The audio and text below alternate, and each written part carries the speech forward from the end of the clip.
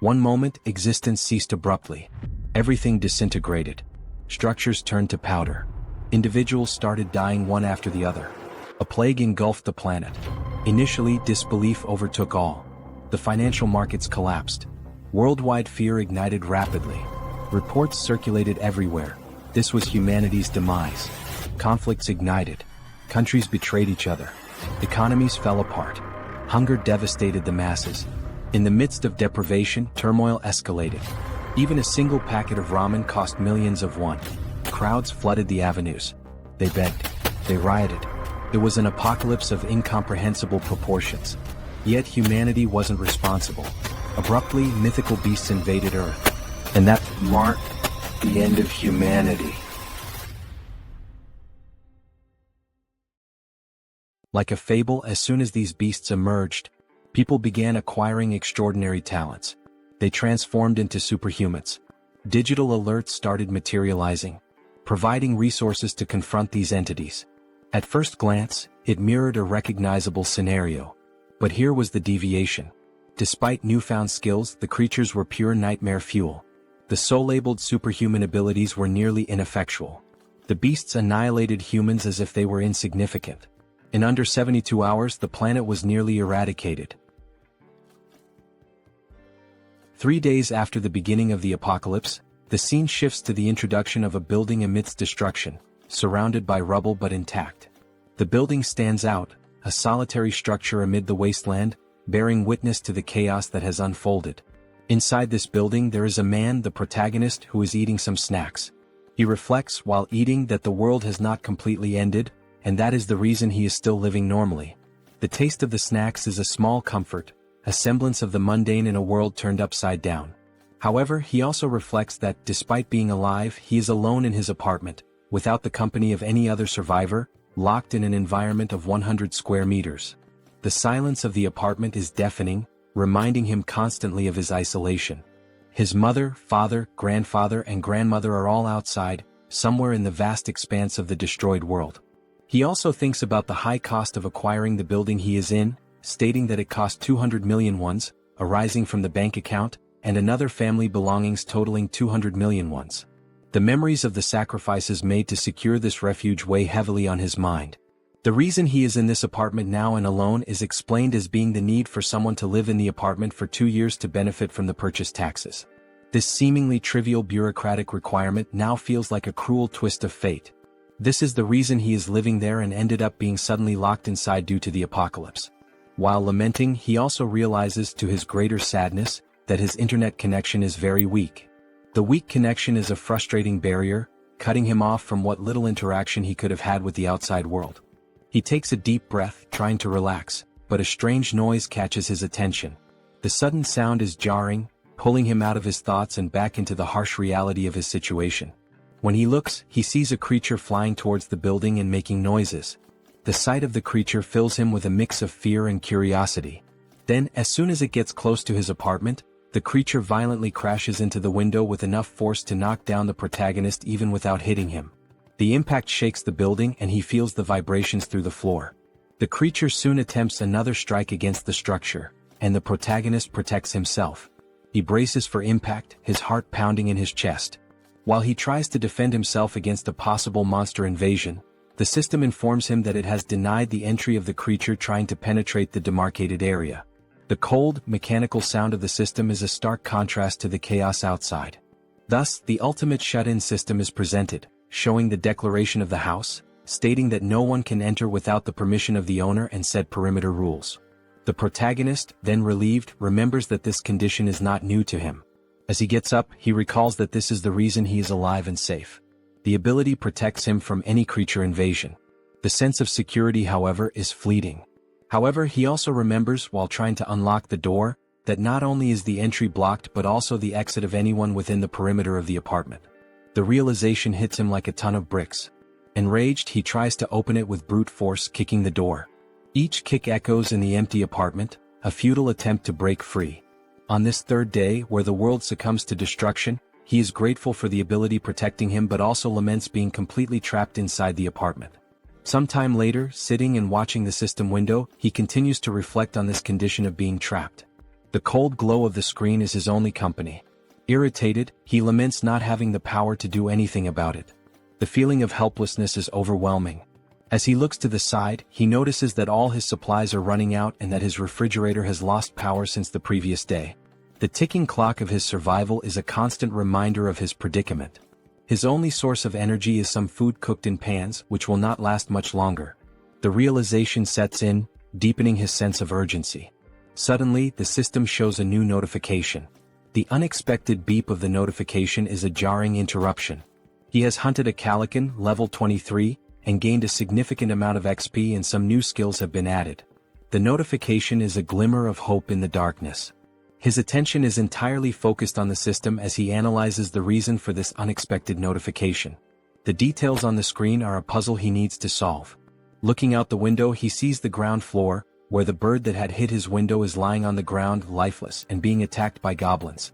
This makes him realize that the death, even not caused by the animal's impact on the window, made him gain experience after the monster's life ended. The macabre scene outside is a grim reminder of the new rules of this world. The system continues to notify him, saying that a new skill has been unlocked, and resources have been acquired from the surroundings, and these resources are being calculated. The protagonist also notices a change in the goblin's behavior and wonders why. The shifting dynamics of the creatures are yet another uncertainty to navigate. Now, in desperation, the goblins face the monster's death, while they desperately try to scavenge something else. The system completes the resource calculation and informs him that 2,203 wands have been deposited in his wallet. The number on the screen seems surreal. This generates confusion about how this should work. The new reality of his resources is a puzzle he needs to piece together. Suddenly, the apartment's power returns, to the protagonist's surprise. The sudden return of power is a shock, a small miracle in a world gone mad. Everything was now working normally, and the house declaration evolved to level 3. The sense of normalcy, however fleeting, is a balm to his frayed nerves. With the XP gain, the dignity preservation ability was also unlocked, and this is the reason why all the basic resources of the house have been restored. The acquired money is now in his wallet, and the protagonist reflects on the return of the house functions with joy. Running to the refrigerator, opening it with great happiness, and also going directly to the sink to check the water supply, finally going to the electric stove to test its functionality, the protagonist kneels and cries with much joy, saying that everything is normal, just as it was before the beginning of the end of the world. The sense of relief washes over him, a precious moment of victory in the midst of chaos. However, when he picks up his cell phone and tests his internet connection, he notices that the phone is not working. The broken connection is a bitter reminder of his isolation. In frustration, analyzing the place, he notices a flash drive lying on the floor. The small object is a spark of curiosity in his otherwise dreary existence. Quickly, he goes to the computer and analyzes its content. There were photos of his mother holding him as a baby, taking him to school, and also photos of the united family. The images are a bittersweet trip down memory lane. In parks, at birthdays, making him reflective and planting in his head the idea of having to bring his family back no matter the cost. The determination hardens in his heart. Determined, he gets up and goes to the window when he is surprised by another notification. The persistent system, always ready with another twist in his journey. The system informs him that he now has a warehouse, where he can buy items listed at original prices. Intrigued by this new development, he decides to investigate further. Going to check what this store is about, he sees the acquired values being made available and concludes that the confined wallet is directly linked to the values available for use in this store. This realization brings a glimmer of hope. Perhaps this store could offer a way out or at least provide better tools for survival. Thinking about some change in his condition, he goes to the window and laments that he is still confined within the apartment. The view outside, a constant reminder of his isolation, deepens his frustration. Nothing has changed regarding the permission to leave the perimeter, even though his skills and levels have increased. The invisible barrier remains as imposing as ever, a prison wall he cannot breach.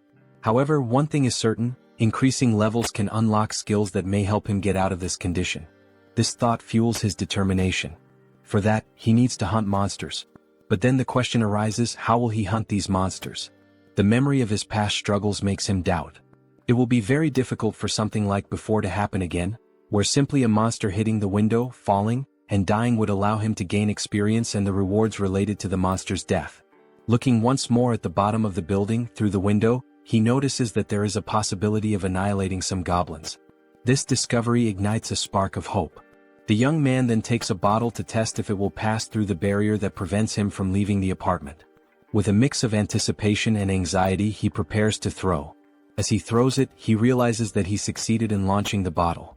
The barrier does not impede objects. Thus, he concludes that anything he throws will be useful for his hunt. In this case, he picks up a dumbbell and will try to use it as a weapon. Its weight and solidity give him confidence. Looking through the window searching for potential targets, he notices a bunch of goblins still collecting parts of the previously slain monster. Seeing that some are leaving with parts of the monster, he shouts for them not to go away. His voice is urgent, a command born of desperation. Seeing the urgency, he then throws the first dumbbell through the window. Throwing it and hoping it hits a monster, he watches as the dumbbell falls and accurately hits one of the goblins, killing it. The other goblins around, surprised, cannot comprehend what just happened. The goblins' perception of one of their companions being killed causes the young man to feel frightened, fearing possible retaliation. His heart races, the adrenaline pumping. Realizing that only one dumbbell remains, he reflects on other possible artifacts that can be used in his hunt. He needs to be creative. Artifacts that are strong enough to perform a kill when thrown, even considering throwing the TV or computer. His mind races with possibilities. The goblin screams on the ground floor of the building catch the protagonist's attention, who becomes scared as they howl more and more with the intention of making some kind of counterattack. With the goblins advancing against the building, the protagonist realizes that this may be a good opportunity, as they are now closer, and he will be able to hit his targets more easily. The proximity could be an advantage.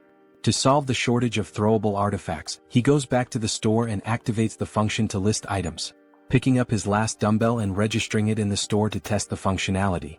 While scanning the dumbbell, he receives a notification of the artifact's characteristics and also the price registered in the store for the item acquisition. Surprised, he compares the listed price with the price he paid to buy this item online previously, concluding that the price of the items he registers will indeed be the same as normal stores from the period before the end of the world. This realization reassures him. With the item ready and scanned, the system suggests buying the item he just registered. Confirming the purchase, the dumbbell is projected and materialized in front of the young man. He now shouts with joy, considering that everything worked as expected. His plan is coming together. Now the second part, testing the purchased items by throwing them through the window to hit more targets. In the first throw, there is already success as the dumbbell hits a goblin. The thrill of the successful hit fills him with confidence. The system confirms the hit by showing the EXP obtained and the ones from the goblin's death. Meanwhile, the group of goblins watch the lifeless body. Not having much time to lament, they are surprised by more dumbbells falling from the sky, literally, a rain of dumbbells. Some, now smart, try to run to avoid being hit, causing the protagonist to become irritated with the situation and decide to take other strategies. He cannot afford to waste any more time. Buying now 3 dumbbells at once, he quickly uses them, generating more hits and gaining more XP and more one. Now happy, the protagonist is surprised by another notification from the system. The messages keep coming. Now the store would also function as a warehouse, where he can store items for later use.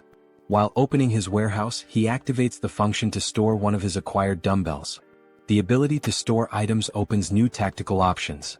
Realizing the perfect functioning of the tool, he rejoices and then thinks of a new strategy to make kills in a more optimized way. His mind races with new ideas. He can now summon items from his warehouse and place them anywhere he wants. Soon, a brilliant idea comes to mind. He will summon the dumbbells outside to fall directly on the goblins. The precision and efficiency of this method are compelling.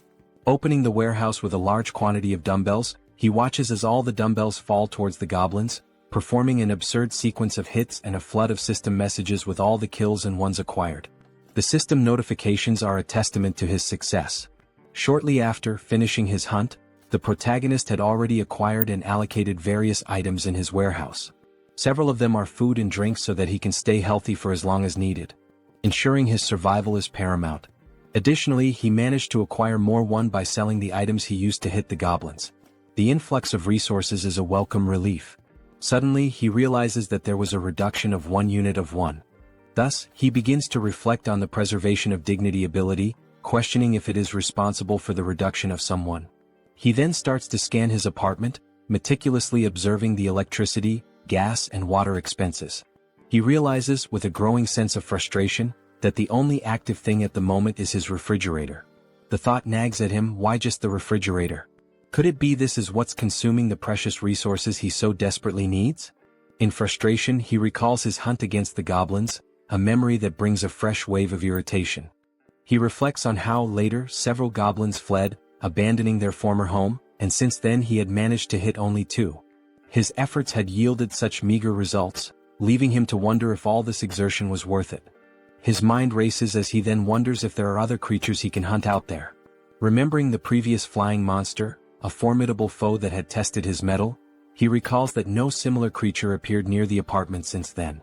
This reflection leads him to ponder seeking other methods for his hunt, different strategies that could yield better results. He also wishes to be lucky enough for another flying monster, whose name is Calican, to fly nearby. A beast that had once promised a bounty of rewards if only he could master the tactics to bring it down. Then, almost like a miracle, he notices a Calican flying around the area. His heart races with a mixture of fear and excitement. This could be the opportunity he has been waiting for. Seeing the monster's presence, he then begins to act quickly, thanking God for not abandoning him in this dire time of need. With a metal structure and a mirror attached to it, he uses this makeshift tool he created to attract the Calican's attention. He focuses, aiming carefully, hitting the monster's vision with a precise beam of light. His strategy works, drawing the monster's attention, which advances toward him fiercely. The beast's sudden violent approach, hitting the barrier and knocking him down with a gust of wind, reminds him all too clearly of the previous attack. Happy with the success of his plan to attract the monster's attention, he contemplates the gain of another level with the Calican's kill. The monster, undeterred, then launches an attack with its powerful wings, hitting the protagonist with another gust of wind. With some effort, he manages to remain standing, his resolve unwavering. At the end of the attack, the protagonist looks to where the monster was and realizes with a sinking feeling that it is no longer there. Quickly, the monster reveals its position as if playing a cruel game of hide and seek. It was attacking the building structure, seeking an opportunity to strike the protagonist once more. While the system alerts that an unauthorized entity is trying to enter the zone, the protagonist observes, his mind racing. He wonders if the creature will be strong enough to break the ability's barrier. Opening his storage, he knows the urgency of taking some action. Each second feels like an eternity as he methodically scans his list, reflecting on the calculation of the spoils. He understands that if the spoils are not close enough, they will not be counted. This critical understanding dawns on him, as he recalls how several of the spoils that would come from goblins were not counted. The surviving goblins had removed the bodies of the slain ones to an area beyond where the system could make an accurate count. Leaving the young man extremely frustrated with the thought that this cannot happen again, he makes a determined decision. Reflecting on the possibility of killing the monster with just one strike, he scrutinizes his list of available items and storage.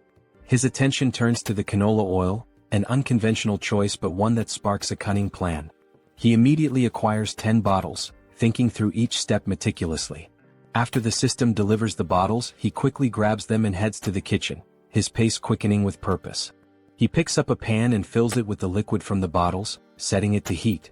His goal is to heat this oil sufficiently. While that happens, he ties a cloth to a stick, improvising a tool that will serve as part of his plan. Bathing the stick with the cloth in the boiling oil, he then stores the pan with enough heated liquid in the storage. He knows that timing and preparation are crucial. After pouring all the oil into the storage, the system confirms the listing of the item, and the protagonist goes in search of a lighter, which he uses on his stick to ignite it. His weapon is ready.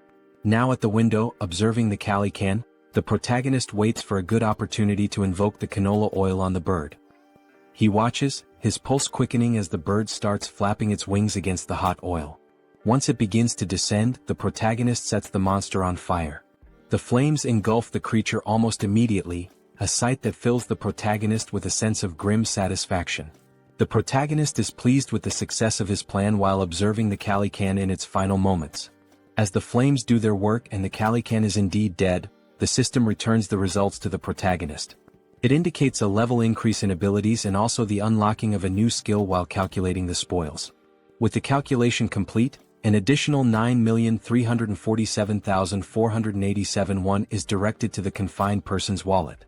He, surprised by the large amount of won, did not expect to receive 10 million in a single kill. This unexpected fortune catches him off guard. Now turning his attention to the gain of the new skill called territory expansion, the protagonist suffers changes in his body, making him wonder what is happening. Now, with black eyes and everything around him being seen differently, almost like an X-ray, he tries to adapt to the change. He notices that his eyes scan the entire building's structure, revealing the hidden intricacies and finally leading him to 4 survivors in a room in the building. Clearly a surprise to him, as he did not imagine that there would be surviving neighbors so close. This revelation opens new possibilities and uncertainties, his mind racing with potential outcomes. Attempting to understand the situation, the young man, still with his eyes blackened, is overwhelmed by feelings of despair, confusion, and doubt. Suddenly, his eyes perceive the presence of people inside the building in a strange manner, leading him to a single question. What is happening? How is it possible that there are other survivors inside this building? And how does this ability work? As the effects of the ability fade, and while recovering from the changes it caused, the system emits several notifications. These inform that these individuals meet the requirements to become citizens and present a proposal for their acceptance within his jurisdiction. The individuals introduced are Choi Hyung-jun, referred to as Chubby, a 30-year-old husband, Park Hae-won, his wife, also 30, and their daughters Choi Na-yeon and Choi Seo-yeon, aged 3 and 6. Turning to the system, confused, the protagonist questions what would happen if they were not accepted as citizens. He quickly discovers the answer to the doubt. Those who are not accepted as citizens will be expelled from the residential zone. This would inevitably result in their certain death, as they would have no chance against the monstrous threats outside. With this realization, the young man makes the most obvious decision for someone with a good heart. He accepts these individuals as citizens of his zone. The system then confirms the addition of each inhabitant one by one, and the protagonist speculates about the possibility of unlocking new abilities related to managing these people. Consulting the system, more details are gathered, not only regarding these speculations but also about the ability that allowed the detection of the presence of these other beings. The ability is called Ultimate Eyes, and at level 1, it ensures that nothing within his home escapes detection.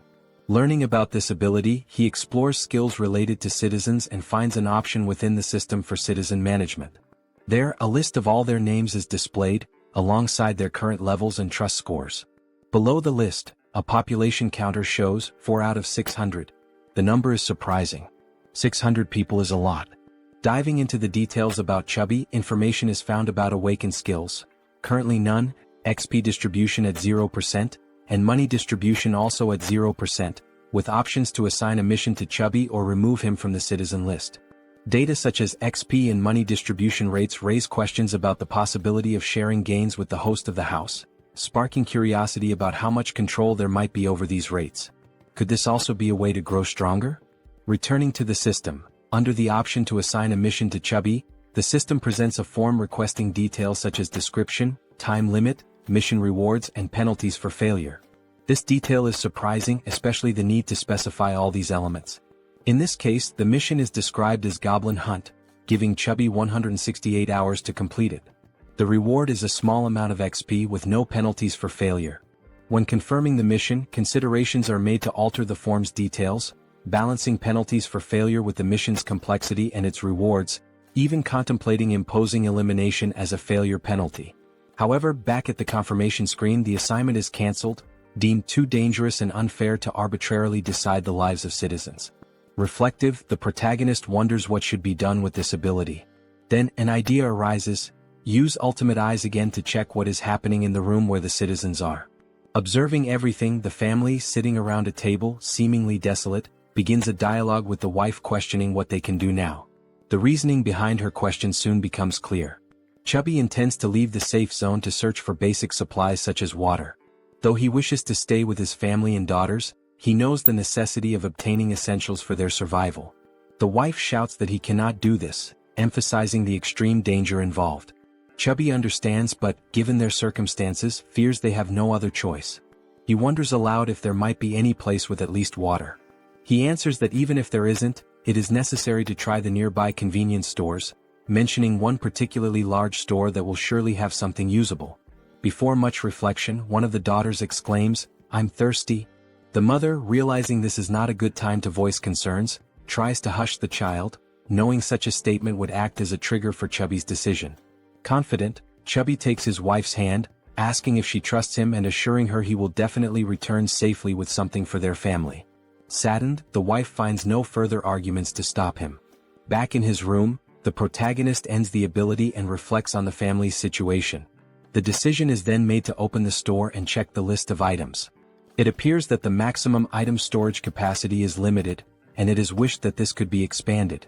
While navigating the skill window, information is noticed showing storage at level 1, dignity preservation also at level 1, and the store at level 1 as well. Observing the levels of each item, there is a sense of relief. If there are levels, there must be a way to increase them and, consequently, enhance the capacities of these abilities. With points available for immediate upgrades, the store's level is raised to 2, increasing its capacity by 20 items. Additionally, the system applies a 10% discount to the total price of all used items. The protagonist, with enthusiasm, evaluates the given data and wonders what to do with the 2 remaining points. He considers investing in the shop or in the preservation of dignity, recognizing that these skills might help him encounter more citizens in the future. His shop, now at level 3 with a maximum capacity of 40, also has a new function, item recovery. This function enables him to restore old items and turn them into new ones. This was undoubtedly an excellent choice. Without further ado, he visits his shop again to acquire water and some fruits. With the remaining points, he decides to allocate them to other skills, particularly the preservation of dignity. Still at level 1, the choice to upgrade is based on the ability to request various things in return if he provides energy and water. With the preservation of dignity skill at level 2, he can now register vassals, leaving the protagonist puzzled about what vassals might be. The scene shifts to the living room where the family is gathered, and Chubby is seen preparing for his journey. Looking back, his wife and daughters appear distressed, wishing he would reconsider before it's too late. However, Chubby responds with a display of affection and protection, promising that he will return and asking the children to protect the house while he is away. The children ask if he really plans to go, and he responds as if it's a simple task, saying he is merely going to fetch some food and water. He also requests that they obey their mother in the meantime. The eldest daughter, however, knows it won't be that simple. She cries and screams about the monsters outside. Her memories take over, revealing details of day 1 of the apocalypse. The children had been playing in a sandbox in a park when monstrous creatures suddenly appeared, catching their attention. Terrified, the children stood up and started running in panic. While running, their father grabbed the youngest in one arm, desperate to survive, while their mother carried the other child so they could all reach safety faster, pursued by goblins. Now determined, the father swallowed his apprehensions, resolute in his decision. The mother tried to comfort the children to stop them from crying, making the father's decision even harder. He reflected on the possibility that this might be the last time he would see his daughters, trying to remain strong in front of his family. Suddenly, the doorbell rang, startling everyone and preparing them for a potential confrontation with monsters. Gathering his courage, the father cautiously checked the situation while hearing someone on the other side of the door asking to be let in. The voice from the other side caused surprise and doubt. Could it really be a person?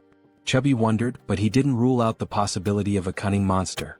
As the voice continued from the other side, he prepared for a potential confrontation, noticing a sudden silence.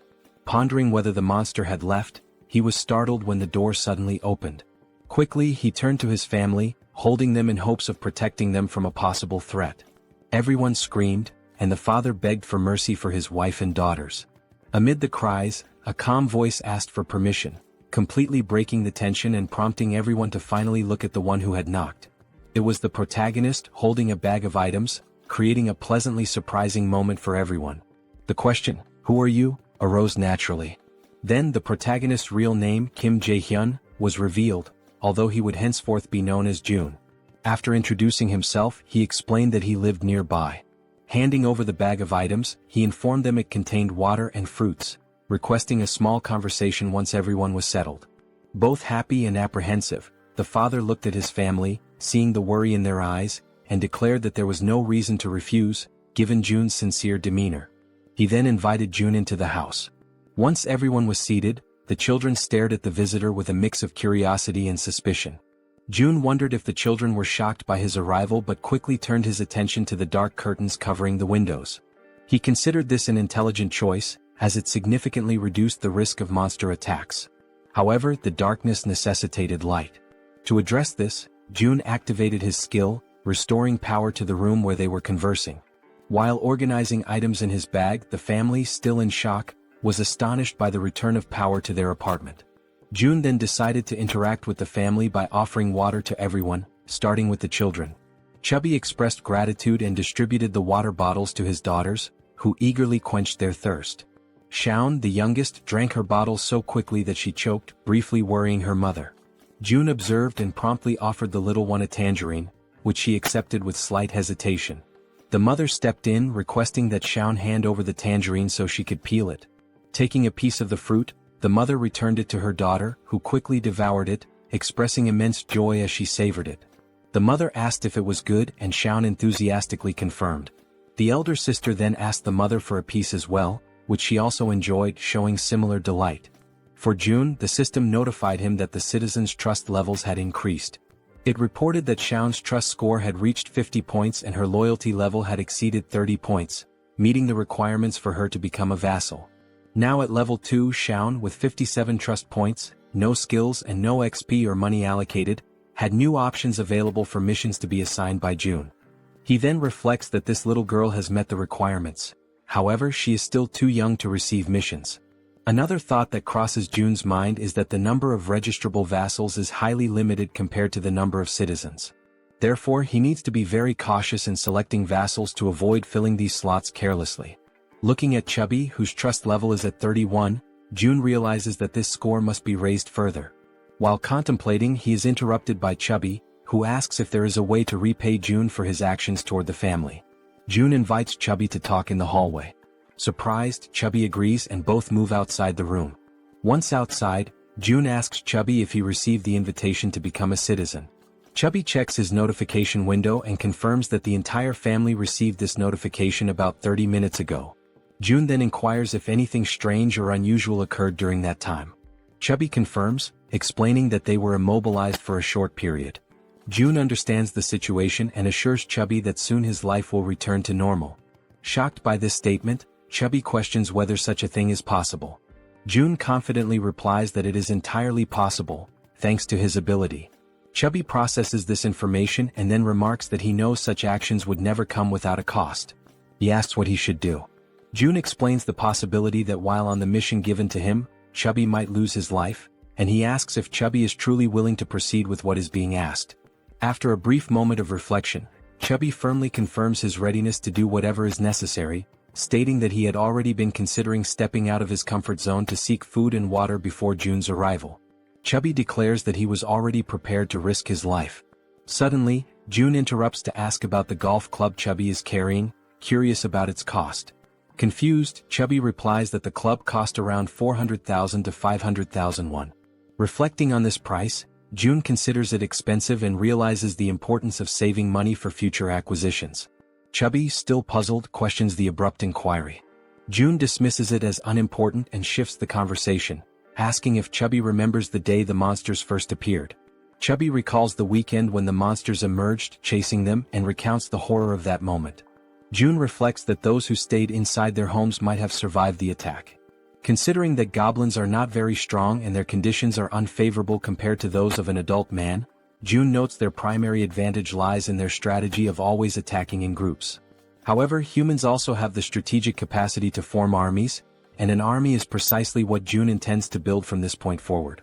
Starting with Chubby, who will be the first member and will join June in finding other survivors.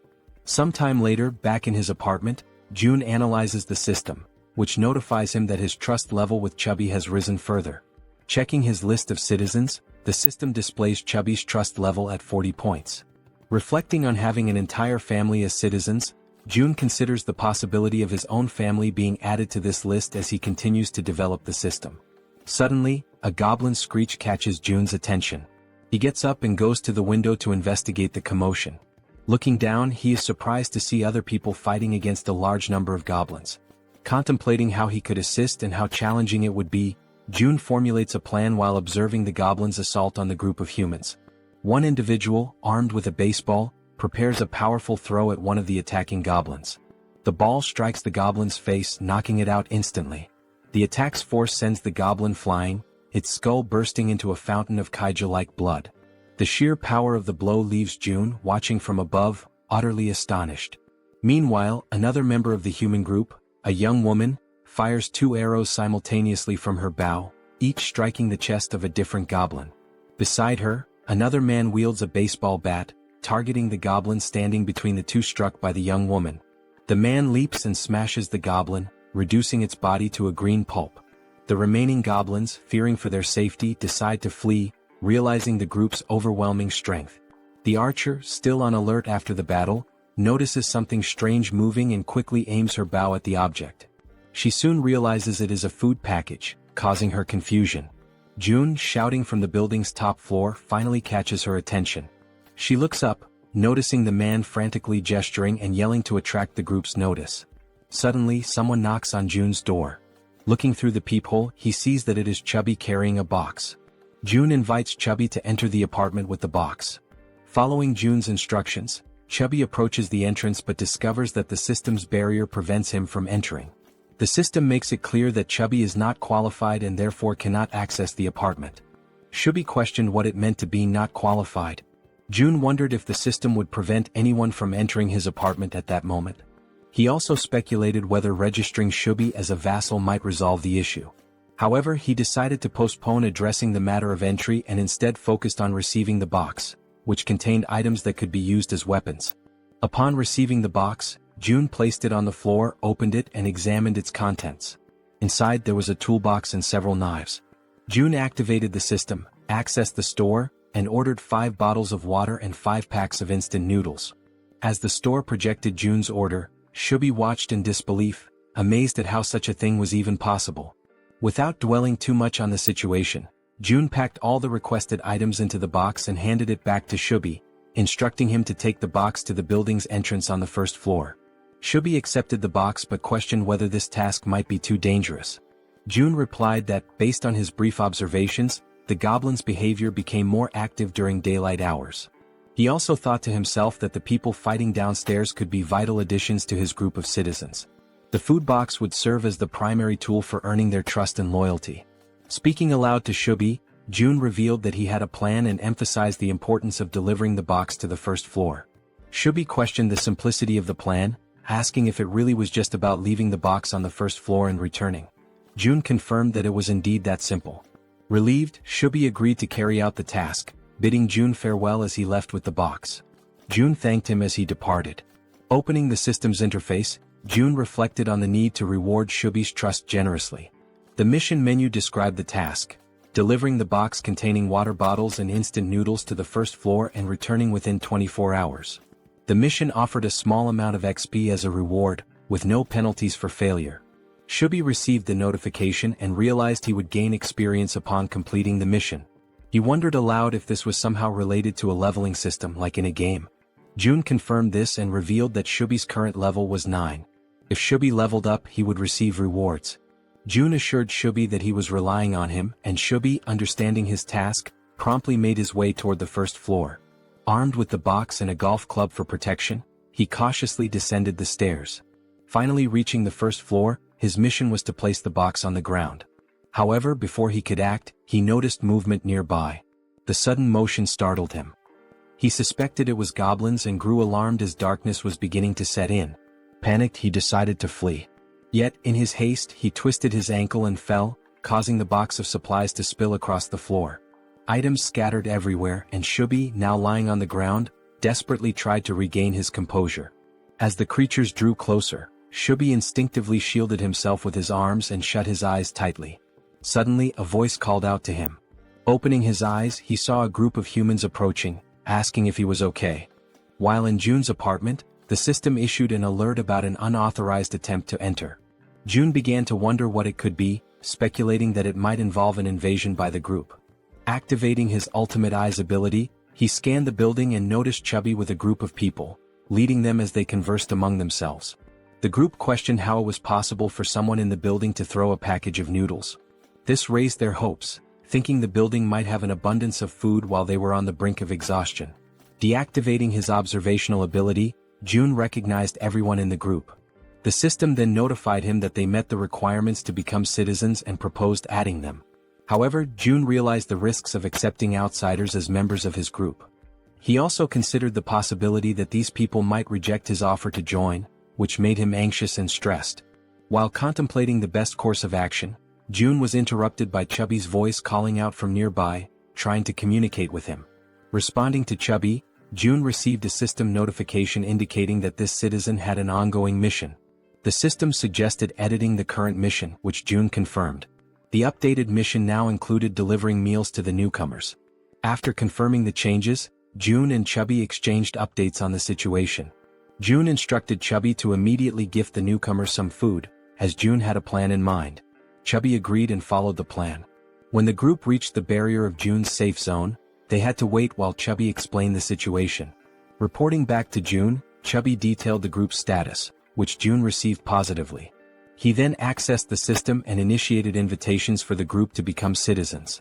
The system sent invitations to Ha Donggan, Kang Deoksu, Kim Gaeong, Yoo Hyerin, Kim Jeon, and Moon Byung-go. Once permission was granted, all new group members entered the safe zone. The system announced that the citizen count had increased to 10, granting a 10% bonus to XP and monetary rewards. June felt a surge of gratitude toward the newcomers, knowing their presence would be crucial for future monster hunts. The system updated the trust scores and levels for the new members. Dong with 19 trust and level 23, Kang with 28 trust and level 13, Young with 17 trust and level 17, Yu with 30 trust and level 10, Kim with 15 trust and level 15, and Moon with 11 trust and level 10. June noticed Dong's higher level and speculated that he might be stronger than Calican, a foe June had recently defeated. Examining Dong's stats further, the system highlighted a skill called Baseball Throw, ranked at D. This ability consumes stamina to triple the power of thrown objects like baseballs. June concluded that Dong was a metahuman capable of turning baseballs into lethal weapons. He recognized Dong's potential as an indispensable ally for monster hunting. To strengthen their bond, June planned to gradually build Dong's trust. June instructed the system to set the group's XP sharing to 70%, which the system confirmed. He then began assigning hunting missions to help the newcomers gain XP and resources. June likened his strategy to an auto-hunting system in games. Beyond logistics, June acknowledged the importance of establishing personal relationships with the group. He believed a good rapport was essential to eventually locating and reuniting with his family. Unexpectedly, the system notified him that the trust scores of Dong, Young, and Yu had increased, leaving June surprised and curious about the cause. The scene shifted to Chubby's apartment, where he invited the group inside. The archer, Gaeong, expressed her gratitude. Chubby's wife, confused by the situation, questioned what was happening. Chubby reassured her to stay calm and promised to explain soon. He also requested that she prepare food for everyone. Initially startled, Chubby's wife pointed out that there was no food ready and that everything would need to be made from scratch. Chubby urged her to proceed, explaining it was part of June's plan. After some hesitation, she agreed and began cooking. Han, previously referred to as Dong, expressed his gratitude and shifted his focus to Chubby, asking about June. Chubby admitted he didn't know much about June, except that he was their neighbor. Surprised, Han listened as Chubby described June as someone mysterious yet immensely resourceful, providing them with everything they needed. Han concluded that June must be a metahuman, possessing the extraordinary ability to solve everyone's problems with essentials like food and water. Determined to make a good impression on June, Han believed that June's abilities were almost miraculous. Chubby informed the group that they could take a shower while waiting for the food.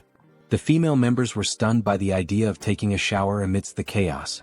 Han observed that, given the building's functional resources, such luxuries were indeed possible. Chubby elaborated, mentioning the availability of hot showers, leaving the women speechless. Chubby added that there were 2 showers available for simultaneous use. Another group member, who bore a resemblance to Toji, jokingly suggested challenging June to a fight. Han immediately dismissed the idea, calling it absurd and emphasizing the importance of impressing June instead. The group agreed on the need to prioritize securing food, recognizing this as a rare opportunity that couldn't be wasted. They turned their attention to Moon, who appeared lost in thought. Han gently touched Moon's shoulder, snapping him back to reality. When Han apologized for potentially upsetting him, Moon reassured him that nothing was wrong. Han began expressing regret over a past decision, but Moon interrupted, affirming that every choice had been consensual and there was no need for remorse. The group collectively strategized about obtaining supplies for Moon's grandmother. However, Moon internally lamented that it might already be too late for her. As Han discussed their plan further, the sound of the door opening startled everyone.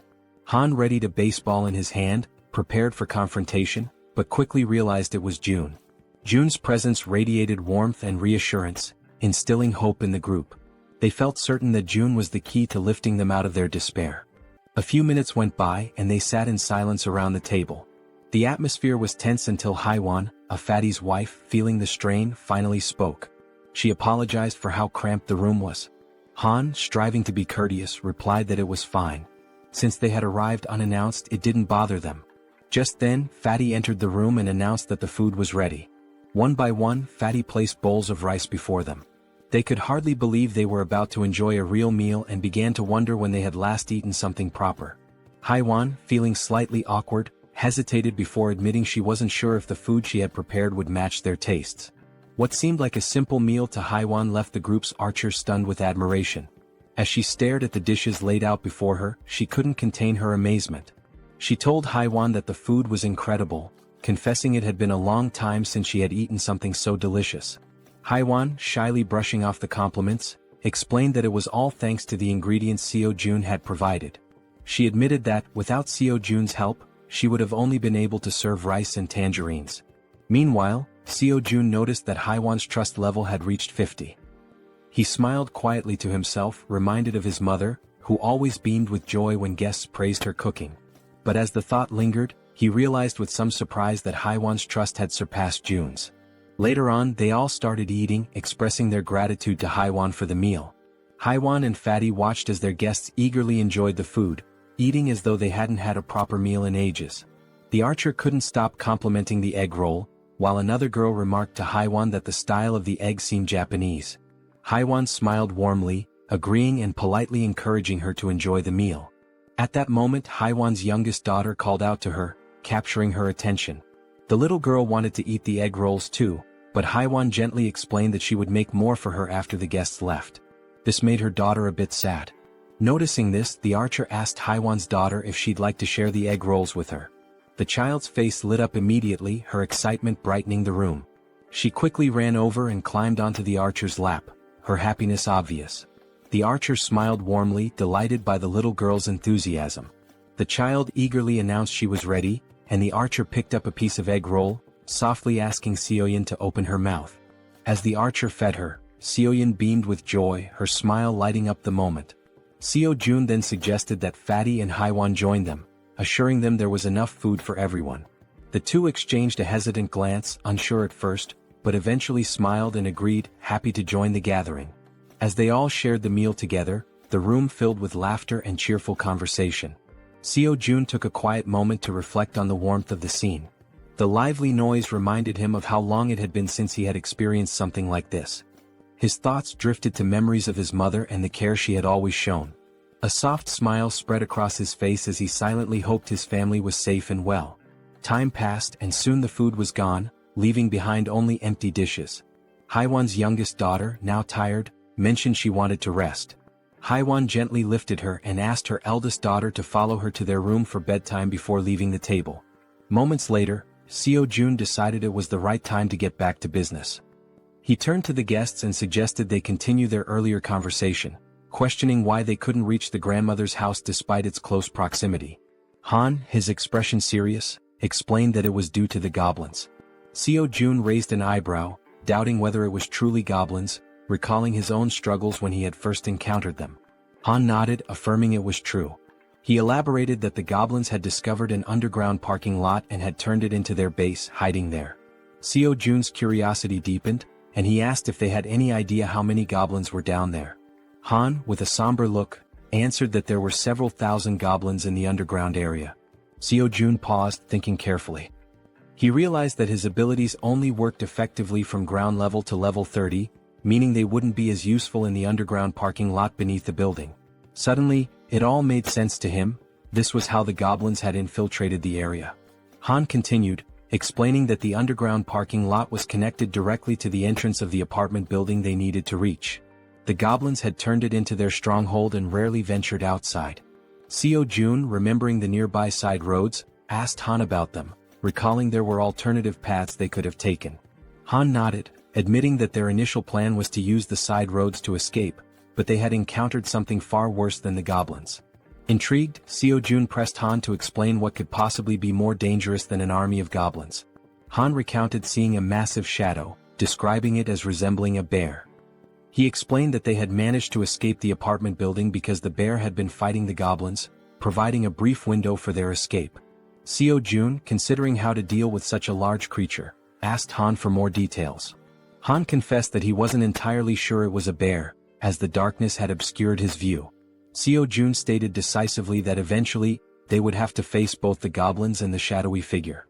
Han agreed but looked down, acknowledging that their group had limitations and wasn't equipped to handle both threats simultaneously. Seo-jun, curious about these limitations, asked for clarification. The archer spoke up, explaining that both she and Han relied on items like arrows and baseballs for combat, but they were running low and couldn't replenish their supplies easily. Despite the challenges, Han remained composed and suggested he could find a solution. He asked to inspect their current weapons, the arrow and baseball. Without hesitation, the archer handed over her equipment. The system then prompted Seo-jun, asking if he wanted to list the new items. Seo-jun agreed and the system began scanning them. Moments later, it displayed the cost to replicate the items. When asked if he was certain, Seo-jun confirmed. Seo-jun glanced around the table and asked if everyone could use the archer's weapon. The group nodded silently, understanding there was only one available. Seo-jun took their silence as agreement. Turning back to the system, he requested 5 sets of the archer's weapon and arrows. The newly created items appeared on the table, and Seo-jun addressed the group, encouraging anyone unfamiliar with weapons to take this opportunity to learn. "These will be your primary weapons from now on," he stated firmly.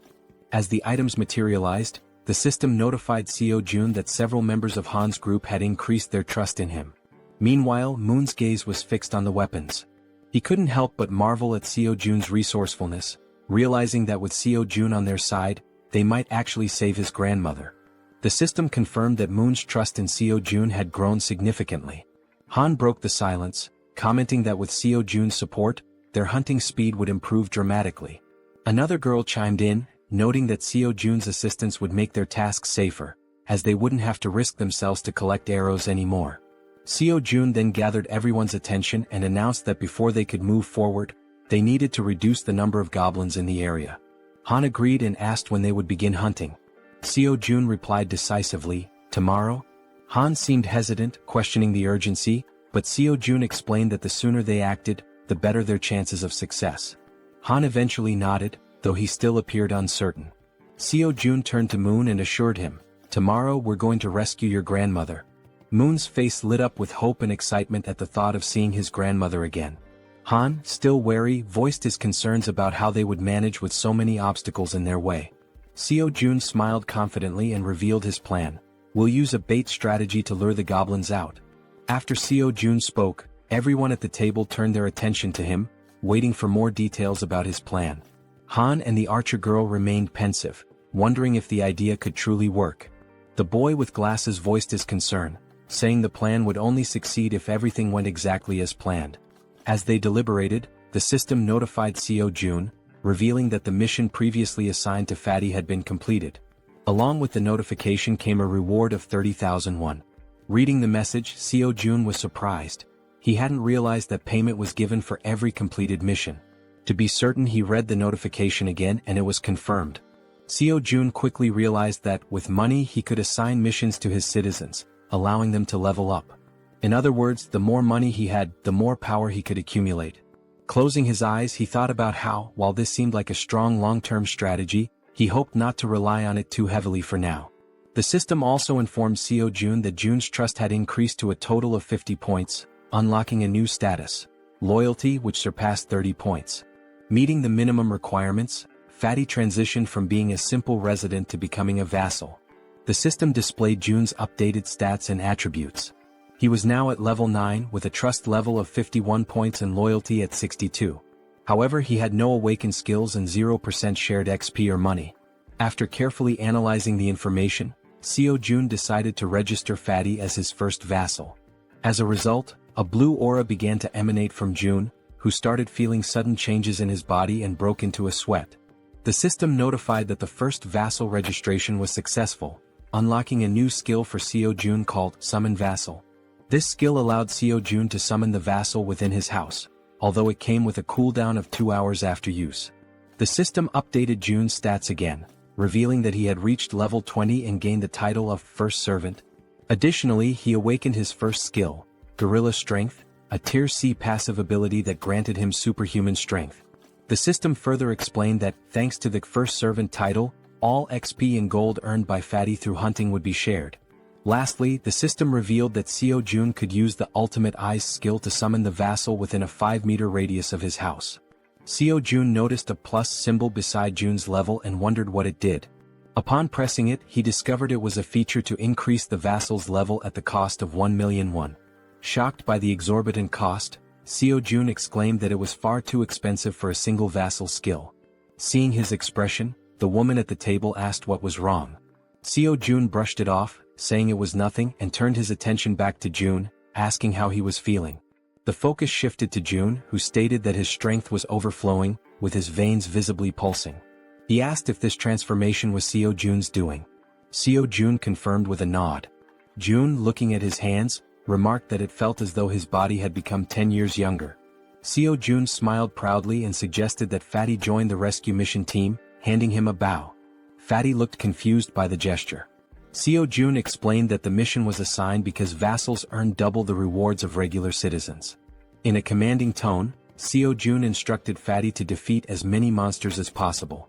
Fatty nodded in agreement, prompting Jaehyeon to smile and express his trust in him. Outside the house, on the first floor, the rescue team began their search for survivors. The boy holding a baseball bat questioned whether it was necessary to search the first floor, but Han reminded him that it was Jaehyeon's order. The rescue team embarked on their first mission, to locate all survivors in the building and lead them to the 30th floor. The crucial part of the mission was to draw out a large number of goblins for elimination while rescuing as many survivors as possible. The boy with the baseball bat acknowledged the plan, and the group pressed forward. Han, shouting to keep the team alert, emphasized that goblins could appear at any moment or from any direction. As they continued their search, they had yet to encounter any survivors or goblins. While guiding the team, Han noticed something unusual. Some members of the group couldn't believe their eyes.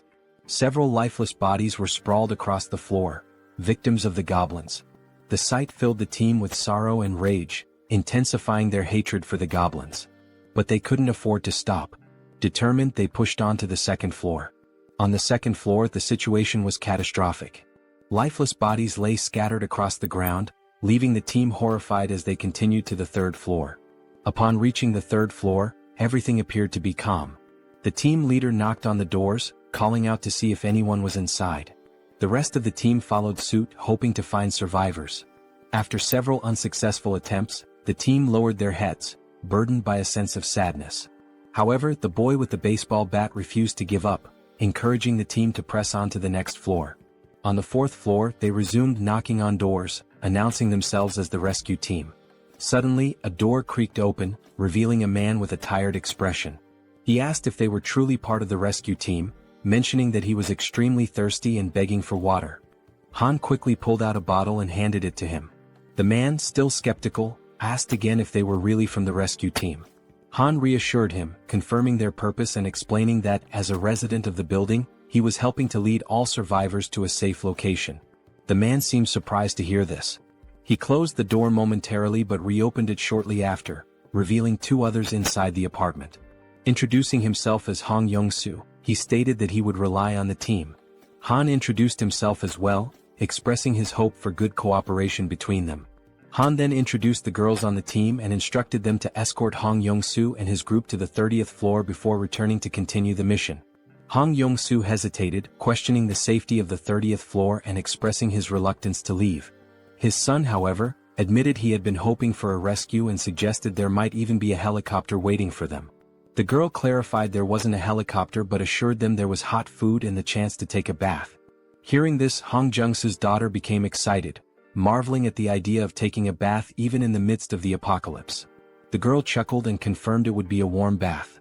The daughter eagerly turned to her father, urging him to stop hesitating and go with them. Reluctantly, the man gave in to his children's wishes. Shortly afterward, The system notified Jaehyeon that the total number of citizens had increased to 40. Along with this, their XP and gold had increased to 90%. Sometime later, it is shown that the mission was a success, and they managed to rescue several people. The elderly and children were taken to Fatty's house, where everyone seemed happy. The younger members stayed in the hallways. Han confidently confirmed that there were now a total of 40 people, with no one missing from the search.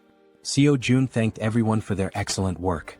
Jaehyeon then activated his skill, Absolute Eye, causing his eyes to turn black as he carefully observed every movement his citizens were making. He saw them carrying chairs, working with cables on the stairs, hauling ropes, and even climbing the stairs with a very heavy object. After ending the skill, his eyes returned to normal, and smiling he told Han it was time to begin phase 2 of the goblin hunting operation. Now in the hallway, Han, alongside the other members, called for focus and explained the plan and how it would work. Everyone listened patiently as Han detailed how they would lure out all the goblins hiding in the basement. Initially, they would start on the first underground floor, B1. The group would divide into 2 teams with the goal of attracting and clearing out the goblins on B1. Afterward, they would proceed to B2 to eliminate all the goblins there as well. A boy with glasses raised his hand and voiced a question. He asked what they would do if more goblins appeared than anticipated. He also mentioned that if the goblins counterattacked, the bodies on the floor might obstruct their escape. The archer and Han, confident, assured him they could handle all the goblins on their own since they now had plenty of arrows, unlike before. The boy with glasses nodded in agreement and said he trusted them. Suddenly they heard a strange noise. Turning toward the source of the sound, they noticed a small group of 3 goblins ready to attack. Without giving the goblins a chance to make the first move, the archer drew her bow and with 2 quick shots hit the heads of 2 goblins, leaving only one alive. Without hesitation, the man with the bat charged forward and with a single blow, smashed the remaining goblin's head. The 3 goblins now lay lifeless on the ground. The boy with glasses questioned the man with the bat, asking why he was using the bat when he had previously said he would need a bow to defeat goblins. The senior admitted they were right. Meanwhile, the archer pointed to the goblin bodies, noting that they were disappearing shortly after being defeated. The newcomer wondered if this phenomenon was also a skill of Jaehyeon. Han declared the mission on that floor complete and announced they would now proceed to B1. The newcomer, still lost in thought, remarked that he had expected Jaehyeon to have a solution for dealing with the goblin bodies. The system then alerted the group that the citizens' trust was increasing. The scene shifted to Jaehyeon, sitting calmly and opening a bottle while a series of system windows appeared in front of him. He found the moment quite enjoyable. He remarked that it wasn't intentional but reassured himself that he was still keeping an eye on everyone. The system sent another notification showing that Moon's trust had reached 50, unlocking loyalty. The loyalty stat had surpassed 30, meeting the conditions for registration. Jaehyeon was surprised by how quickly he had achieved these stats. However, he noted that the faster this happened, the better it would be in the long run. Sitting on the floor and staring thoughtfully at the system window, Jaehyeon reviewed Moon's stats, 55 in trust and an impressive 88 in loyalty, along with other attributes. Jaehyeon was surprised by the 88 loyalty but remained calm, considering it a positive outcome. With an ironic smile, he pressed a button on the system window, declaring that the time for retention registration was complete. Back in the basement on B1, the entire group was fighting fiercely against the goblins. Suddenly, the newcomer began to emit a blue light, similar to what Fatty had done before. Holding his bow, Moon, the newcomer, was stunned as lightning surrounded him. The other group members were equally shocked, questioning what was happening. Even the goblins were confused, unable to see due to the intense glow radiating from Moon. After revealing his red eyes in the darkness, it was also shown that the goblins couldn't withstand the brightness emitted by the newcomer, leaving them momentarily blinded. Han shouted that he didn't know what was happening, but it was an opportunity they couldn't afford to miss. Part of the group quickly ran to create distance, while others stayed behind to eliminate the goblins using their bows from a long distance. Both archers had deadly accuracy, aiming only for the goblins' heads. The archer, visibly furious, performed a swift maneuver that took down several more goblins.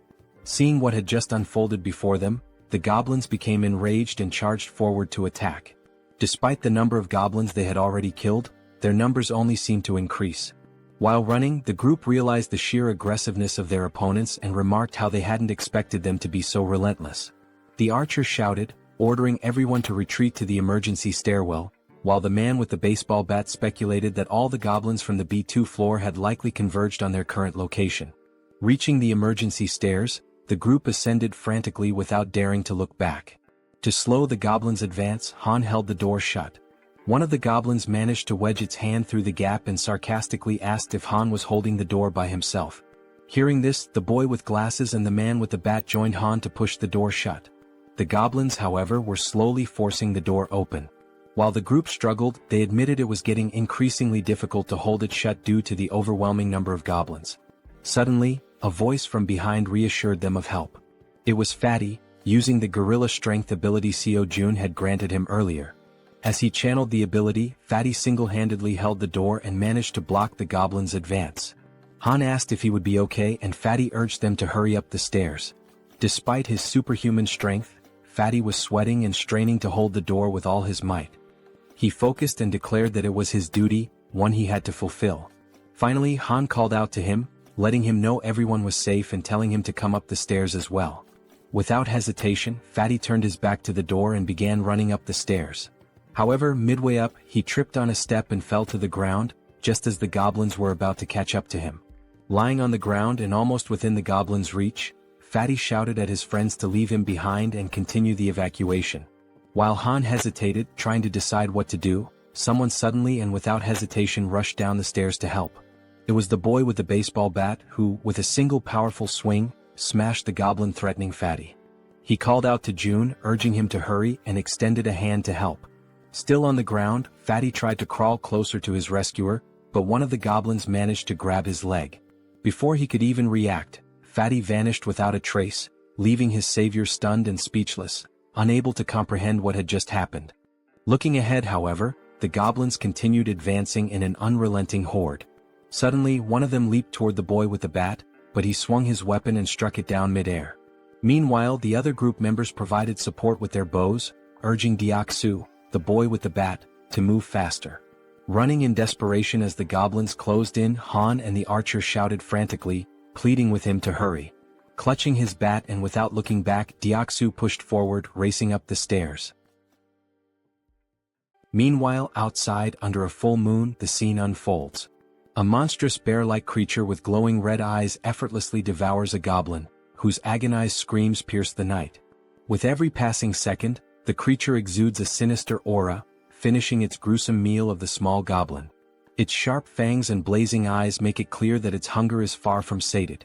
It growls, declaring it wants more. From behind the beast, eerie screams echo, a sound that should not exist in the stillness of the night. Turning around, the creature notices the noise is coming from a massive building behind it. Coincidentally, the top floor of the building is still illuminated. The creature's bloodlust intensifies as it snarls, proclaiming that it will devour everyone in that building. In a sudden twist, Fatty is seen falling from a swirling purple portal. Don't worry, our Fatty didn't die. Instead, he was teleported to safety using Jaehyeon's ability. Jaehyeon, who had been observing from afar, pulled Fatty out of danger just in time. Fatty lands on the ground in a clumsy hero's pose, feeling relief despite his confusion about what just happened. Jaehyeon, standing nearby, remarks, "That was close." Fatty rubs his eyes to make sure he's not imagining things and sees Jaehyeon offering his hand to help him up. Jaehyeon explains that, just in case, he kept an eye on the situation using his absolute eye ability. He's glad to see that the vassal summoning ability worked perfectly. As Fatty tries to stand, he notices a sharp pain in his leg. It's then that he realizes the goblin had managed to cut him when it grabbed hold of him earlier. He hadn't even noticed how fast it happened, given the brief struggle. Jaehyeon immediately asks if Fatty is okay, but Fatty brushes off his concern, insisting that the wound will heal faster than he thinks. Jaehyeon, however, notices a shortage of medical supplies in his inventory and mentions that he should register some medicine to the system as well. He asks Fatty not to overexert himself and to wait for a moment. Though confused, Fatty agrees. Inside, Jaehyeon searches for medical supplies and finds a first aid kit. Looking at it, he recalls how essential medicine is in situations like this. The sight brings back memories of his childhood with his mother, leaving him momentarily deep in thought. Opening the kit, he discovers it contains far more than he expected. Sitting on the floor, he examines the items and mutters that his inventory has only 40 slots left, but there's still so much to register. After a brief moment, he has an idea. he decides to register the entire kit instead of the individual medicines. The system initiates the registration process, scanning the kit. A system notification pops up, confirming that it's a standard first aid kit valued at 77,331. Without hesitation, Seo-jun accepts. Back in the corridor, Seo-jun brings the first aid kit to Fatty, who notices Seo-jun's genuine concern for someone he barely knows. Kneeling down, Seo-jun asks to examine the goblin-inflicted wound. Fatty rolls up his pant leg, revealing a cut near his calf. With a pair of tweezers and a cotton ball in hand, Seo-jun warns that he's going to disinfect the wound first. Carefully dabbing the cotton onto the cut, Seo-jun works meticulously, though Fatty winces in pain. Despite this, Fatty reassures Seo-jun that he can endure it. The system promptly notifies Seo-jun that Choi Hyung-jun's, Fatty's, trust level has increased, along with his loyalty. After partially cleaning the wound, Fatty thanks Seo-jun for his care. Seo-jun, while packing the first aid supplies back into the kit, expresses his concern for the others. He stands and instructs Fatty to rest, explaining that he has something important to attend to. Fatty nods and agrees to follow his boss's orders. Seo-jun closes his eyes, focuses, and activates his ultimate eyes ability. His eyes darken as he scans the building, allowing him to see everything happening within. Back at the emergency stairs, Deoksu, also known as Toji the baseball bat wielder, is desperately fleeing from the relentless goblins. The archer, with her impeccable aim, provides support, taking out goblins with perfect headshots that would make anyone envious. Han and the guy with glasses try to help Deoksu create distance from the goblins but shout in frustration that they can only handle one goblin at a time, urging Deoksu to run faster. Toji sprints as fast as he can, but the goblins remain undeterred, chasing him with tireless persistence. From behind an improvised barricade, the support team fires arrows that was dangerously close to Deoksu, but every shot lands perfectly on the pursuing goblins. Deoksu finally reaches the end of the staircase and, with a leap, crosses the barricade. However, in a moment of carelessness, two goblins manage to jump and lunge at his back, catching him off guard. Instinctively, the rookie Moon charges forward with a shout, determined to protect his comrade. With a single powerful blow from his bow at close range, he takes down the two goblins that had pounced. Moon stands with a serious expression, his eyes glowing blue and filled with determination. Without hesitation, he leaps back into the stairwell, plunging straight into the swarm of goblins. Han is left speechless. Delivering rapid, precise strikes, Moon significantly thins the goblin horde as Han and Toji watch in awe. The rest of the group, witnessing the scene, asks in disbelief if Byung-go Moon had always been this skilled in combat, remarking that his actions are utterly insane. From afar, Seo-jun observes everything and comments that the rookie is doing exceptionally well. The system screen appears, displaying Moon's status. For reference, his full name is Moon Byung-go, and he holds the title of second vassal. His confidence level is 55, and his loyalty is 88. He possesses a teleportation ability that consumes mental energy to move within his line of sight. The mental energy cost increases with the number of companions and the distance traveled. With a sly smile and darkened eyes, Seo-jun remarks that registering Moon as a vassal was a brilliant decision. Back at the stairwell, goblins are being decimated by Moon, each of his blows striking their heads with deadly accuracy. Han asks Jaehyeon, the guy with glasses, if the extension cord is ready. Jaehyeon, holding it firmly, replies that it is. Han then checks if the water tank is prepared. The archer and the baseball bat wielder confirm its readiness. Moon, realizing he has to retreat, sprints toward the barricade as Han yells at him to hurry up. With a swift jump, Moon lands safely behind the barricade. For a brief moment, the goblins believe the group has simply fled.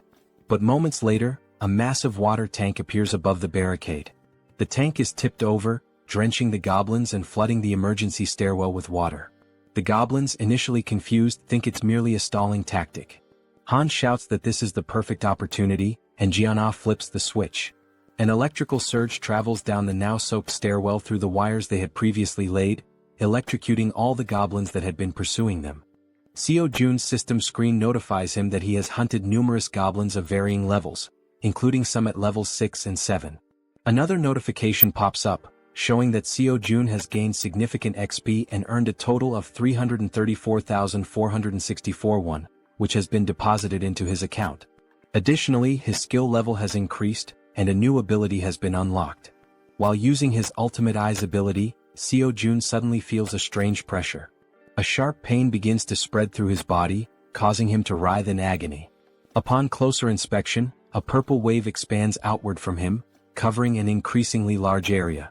The purple energy travels through the building, the stairwell, the parking lot, and even the goblins chasing his friends. The purple wave appears to function as a scanning mechanism because Seo Jun's ability screen indicates that hostile entities have been detected. After the scan, the system declares that the hostiles will be eliminated. As the energy wave dissipates, the goblins begin to deform, screaming in agony. In an instant, their bodies explode, vanishing in the blink of an eye. The system notifies Seo Jun once again, confirming that he has defeated numerous goblins, including several at levels 6 and 7. Not long ago, some goblins still hadn't given up chasing the group and continued climbing the emergency staircase. One of the goblins sensed something was amiss. A chill ran down its spine as it realized something was following them as well. Turning around slowly, it was greeted by an enormous shadow, its reaction one of pure shock. As it focused, it saw the silhouette of a massive bear approaching from behind. Before the goblin could even think, the bear, with sharp fangs and glowing red eyes, let out a deafening roar. In the blink of an eye, before the goblin could react, the bear attacked, biting near its neck. The goblin screamed in pain, drawing the attention of all the other goblins, who stopped and turned to see what was happening to their comrade. By then, the bear had already eliminated the first goblin and had begun attacking the others with its enormous claws. The first goblin was struck down, followed by another and then 2 more. The bear was making effective use of both its claws and teeth. Despite the bear's massive size, the goblins noticed they outnumbered it and decided to fight back. They surrounded the bear and launched their attack. Some jumped onto its back while others distracted it from the front. Quickly, the bear used its claws to knock off the goblins clinging to its back, but this left it vulnerable to more attacks. The goblins lunged at the bear, biting it with their sharp teeth. One managed to grip near its eyes while another bit into its back. The enormous beast tried to resist, striking nearby goblins with heavy blows, but their sheer numbers overwhelmed it, allowing them to attack from all sides. Using their sharp claws, they aimed for the bear's eyes, and just as they were about to blind it, all the goblins' heads suddenly exploded in an instant, likely due to Seo Jun's domain expansion. Now terrified and confused, the bear realized it was safe. At the same time, a system notification appeared, indicating citizenship had been granted. Exhausted from the grueling battle, the bear seemed to shrink in size. It began twisting its neck in an unnatural way, its body contorting strangely. Then it started to transform, revealing a human face emerging from its furry body. Finally, the bear's true form was revealed, a stunning woman with brown hair and eyes. Weakened from the intense fight, she collapsed in the parking lot, surrounded by the bodies of the goblins. Meanwhile, as Seo Jun writhed in pain while using his ultimate eyes ability, like a surveillance camera, he noticed the woman's unconscious body on the ground. He wondered who she was. A system notification identified her as Yeonju, level 33, with 9 trust points and an awakened A-rank ability called Werbear. This ability allowed her to transform into a beast, enhancing all her physical capabilities and granting powerful regenerative properties. Seo Jun's eyes widened as he realized this woman possessed an A-rank ability. Additionally, the system revealed that both Dongan and Hyerin had reached 50 trust points, unlocking their loyalty. The notification also stated that Deoksu's loyalty had reached 30, meeting the requirement to be registered as a vassal. Seo Jun quickly decided to register Deoksu as a vassal. Deoksu, now at level 25 and holding the title of third vassal, had 52 trust points and 31 ability points.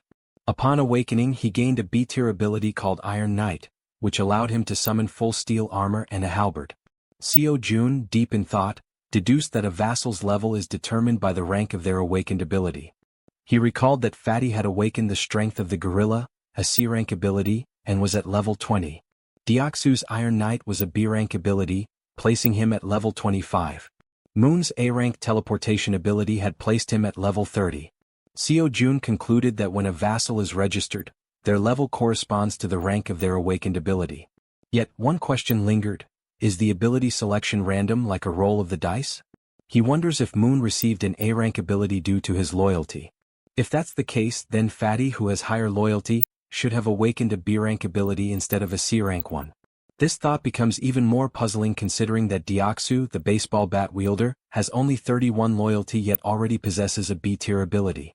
Still deep in thought, Seo-jun remarks that understanding the conditions for obtaining higher-ranked abilities is crucial. It's an important question to answer. Since the number of vassals is limited to just 10, it's advantageous to select individuals with the highest potential rankings. He then reflects on whether there are any differences in accepting someone who has already awakened as a vassal. The system displays that an awakened individual can move freely through staircases, hallways, and elevators. Seo-jun decides to take action and walks toward the elevator. As he approaches, he activates his ultimate eyes, his gaze darkening. Meanwhile, the woman remains unconscious on the parking lot floor, near the goblins' lifeless bodies. Seo-jun calls Fatty, who arrives quickly, and instructs him to head to the parking lot. He asks Fatty to bring the woman from the second level of the parking structure back to their floor. While this unfolds, the team on the emergency staircase is dismantling and recovering the materials used for the electric trap. Deoksu, feeling relieved by the goblins' sudden defeat, asks his friends if they know why the goblins exploded so suddenly. The bespectacled man speculates that it was likely someone's doing. Han, sweating nervously, realizes that such a powerful skill could only belong to one person. The way the goblins were dealt with so effortlessly leaves no doubt in his mind. It must have been Seo-jun. He recalls that when he first met Fatty, Fatty mentioned that Seo-jun was a bit of an enigma. Han also remembers Fatty talking about hot baths, which amazed the girls, and how the ingredients for their meals had also been thanks to Seo-jun's ability. Reflecting on all this, Han grows more unsettled by Seo-jun's overwhelming power, convinced that the mysterious skill must be his. As Han coils the wires around his arm, he glances at Moon and recalls how he used to be an introvert, someone who changed drastically after meeting Seo-jun. Realizing the terrifying scope of Seo-jun's abilities, Han thinks to himself that being saved by Seo-jun means being chosen by him. Back in the parking lot, as the elevator reaches the ground floor, Fatty dashes toward the unconscious woman. He quickly picks her up and heads to the 30th floor as instructed. All of this is observed by Seo-jun through the surveillance-like view of his ultimate eyes, while Han silently contemplates how being saved in this world seems to hinge on being favored by Seo-jun. A flashback is revealed, showing a small toy car. A child was playing with it in a park while being watched. The boy was filled with joy, calling out to his mother to watch what he could do. The woman from the parking lot, Yeonju, was his mother. She smiled at him genuinely, encouraging him. As the child stood up and waved to his mother, something appeared behind him. The genuine smile on the mother's face turned into an expression of horror. She froze, overcome with terror. A group of 3 vile goblins surrounded the poor boy, who was innocently waving at his mother. She tried to act, summoning all her strength, but she wasn't fast enough. The goblins attacked the boy, leaving her helpless to stop them. All she could do was weep as the sight of her son's final moments was burned into her memory. All that remained was the toy car the boy had been playing with. Trapped in a nightmare, Yeonju suddenly woke up, startled by the painful memories. She looked to her side and saw Seo-jun, who called her by name. He watched her lying down and she sat up on the bed, her head throbbing. Seo-jun extended his hand and introduced himself, saying it was a pleasure to meet her. Ignoring his introduction, she asked him if he was the one who did it. Surprised, Seo-jun hesitated, unsure what she was referring to. Quickly she clarified, saying he knew exactly what she meant, the thing that made the goblins' heads explode. Seo-jun froze in a moment of hesitation, and his hand began to tremble. Gripping his hand to steady himself, he admitted that, yes, he was the one who had done it. Yeonju started thinking, realizing how immensely powerful he must be. Someone with such a neutral expression could wipe out an entire horde of goblins in an instant. Fearful but hopeful, she thought that if he could do something so incredible, then maybe. She began trembling, her thoughts racing. Finally, she begged him, pleading for him to save her child. Through her tears, she cried out, asking him for just one day to bring her son back. As she finished her plea, Seo-jun looked at her, seeing her face soaked with tears, an expression of unbearable pain. It was the face of someone who had their child ripped away. Still crying, she said she missed her beloved son terribly. Seo-jun clenched his teeth, anger boiling within him as he realized she had lost her son to those wretched goblins. Yeonju sobbed so hard, trembling and unable to speak coherently through her hiccups. Seo-jun stood there, frozen, wondering if there was truly nothing he could do. He decided to try issuing a mission through the system. Hunt down 1,000 goblins with no time limit and no penalty for failure. The reward would be the resurrection of her child. Lost in thought, he wondered if such a thing was even possible. The idea filled him with apprehension. But then the system notified him that the mission couldn't be issued. Frustration surged through him as he realized resurrection was beyond his current capabilities, even with his powers. The system explained further, stating that a resurrection required a tremendous amount of power and resources. Then another notification appeared. There weren't enough funds to cover the resurrection mission's reward. It suggested trying again after increasing his funds. Seo-jun was stunned, his jaw dropping in disbelief as he read the message. Resurrecting someone might actually be possible if he had enough money. Overwhelmed with excitement, Seo-jun shouted at the system, demanding confirmation. Could he truly bring someone back to life if he had the funds? Returning to the room, he saw Yeonju still crying. He realized he had no idea how much it might cost to resurrect someone, nor could he even begin to guess. But knowing the possibility existed, he decided to act. He called out to Yeonju, who quickly looked up, wiping her tear-filled eyes. With a serious expression, Seo-jun told her that he thought he might be able to help her. He explained that there might be a way to bring her son back. Upon hearing this, Yeonju feels a sense of relief. Though not a certainty, the idea that there might still be hope offers her comfort. Still crying, she grips the bedsheet tightly and asks if what he said is truly real or just a cruel joke. Seo-jun reassures her that he would never joke about something so serious. However, he explains that while it is possible, it cannot happen just yet, and she nods in understanding. He adds that he doesn't know exactly how long it will take, but there is definitely a way. Yeonju turns to him, saying she'll do whatever it takes and asks what she should do to make it possible. Seo-jun considers the situation. With Han's group, which now includes Moon, Toji and Fatty with their awakened abilities, they already have a strong team. Adding Yeonju, a level 33 fighter, would make them capable of handling most monsters. He thinks the best course of action is to transform all 7 of his minions. Changing his expression to a smile, he asks Yeonju to get up, saying he'll introduce her to some people. Shortly after, Han introduces himself, and Yeonju politely returns the greeting. She then asks if he's the one who was throwing baseballs to hunt goblins, which startles Han that she knows about that. Yeonju also turns to the archer, saying she recognizes her too since she was shooting arrows at the goblins, leaving the archer equally surprised.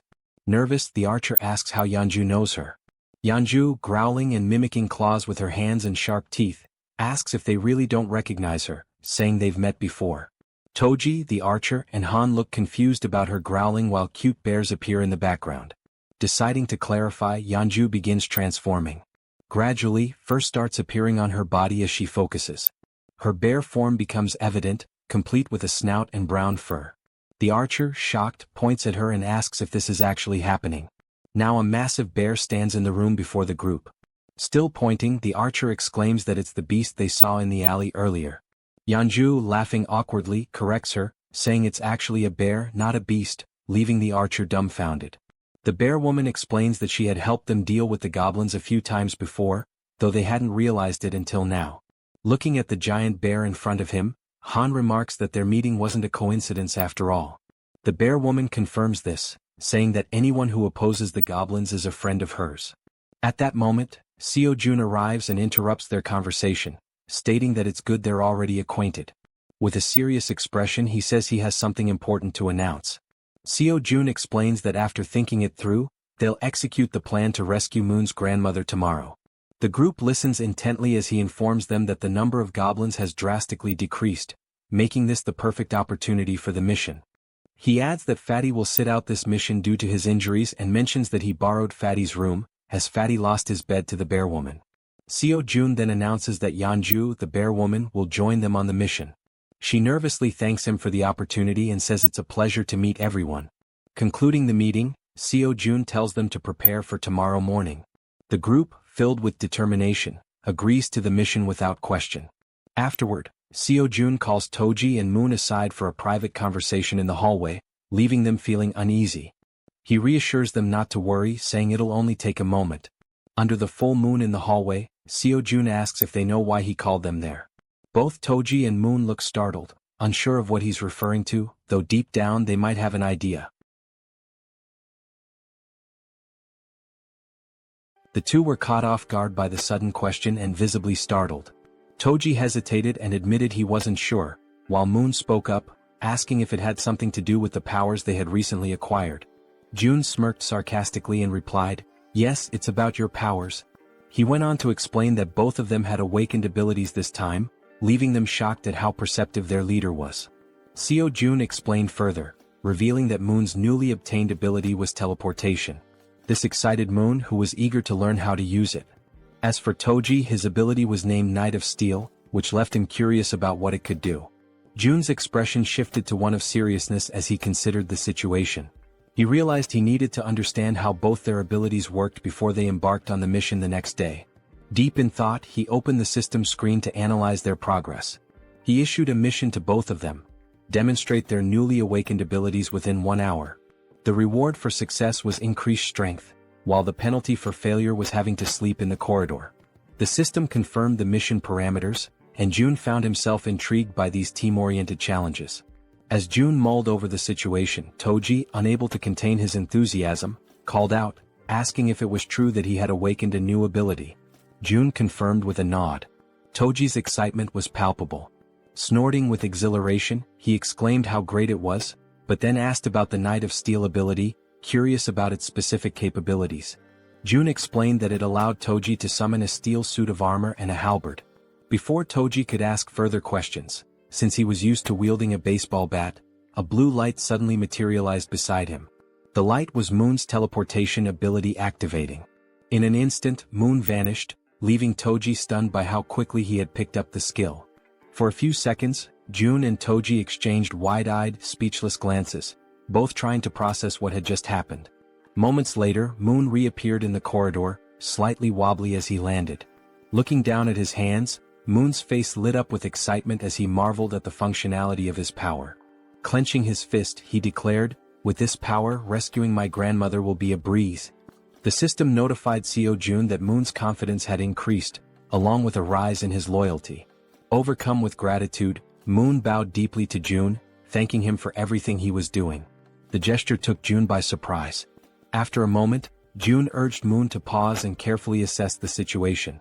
"Even though you've managed to use your powers," Jun explained, "going to your grandmother's house right now is impossible." Moon, puzzled, asked why that was the case. Jun patiently elaborated that there was no guarantee he could fully control his ability, even though it had worked once.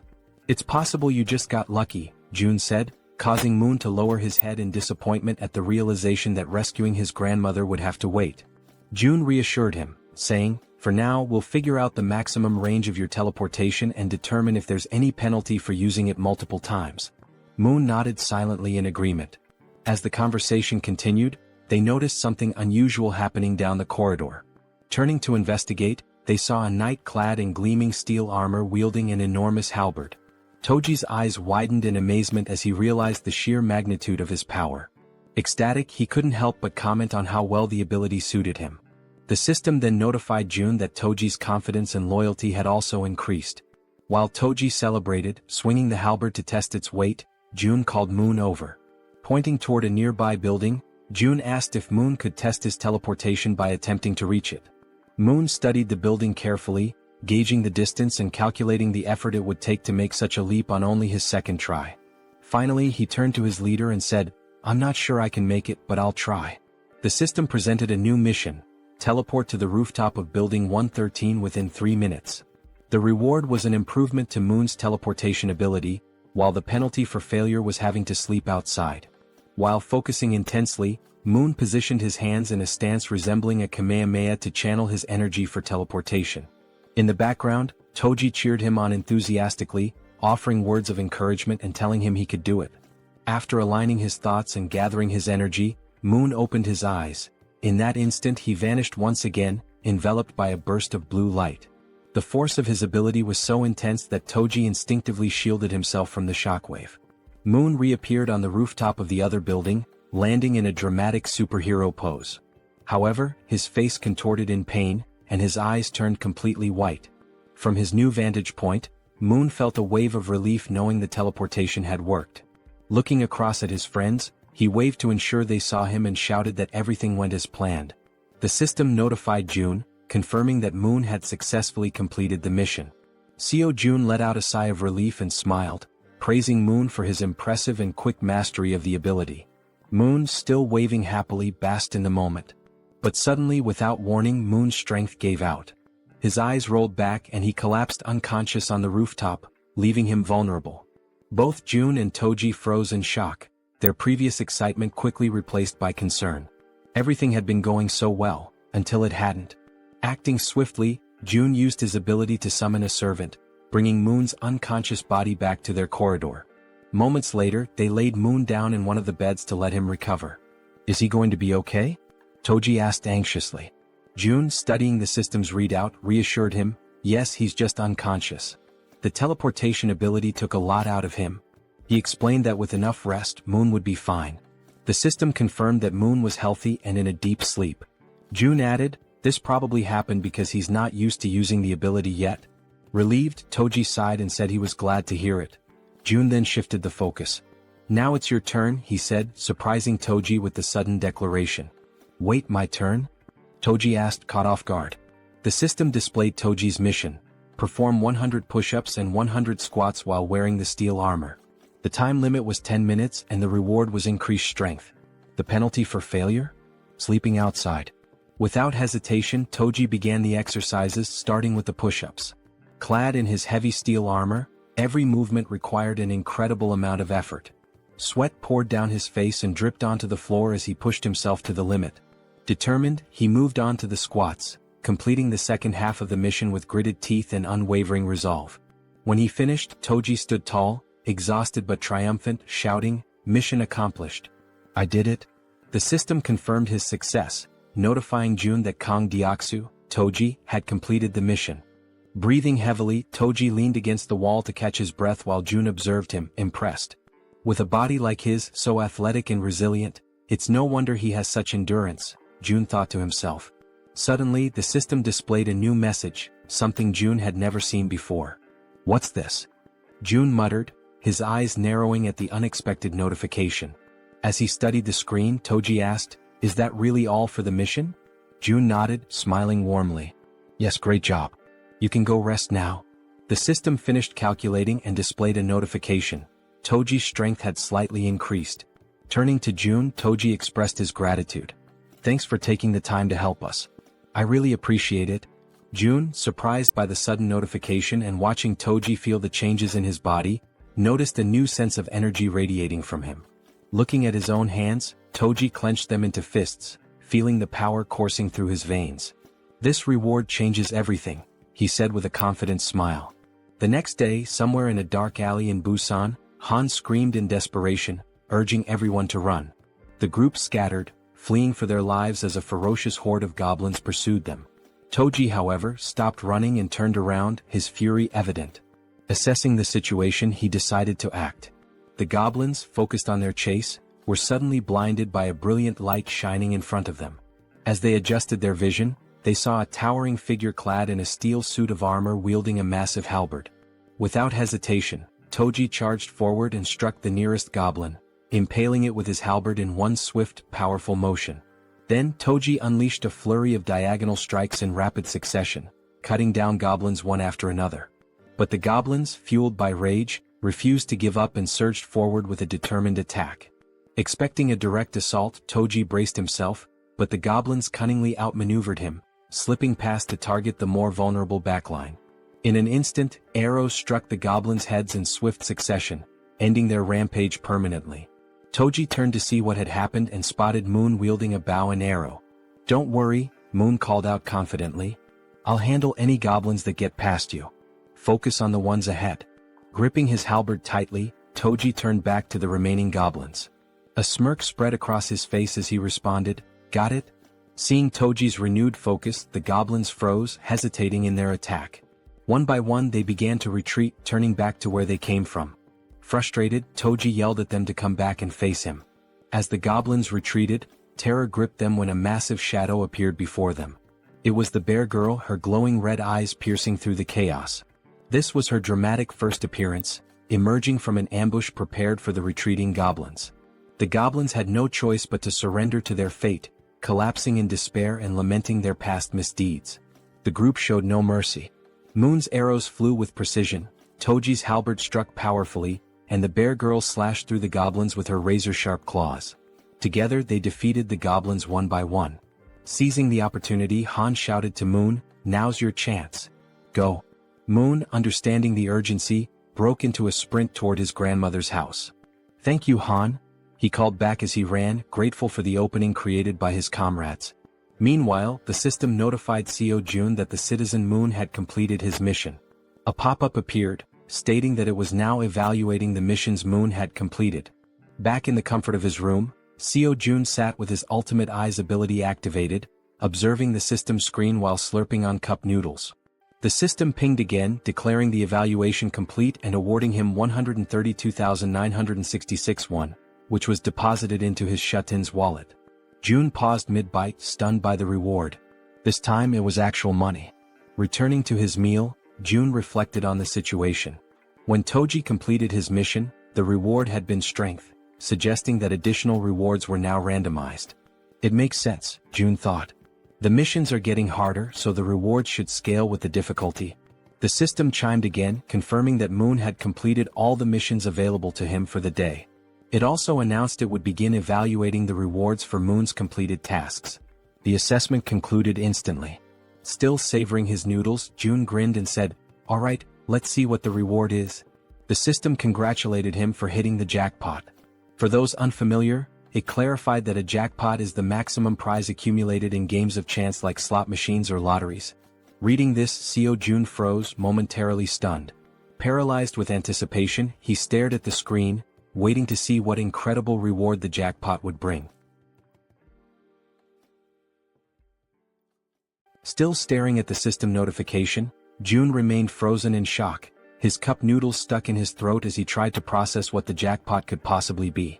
Then the system displayed the reward, a skill point granted as part of the jackpot. Upon reading this, Jaehyeon's lips curled into a satisfied smile. This was perfect. He could choose exactly where to use the point. Back on the streets, Moon sprinted toward his grandmother's house at such an incredible speed that a faint blue aura trailed behind him. As he drew closer, exhaustion crept in, sweat dripping down his forehead. His mind raced with anxious thoughts. What if something had happened to her? Upon arrival, the house came into view, a small, simple home, completely unprotected against monster attacks. There were no barriers, no fortifications, just an ordinary house standing vulnerably amidst the chaos.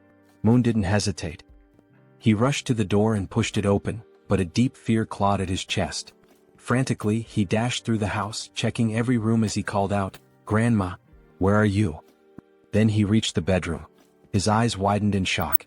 There she was, lying on a futon mattress, peacefully asleep, far calmer than Moon had ever imagined she would be. Cautiously, he approached, gently placing a hand on her shoulder. "Grandma," he whispered, shaking her lightly, hoping for any sign of response. Slowly, her eyelids fluttered open. Her voice was faint and drowsy as she murmured, "Who is there?" She reached out, her frail fingers brushing against his hand. "Moon, is that you?" And at that moment, ninjas cutting onions must have passed through the room, because Moon's vision blurred as he choked up, his chest tightening with overwhelming relief. Tears streamed down his face. His body trembled as he sobbed uncontrollably, overwhelmed by the sheer relief that she was still alive. Unable to hold back, he threw his arms around her in a warm, desperate embrace, whispering apologies between his sobs. "I'm sorry, Grandma. I'm so sorry it took me so long to come back for you." Despite his tears, the old woman smiled kindly and patted his back. "You're such a brave and kind boy, Moon. I knew you would come for me." At that exact moment, a system notification appeared in front of Jaehyeon. Moon's loyalty had reached 100. Moon was now officially registered as a vassal. The number of available vassal slots had increased. June squinted at the system window in confusion. What's this?" Apparently, reaching a certain level of trust unlocked an additional vassal slot. The system then displayed his current vassals: Choi Hyungjin aka Fatty, level 20, Moon level 30, and Kang Deoksu aka Toji level 25. Scratching his chin, June was taken aback. "Wait, so I can level them up too?" Curious, he decided to check how much it would cost to upgrade Moon's level. He tapped the plus symbol next to Moon's name. A new notification popped up. Insufficient funds to level up. Then another window appeared, showing the required amount. 100 million won is needed to upgrade vassal Moon to the next level. June's jaw nearly hit the floor. His hands clenched into fists. 100 million won? His face twisted in frustration as he rubbed his temples. That's insane. Just for one vassal? With a sigh, he ran a hand through his hair and lightly punched the table. I'm sorry, Moon, he muttered under his breath. I'll make it up to you by assigning you missions every single day. At that moment, a noise snapped June out of his thoughts, his senses going on high alert. The elevator was moving. His brow furrowed. Who the hell could that be? His comrades were still out in the streets, fighting goblins. Narrowing his eyes, he activated Ultimate Eyes. His pupils darkened as his vision extended, scanning the entire building. Two people stood outside one of the apartment doors. A man and a woman. The man carried a box on his shoulder, while the woman knocked on the door, asking if anyone was inside. Something felt off. Their expressions weren't exactly friendly, and their dark under-eye circles hinted at exhaustion or something more sinister. June immediately recognized the apartment. Inside was Fatty's wife. From the other side of the door, she hesitated. Hearing the knocking and voices, she called out cautiously, "Who is it?" Assuming it was urgent, she made a quick decision and opened the door. Standing there was the young woman, who greeted her with a bright smile. "Hello," she said cheerfully. "I'm Kim Dabin." Then she gestured toward the man beside her. "And this is my younger brother, Kim Miho." She continues, mentioning that they live in unit number 1701. Intrigued, Fatty's wife asks what brings them there. The girl sighs, explaining that she only came because she desperately needed help, leaving Fatty's wife wondering what kind of help she could possibly need. Then, with a sudden burst of desperation, the girl blurts out, practically shouting, "Would it be possible for you to let me take a shower?" Fatty's wife is completely caught off guard. Her jaw drops. Of all the things she had expected to hear, this was the absolute last. Still trying to process it, she blinks in disbelief and asks if she heard correctly. "Did you really just ask to take a shower? And that's all you need?" The girl nods eagerly. "Yes, that's all. I just want a shower." Relieved that the request wasn't anything too complicated, Fatty's wife lets out a small chuckle and waves them inside. "Well, that's easy enough. Come in." The two enter, expressing their gratitude.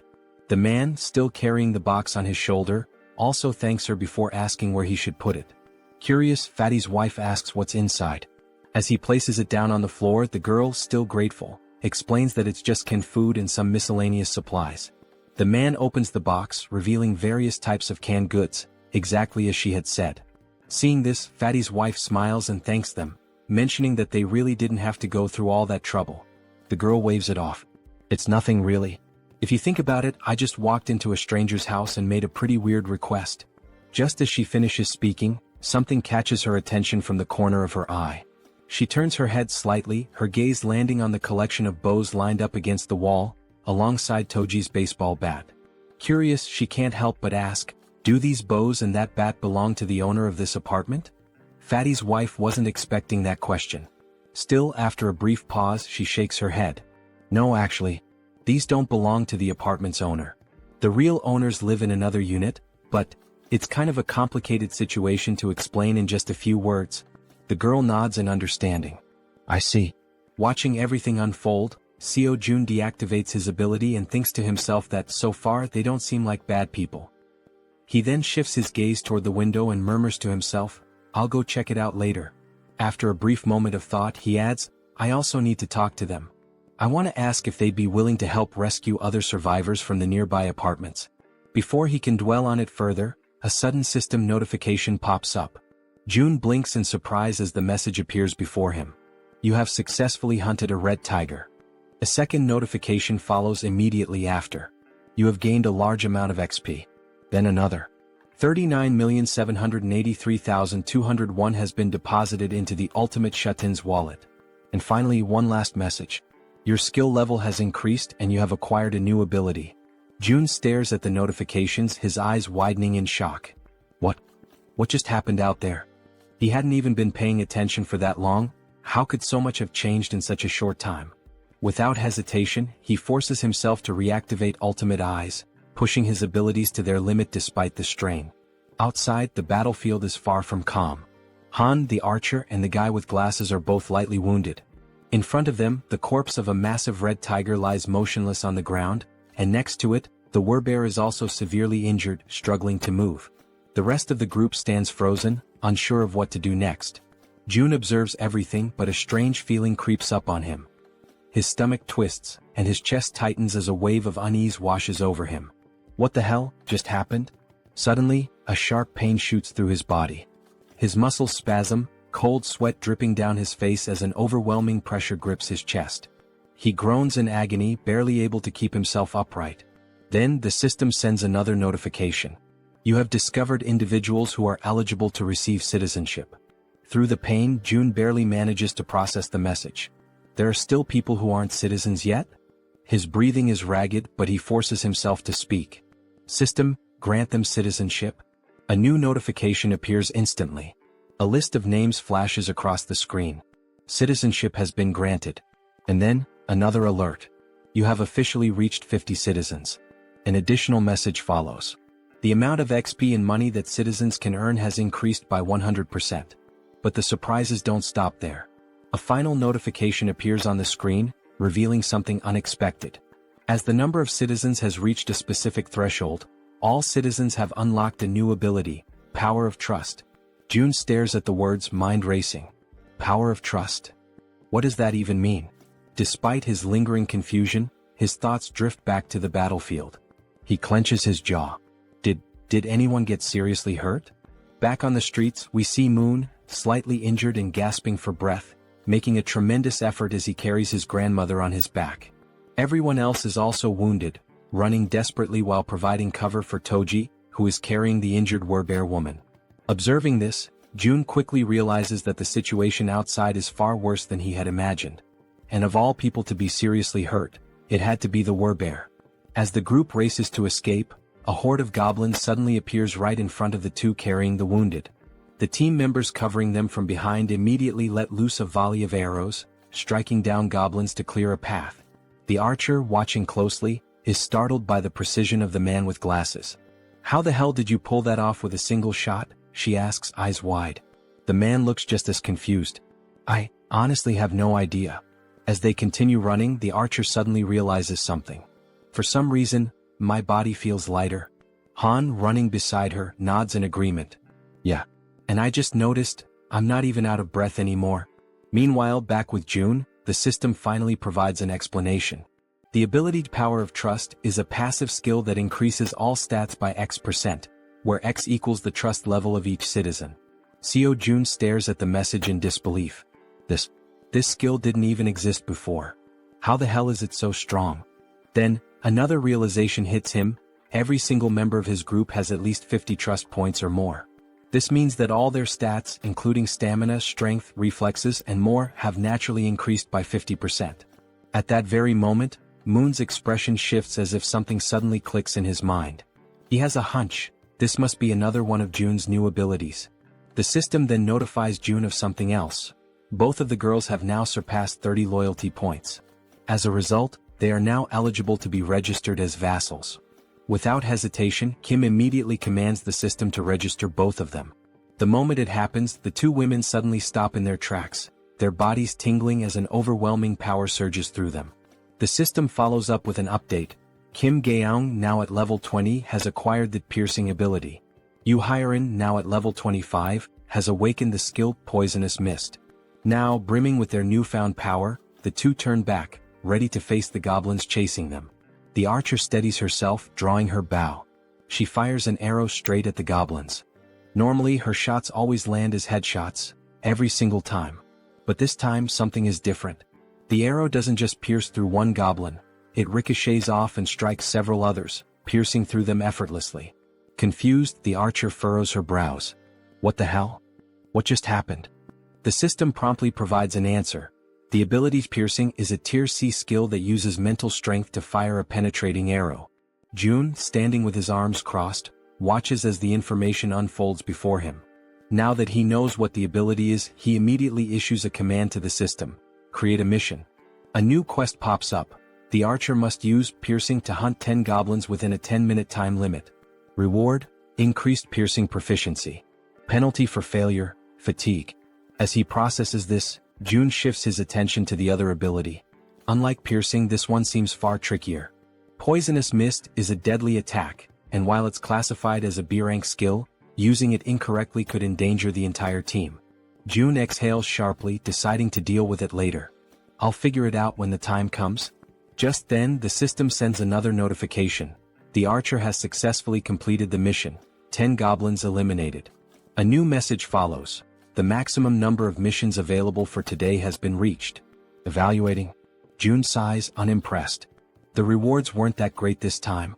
But now that the battle outside has settled, he decides it's time to check on the citizens living on the lower floors. Activating ultimate eyes, he scans the corridors. His gaze locks onto the silhouette of a man walking calmly through the halls, his hands tucked into his pockets. June watches as the man heads toward the bathroom, likely to collect water. Smart. June notes that this man has good survival instincts. He's gathering water before supplies run low. Shifting his focus elsewhere, June spots another pair, a man and a woman sitting together, preparing to eat. He observes them for a moment, realizing something important. They're already capable of gathering food and water on their own. Then, in another part of the building, something unexpected catches his eye. A woman. She's lying motionless on the floor inside a room. Without a second thought, June bolts toward her. The system immediately provides an update. Kim De-jung. Trust level, 18. Ability, healing, awakened. June's heart pounds in his chest. Healing? His eyes dart between the system message and the unconscious woman on the floor. He reads the ability description. She can heal wounds. A surge of urgency floods through him. She's the first healer they've found, and they desperately need her. Without hesitation, June sprints forward. He has to help her, no matter what. After sprinting through the hallways, June finally arrives in front of the door to the room where the woman had collapsed.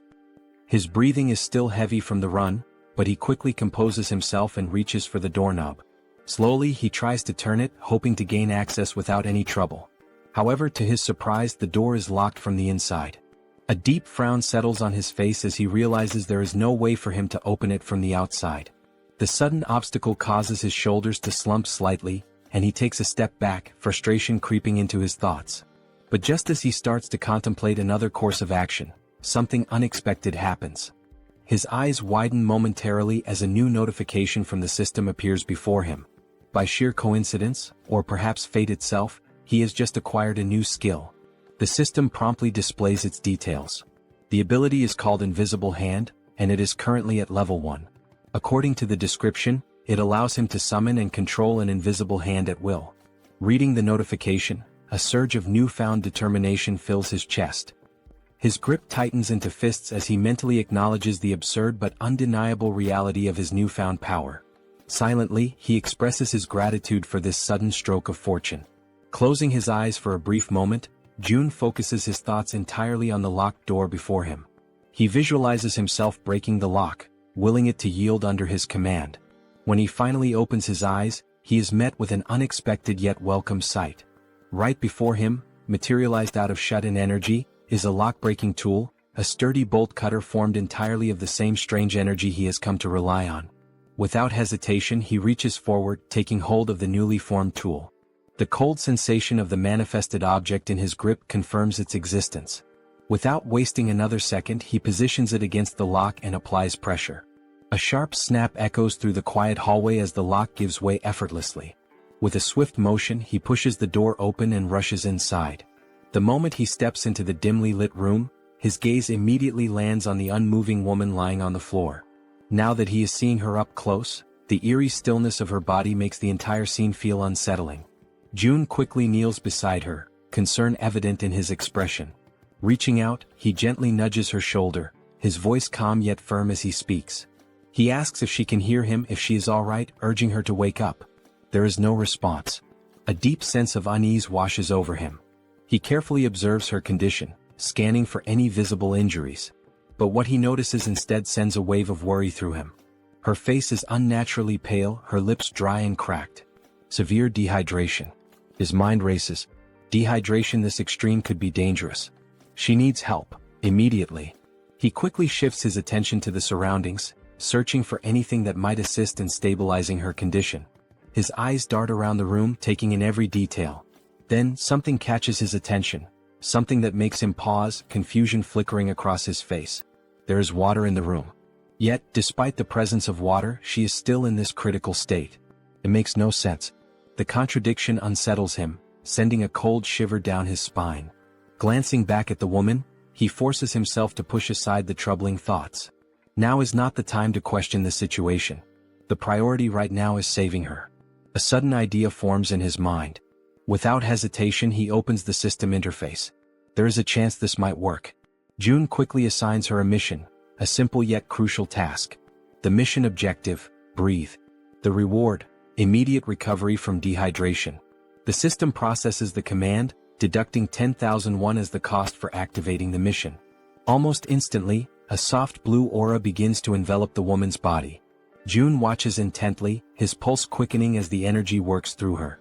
Then faint sounds escape her lips, a weak, breathy noise, but a clear sign that she is beginning to stir. Relief floods through him. It worked. Slowly, her eyelids flutter open, her gaze hazy and unfocused.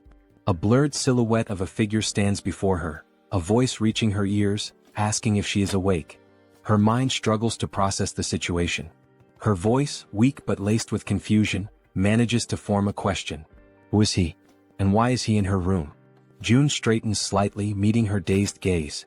He introduces himself, explaining that he lives in a unit just above hers in the building. She blinks, her expression still foggy with exhaustion. The information doesn't seem to register right away. Still lying on the floor, she questions him again, her voice laced with uncertainty. How did he get inside? June, seeing no reason to hide the truth, states it plainly. He tells her that he saw she was unwell and decided to enter, by force breaking the door open to reach her. A moment of silence lingers between them. Then her breath hitches. Her expression shifts as realization dawns. Without warning, tears begin streaming down her face. And yet she does not say a word. She simply cries as if the weight of everything she had been enduring had finally caught up with her. She raises her hands to her face, wiping away the tears in an attempt to hide her crying.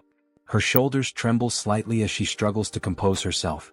June, watching her closely, immediately senses that something is wrong. There is an uneasiness in the way she reacts, something beyond just exhaustion or confusion. Taking a deep breath, he calls her name, Kim Dae-jung, his voice firm yet gentle. As she slowly pushes herself up from the floor, still visibly shaken, he speaks again. He apologizes for being so abrupt, for barging into her life so suddenly, but he makes it clear that he needs her help. There is urgency in his tone, something that makes her pause despite her lingering distress. Now sitting upright, her tear-filled eyes meet his, though her expression remains guarded. Her lips, still cracked from dehydration, barely part as she listens to him speak. June wastes no time in explaining, one of his allies is severely injured. The words seem to take a moment to register. Dae-jung slowly turns her body toward him, staring as if trying to process what he just said. Silence stretches between them. She blinks, her mind racing, trying to make sense of his words. His ally? Someone severely injured? Why is he telling her this? She doesn't understand, she doesn't even know this man. Panic begins to rise in her chest. He wants her to save someone? Why her? Doubt and fear intertwine within her thoughts. Her hands tremble slightly as she lowers them to her lap. It seems impossible, an absurd request thrown at her out of nowhere. He's putting his faith in the wrong person. And then another realization strikes her like a bolt of lightning. How does he know she's a nurse? Her breath catches. She has never told him that. No one in this building should even know. A wave of unease washes over her, yet at the same time, something about the way he speaks, the way he asks for help, doesn't feel threatening. There is no malice in his words, no ill intent in his eyes. Still hesitant, still uncertain, she makes a decision. She has to see for herself. Slowly she turns to face him completely. Though suspicion lingers in her gaze, she swallows down her doubts and agrees to help. Her voice, though weak, carries a firm resolve as she asks where exactly she is supposed to go. June doesn't answer right away. Instead, he opens the system interface, his fingers moving swiftly across the translucent screen in front of him. He asks her to wait just a moment. He assigns her a mission, one that instructs her to use healing magic to cure the wounded werbear. The mission comes with a 1-hour time limit, a reward labeled as improved, and to his relief, no penalties. His eyes flicker with determination as he reads the details. He must save the werbear no matter what. Turning back to Dae-jung, he tells her that for now she should rest. He will personally bring the injured person to her. He then instructs her to find something to help with her own dehydration. But Dae-jung, already overwhelmed, barely has time to process his words before something utterly impossible happens. From seemingly nowhere, oranges begin to materialize in midair. Her eyes widen in pure shock, her breath hitching as she watches several bright oranges fall from the void and land in front of her. For a long moment she simply stares, her mouth slightly open, completely stunned. Then, snapping out of her daze, she frantically raises a shaking finger, pointing at the fruit on the floor. "What is this?" Her voice trembles as she demands an answer. June, realizing how bizarre this must seem to her, quickly apologizes. But Daejung isn't satisfied. Her heartbeat pounds in her ears as she watches more oranges drop into existence. Where are these coming from? How is this happening? What kind of person is this man? Before she can demand further explanations, June simply turns his back to her. A slight smirk plays on his lips as he tells her, he'll explain everything later, once things have calmed down. And with that he walks away. Leaving her still kneeling on the floor, still staring in disbelief, he exits the room with a final request. He reminds her that she is still weak, that her body needs to recover, and he asks, no, insists, that she prioritize her own rest. As soon as June is gone, Daejung lowers her gaze to the scattered oranges. Slowly she reaches out, picking one up. The texture, the weight, the coolness against her fingertips. It all feels real. She squeezes the fruit gently, expecting it to vanish like an illusion, but it remains solid in her grasp. A shiver runs down her spine. What is this? Still overwhelmed, she hesitantly mutters to herself, wondering if she's dreaming. Because never, in her life has she seen anything like this before. Meanwhile, June wastes no time. He rushes back to his shut-in apartment, moving with quick, determined strides. His mind is already focused on helping his allies outside as fast as possible. The system chimes with a notification. The healer's trust level has increased. He stops for a brief moment, narrowing his eyes at the message. She hadn't trusted him before. That much was obvious. But now, it seems like her perception of him has changed, even if only slightly. Still, it isn't enough for him to let his guard down. Trust takes time. And honestly, he can't blame her. If someone broke into his home out of nowhere, he wouldn't trust them either. Shaking his head, he steps onto the balcony, his gaze drifting downward.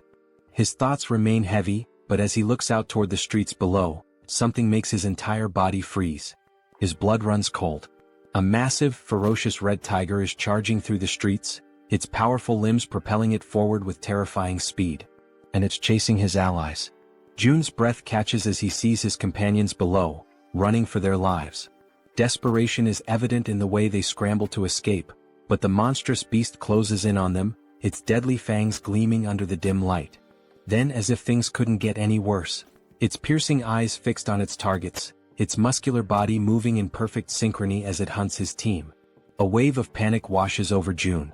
This isn't just a dangerous situation. This is a massacre waiting to happen.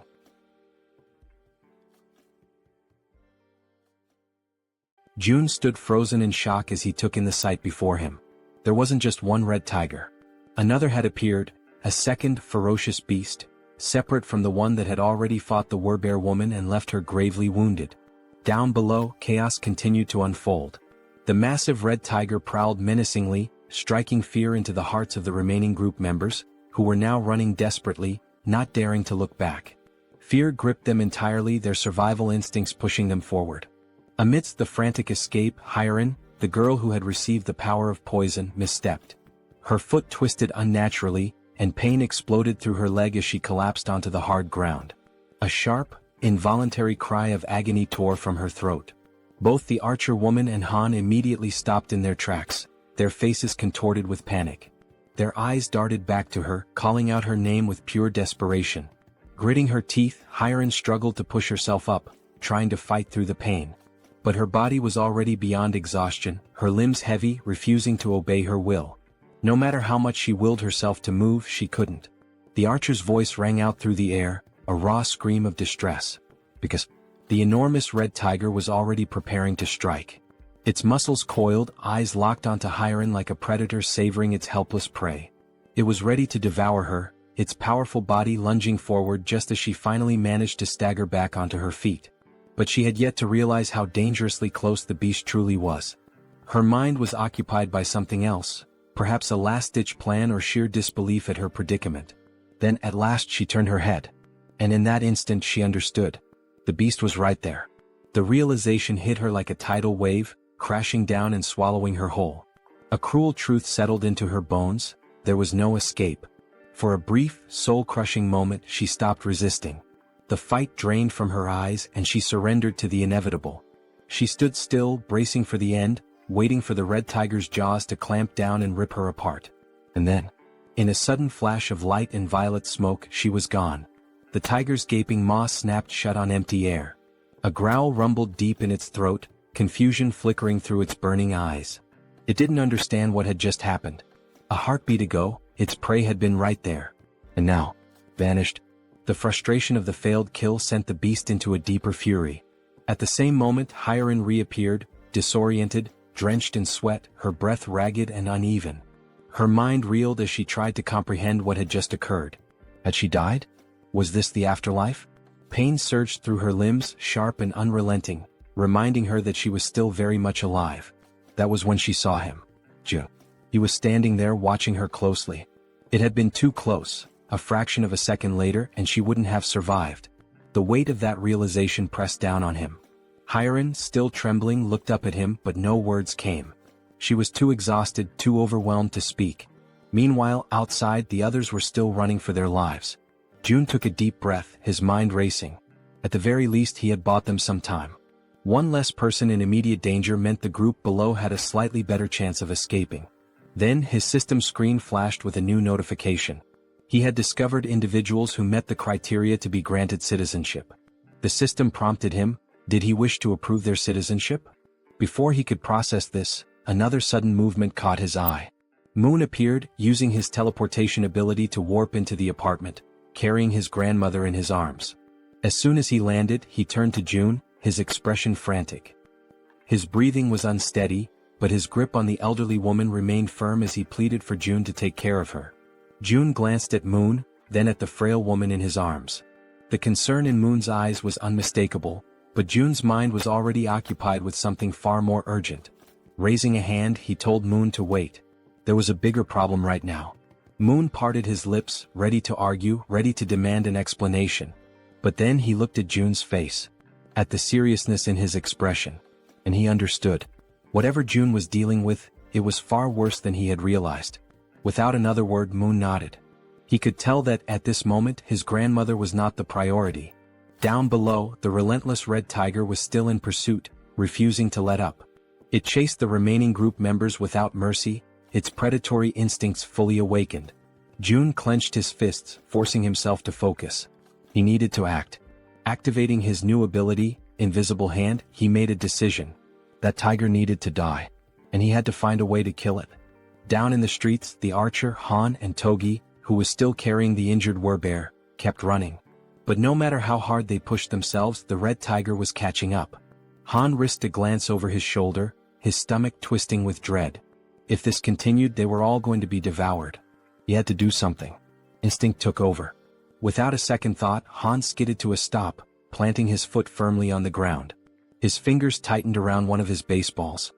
His heart pounded in his chest as he raised his arm, channeling everything he had into one throw. A faint blue glow began to radiate around him, intensifying with each passing second. He poured everything into it. Then, he hurled the ball with all the force he could muster. It soared through the air, cutting through the night like a bullet. For a moment, hope flickered. Maybe, just maybe, it would hit. But in the blink of an eye, the tiger dodged. The ball shot past it, colliding uselessly with the ground. A low, guttural growl rumbled through the air. Then, the red tiger threw back its head and roared, a deafening sound that reverberated through the city streets, a declaration of its dominance. The archer's voice rang out in terror as she screamed for Han, begging him to run. But it was too late. The red tiger, eyes gleaming with lethal intent, lunged at him. Teeth bared, claws outstretched. Han gritted his teeth, knowing he was out of time. There was nothing he could do to stop it. But there was one thing he could still do. A single desperate choice. He turned his head and shouted for his friends to keep running. Then, without hesitation, he broke into a full sprint in the opposite direction. If he could lead the tiger away, even if it cost him his life, then at least the others might make it out alive. His chest heaved. His legs burned. Every step was fueled by sheer willpower. But deep down he knew. This could be the end for him. And still he ran.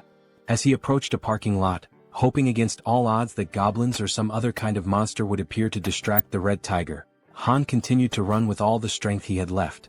But once again the relentless beast was far too close behind him. It was undeniable now, this was truly the end for him.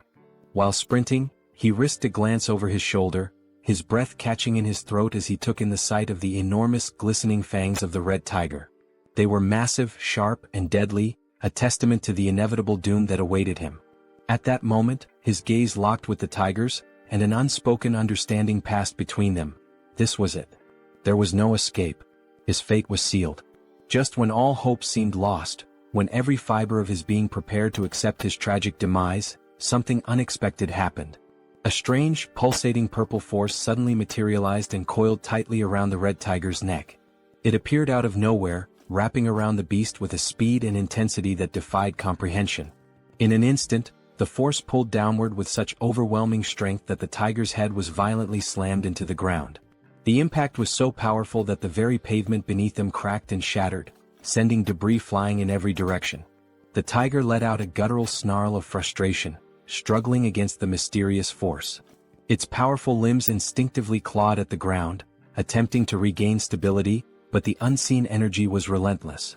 Slowly, its paws began to lift off the ground, its body suspended as if an invisible hand were hoisting it up. The purple force continued to constrict, tightening mercilessly around the tiger's throat, squeezing the life out of the monstrous creature. It was unmistakable. This wasn't a natural occurrence. This was someone's doing. And Han, still frozen in shock from witnessing the impossible, knew exactly whose work this was. There was no doubt in his mind, this was Jun's power. Moments later, the archer woman and the bespectacled man arrived at the scene, their breaths ragged from the exhausting chase. They had rushed there, fearing for Han's safety, but what they found left them momentarily speechless.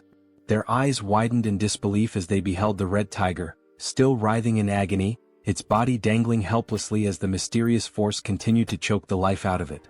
As the archer took in the scene, a system screen suddenly appeared before her, glowing softly in the dim light. She hesitated for a brief moment before focusing her attention on the text displayed before her. Her expression shifted almost instantly. Her eyes widened in shock as she absorbed the information. Then, as though gaining a newfound sense of understanding, she took a deep breath, regaining her composure. With a newfound calmness, she turned to her companions and without hesitation, stepped forward. High above, watching the events unfold from his vantage point, Jun observed everything with sharp, calculating eyes. There was no need for him to intervene any further. He had already done what was necessary. Now, as long as Jaehyeon, the archer, landed the final blow, he would receive 4 times the loot. Below, the red tiger, still trapped and gasping for air, thrashed desperately in a futile attempt to escape. But its fate was already sealed. The archer, understanding the significance of this moment, took her time, preparing what would be her most crucial shot yet. The tiger's fiery gaze turned to her, desperation evident in its glowing eyes. It was pleading for mercy, seeking even the faintest glimmer of hope for survival.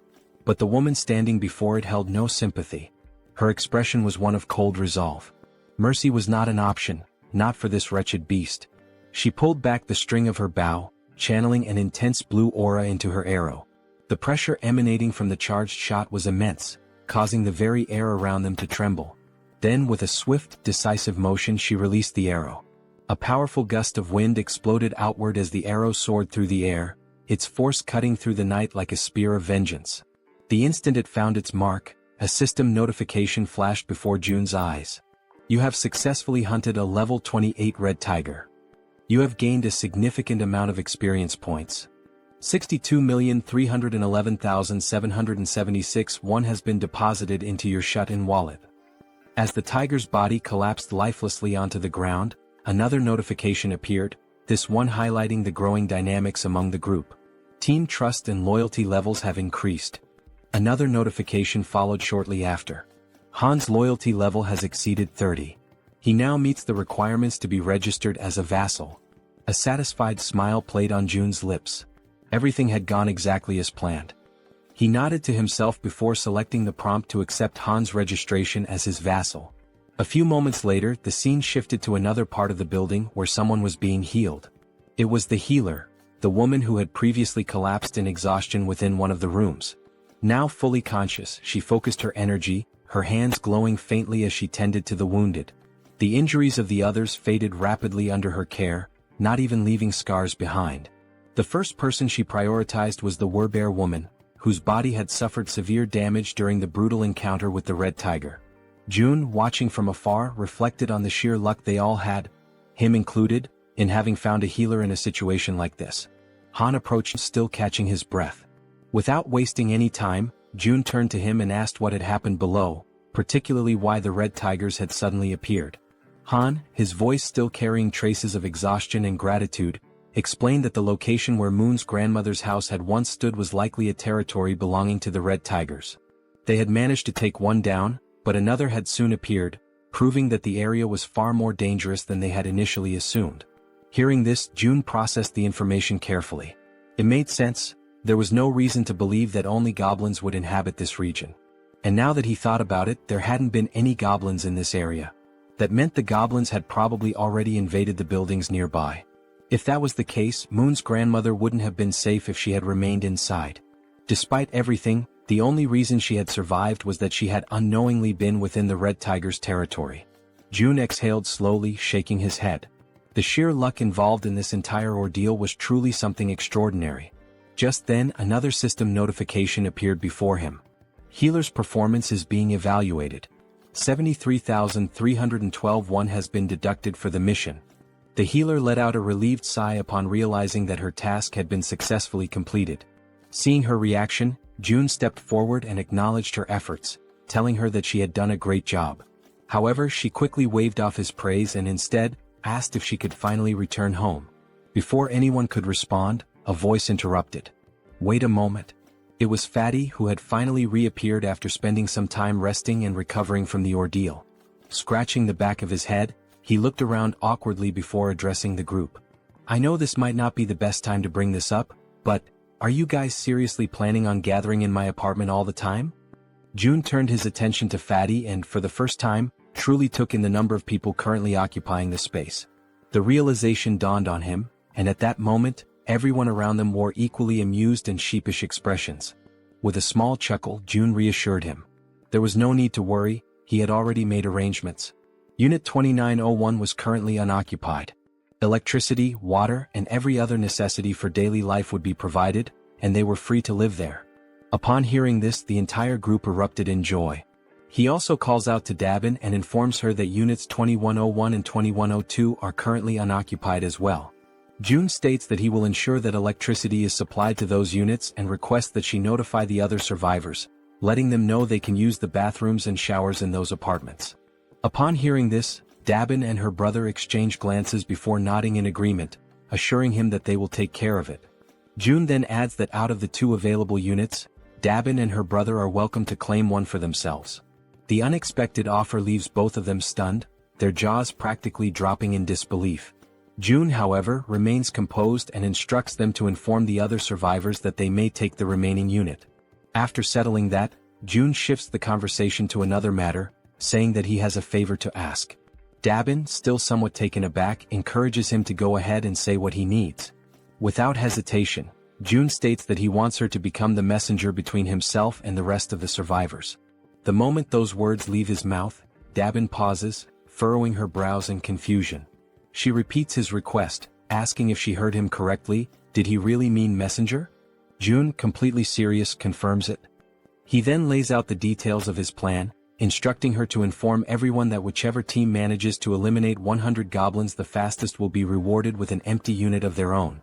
Furthermore, he emphasizes that in addition to securing a place to live, the winning team will also receive essential supplies, unlimited electricity, running water, gas, and food, ensuring their survival and comfort. But there's more. June goes on to clarify that if the team agrees to take in 10 additional survivors, those individuals will also be granted access to the same benefits. For a brief moment, the atmosphere in the room grows heavy with tension. The weight of June's words settles over them, and everyone seems to grasp the implications of what he is proposing. Then, as if anticipating concerns, June adds one final note. He instructs Dabin to make sure she informs them that the distribution of these benefits may take longer depending on which floor their new residence is located. As he watches their reactions, June contemplates his next move. From this point forward, he realizes, every decision will be like moving pieces in a strategic game of chess. Only those who prove their worth will receive the resources they need. At that moment, a system notification appears before him. A new quest materializes, an official mission to hunt down goblins.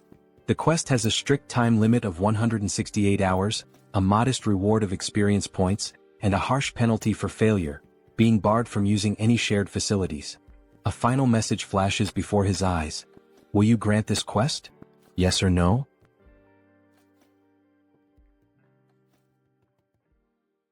After that, all the residents that June had helped began hunting the goblins. Outside, one of them was desperately running for his life, being chased by an enormous horde of goblins. His breath was ragged and his legs burned with exhaustion, but he had no choice but to keep moving forward. The goblins were enraged, shrieking as they pursued him, their eyes glowing with a savage hunger. The young man in the red jacket was already drained from all the running, and regret started creeping in. He cursed himself for getting into this situation but kept repeating in his mind that he just needed to endure a little longer. As he continued sprinting, his eyes locked onto a door ahead, leading into the parking lot. His last hope of survival. Behind him, the goblins, with their sharp claws outstretched, were closing in rapidly, almost managing to grasp him. But at the last second, the young man threw himself forward, sliding across the ground as if making a desperate soccer tackle. His body barely squeezed through the doorway just before the goblins could reach him. With whatever breath he had left, he screamed in desperation, urging the others to attack immediately. His voice rang with panic as he warned them that the whole thing had been a trap. 3 other members of the group, armed with spears, stepped forward, assessing the situation with calm determination. They acknowledged the red-jacketed man's efforts, commending him for doing a great job in luring in even more goblins than they had initially expected. Without wasting a second, the spear-wielding men began their assault. Their weapons thrust forward in swift, practiced movements, piercing through the goblins before they could force their way through the door. Some of the goblins, already wounded, stumbled back, while others still fought desperately, pushing forward with wild fury. One by one, the goblins were cut down, their bodies being flung backward with every powerful strike. Realizing the overwhelming disadvantage, one of the goblins, seemingly higher in rank, let out a sharp, commanding screech, a call for retreat. Upon hearing it, several goblins turned tail and began fleeing without even looking back. Noticing their retreat, the spear-wielding men shouted for everyone to attack faster before they could escape. One of the men suddenly grinned, a glint of mischief in his eyes, as if he had just come up with something interesting.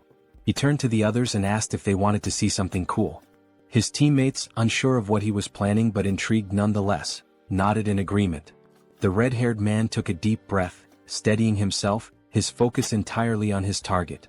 Holding his spear tightly, he aimed at the fleeing goblins and, with a force that almost seemed superhuman, hurled it forward. The sheer speed and strength behind the throw made it seem as if he possessed some hidden power. But in reality it was pure brute strength. The spear flew past the twin brothers, slicing through the air at an incredible speed, heading straight for the escaping goblins. One of the goblins, foolishly thinking it had made it to safety, was struck squarely in the back. Its body convulsed for a brief moment before falling lifelessly to the ground. The red-haired man turned back to the twins, a triumphant grin spreading across his face as he asked if they thought that was amazing. The twins, eyes wide in awe, immediately agreed, saying it was absolutely badass. Stretching his arms as if shaking off the tension, the red-haired man then casually asked how many goblins each of them had managed to kill. The twin on the left proudly declared that he had taken down 22. The twin on the right smirked and smugly announced that he had won, having slain 23. Hearing this, the red-haired man grinned even wider and stated that they had officially completed their mission of defeating 100 goblins. After all, between just the 3 of them they had already slain over 100. The twins exchanged glances, surprised at how quickly they had achieved their goal. They had initially thought it would take an eternity to eliminate that many goblins. Just then Min, the man in the red jacket, stormed up to them, clearly irritated. He wasted no time in complaining, reminding the red-haired man that he had said there would be only about 10 goblins. Yet Min had barely escaped with his life. The red-haired man immediately bristled, veins bulging on his forehead in frustration. He snapped back, demanding to know what Min was whining about this time. Min, still seething, shot back that there was no way anyone could have mistaken that many goblins for just 10, and he had nearly died because of it. Rolling his eyes, the red-haired man brushed off his complaints, saying that the results had turned out well. Thanks to their success, they were about to get a brand new place to live, so Min should quit complaining. Irritated, he then told Min to pay attention and called him bro, which suggested they might actually be siblings. Then, with the veins on his face bulging even more, he reminded Min that he had come up with this hunting strategy himself, so there was never any chance of failure. He also pointed out that it was his idea to use the spears, which had been crafted by the twins. All Min had to do was run, something he was already confident in doing. With an exasperated sigh, the red-haired man then offered Min a way out. If he was that dissatisfied, he could simply leave the team. At this point, his presence wasn't even making much of a difference anymore. Sensing the tension between the two brothers, the twins quickly intervened to prevent the argument from escalating into an actual fight. One of the twins calmly asked the red-haired man to relax, reminding him that Min had put in effort as well. The other twin turned to Min and, with a playful grin, told him that he had done an excellent job acting as bait, pointing out that he had been running incredibly fast. The red-haired man clicked his tongue in irritation, saying that Min always managed to find a way to get on his nerves. He then demanded to know how Min dared to talk back to him like that. One of the twins, still grinning, urged Min to just apologize and get it over with. Realizing that arguing would get him nowhere, Min let out a sigh and begrudgingly muttered an apology. The red-haired man huffed in response, then turned his back on him. Dismissing the whole ordeal, he stated that it was time to move on, as they needed to head to the 21st floor to claim their new home. However, upon arriving at the 21st floor, ready to receive their reward, they were met with unexpected news. Dabin, looking somewhat apologetic, informed them that another team had already beaten them to it and claimed the reward first. The entire group froze in disbelief, their excitement immediately turning into shock. In their minds, they had been incredibly fast. There was no way another team had completed the mission before them. The red-haired man's face darkened, his irritation flaring up again. He demanded to know if there was really another team that had managed to slay 100 goblins faster than them. Dabin nodded, confirming it. Still unable to believe what he was hearing, the red-haired man furrowed his brows and told Dabin to stop joking around. In a protesting tone, he once again asked Dabin to stop joking around and to just hand over their house already. Dabin, maintaining a serious expression, insisted that it was no joke, she was telling the truth. Then she revealed that the group who had finished the hunt even faster had just arrived. The group that had killed the goblins first. Seeing who they were made the red-haired man even more irritated. The group consisted of Dabin's brother and an elderly couple, both of whom were smiling cheerfully as if nothing had happened. Dabin turned to her brother and asked how things went with June. In response, her brother explained that they had made a deal. In exchange for giving up the new house, his own home and the elderly couple's home would now have electricity, food, and other necessities. On top of that, their daughters would no longer have to take part in missions. Upon hearing this, Dabin immediately pointed out that the elderly couple's daughters were minors, meaning they should have already been exempt from missions in the first place. The elderly couple continued smiling, unfazed, and corrected her by saying that their daughters were actually adults. Despite their youthful appearance, they were older than they seemed. The elderly woman then added that their daughters were probably quite skilled with bows and arrows, though her husband always worried too much about them. Dabin's brother also mentioned that part of the agreement included providing bows and arrows for their daughters. Dabin frowned, questioning the need for bows and arrows. Were they planning to continue hunting goblins? Her brother nodded, confirming that they were, but specified that June had only requested the goblins in the surrounding areas. Since the goblins were relentless and kept coming no matter how many were killed, it was necessary to keep them under control. Hearing all of this, the red-haired man grew even more irritated and told them to stop with all the useless chatter. Then, in a firm voice, he questioned whether they were giving themselves special privileges simply because they were the ones in charge. Wasn't that unfair? To some extent, Dabin's brother agreed. That's why, to balance things out, he explained that June had ordered the second and third groups to kill 100 goblins and head to the 30th floor to receive their rewards. Upon hearing that, a genuine smile appeared on Dabin's face. She reassured them that everything had worked out and instructed them to head up to the 30th floor. Dabin then added that Seo Jun would be waiting for them there, while the red-haired man, still visibly irritated, remained bitter about not being the first group. As they ascended in the elevator, the red-haired man suddenly asked if the guy's name was really Jun, since he looked younger than all of them. Then, laughing with clear sarcasm, he commented on how ridiculous it had been to hear Dabin speak so respectfully about this June. One of the twins joined in on the sarcasm, joking that maybe Dabin saw June as some kind of god or something. The other twin laughed as well and scoffed, saying, "God my ass. At most he's just the leader of some cult." Then, as if pondering the idea, he questioned whether this Seo Jun guy was even sane in the first place. Min, who had been listening to all of this quietly, murmured under his breath that all of them were being protected thanks to Jun's abilities. Therefore he suggested that maybe they didn't have the right to speak about him like that. The moment those words left his mouth, the atmosphere inside the elevator changed. Everyone else became visibly irritated. The red-haired man, looking more annoyed than ever, questioned if all of them were just trying to get on Jun's good side. That single remark filled the elevator with a tense silence. Everyone was now staring at Min. As expected, the red-haired man, frustrated beyond belief, cursed at Min under his breath. Then, glancing over his shoulder with a menacing expression, he warned Min that they would have a little talk later. At that moment the twins noticed something strange. Jun was approaching, walking at a calm and leisurely pace, one hand tucked casually into his pocket. As he neared them, he gave them a small, relaxed smile and simply said, "Hello." That simple greeting, combined with the way Jun carried himself, sent a wave of shock through all four members of the group. Feeling a sudden nervousness creeping over him, the red-haired man extended his hand hesitantly, introducing himself as Baek Sunjeob. Jun shook his hand in a firm yet casual manner, acknowledging him before commenting that he had observed how Sunjeob and his team had hunted. He noted that they had made excellent use of the barrier and that their strategy had been quite effective. Hearing that sent another chill down Sunjeob's spine. His voice slightly unsteady, he asked how Jun could possibly know that. Jun completely ignored the question. Instead, he simply smiled and stated that from now on, he would be providing electricity, water and gas to units 1301 and 1502. Sunjeob, still trying to make sense of what was happening, managed to thank him but couldn't hold back another question. How was any of this possible? Once again, Sunjeob asked how Jun was doing all of this, how exactly he was making it happen. And yet, for the second time, Jun ignored him. Instead, he casually reminded them that since they had successfully hunted 100 goblins, they were now qualified for these benefits. Then, as if the entire situation wasn't unsettling enough, Jun's expression shifted into a disturbingly eerie smile.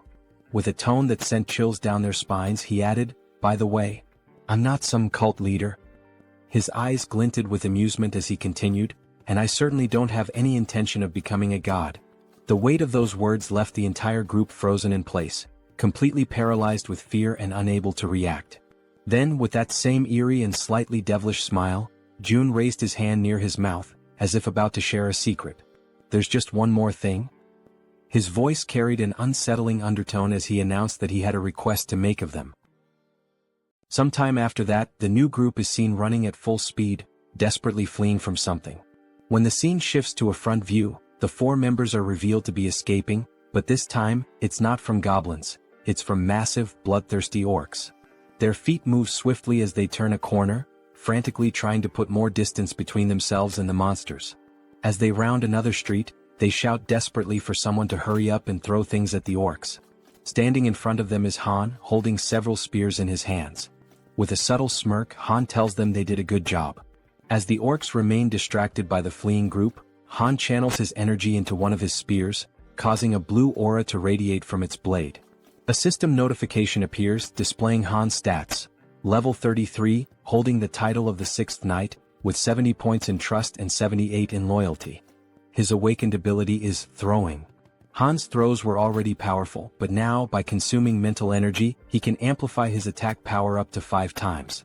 As he focuses on his throw, energy visibly gathers along the blade of his spear. The system further indicates that his physical abilities increase by a percentage based on his loyalty, that the experience points and money dropped by monsters are tripled, and that knights can grow at an accelerated rate. Then, with immense force, Han hurls the spear, striking one of the leading orcs directly. Upon witnessing its companion fall, another orc becomes enraged. Gripping a massive machete, it lunges forward, ready to strike Han with a devastating blow. Despite facing such a formidable enemy, Han remains completely calm. That's because, from the back line, a well-aimed arrow infused with energy is already soaring toward the orc. The arrow pierces the orc's head, and with that, it's clear who fired the shot. The archer had been providing cover from the rear all along, and that was precisely why Han could remain so composed. As the second orc collapses, Han swiftly draws another spear and hurls it toward the third orc. The moment it lands, Han finally exhales and says that it's all over.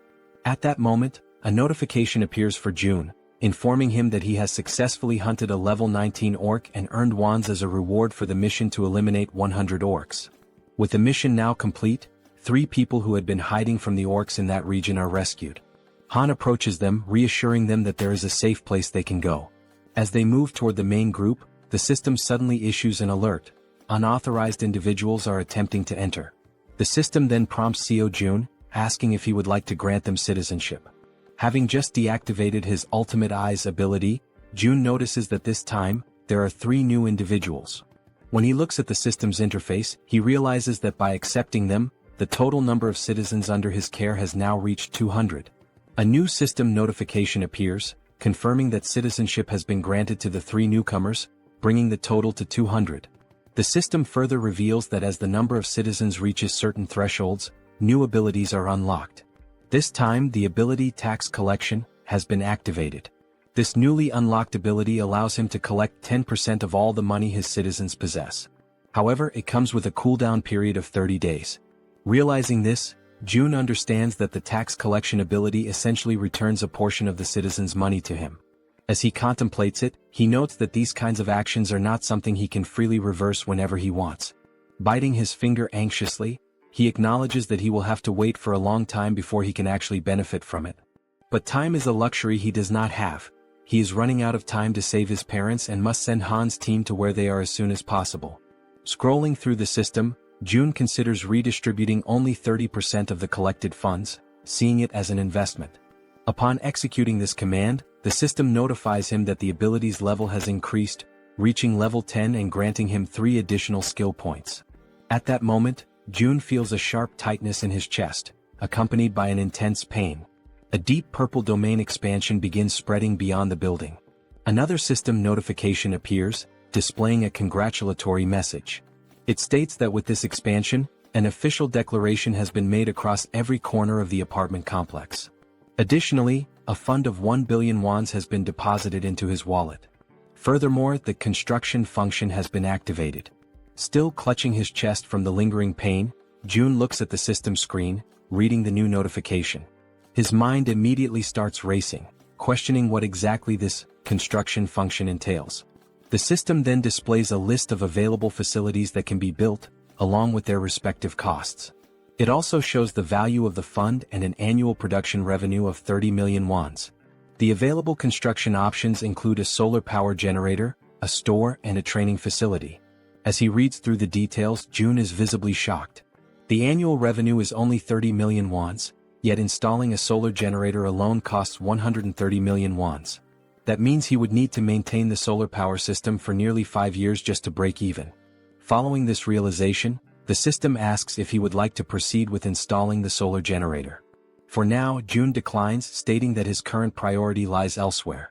The money needs to be allocated toward more immediate necessities, such as increasing the levels of his vassals. At that moment, Jun notices something different, something unusual. The system displays the total amount in the fund, exactly 1 billion wands, the same amount he had received upon leveling up. After investigating further, the system clarifies that this amount is exclusively available for construction purposes. Trying to process what he was reading, it takes Jun a moment for everything to click. But when it finally does, he smiles, realizing just how significant this is. This money is entirely separate from the funds in his personal wallet. Seeing this as an extremely positive thing, Jun quickly understands that there's no reason to hold back from using it all. Without hesitation, he accepts the installation of the solar power system. The system then informs him that the process will take 24 hours to complete and updates his remaining balance, which now stands at 867 million wands. Looking at the cost, Jun realizes that it was surprisingly cheap. This leads him to ask whether the system is capable of installing an additional solar generator. The system responds that only 1 solar generator can be installed per apartment building. With that in mind, Jun shifts his attention to the store option. As he selects it, he is met with an unexpected but pleasant surprise. The feature is far more impressive than he had initially thought. This store is directly linked to the one he already owns, allowing him to sell registered items to his citizens. However, what truly makes this ability unique is that it is not a physical store. Instead, the system produces items in real time, and as long as there are funds available, the system itself will handle the transactions. Up until recently, managing and distributing supplies had been a tedious and time-consuming task, with Dabin having to handle most of the distribution. But now, with a system-operated store in place, the citizens will be able to purchase what they need on their own.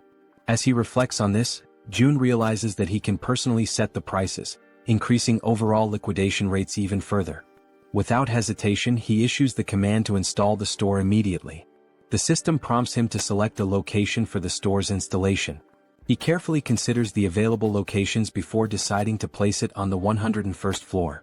The system then displays the remaining construction time, 48 hours until completion. Finally, the third option, the training facility. The system notifies him that this training facility will allow citizens to improve their strength and endurance through basic training exercises, with a 200% efficiency boost. Additionally, for those below level 15, an extra 300% efficiency bonus will apply. Reading this, Jun feels a surge of excitement. He already knew that leveling up through training was possible, but with these additional boosts, progress would be significantly faster, making it even easier to reap mission rewards. The system also prompts him to choose a location for the training facility. Jun decides to install it across the entire second floor, converting the entire level into a dedicated training center. The system then updates, displaying a 72-hour countdown for its completion. Lastly, there are also the 3 skill points he had acquired. However, something new has also been unlocked, the itemization feature. This allows registered products to be purchased in different sizes and quantities. Intrigued, Jun taps on the system interface to learn more details. Until now, package deals were available, but individual purchases had only just become possible. Looking through the list, he sees various liquid-based items and notes that while not everything is there yet, the range of available options has expanded significantly. There are now different types of food and additional product variations. Now, with a slightly mischievous smile and a new plan forming in his mind, Jun realizes just how useful this could be. Meanwhile, back on the battlefield, Toji is clad in his knight armor, engaged in combat against an orc wielding a large knife. The orc lands a strike, but Toji's armor absorbs the impact, leaving him completely unharmed. Spotting an opening, Toji seizes the moment and delivers a decisive blow, eliminating the orc with a single strike. After defeating his opponent, Toki sighs in relief, muttering that it was a close call and that this battle is far more exhausting than expected. From behind him, Han calls out to Toji and poses a question. What would happen if he threw the halberd he was holding? Looking down at the weapon in his grip, Toji admits that he has never actually considered that possibility before. Han then asks him to hand over the halberd for a moment, wanting to try something. As soon as Han takes hold of it, a familiar blue aura begins to radiate from his hands.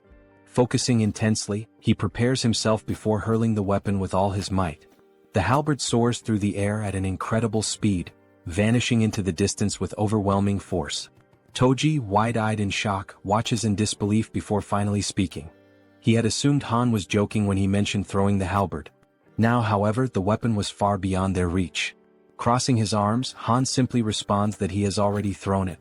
Now he suggests that Toji deactivate the weapon's summoning and call it back again. Only then does Toji finally understand what Han had been thinking when he proposed the idea. Focusing, Toji channels his energy and cancels the summoning of the halberd before reactivating it. Instantly, another halberd materializes in his hands. Toji stares at the weapon in awe, his surprise quickly turning into exhilaration.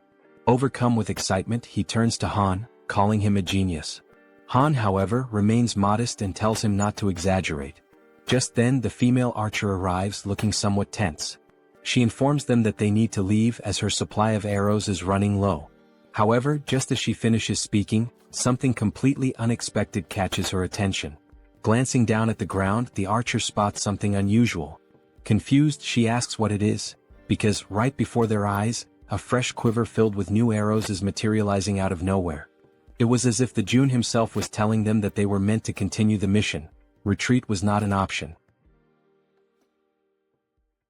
The system displays a new ability called Omni-Focus, which allows the user to activate another ability while observing an area using the Ultimate Eyes ability. After collecting the new arrows, the archer continues hunting creatures alongside the group. The system keeps notifying them of the orc kills, showing that the last one was level 19 and the amount of one deposited into the shut-in wallet. Additionally, the system indicates that some citizens have completed the mission assigned to them, resulting in more ones being spent. Furthermore, some citizens are leveling up. With his arms crossed, Jun looks at the system and realizes that he has always been right. It is indeed possible to increase attributes through mission rewards as well. A glimmer of hope begins to appear in his thoughts. Staring out the window, he notes that his parents' house is about 10 kilometers away, which would take approximately 3 hours on foot to reach. After considering this, he decides to take a walk around the building and heads toward the elevator. Upon stepping out, he makes his way toward the rooftop, approaching the highest point of the structure. Observing the state of the city in the aftermath of the apocalypse, he takes in the sight of the ruins, every single building reduced to rubble except for his own. The devastation is overwhelming, and he mutters that this is truly horrifying. Thoughts race through Jun's mind and he quickly comes to a realization. He needs to act fast as soon as possible. Opening the system window, he decides to start with Han's group.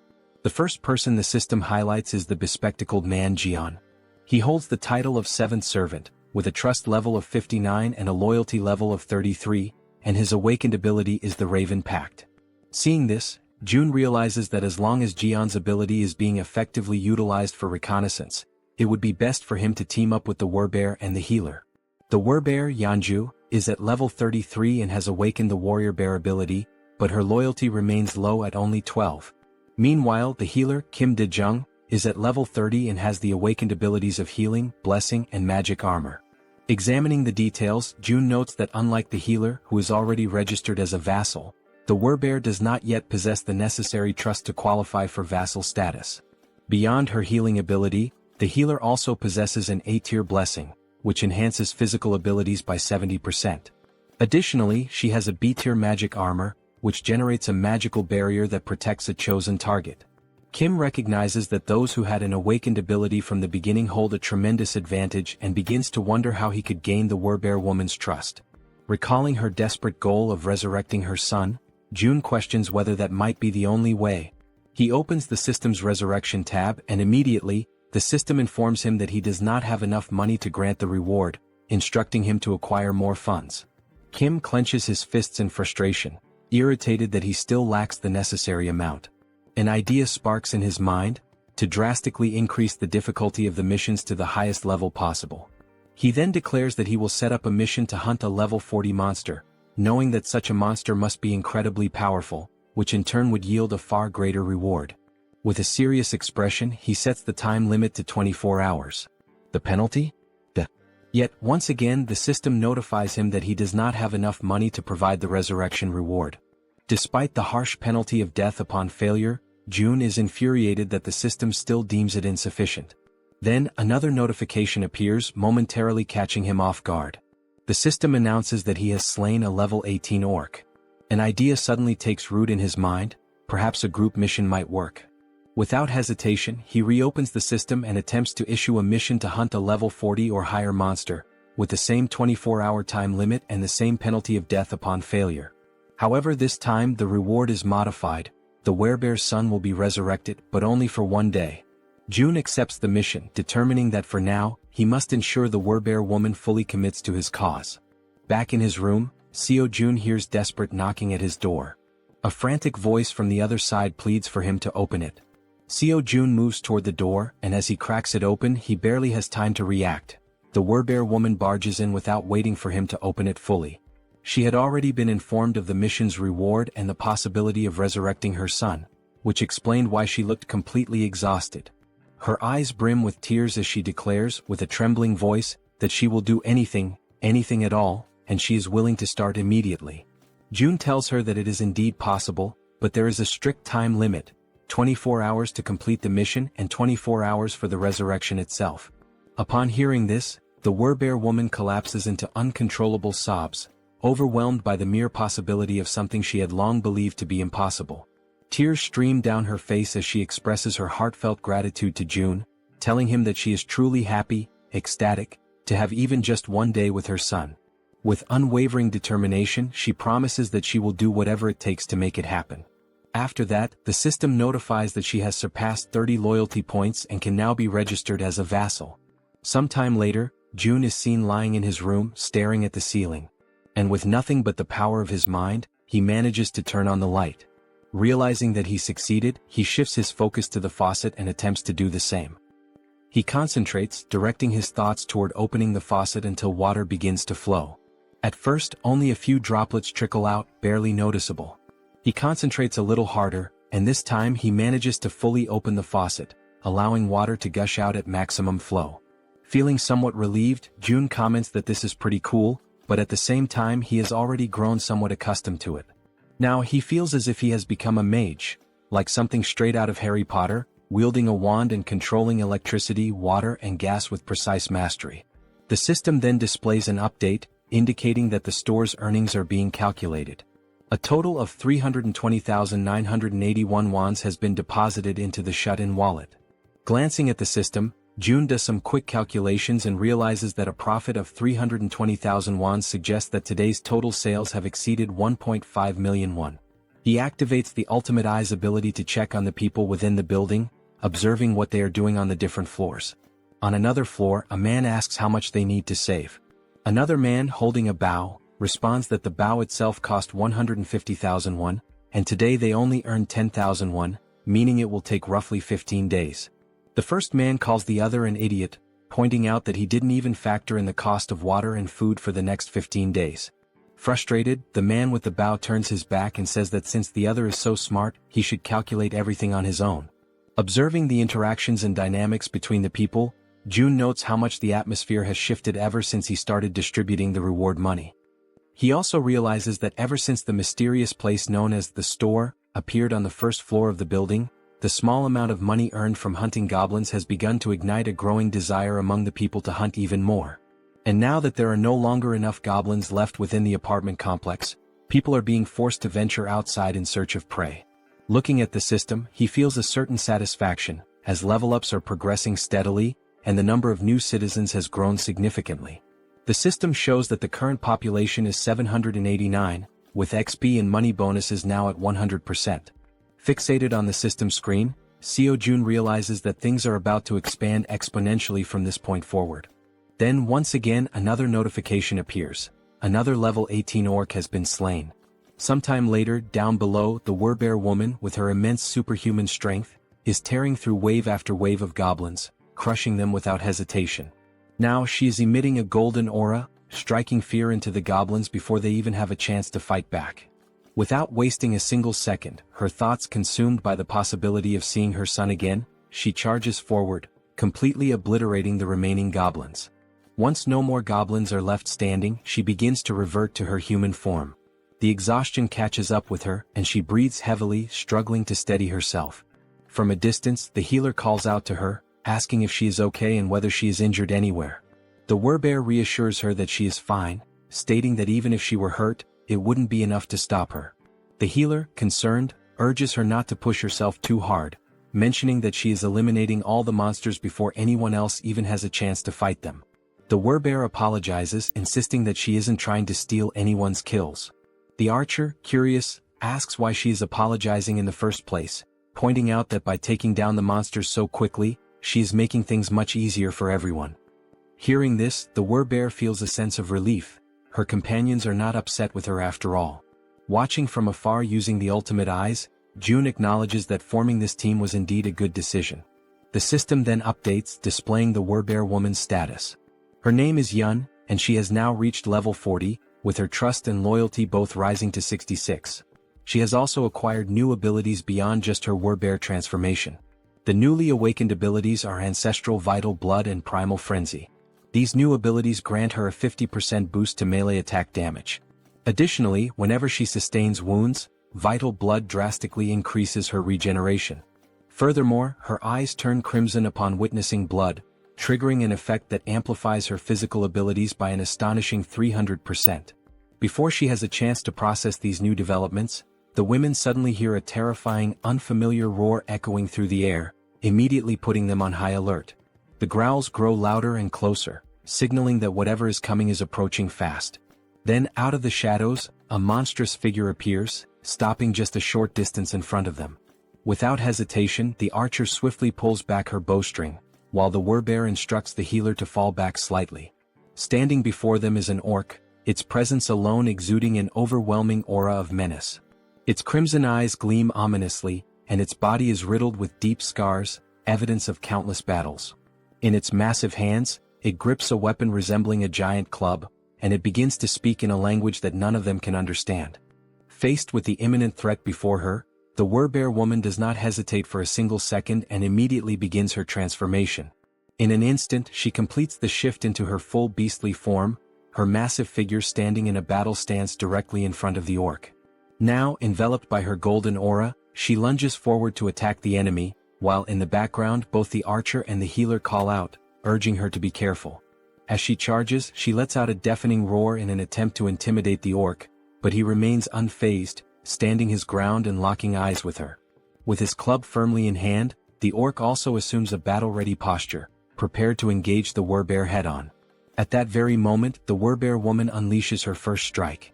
However, the orc reacts swiftly, managing to block the attack with his weapon. Without hesitation, she delivers another blow, but the orc remains solely on the defensive, skillfully withstanding the onslaught of her relentless attacks. Noticing an opening, she quickly shifts her angle, launching a strike from a different direction in an effort to land a clean hit on her opponent. Meanwhile, as the fierce exchange of attacks continues, the archer readies her bow. With unwavering determination in her eyes, she focuses intensely on her target, and a brilliant blue aura begins to radiate from the arrow. Observing the battle closely, she notices a brief moment when the orc becomes slightly distracted while fending off the Werbear's strikes. Seizing the opportunity, she releases her powerful shot with impeccable precision. Catching sight of the incoming arrow, the Werbear woman swiftly retreats a few steps to avoid being hit. The orc, displaying impressive reflexes, swiftly swings his club to deflect the projectile, narrowly avoiding the attack. However, this movement momentarily exposes a weakness, and without wasting a second, the Werbear, fueled by raw fury, surges forward with overwhelming force. With the full weight of her massive body behind her charge, she manages to slam into the orc, sending him crashing to the ground. Not allowing him even a moment to recover, she bares her enormous, razor-sharp fangs. The orc's eyes widen in terror as he realizes that this could very well be his end. And with a single devastating bite, she finishes him off, bringing an abrupt end to his life. At that precise moment, the system notifies June that he has successfully hunted a level 28 orc captain, and as a result, a larger sum of wands has been deposited into the shut-in wallet. Additionally, a certain condition has been fulfilled, one that allows for the construction of a new forward outpost. This forward outpost resembles a defense tower, and according to the system, it serves as a safe zone located outside of the main home. When activated, it temporarily exerts the same protective influence as the house itself. There are two conditions for its activation. The first is that it will only be operational if a citizen holding the rank of knight or higher resides there. The second condition states that if an unauthorized individual remains inside for more than a day, the outpost will automatically be destroyed. Reading this information, June is caught off guard, surprised by the realization that he now has the ability to construct something entirely new. A grin spreads across his face as he remarks that, despite the staggering cost of 1.3 billion wands, his bank account has more than enough funds now that all the orcs have been dealt with. He decides that this forward outpost is well worth the investment. The system also displays additional details, revealing that the construction process will take 7 full days and will require 3 citizens of knight rank or higher to be stationed there. With that in mind, June realizes that his only option is to wait for those 7 days while the 3 necessary members return to occupy the outpost. As various thoughts race through his mind, the one that troubles him most is the sheer amount of time that will be lost, an entire week spent waiting. Deep in thought, he acknowledges that he cannot afford to waste too much time. Furthermore, most of the monsters near the outpost site have already been eliminated thanks to the efforts of his citizens. Understanding this, Seo Jun decisively presses the button on the system to initiate the construction of the outpost. Even though it will take 7 days, he realizes that it is not a bad option at all. If he can build this within the main house's territory, it will at least provide him with some peace of mind. As these thoughts occupy his mind, he finds himself recalling memories from his childhood, moments of pure happiness spent with his family. And now, by strengthening his domain, he believes he will be able to protect his family more effectively. Staring out the window at the ruined city beyond, he feels a deep sense of unease, knowing that bringing his grandparents here will not be an easy task. Closing his eyes, he silently wishes for his family's safety. When he opens them again, his resolve strengthens. Since things have reached this point, he decides that tomorrow he will send Han's group to begin the rescue mission. The following day arrives and once again they find themselves back at the train station. A bespectacled man watches the events unfolding before him in absolute disbelief. At the front lines, the Werbear woman is tearing through enemies, completely unstoppable, while he observes in utter shock from the sidelines. Witnessing her eliminate the monsters one by one, he struggles to comprehend how a single person could possibly be capable of taking down an orc with nothing but her bare hands. With every orc she slaughters, the realization dawns on him: she is no ordinary human. She is a Werbear. Even though he is still overwhelmed by everything happening before his eyes, he acknowledges that it all makes sense. After all, she was already incredibly powerful even before receiving June's blessing. As she continues her relentless rampage, crushing orcs with ease, one thought refuses to leave the bespectacled man's mind. How the hell did June manage to win her over? After all, not too long ago this Werbear woman was utterly obsessed with hunting goblins. The bespectacled man then considers the possibility that she may have acquired new abilities, despite already being incredibly strong.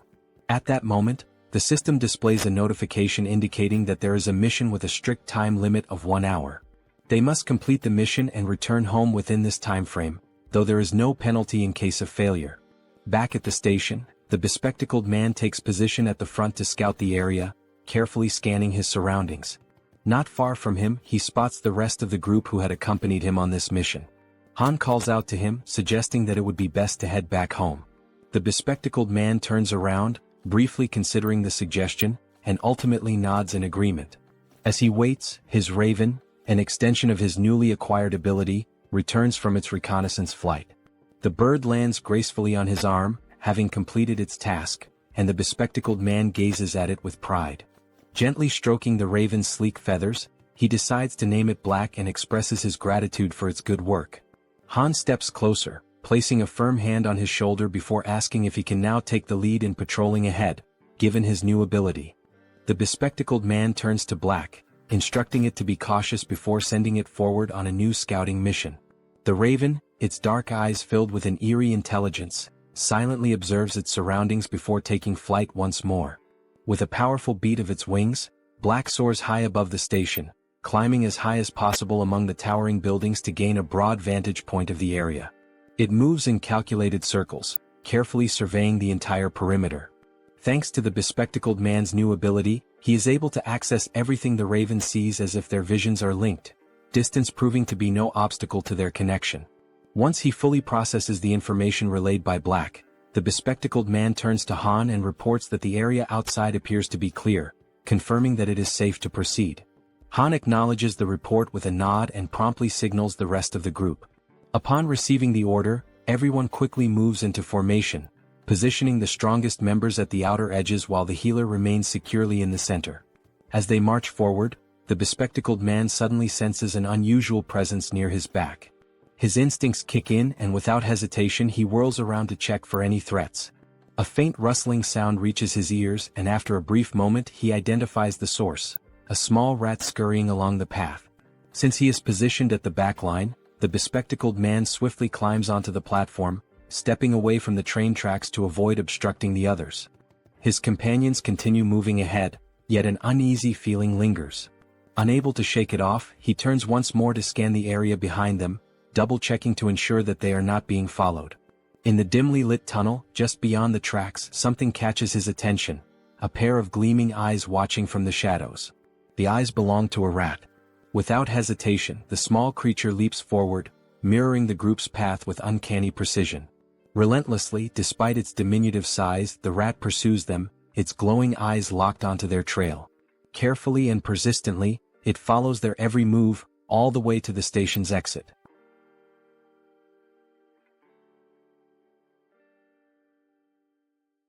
A short while later, back at the apartment, Seo Jun expresses his desire for everyone to help him.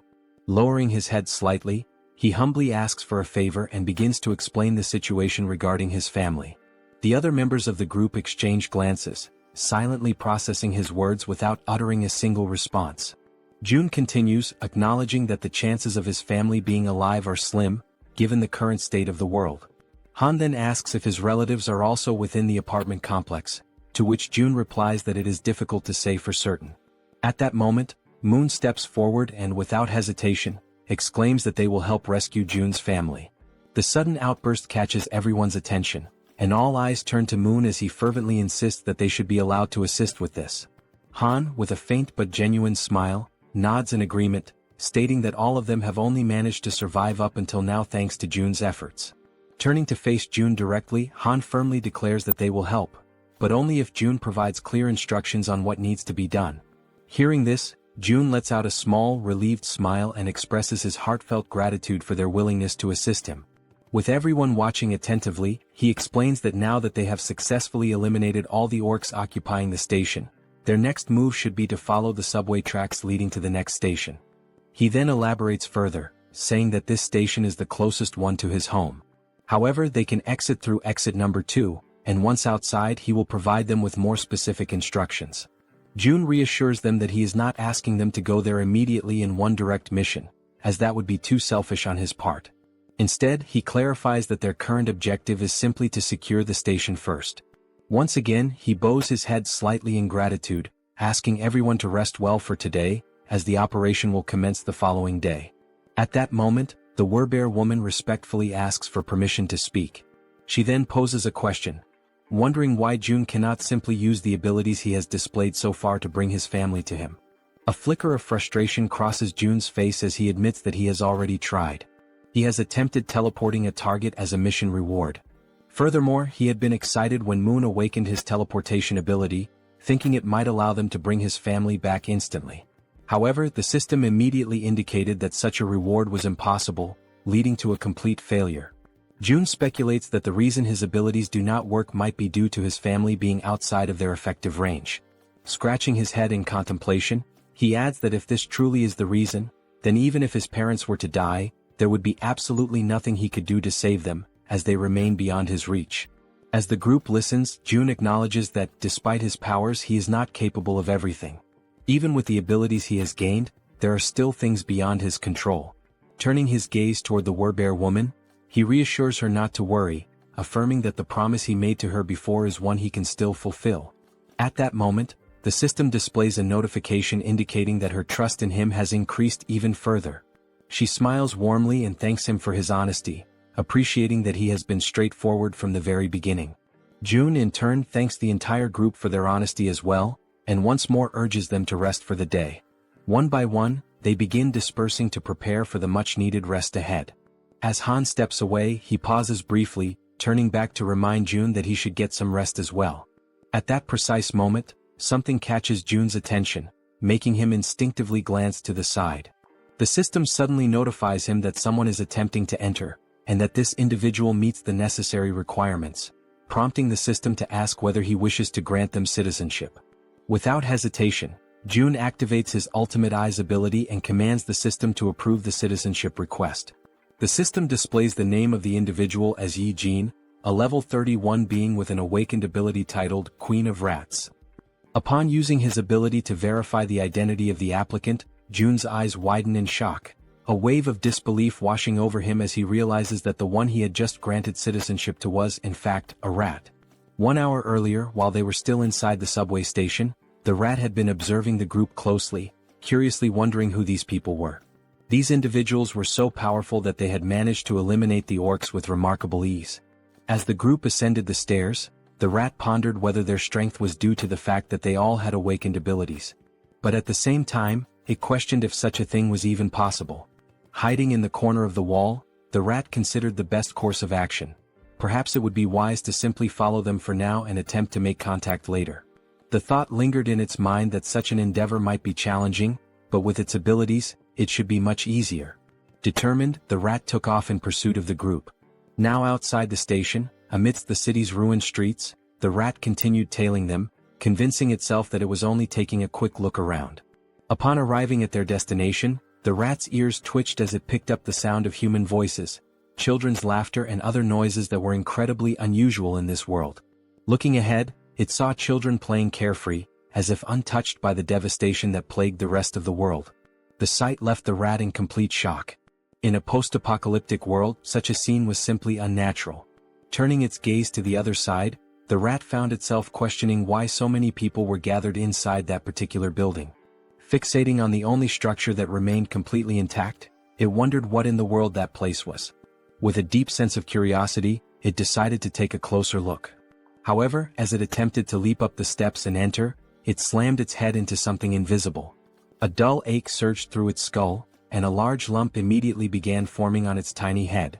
The sudden pain caused the little rat to let out a pitiful cry. It had collided with a system-generated window that displayed a message stating that entry was prohibited. While rubbing its sore head and trying to make sense of what had just happened, another system window appeared before it, asking whether it wished to acquire citizenship.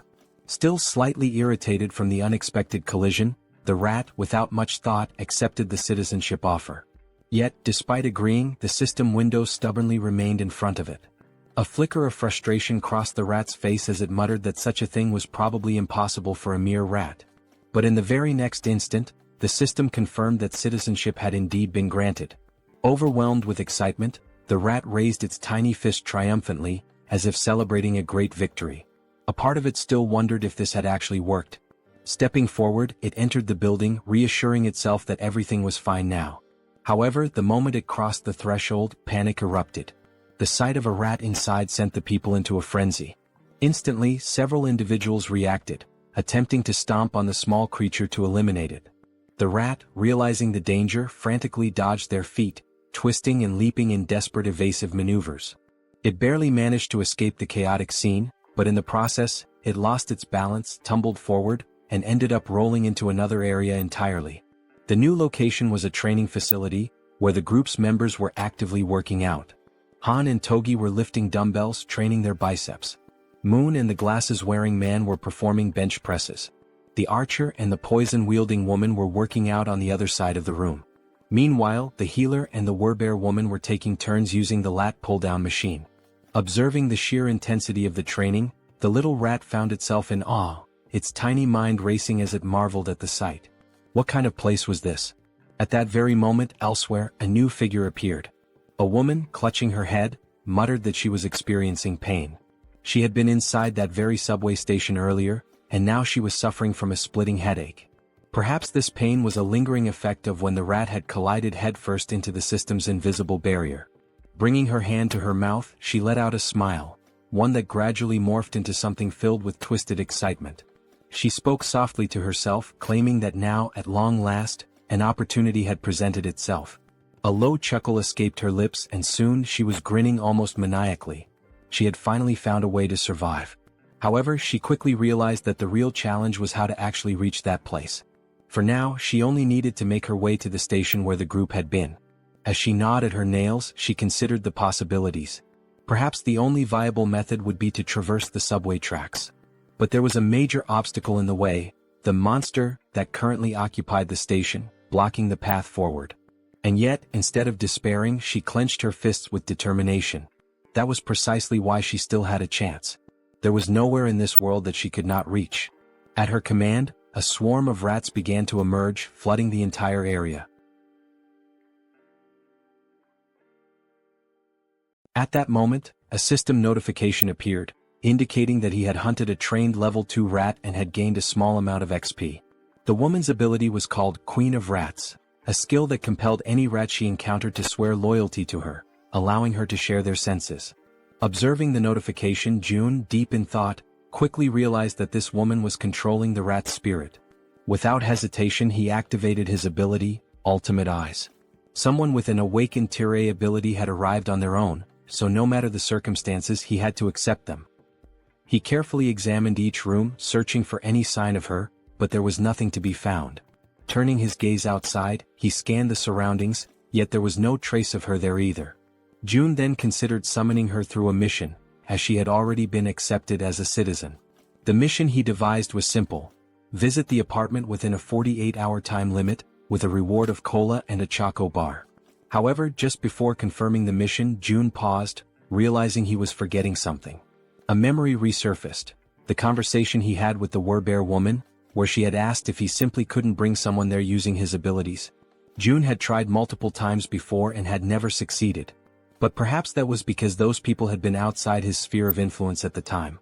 Now, however, things were different. Everyone who had obtained citizenship was undoubtedly under his influence. No matter how far away they were, the system still registered the bodies of the monsters they hunted, calculating them accordingly. This proved Jun's theory. With this realization, he ordered the system to modify the mission. The new objective remained the same: visit the apartment. However, the time limit was now only 10 seconds, and the penalty for failure was immediate summoning to the location. After confirming the changes, Jun felt a hint of surprise that the system had allowed it to proceed without imposing any restrictions or additional penalties. Deep in thought, he considered that this was a worthwhile attempt. If he could successfully summon a citizen from the outside just once, then he could safely bring his own family there in the future. Once the forward base was activated, he would temporarily gain the same authority as his original territory. Only then would Han's group be dispatched. The forward base would be constructed, citizenship would be granted to his entire family, and using the mission system he would finally be able to summon them there. Jun realized that this plan had a real chance of working. However, the real issue was how much it would cost. But ultimately, the cost didn't matter as long as he could save his family. With unwavering determination, he declared that he would begin, pressing the button to start the mission. The countdown started, 10 seconds. The only thing on Jun's mind at that moment was that he hoped this wouldn't cost $1 billion. When the 10 seconds elapsed, the system notification appeared. Mission failed. However, to Jun's relief, the cost was nowhere near what he had feared. Feeling the weight lift off his chest, he placed a hand over his heart, relieved that it had only cost 30 million won. But now, standing at the entrance of the apartment, was Jaehyeon, the Queen of Rats. She was on her knees, trembling, her face filled with terror as she frantically questioned where she was. Jun immediately deactivated Ultimate Eyes, confirming that the penalty had indeed worked as intended. Slowly, he began walking toward the woman. The sight of him approaching sent her into full panic mode, her entire body trembling with fear. The monarch of isolation finally spoke, calling her by name. Hearing her name from his lips only deepened her confusion. Without wasting a second, she hastily demanded to know who he was and how he knew her. Jun's response was simple: he was the one who had granted her citizenship. Jaehyeon took a moment to process this information, trying to make sense of the situation. Still in shock, she questioned whether this place was the same location where her little rat had been.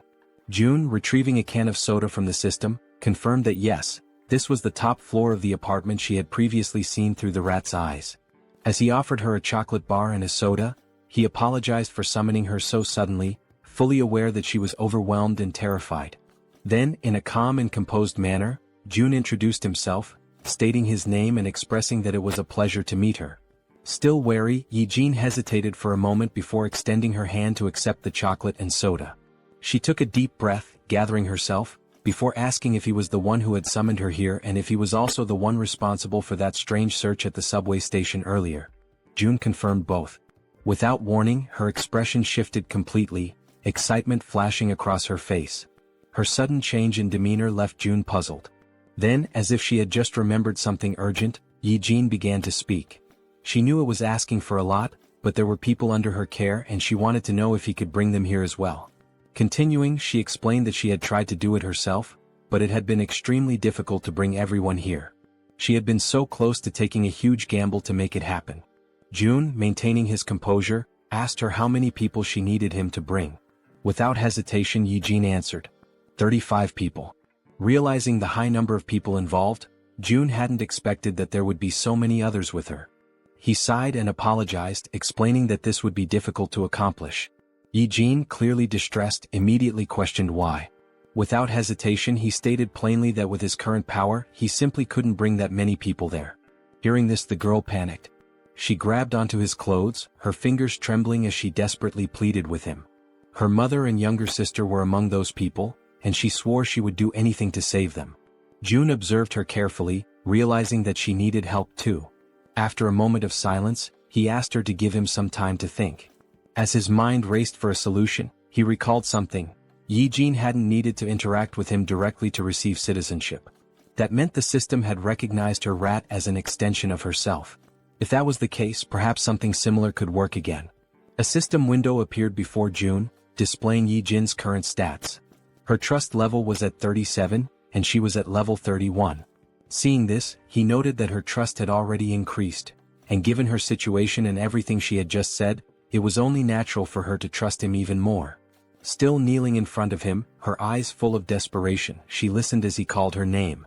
She immediately asked if she really could do anything. Without hesitation, Jaehyeon confirmed that she would, She would do absolutely anything. June took a deep breath before finally speaking. There was a way to make what she wanted possible. But first she had to trust him completely, 100%. He asked her if she understood. Then, speaking in a calm and steady voice, he told her that if she placed her absolute trust in him, he would undoubtedly save them. Hearing those words, the girl's eyes lit up with hope. She clasped her hands together, almost as if in prayer, and shouted that she truly trusted him. With unwavering determination, she declared once more that she would do anything if it meant saving her family. At that moment, the system notification appeared. Yi-jin's trust level had reached 50, and her loyalty had surpassed 30. This fulfilled the conditions for her to be registered as a vassal. June grinned. This was good, very good. And what came next would be even better. Without hesitation, he pressed the system window, selecting the option to register her as his vassal. At that exact moment, a blue aura surged forth, enveloping Yi-jin's entire body. For a brief instant, the unexpected sensation startled her. Then another system window appeared. Yi-jin was now officially recognized as 10th Seed, Knight and Tamer. Her awakened abilities were listed as Queen of Rats, Evolution. June read through the details carefully. The Tamer title granted her the ability to enhance the stats of her tamed creatures based on their loyalty. Additionally, their growth speed would accelerate according to her trust level. On top of that, the evolution ability was classified as Tier A+. It allowed her tamed creatures to continuously grow, and once they reached a certain threshold, they would evolve. As he watched the glowing energy flow through her body, June asked her a critical question. Were there tamed rats near where her family was located? Yi-jin, still feeling the power coursing through her, nodded quickly. June immediately issued an order. She was to send those rats to where her family was right now. Without hesitation, the Rat Queen confirmed she would do it. She sat down cross-legged, closing her eyes in deep concentration. She needed to direct her consciousness to her rats, guiding them to her family's location. June seized the moment and activated Ultimate Eyes. As soon as he did, his vision expanded and he was able to see through the eyes of the rat. The system recognized it as an extension of Yi-jin herself.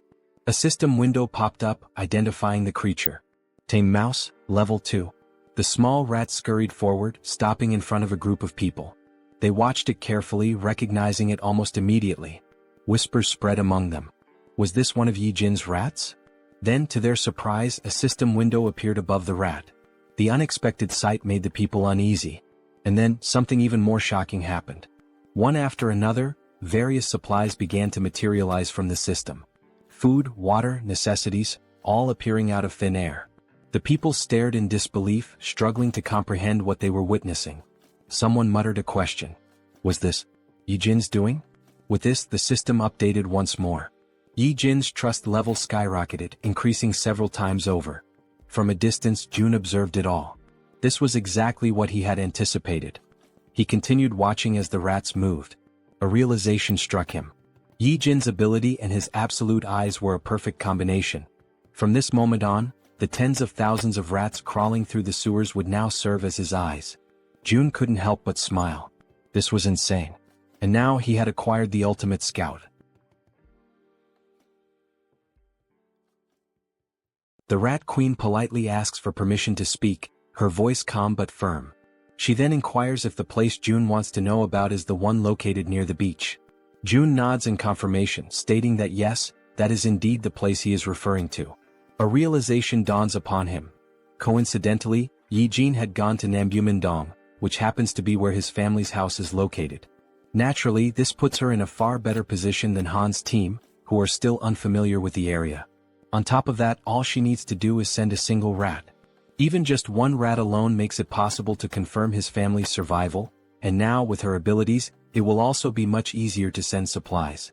After June explains the plan to her, Yi-jin smiles, confidence shining in her expression, and assures him that he can leave everything to her.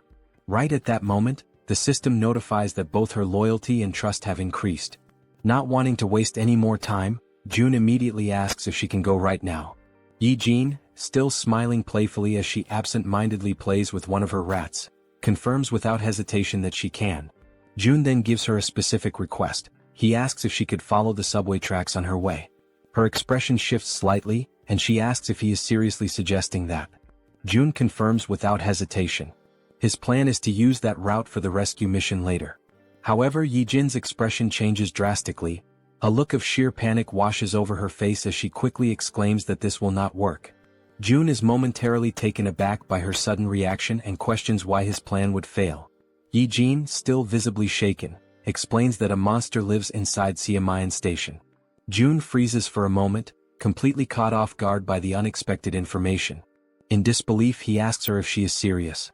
Yijin simply nods, her expression grim. June raises a hand to his chin, deep in thought.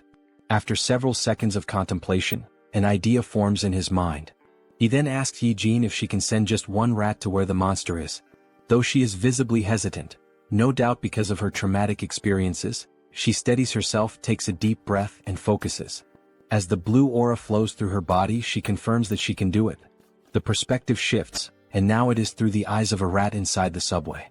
The tiny creature scurries forward, navigating the abandoned station. Then, it suddenly stops, completely frozen in place. Something up ahead catches its attention. As its gaze slowly rises, it sees a massive figure lifting the lifeless body of an orc as if it were nothing but a rag doll. The rat's vision continues to rise, revealing the true form of the creature. It is a gigantic snake. The monstrous serpent effortlessly takes the life of the orc, devouring it with frightening ease. Despite being small and trying to remain hidden, the rat's subtle movements attract the snake's attention. The giant serpent's head snaps in its direction, instantly recognizing something unusual in the surroundings. It swiftly swallows the orc, and without wasting a second, it shifts its focus entirely to the rat. Realizing it has been discovered, the rat trembles in fear, its tiny body shaking as it scurries behind a pillar, desperately trying to stay out of sight. For a brief moment, it feels safe, believing it has managed to hide successfully. But its relief is short-lived. The gigantic snake moves with terrifying speed, heading directly toward the spot where the rat is hiding. The serpent's enormous mouth opens, revealing its razor-sharp fangs, poised and ready to end the tiny creature's life. As the attack closes in, the rat is paralyzed with fear, a cold chill running through its entire body. At the very last second, it manages to leap away, barely escaping the deadly strike. Now, its only chance of survival is to run as far and as fast as possible. However, the snake does not relent. It hunts mercilessly, pursuing the rat with unstoppable determination. For a brief moment, the gigantic serpent appears to hesitate, and the rat uses that single opportunity to flee for its life. Back in the apartment, June watches in complete silence, his ultimate eyes ability fully activated. After seeing just how massive and powerful the snake is, June wonders what level the monster could be. He has a strong suspicion that it is at least above level 40. Yijin, her voice trembling slightly, asks June if he saw that thing. Then, without waiting for a response, she states firmly that this is exactly why they cannot use Siamayan Station. She then offers an alternative plan. They should skip that station entirely and move on to the next one instead. Yijin adds that she has seen the strength of June's companions firsthand. She is confident that getting to the next station won't be a problem for them. June ponders for a moment and then realizes that Yijin is absolutely right. He nods in agreement, thanks her, and states that her idea sounds like a good plan. With a grin, he then tells her that she can head to Unit 2701, which is the next station. From today onward, that will be her base. However, she will need to do some cleaning up first. Yijin nods in understanding, then stands up and expresses her gratitude. She asks for permission to leave and informs him that she is heading out now. June reminds her to be careful. As Yijin walks away, June finds himself lost in thought. Had it been before he met her, this would have likely been his exact plan. A small smile plays on his lips as he acknowledges this fact. With that, he opens the system interface and gives the command to install solar power generators. The system confirms that the installation process will take 24 hours to complete. Outside, numerous photovoltaic panels begin automatically installing themselves on the rooftops, as the system efficiently carries out the task. Gazing out the window, June watches the progress. This system is impressively efficient, that much is clear. However, even with its current capabilities, it is still not enough to sustain the nearly 800 people under his care. And if they want to raise funds to install more facilities, they will need more people working. At the very least, they must establish a 3-shift system. The same applies to the new common facilities, which include solar energy, the store system, and the training center. Still standing and looking at the system, June says that now is when it truly begins. More hunts. The scene shifts to Han's group, who are running in fear from something chasing them. As they sprint forward, Han quickly glances back and realizes that their pursuers are closing in. Knowing they won't be able to outrun them forever, they decide to stop and prepare for battle. The creatures chasing them are massive bats, flying at incredibly high speeds. The entire group launches their attacks at once, unleashing powerful projectiles. Arrows soar through the air, and as everyone knows, they are infused with a brilliant blue mana. They pierce the bats in multiple places, causing the creatures to screech in agony. After a relentless barrage of attacks, they finally defeat all the bats that had been pursuing them. Once the battlefield falls silent, and none of the bats show any signs of movement, the archer turns to the group and asks if anyone is injured. The group reassures her that they are all unharmed. The poison-wielding woman then shifts the topic, asking the archer about the giant serpent that June mentioned residing in Siamayan Station. She questions whether they truly believe they can take it down on their own. The archer responds confidently, saying that everything should be fine since, if things go south, June can summon them back to the apartment at any moment. The poison-wielding woman nods in agreement, realizing that she is worrying too much. Listening to their conversation, Han grins and reassures her, saying that she doesn't need to overthink things since June is monitoring everything from afar. He then issues the order to move forward. After walking for some time, they finally arrive at the station where the giant serpent is lurking. The first sight before them fills them with horror and an overwhelming sense of dread.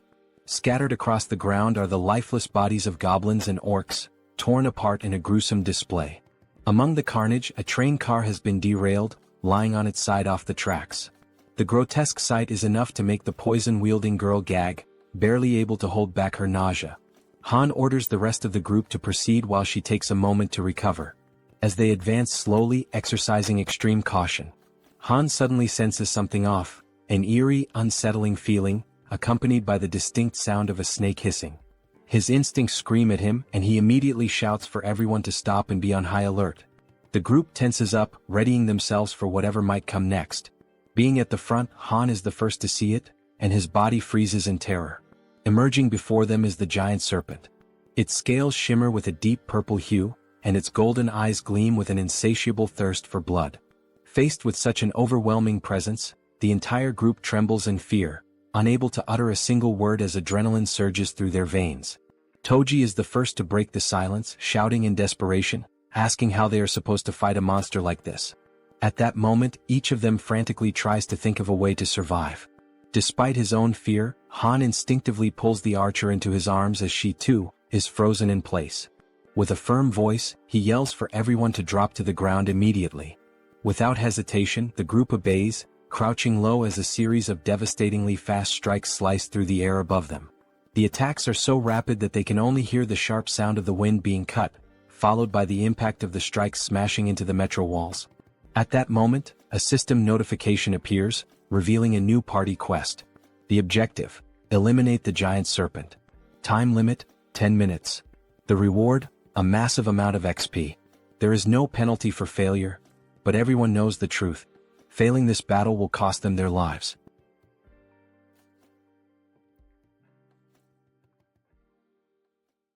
After the possible attack, while still shielding the archer with his body, Han realizes, deep down and with absolute certainty, that this might truly be the end for them. As the others begin to recover from the shock, confusion sets in, and they start questioning what exactly just happened. They wonder if that impact could have been an earthquake and whether it really came from the serpent itself. At that precise moment, a system notification appears before Han's eyes, causing them to widen in shock and disbelief. A party quest has been granted. The objective is to finish off the giant serpent. Staring at the notification, Han questions aloud why the system used the term "finish off the snake," rather than simply instructing them to fight or defeat it. But when he turns his attention back to the creature, he notices something has changed. Observing from a distance, with the archer still kneeling by his side, Han wonders aloud what in the world is happening and why the serpent is behaving so strangely. The serpent's scales are soaked in blood, and parts of its flesh seem to be melting, as if it is dissolving from the inside. Han glances over at the werbear woman, and they exchange a meaningful nod, silently agreeing to take initiative. Frowning, Han admits he has no idea what's going on. As equipment materializes across his back, he draws a spear and, summoning all his strength, hurls it with great force. The spear strikes the serpent squarely in the center of its massive head, already weakened and writhing, and the beast lets out a final echoing cry of pain. At this point, it is revealed to us that giant serpents have a habit of consuming their prey while it is still alive. And this detail is far from insignificant. A living creature swallowed whole poses a real and serious threat if it manages to act or strike in the final moment. This is precisely why the giant serpent uses venom to completely subdue its prey or strangles it until it suffocates before swallowing. However, this rule only applies to prey of a certain size. Something as small as a mouse, in comparison to its enormous body, is not a concern. Then we see a flashback, how the mouse deliberately and with striking precision leapt directly into the serpent's mouth, allowing itself to be swallowed in less than a second. And this small, calculated move would bring about consequences no one could have ever imagined. However, Jun had been clever enough to come up with such a plan, and now he lets out a quiet laugh while giving the command to open the warehouse. Watching the little mouse with his ultimate eyes ability, he notices two skills that are now available: warehouse and shop. With the mouse already inside the serpent's body, Jun issues the command to summon gas, causing the serpent's belly to bloat and swell. On top of that, he also summons burning papers, already ignited. The combination of gas and fire results in a massive internal implosion. In other words, the serpent explodes from the inside out, unable to withstand the pain and pressure building within. After the blast, the Queen of Rats experiences a sharp discomfort, as if she is directly connected to the pain the little mouse suffered. Jun walks over to her, noticing her unease, and asks if she's all right. She responds that she is. It just startled her a bit. Jun acknowledges her efforts, saying she did a good job, and she exhales in relief, finally relaxing a little. With ultimate eyes still active, he shifts his attention back to the metro and reflects on the fact that he wasn't the one who delivered the final blow to the serpent. Rather, he wants this creature to be slain by his vassals who have earned the title of Knight, Han and the Werbear Woman. By doing this, he knows he will receive 6 times the amount of experience points and profit. We are brought back to the same scene from earlier, just after Han threw the spear at the serpent's head. The Werbear Woman, wasting no time, charges forward while her transformation nears completion.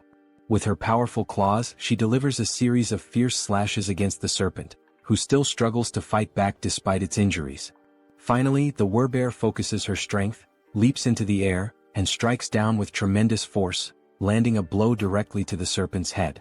The impact creates a large crater, and once she lands back on the ground, now almost fully transformed, she turns to look over her shoulder, just to confirm that the giant serpent has truly been defeated. Right then, the system notifies them that the king snake has been vanquished, and a substantial amount of experience has been granted. Additionally, since it was a level 40 monster, a large quantity of one has also been deposited into the Shutin's wallet. Now that Han and the Werbear Woman have defeated the boss of Siamayan Station, it becomes possible to construct an outpost at that very location. System messages continue to flood in, showing that multiple skills have leveled up. Among them, a domestic domain declaration has reached level 15, granting Jun 3 additional skill points. As always, after each evolution, Jun experiences that familiar sharp pain, a tightness in his chest that signals the price of his advancement. Outside, his domain continues to grow, stretching farther and farther without pause. The system then alerts that a being has been discovered that meets the citizenship requirements, asking whether Jun would like to grant it. Still clutching his chest in pain, Jun gives the command to grant citizenship to the candidate. The system reports that the total number of citizens has now reached 1,000, and as the citizen count reaches that milestone, every citizen unlocks a new passive ability called Base Salary. This Base Salary skill is a passive ability that grants every citizen an additional 100% XP and profit bonus. Reading the message, Jun's eyes widen in astonishment, hardly able to believe what he's seeing. He opens the status window of one of the citizens and confirms it with his own eyes. A 100% bonus to both experience gain and profit share is now in effect. Then Jun becomes thoughtful, allowing himself a moment to process everything. He realizes that this is actually quite a fascinating feature. He now fully understands what the Base Salary ability truly means. Even if he sets their profit participation at 0%, the citizens still receive the additional 100% bonus in both experience and profits. But before he can dwell on that thought any further, his concentration is broken. The Queen of Rats calls out to him, gently pulling him out of his reflections. He turns around and asks what she needs. She apologizes for asking this at such a moment but proceeds to make a request. She wants to know if it would be possible for him to bring her group to that place as well. Jun takes a moment to consider her words, going quiet for a few seconds as he thinks. Then a soft smile forms on his face and he answers that of course he will make that happen. The Queen of Rats lights up with excitement the moment she hears his response. She lifts her hands near her mouth in a gesture of pure emotion, nearly blushing, while her eyes shine with a joy she cannot hide. June then asks her whether she is able to control another rat again at this point. Now full of energy and determination, she confidently answers that yes, she can absolutely do it without any problems. June says that he will inform the group to follow the rat while she guides them from here. Back at the metro station, the giant serpent's lifeless body still lies across the ground, unmoving. From within that very scene, a tiny mouse emerges, now acting as the guide for the group, leading them toward their new destination. The mouse scurries ahead, while the rest of the group follows closely, walking past the corpse of the giant snake and making sure not to stray too far behind their small guide. Han is once again left in shock by the sight unfolding before him. The Werbear woman urges him to compose himself and asks whether it was his group that defeated all of the orcs lying lifeless across the floor. He immediately denies it and turns the question back to her. But she also says that she didn't do it either. When she arrived, the orcs were already in that state. That leads them to conclude that this must be an orc territory, and whoever defeated them must be far more powerful than they are. As they keep walking, all the group can see are orc corpses and splashes of blood staining the ground, while they continue following the mouse that is showing them the way. Han points out that now that the giant serpent has been dealt with, the major threat is gone. However, he warns that they must not lower their guard just yet. The archer agrees with his assessment, noting that there could still be hidden groups of monsters lurking in the shadows nearby. At that moment, the little mouse turns back to the group, squeaks, and gestures with its tiny paws as if to say, "Come on, hurry up." Seeing this action, Toji comments that this mouse is actually pretty clever, and Moon asks whether the mouse is part of June's skill set. The group presses on, continuing forward while June watches from a distance. Observing everything from afar, he judges that for now there don't appear to be any major threats in the vicinity. He shifts his gaze slightly toward a system notification, which informs him that he currently has 3 available skill points. Looking at the system message with a bit of anticipation, June begins to wonder where he should invest those points. He reasons that since his territory has recently expanded, the highest priority should be the Ultimate Eyes skill, especially because it synergizes with the Queen of Rats' abilities. So he gives the command to upgrade Ultimate Eyes. Once again, as always, he feels the painful consequences of evolving his skill. But this time, unlike the usual sharp sensation in his chest, he experiences something far worse, an unbearable and splitting headache. And unlike the previous version of this skill, the new level now allows him to see the level of monsters displayed above their heads. In addition to level, he can now see other data as well, such as height, behavior, intelligence, and even specific attributes or traits that make each monster stand out. Realizing how much easier this will make things moving forward, he affirms to himself that he definitely needed this ability. Because first, he needs to identify monsters of the correct level in order to assign suitable quests to people. This way he can reduce the cost of resurrection. Already aware of how useful this tool will be, he decides to use his remaining points. The next skill he chooses is dignity maintenance because now that he is meeting and managing more people, trust and loyalty are becoming increasingly important. He gives the command to level up that skill as well.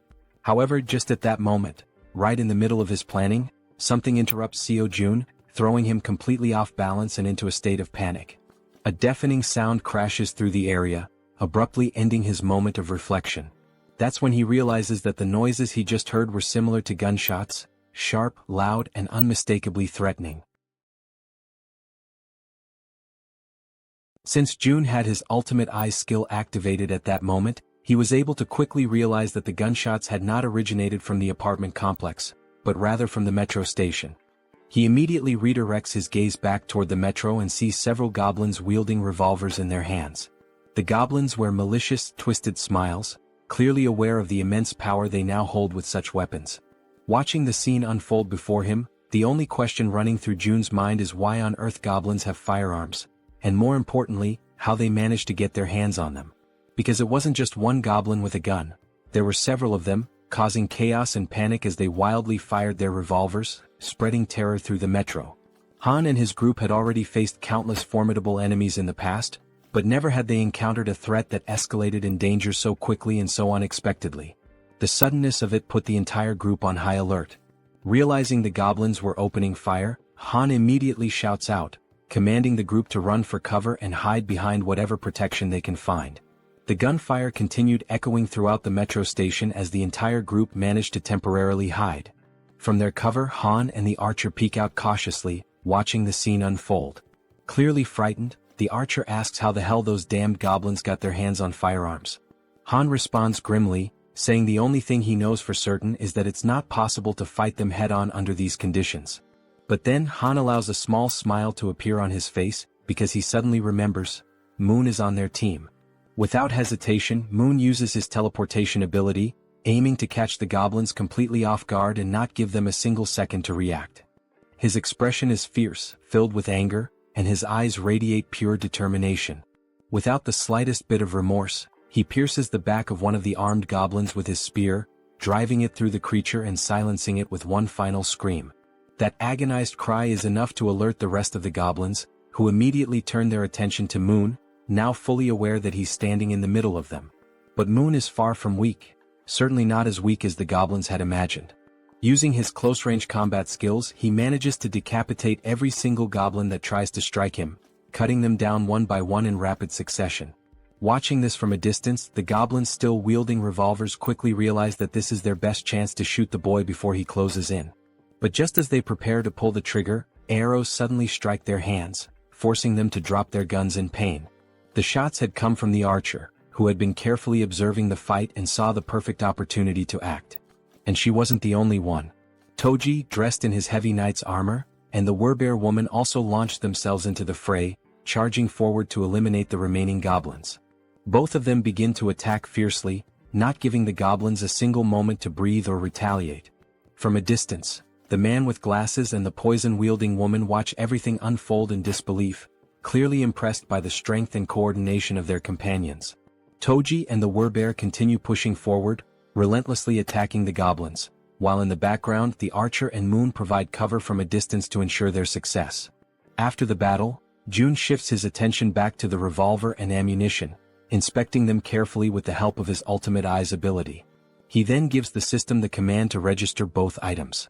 The system promptly displays a confirmation that the revolver and its specific ammunition have now been successfully registered. Realizing what he just did, Jun stands silent for a moment, stunned by the fact that he has now added a firearm to the system's inventory. He quickly recognizes that he cannot display this item in the store for the general public to purchase. On the other hand, offering firearms in the shop would come with clear advantages. People would instantly become more active in hunting monsters, and even ordinary individuals below level 10 might start regularly hunting orcs.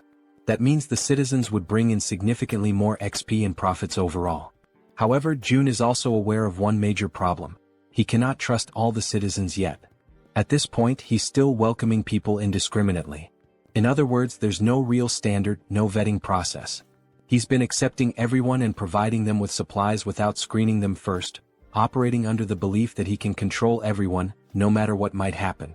Of course, the rapid growth of the citizen population has brought many benefits. But everyone knows that things change drastically when firearms are involved. There's no guarantee that someone among this growing crowd won't turn out to be a serious problem. Beyond the obvious issue of supply shortages in the midst of an apocalypse, there are also the feelings of envy, resentment, and jealousy that could easily escalate into something dangerous once firearms are introduced into the equation. Regardless of motive, accidents happen, and in the worst-case scenario, someone could die. That's when Jun concludes that firearms will indeed be incredibly helpful, but they must only be handed out to verified individuals. As he opens the system menu once again, he notes that, on top of verification, firearms will also be made available only to those with high loyalty levels. With that decision made, Jun already knows who the first person will be to receive one. Back at the metro station, the group now stands among the lifeless bodies of goblins scattered across the ground. Suddenly and without warning, a gun begins to materialize, forming in midair before dropping right in front of Moon, startling him with how sudden and unexpected it was. Cautiously, he begins to approach the weapon, taking slow and deliberate steps as he draws nearer. Then, with a faint smile appearing on his face and his finger already resting gently on the trigger, Moon picks up the gun, clearly aware of who had orchestrated this. Without needing to see him, he offers a silent thank you to Jun, already knowing it was his doing. After that, the group resumes their journey through the metro tunnels, continuing to follow the little mouse that was guiding them toward the Rat Queen's group. After walking for a while through the underground passageways, they finally arrive at a place that seemed to be the destination the mouse had in mind. They hesitate briefly upon arrival, as the location is closed off by a heavy door that clearly separates and isolates the inside from any outside threats or creatures. Then, as the leader of the group, Han steps forward without hesitation and makes the decision to open the door himself. As the door slowly creaks open, they immediately spot several people inside. The first ones to lay eyes on the newly arrived group begin trembling in fear, uncertain of who these newcomers are. For all they knew, it could easily be goblins or another kind of terrifying monster. Sometime later, the day turns out to be perfect for a walk. Apparently, June notices this and decides to get some fresh air. As he strolls along the sidewalks, he reflects on how nice it is that the territory now includes the walking trail just outside the apartment complex. He thinks to himself that it's been quite a while since he's gone out for a proper walk, and he quietly expresses his gratitude to Jaehyeon for coming along with him. While enjoying the peaceful moment, the system suddenly notifies him that an unauthorized entity is attempting to enter. Upon seeing that notification, June smiles and casually remarks that it seems they have arrived. Jaehyeon, intrigued, becomes curious to know who they are.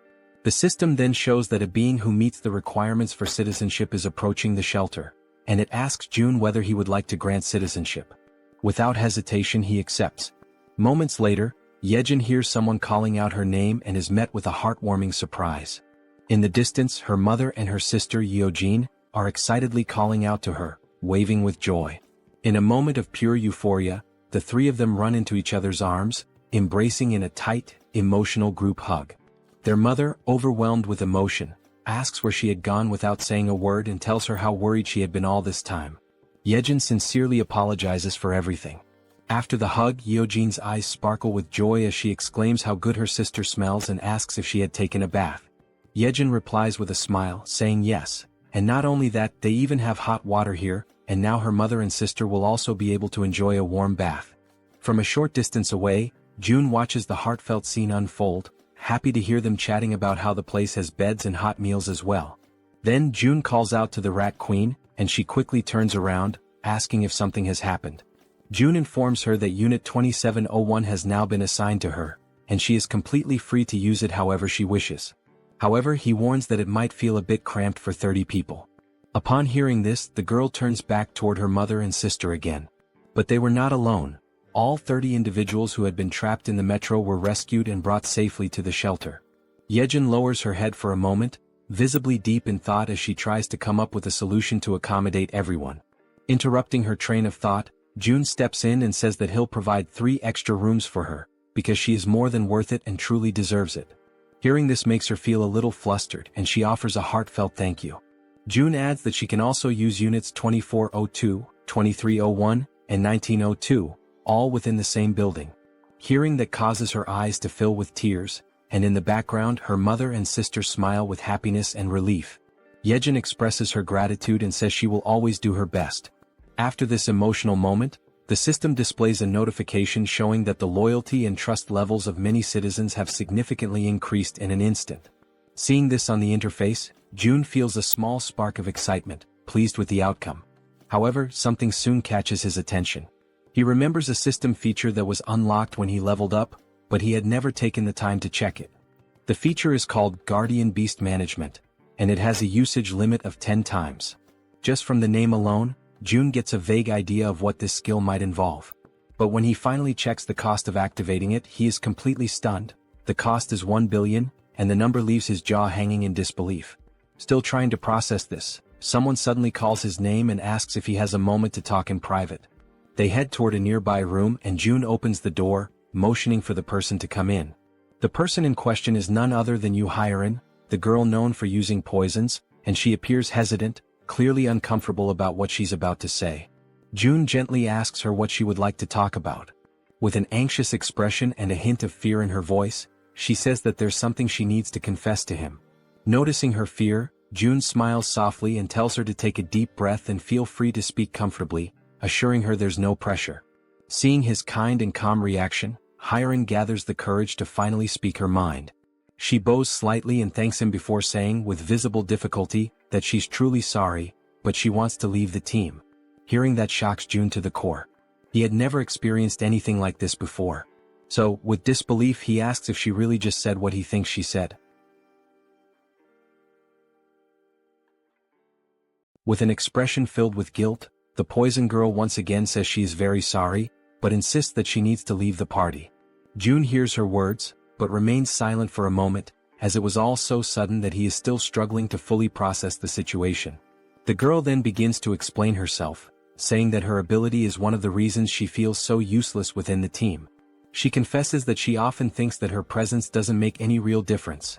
Whether she is there or not, things would likely remain the same.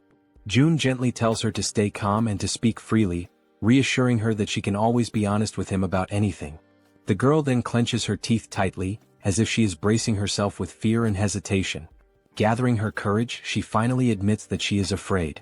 The way she says it, the trembling in her voice, leaves June momentarily speechless. She goes on, repeating that she really is scared, truly terrified. The goblins were terrifying, the orcs were just as frightening, and the giant snake they faced had been utterly horrifying. She even recalls the terrifying moment when they were being chased by that red tiger. There were so many instances when she could have lost her life, that just thinking about it brings tears to her eyes and she starts to cry. Once again she apologizes to June, saying she knows he saved her many times, while she could only watch helplessly, remaining silent. Wiping the tears from her face with trembling hands, she continues, saying that she is nothing but a useless person, someone who has failed to live up to June's expectations. June, quietly listening, reflects that deep down, he had already started to notice this before. He remembers the time when they went to rescue Moon's grandmother. She had been clearly afraid then. He also recalls how fearful she was when they were hunting orcs, and especially during the confrontation with the giant snake. And he remembers vividly that during the chase involving the red tiger, she had nearly lost her life. June knows that, in truth, she hadn't had much impact on the group's overall efforts. But even so, he also understands that none of this is something she should be blamed for. After all, her ability, Poison Mist, is extremely risky to use. If handled incorrectly, it could harm her own teammates, making it difficult for her to use it effectively in battle. And despite not being able to use her ability to its full potential, she had still risked her life countless times alongside everyone else. When results turn out poorly, of course, disappointment can arise, but it doesn't diminish her bravery. Watching Hyerin crying and sobbing in front of him, June decides to speak up, telling her that this is actually perfect, because he has something he needs help with. Hearing that, the girl wipes her tears and looks at him, asking what he means. June then asks her if she knows Dabin, who is currently living on the 21st floor of the shared facility. He explains that Dabin has been struggling to handle everything alone, burdened with an overwhelming amount of responsibilities. June further mentions that he plans to create and manage shared facilities on every floor, not just the 21st, and that he's looking for someone trustworthy to help manage them. Stepping closer, he asks if he can entrust this task to her, assuring her that she would be a huge help if she agrees to accept it.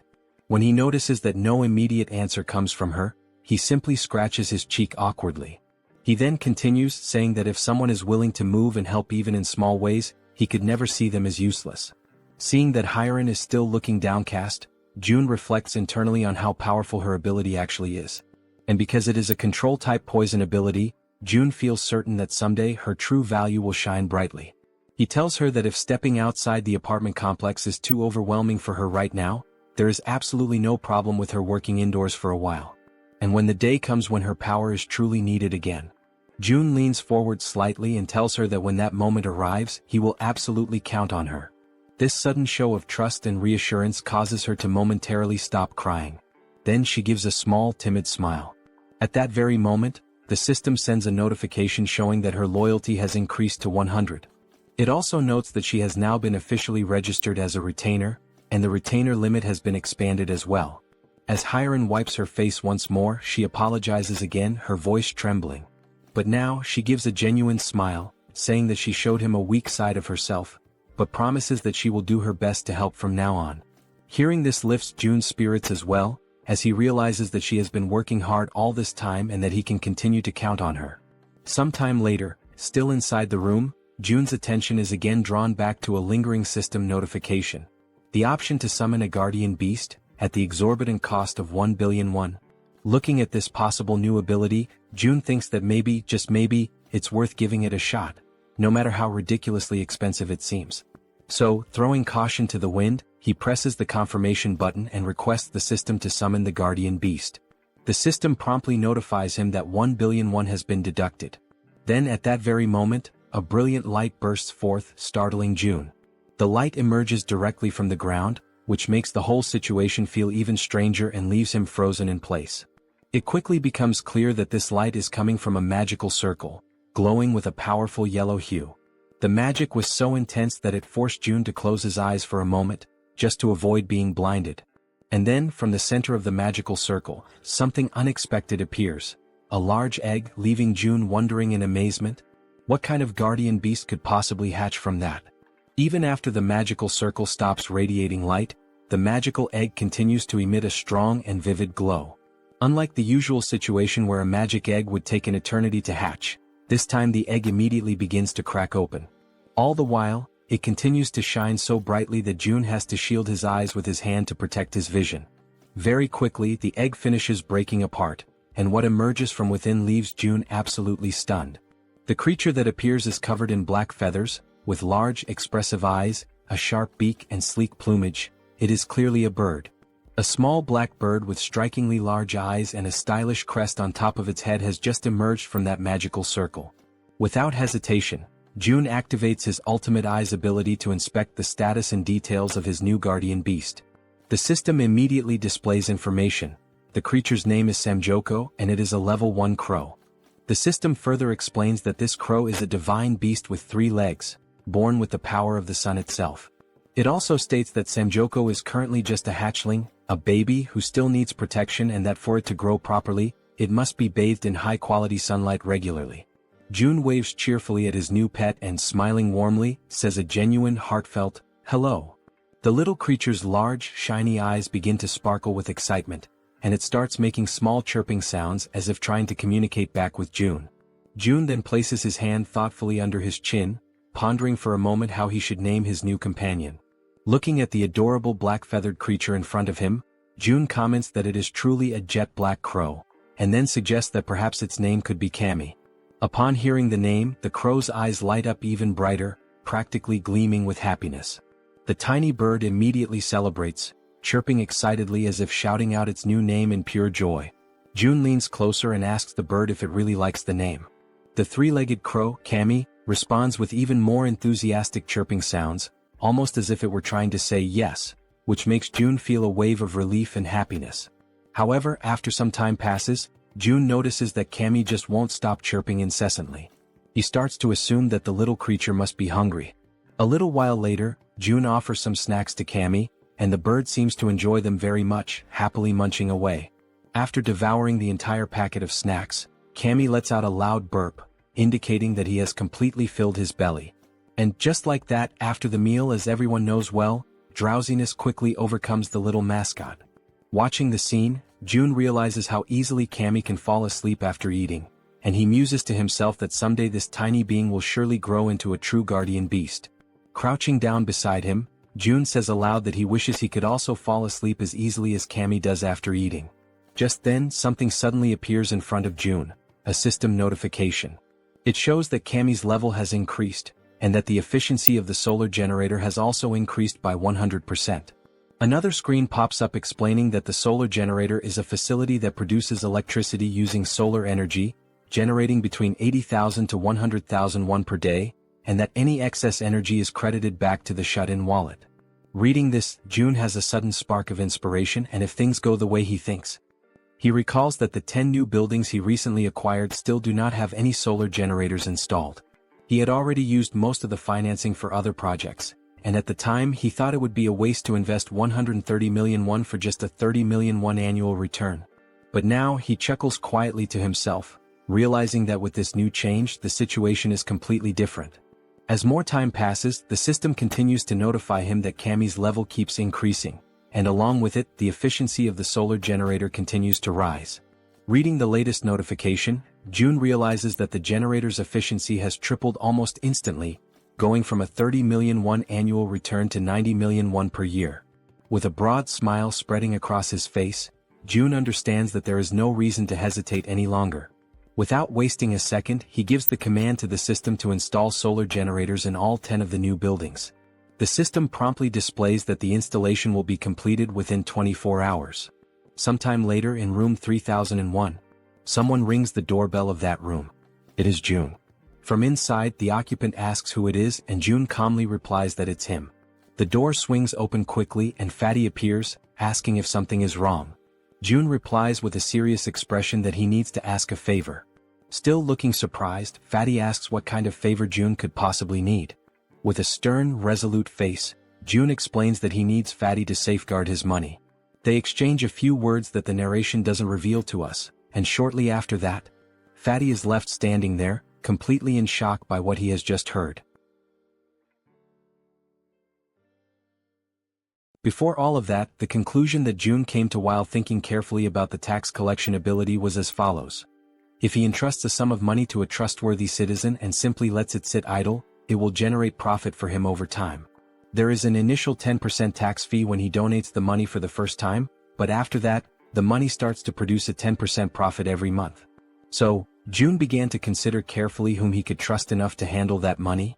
He went through the status screens of various citizens and then stopped when he reached Choi, also known as Fatty, and noticed the 89 points in trust and 98 points in loyalty. It became absolutely clear to June that it had to be Fatty. His level of trust and loyalty were on an entirely different scale, significantly higher than that of any other citizen. Immediately, the system notified June that he had successfully donated 1 billion won to Fatty, with a 10% fee deducted from the total amount.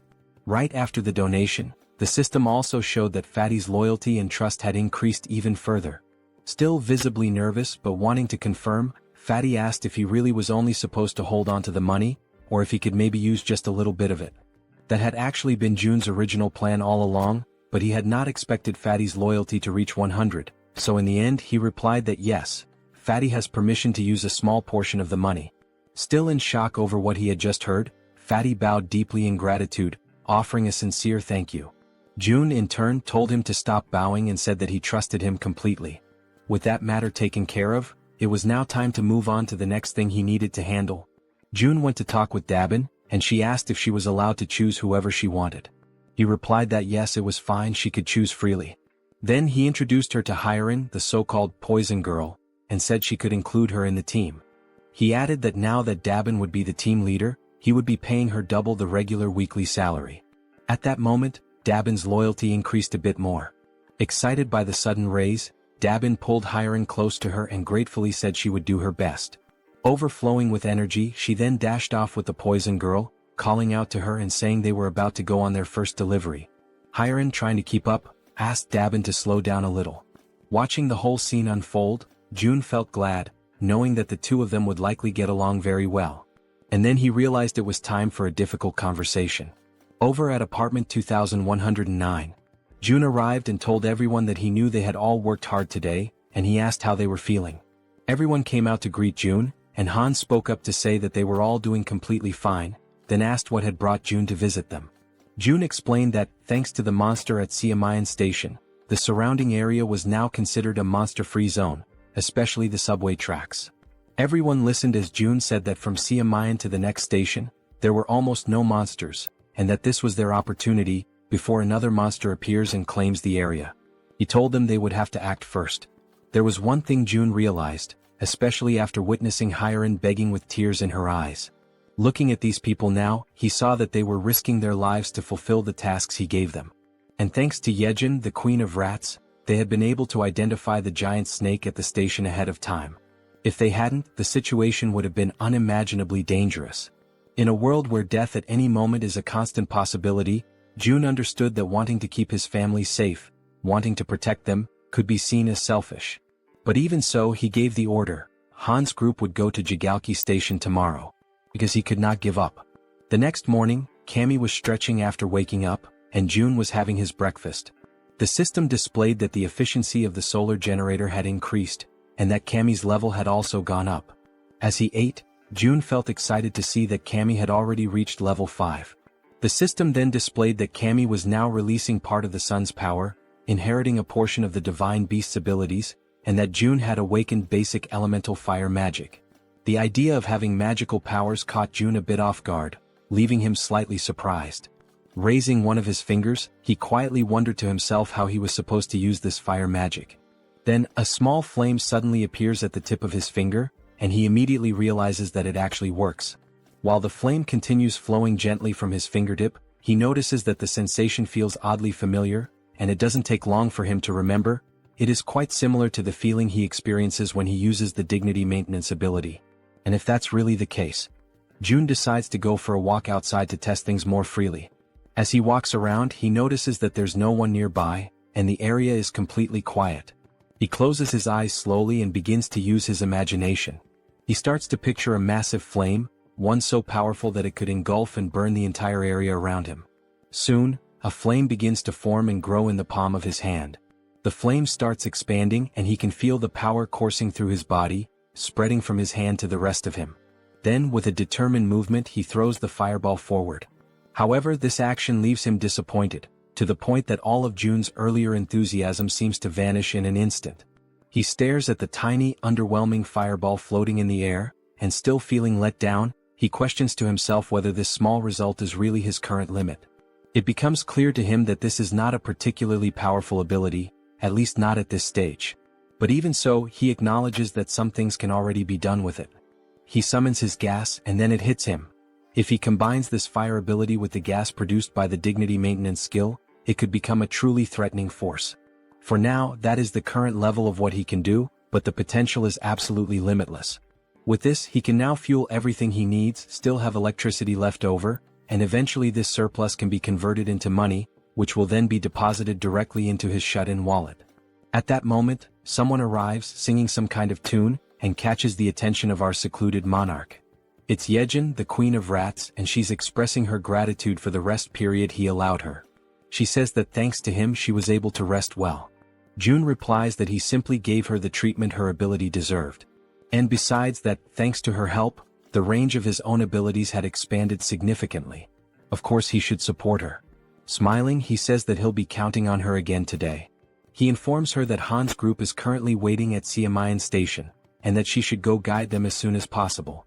Jaehyeon responds that she has already sent rats along the subway tracks, since the rats are capable of reaching Koryang Station without any trouble.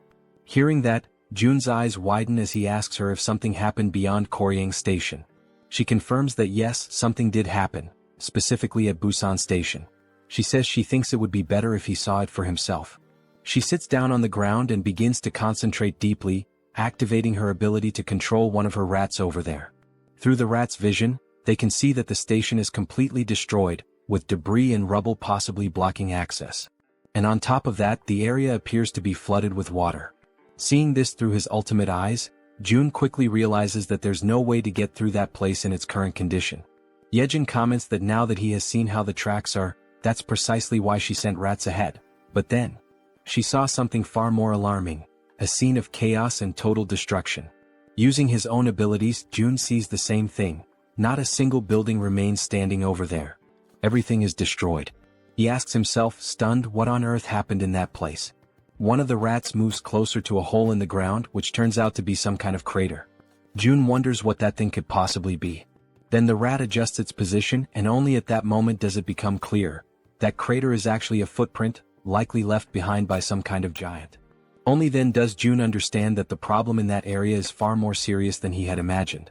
That explains why there are no intact buildings and why even the roads are completely destroyed. Then suddenly, Jun feels a tremor at that exact moment, something that resembles an earthquake. Both he and Jaehyeon are startled and immediately on alert as everything begins to shake violently, just like during a real earthquake. The Queen of Rats drops to the ground, crouching in fear and screaming from terror. Jun quickly moves closer, trying to reach her in order to calm her down. But at that moment he begins to feel deep discomfort, realizing that if this continues with the tremors growing stronger, all the buildings will eventually collapse. The earthquake continues to grow stronger, shaking the buildings more violently with each passing moment. Still visibly shaken, Jun turns to Jaehyeon and asks if she is alright.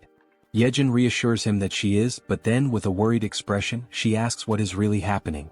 Jun starts to explain that it is a tremor, but before he can finish, he is interrupted by a loud, booming voice shouting his name. Both Jun and Jaehyeon, still caught in a state of panic, hear that they need to go check what is going on. After a moment, Jaehyeon glances at her companion, and he gestures for her to follow him outside. Meanwhile, Fatty, visibly shaken and fearful, mutters in disbelief, questioning what all this chaos could be about. He adds that June needs to head to his house first. Without a second thought, both of them dash towards Fatty's house, despite the obvious danger all around. As they run, Fatty explains that from his place in Siamayan, they can get a clear view of the station area and assess the situation better. As they move swiftly through the quaking streets, June can't help but recall the loud crash from earlier, wondering why Fatty is dragging him to his place with such urgency. After some time they finally reach the destination. Upon opening the door, June is met with the sight of Fatty and his wife, both overwhelmed with fear and anxiety. Fatty quickly points towards the balcony, urging June to take a look. As June steps out onto the balcony and takes in the view, he becomes utterly shocked and paralyzed, his mind racing as he wonders why it always has to be some kind of madness. Outside, a gigantic, fearsome cyclops looms over the city, with sharp fangs and imposing horns, mercilessly destroying everything in its path. As the monstrous creature continues to demolish buildings with sheer brute force, June, still in a state of disbelief, summons everyone back to regroup. The group, now gathered, looks at one another in confusion, uncertain about the reason behind June's sudden call. When they reach Fatty's house, Han and Moon speculate about whether the earthquake from earlier might be linked to what's happening now. But suddenly when they glance ahead, they are all left frozen in terror as they spot the terrifying Cyclops approaching.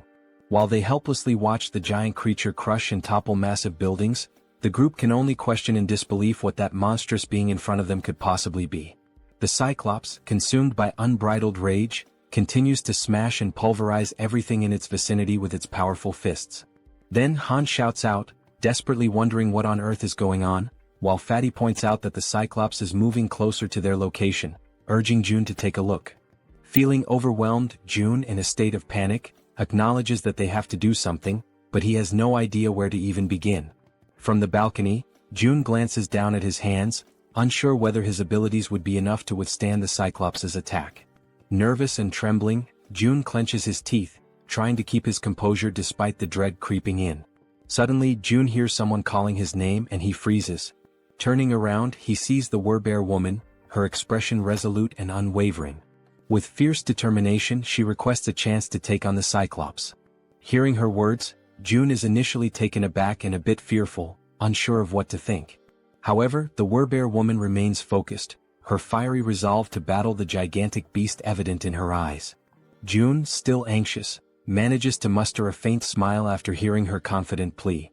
Then he turns to her and asks if she is truly willing to confront the Cyclops.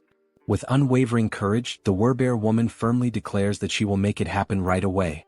Just then, the system interface pops up, displaying that a mission has been granted. The objective is to hunt the Cyclops within a 24-hour time limit. If the mission succeeds, the reward will be 1 day of resurrection for the sun. However, if they fail, the penalty will be a full day of excruciating pain. June immediately calls for the group to assemble, stating that he will give a quick rundown of the plan. Standing before them, June asks everyone to pay close attention. To begin, he divides the group into 3 teams. The first team consists of Han, the Werbear woman, the healer, and Toji. The second team includes Moon, the archer woman, and Jaehyeon, the guy with glasses. The third team consists of June himself and Jaehyeon. June states that he will take charge of their current area, while the others must quickly move to their designated positions, emphasizing that he is counting on their effort and bravery. Following this, the group members race through the streets, each heading to their respective locations with a determined focus. Somewhere else, June hears his name being called again. When he turns around, he sees Hyeon, who, after surveying the area, confirms that June was right. The individuals with military experience are positioned at the main gate, while the other residents are gathered in the underground parking lot. Smiling in relief, June thanks her for the efficient work and suggests that she move to the underground parking lot as well to continue assisting the others. However, Hyeon, with her gaze fixed firmly on June, states that she wants to contribute more, despite her body, especially her trembling hands, clearly revealing her fear and nervousness. Hearing this unexpected declaration, June is momentarily taken aback and, with a hint of concern, asks her if she is really sure that she will be okay. Hyeon, lowering her head while tears well up in her eyes, admits that she is indeed scared. Yet, almost immediately, she lifts her head with newfound resolve and declares with a spirited voice that she will strive to be brave. Feeling a sense of relief and admiration, June allows a faint smile to appear on his face. He then turns around and calls for Jaehyeon and Hyeon to accompany him to the main gate. Upon arriving at the designated location, June promptly begins a quick survey to assess how many residents have previously completed military service. After gathering the necessary information, he discovers that out of more than 1,200 residents, only 101 people have that experience, which he concludes is ridiculously low given the circumstances. Suddenly, one of the residents, a man wearing a red jacket, raises his hand and hesitantly asks what they are supposed to do. Before addressing the question, June inquires about the twins and the red-haired man, wanting to know their whereabouts. As soon as he hears this question, the man in the red jacket scratches his head nervously, his entire demeanor shifting as unease visibly takes over his body. In that instant, June, with a sharp intuition, realizes something that catches him completely off guard. They ran away. He quickly notices that not only did the twins and the red-haired man escape, but they were also accompanied by hundreds of other people who fled to the underground parking lot. Anger immediately surges through June's veins, and he clenches his teeth, feeling utterly furious at their cowardice. Without hesitation, he calls them cowards, his voice filled with a mix of disappointment and frustration. With every pair of eyes now focused intently on him, June raises his voice to address everyone present. He declares that those who have chosen to stay behind and fight did not risk their lives out of foolishness. They made this choice because they know that if they do not stand their ground and fight, everyone will die. He emphasizes that each one of them is not only protecting themselves but, more importantly, defending their precious families. June continues, recalling something he once heard: courage is not the absence of fear, but the decision to act despite it. It is a choice, a conscious decision to face danger despite being afraid. He then concludes by stating that in a world overtaken by fear, survival depends on the brave. And these people standing here today are precisely those brave individuals. Finally, he thanks everyone for their presence and willingness to stand their ground. After finishing his speech, June opens the system window and proceeds to purchase 101 weapons and ammunition. As soon as the transaction is completed, the weapons and ammo begin to materialize right in front of everyone, leaving the crowd stunned and wide-eyed with disbelief. At that moment, the system promptly notifies that XP and participation in the liquefaction process have increased by 100%, indicating that their efforts and willingness to fight have been recognized. June instructs the residents to pick up the weapons and ammunition that have appeared before them. One by one, they cautiously reach out and take the weapons, their expressions reflecting a mix of shock and awe as they hold the newly acquired firearms in their hands. Then, with a firm and resolute tone, June assures them that those who have chosen to face their fears will be duly rewarded. Turning around sharply, he activates his absolute eyes ability, his gaze now burning with unwavering determination. In a calm yet commanding voice, he declares that the chaos is only just beginning. Meanwhile, the Cyclops, with his fangs bared and overflowing with uncontainable fury, charged forward into the attack without a moment's hesitation, driven entirely by instinct and rage. At the same time, Han, positioned carefully outside the Cyclops' field of vision, was holding a solid iron bar, waiting silently and patiently for the perfect moment to strike. With a fierce and determined expression etched across his face, Han gripped the iron bar tightly and raised it with both hands, initiating his carefully calculated attack. In one swift and precise motion, he hurled the iron bar directly toward the Cyclops with all the strength he could muster. The projectile hit its mark, violently piercing through the creature's leg and immediately causing blood to gush out in a gruesome display.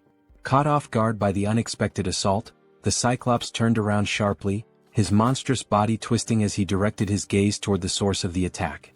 His fiery red eyes locked onto Han, the one who had dared to wound him, and for a moment, time seemed to stand still as Han remained frozen, paralyzed with fear in the face of the towering monster. Han clenched his teeth and furrowed his brow, panic flooding his senses as he struggled to process the overwhelming danger standing directly before him. Despite the deep wound in his leg and the blood dripping down, the Cyclops began marching forward with a steady and terrifying resolve, determined to make Han suffer the most excruciating pain of all, death. But at that very instant, unexpectedly, the Werbear woman came rushing in, already fully transformed into her fierce beast form. She was driven by her mission, resolute in her goal to stop the Cyclops at any cost and earn the reward that awaited her. With her razor-sharp claws extended, she lunged at the Cyclops and slashed through his thick flesh, unleashing a brutal impact that sent her hurtling backward, crashing to the ground with crushing force. However, the attack wasn't nearly enough to bring the Cyclops down. He remained upright, completely consumed by rage, his fury only intensifying with every passing second. With a cruel and merciless grin spreading across his monstrous face, the Cyclops lifted the same leg Han had wounded. Summoning all his wrath, he delivered a savage and hate-filled kick straight at the Werbear woman. She was sent flying through the air with terrifying force, soaring from an unimaginable height, the wind violently whipping around her as she fell. Her cries of resistance sliced through the air until, finally, her body crashed with tremendous violence against the ground, as though the very heavens themselves had rejected her. The Cyclops' brutal attack left the Werbear woman lying motionless on the floor, her body shattered and completely drained of strength, now utterly defenseless. Even from a distance, the Cyclops kept his piercing eyes fixed on her broken figure. Determined to annihilate everything and everyone that dared to stand in his way, he began preparing for the final blow. He swiftly raised his arm, ready to strike and end her once and for all, but then a loud shout echoed through the air, grabbing his attention and halting his motion. The shout, amplified by a white megaphone, rang out clearly, calling him an idiot and stopping him mid-attack. It was Toji who held the megaphone, and he continued to shout, insulting the Cyclops by calling him a lard-faced monster, pushing the creature's rage to new heights. In response, the Cyclops turned his massive head. His burning eyes widened, filled with both confusion and fury, as he tried to comprehend what was going on around him. But suddenly his attention was drawn downward, to his own leg. The cold metal of the iron bar was still embedded deep in his flesh, and his blood continued to pour from the wound, soaking the ground around him. At the same time, Toji, overwhelmed by terror, lowered the megaphone and ceased his insults, fear gripping him tightly as he whispered to himself, trying to understand what kind of monster he was truly looking at. The Cyclops narrowed his dark eyes and locked them onto Toji. His gaze moved slowly, methodically, studying every inch of the weapons Toji carried, carefully evaluating their offensive capabilities. He looked like a wounded beast, still bleeding, still in pain, but mentally calculating the perfect moment to strike back with devastating precision. Suddenly, Toji found himself standing still, completely frozen, and tried to plead for a moment of time, but it was already too late. Without a second of hesitation, the Cyclops lunged toward him, driven by a single overwhelming purpose: to obliterate everything in his path. Toji screamed in desperation, his voice trembling uncontrollably. His eyes, wide with fear, gleamed with pure terror, and his entire body shuddered under the crushing pressure of the moment. Without thinking twice, he turned and sprinted with all the speed and desperation his legs could muster, running as though his life depended on it, because it did. Elsewhere, Jun was watching the entire scene unfold using his ultimate eyes ability. Observing Toji's desperate situation, he stated that Toji was approaching, and that the Cyclops was coming with him. Immediately, he turned to the group around him and instructed them to prepare without delay. Once more, Jun activated ultimate eyes, clenched his teeth tightly, and warned that the moment was near. Toji was almost at their location, and behind him was the largest creature any of them had ever seen. Toji was completely frantic, running out of control and screaming at the top of his lungs that he was arriving. After a few tense seconds, he stumbled past the edge of the barrier, where everyone was already waiting for him, alert and filled with tension. Outside the protective barrier, the Cyclops loomed, his eyes watching everything. And then, without warning, Black, the crow belonging to the man with glasses, appeared in the sky and began flying straight toward the Cyclops. The bird flapped erratically in the Cyclops' line of sight, pecking and disrupting his vision non-stop, refusing to let up for even a moment. Eventually, overwhelmed and disoriented, the Cyclops shut his eyes tightly in frustration. Without wasting a second, the archer woman was already in position, her body firm, unwavering, and fully prepared for the perfect moment to strike. Then, with unwavering focus, she aimed her bow with precise calculation, her eyes locked on the monstrous figure ahead, while Black, the intelligent crow, gracefully landed on the arm of his master, perching with familiarity and calm. Without a single trace of hesitation, the exact moment had finally arrived. The archer woman pulled back the bowstring with strength and confidence and released her arrow in one swift and fluid motion. The arrow shot forth with incredible speed and force. The Cyclops, in a desperate attempt to defend himself, raised his massive hand to shield his face, but it was in vain. The arrow not only pierced straight through his outstretched hand but also struck directly and with perfect accuracy into the very center of his head. Immediately after, Moon appeared, soaring high above the Cyclops with steady flight. Without wasting any time, he reached into his clothes and retrieved 4 rats, each one alive and squirming. Then, with firm resolve and no hesitation, he hurled all 4 rats directly toward the Cyclops' mouth, which was wide open as the creature roared in agony from the arrow embedded in his face. With all the power in his lungs, Moon screamed out Jun's name, his voice ringing through the battlefield, demanding immediate action. Up until that moment, everything had been unfolding exactly as planned. Now, with his ability already activated, Jun initiated the release of the gas that had been hidden inside the Cyclops' body. At that exact instant, the creature's eyes flew open, and despite the intense pain radiating from the arrow lodged within them, he seemed to forcefully ignore it. The Cyclops slowly lowered his massive head and looked down at his abdomen with a focused and steady gaze, as if noticing something unfamiliar. He took in a long breath, bracing himself for whatever was about to come next. Soon after, Jun raised his arm firmly and pointed it straight at the Cyclops. His face remained calm, composed, entirely devoid of fear. In his mind, there was an unshakable conviction. When the opportunity to end that terrible battle finally came, there would be no room for doubt, only the resolve to bring everything to a close decisively and completely. He activated a magical attribute, conjuring flames that danced around his hand and crackled with energy. After a tense heartbeat of silence, a massive explosion erupted from within the Cyclops' body, sending thick, dark smoke billowing into the sky and spreading outward like a storm cloud. Within the suffocating haze, the Cyclops appeared to be unconscious, his body stunned and overwhelmed by the force of the explosion. His gigantic form remained completely still, unmoving, while the entire atmosphere became heavy with tension and anticipation. The townspeople stood frozen, stunned, their mouths hanging open in disbelief, until one among them noticed that the towering giant was beginning to lean more and more over the barrier. Meanwhile, Jun stood his ground and insisted, with a strong and commanding voice, that everyone remain in position. He encouraged them to hold on to hope, even as the danger loomed right before them. Quickly analyzing the situation, he realized that almost everything was proceeding according to the plan. The next phase, however, would depend entirely on the citizens. They would need to concentrate all their strength and aim their firearms with absolute precision at the Cyclops' head, which was now visibly drooping and hanging heavy over the barrier. With one hand thoughtfully resting on his chin, Jun continued reviewing the details of his strategy in his mind. Deep down, he wished that, if possible, the final blow could be delivered by one of his loyal subordinates. His train of thought, however, was abruptly interrupted when Fatty approached, visibly nervous and trembling all over. Unable to speak a single word, Fatty simply pointed frantically behind Jun, urging him with urgency to look. Trying to calm him down, Jun replied that the Cyclops was going to fall onto the barrier no matter what. But when Jun turned fully around and saw for himself, his entire expression changed in an instant. To his shock and horror, the explosion had not been powerful enough to bring the Cyclops down. The massive creature was still standing, firm and steady, his terrifying eyes locked directly onto Jun. Paralyzed by fear, Jun struggled to comprehend the horrifying reality unfolding before him. His wide eyes were filled with pure panic, unable to believe what he was seeing. Beyond the safety of the protective barrier, the Cyclops remained upright and unshaken, exuding an aura of dominance as if daring anyone to try and stop him. Without a moment's pause, the Cyclops lifted his arm with merciless strength and brutal determination. His fists clenched tightly, as if they bore the weight of a final decision that could not be reversed. And then, in one explosive movement, he brought his massive arm crashing down with devastating force. The very air around him trembled from the impact.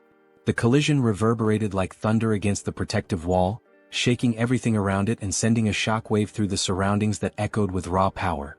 After the violent impact against the shield, the system immediately issued an alert, indicating that an unauthorized entity was attempting to enter the protected zone. For a brief and tense moment, Jun and all the people around him were overwhelmed with fear and uncertainty. However, as the seconds passed and they realized they were still alive, Jun understood that he had, in fact, managed to block the devastating attack from the towering Cyclops. At that very moment, Fatty cried out, urging everyone to begin opening fire.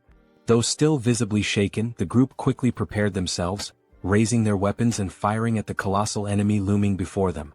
Most of the gunfire struck the Cyclops directly in the eye, causing him to howl in unbearable pain. Meanwhile, Jun began to sense that although he had successfully blocked this latest attack, they would not be able to withstand repeated blows of the same magnitude. He knew all too well that even a single unblocked strike could prove to be fatal. Realizing this, he also decided it was time to act. He activated his invisible hand ability, combining it with gigantification attributes, understanding that he, too, had to intervene using one of the powerful skills he had unlocked by spending ability points. In an attempt to counterattack, the Cyclops raised one of his enormous fists once again, clearly preparing to deliver another crushing blow. The citizens, noticing the movement and realizing that yet another attack was coming, were filled with fear once more. The monstrous creature gathered all his brute strength and threw another punch. But once again the devastating strike was stopped by the protective barrier. Only this time the blow came with even more force, and it wasn't just a single hit.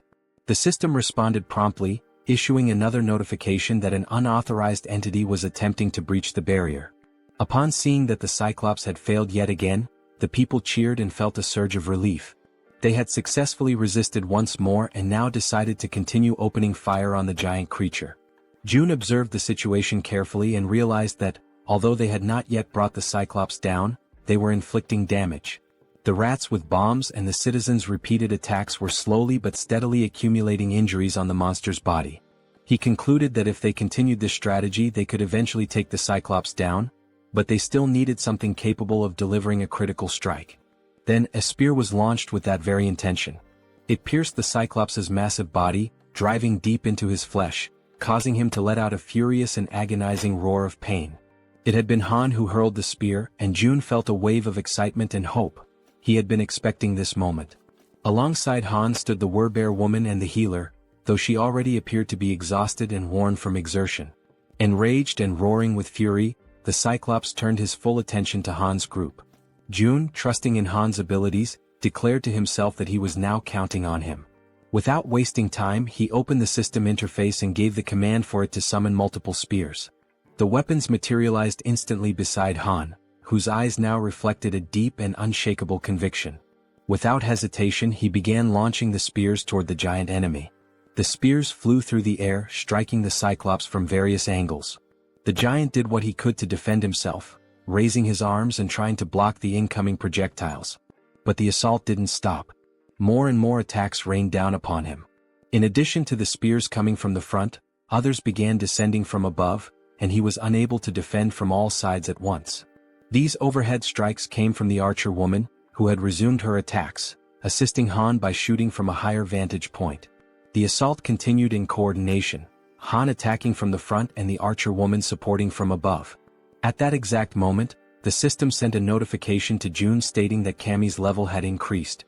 For a brief second, June thought this might not be the best time for the system to be bringing up status updates.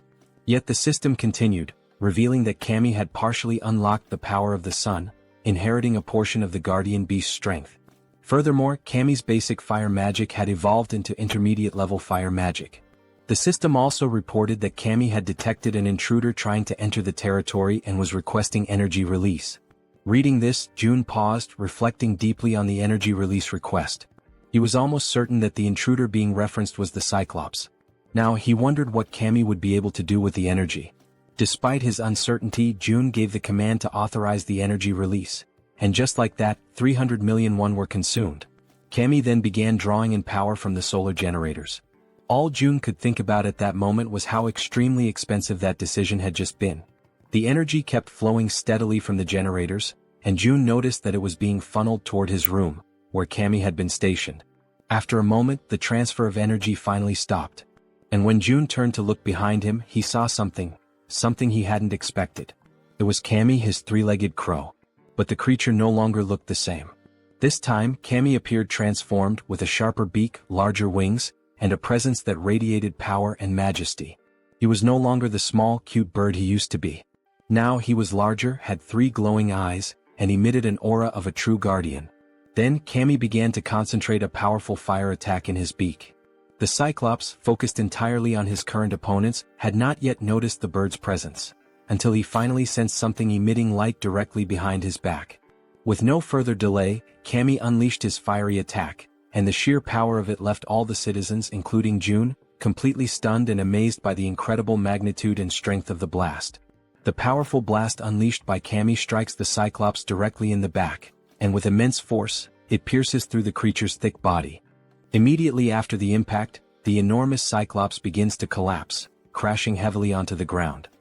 He lets out a guttural scream of agony as blood starts pouring from his mouth, a sign of just how fatal the attack had been. While Han stands still, watching everything unfold without any visible reaction, someone else takes the initiative and moves forward without hesitation. The Werbear woman leaps toward the fallen Cyclops, aiming to deliver the final blow and end the creature once and for all. From the Cyclops' limited point of view, all he can see is an enormous, furious bear charging at him with full speed and fury. In just a matter of seconds, the Werbear woman successfully finishes the Cyclops, ensuring that the threat is completely eliminated. The system then sends out a notification. A level 51 Cyclops has been hunted down. As a result, a massive amount of experience points and a large sum of 1 have been awarded. Additionally, the system displays that several skill levels have also increased as a consequence of the battle. Seeing this, Jun is immediately reminded of what always happens to him whenever his skill levels increase like this. As expected, he begins to feel the familiar and agonizing pain that always accompanies the evolution of his abilities. The effective range of his skills expands even further, now reaching much farther than it did before, giving him more influence and control. The system then flashes another message on the screen, congratulating Jun for successfully declaring the entire apartment complex as a unified refuge, and confirming that a large deposit of 1 has been transferred to his account. Unable to bear the overwhelming pain, Jun falls to his knees on the ground, clutching his body as the surge of new power courses through him. At that moment, Cammy lands right beside him, having returned to his normal, small form. The three-legged crow begins to emit a series of proud, chirping sounds, clearly boasting about his role in defeating such a ferocious enemy. Jun, still kneeling and catching his breath, mentions that it cost him 300 million won for that outcome, prompting Cammy to fall silent, now visibly embarrassed that the price for his attack had been so high. Despite the expense, Jun feels genuinely happy and grateful that Cammy's strike was so decisive. It had been a critical and essential blow in taking the enemy down. With a soft smile, Jun gently strokes the top of Cammy's head and acknowledges that he did a great job. Although the summoning of the guardian beast seems to be unavailable within the refuge, Jun reflects on the outcome. He had spent 300 million won, but in return he profited 30 billion. This makes him start to wonder if it might be time to consider summoning all 10 guardian beasts, because if their performance is anything like Cammy's, there's really no reason to hold back. Then the system displays a new update. The current cost to summon a guardian beast has increased to 10 billion won. Seeing that, Jun immediately questions why the cost had skyrocketed so dramatically. But before he has time to fully process the situation, he hears the sound of someone's voice. It sounds faint and emotional, like someone crying. What he sees next brings back a delicate and emotionally complex memory for him. Both he and Cammy turn to look toward the source of the sound. It's Yeonju, the Werbear woman. And at that very moment, Jun realizes something unexpected. Just for a brief instant, the faint alert sound from the system window transforms into something else entirely, the very sound that Yeonju had long been wishing to hear. A little while before all of that unfolded, inside a certain abandoned building, someone was quietly using his special ability to fill a small bottle with water. The people around him were deeply grateful, genuinely thankful, to finally have clean water to drink. The man with the ability stood there, silently thinking to himself, troubled by the fact that they were now completely out of food. He had carefully formed a line, allowing the people to come forward and receive the precious water he was able to generate, but there was no denying it. Their food supply was nearly gone. And that, he understood clearly, was the absolute limit of what they could achieve with just these few resources they had managed to gather. The man felt a deep, growing sense of unease because at the end of the day, it seemed they would have no choice but to leave that place. A place that had seemed, until now, relatively safe. Then, at that very exact moment, he and everyone else inside the building felt the entire structure tremble. Like anyone would in that situation, he immediately asked those around him whether that had been an earthquake. Right then, another man came rushing in, shouting frantically and begging everyone to come see something that was happening up above. When the man mentioned the word monster, the one with the water ability was stunned, completely frozen for a second. Without wasting any more time, he began running, dashing up the staircase to reach the top floor and see what was going on with his own eyes. Once he arrived at the rooftop, what he saw left him breathless. The enormous Cyclops was still standing tall, radiating overwhelming fury and power. While the white-haired man trembled beside him, anxiously asking what they were supposed to do now, the one with purple hair, Jun Hyuk, was already thinking ahead, telling the other to go and hide everyone else in the basement to keep them safe. Jun-hyuk, overwhelmed and desperate, ran his hands through his hair in frustration, desperately trying to think of a plan. But the truth was undeniable: facing off against the Cyclops was utterly impossible. He tried to offer a bit of comfort to the other man, explaining that there was nothing they could do against something like that. In the background, without them realizing, the powerful light of Kami's upcoming attack had begun to form. The men could only speak in hushed, fearful tones, saying that all they could do now was pray that the monster wouldn't find its way to them. And in the background once again the Cyclops was being obliterated. That moment caught them completely off guard. They had no idea what had just happened, what kind of power had been unleashed. But when Hyuk saw it, when his eyes truly grasped the scene in front of him, he knew right then and there that this power, it too came from an awakened but someone on a level far beyond his own. Hyuk then called out to the silver-haired man, addressing him as Hyun, and told him to gather the people. Hyun, utterly shocked, asked him if he had lost his mind. Was he really suggesting they go toward that? But Hyuk was certain. Even though he didn't know who the awakened one was, he had no doubt about what needed to be done. If they truly wanted to survive in this wretched, merciless world, they had to stand beside the person who possessed the kind of power capable of bringing down a creature like that Cyclops. As they began walking toward Jun's location, the people silently hoped, prayed, that whoever they were going to meet would be someone good-hearted, because they had no other options left. Their fate was entirely in the hands of chance now. They eventually arrived at the apartment complex and immediately suspected that this must be the place. After all, the buildings were still intact, completely untouched in a world otherwise devastated. Hyun, walking ahead of the group, remarked with disbelief, wondering how such buildings could remain standing in a world that had fallen apart. But then he suddenly smacked right into some kind of invisible barrier. Right after that, a message appeared in front of them from the system, declaring that entry was prohibited. Another message followed immediately, asking them whether they would like to obtain citizenship. They confirmed the prompt, and the system quickly responded, showing that they had been successfully granted citizenship. However, along with their new status came an initial quest. They were instructed to proceed to Jun's apartment on the 30th floor.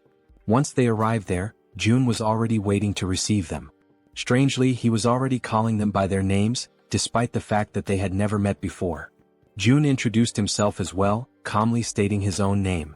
At that moment, Hyuk felt something deep within, an instinctual certainty that this man standing before them was the one responsible for forcing the towering Cyclops to its knees.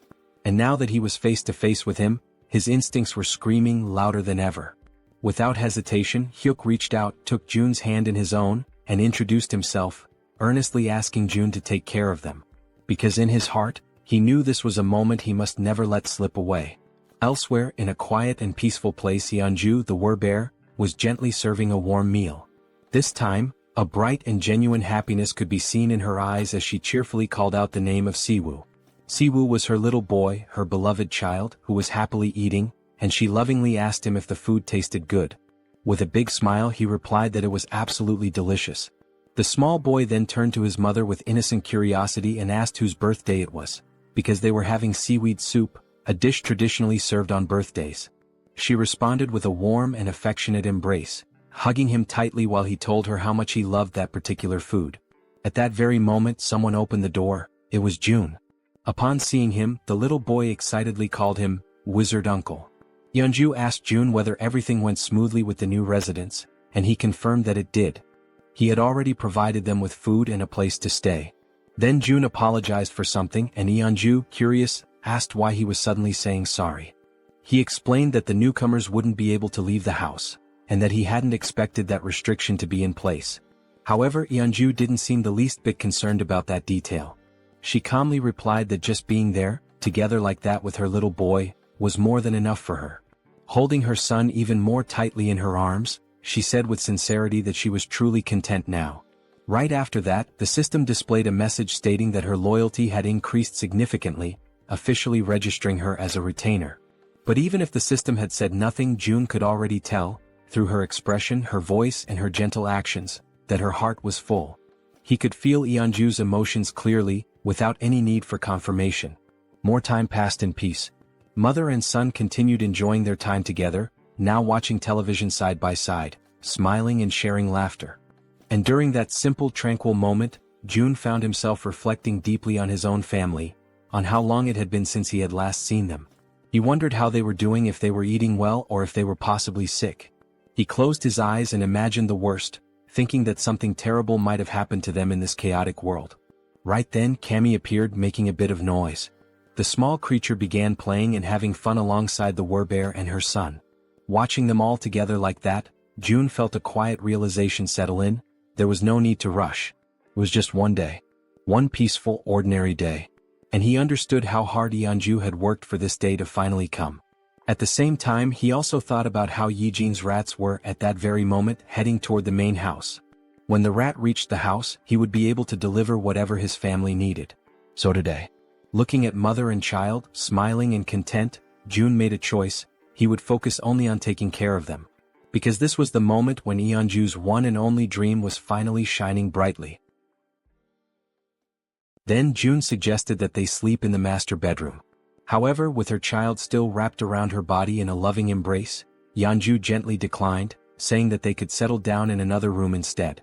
Even so, June insisted that they stay in the master bedroom, emphasizing that it was the coziest and most comfortable place for them to rest.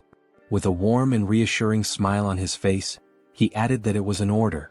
Without hesitation, Yeonju lovingly stroked her son's hair, and together, they expressed their gratitude to June for his kindness and thoughtfulness. Soon after, they headed toward the room, wished him a good night, and the little boy waved sweetly at June before going in. June, watching them go with a deep sense of fulfillment in his heart, allowed a faint, content smile to appear on his face. The lights in the house slowly dimmed, and a gentle lullaby began to softly echo through the home, drifting from the bedroom as the child, still awake, listened in silence. Meanwhile, in the living room, June lay on the sofa, quietly listening to the sweet lullaby that continued for a long while, tenderly sung by Yeonju's voice. It had been a very long time since he had heard a melody like that. Yet somehow, just by hearing it, his body began to relax and his eyes gently closed, just like a child falling asleep in their mother's lap. A new day dawned quietly and peacefully. June began the morning enjoying a breakfast lovingly prepared by Yeonju and her little boy. Afterward, they all settled comfortably in the living room to watch the boy's favorite cartoons. The child could barely contain his excitement, laughing at every scene as if he were seeing it all for the very first time. Soon, Saiwa began chasing after Cammy, who had been peacefully basking in the sunlight, until being abruptly interrupted, which clearly did not please the creature. Later, after exploring every new toy they had, Yeonju, her son, and June laid down on the floor together for a brief nap. Between colorful scribbles and laughter, they drew pictures, and every second of the day was filled with joy and cherished with genuine happiness. But time waits for no one. With Cammy perched on his shoulder, June quietly wept, consumed by the silent grief of having only been able to offer a single day of life to Yeonju's beloved son. Soon after, Yeonju knelt down on the floor, saying her final goodbyes while holding her son tightly, pouring all her love and strength into that embrace. Still too young to fully understand the intensity of that moment, the boy asked innocently if she was crying. With tears already streaming down her face, she struggled to keep her voice steady and calmly whispered that she wasn't crying. But with his tiny hand resting gently against her cheek, he could feel the tears slipping down her face. So softly, Saiwa began wiping away her tears, doing his best to comfort her and asking her, ever so kindly, not to cry. Yeonju held him tightly again, and in a trembling voice she finally admitted that she was afraid of the world, because a world without him was far too terrifying. Then, filled with the innocence of a child, the boy simply called her Mom, and assured her, with unwavering confidence, that he was right there beside her. Those words, so pure, so genuine, caused Yeonju to break down even more, tears overflowing from the sheer weight of her sorrow and desperation. Even as Saiwoo continued trying to reassure her, Yeonju remained in tears. Yet still he took a step back, slowly pulling away from her arms. Looking her directly in the eyes, he firmly promised that he would always be by her side. Gripped by despair, she called his name with a choked voice.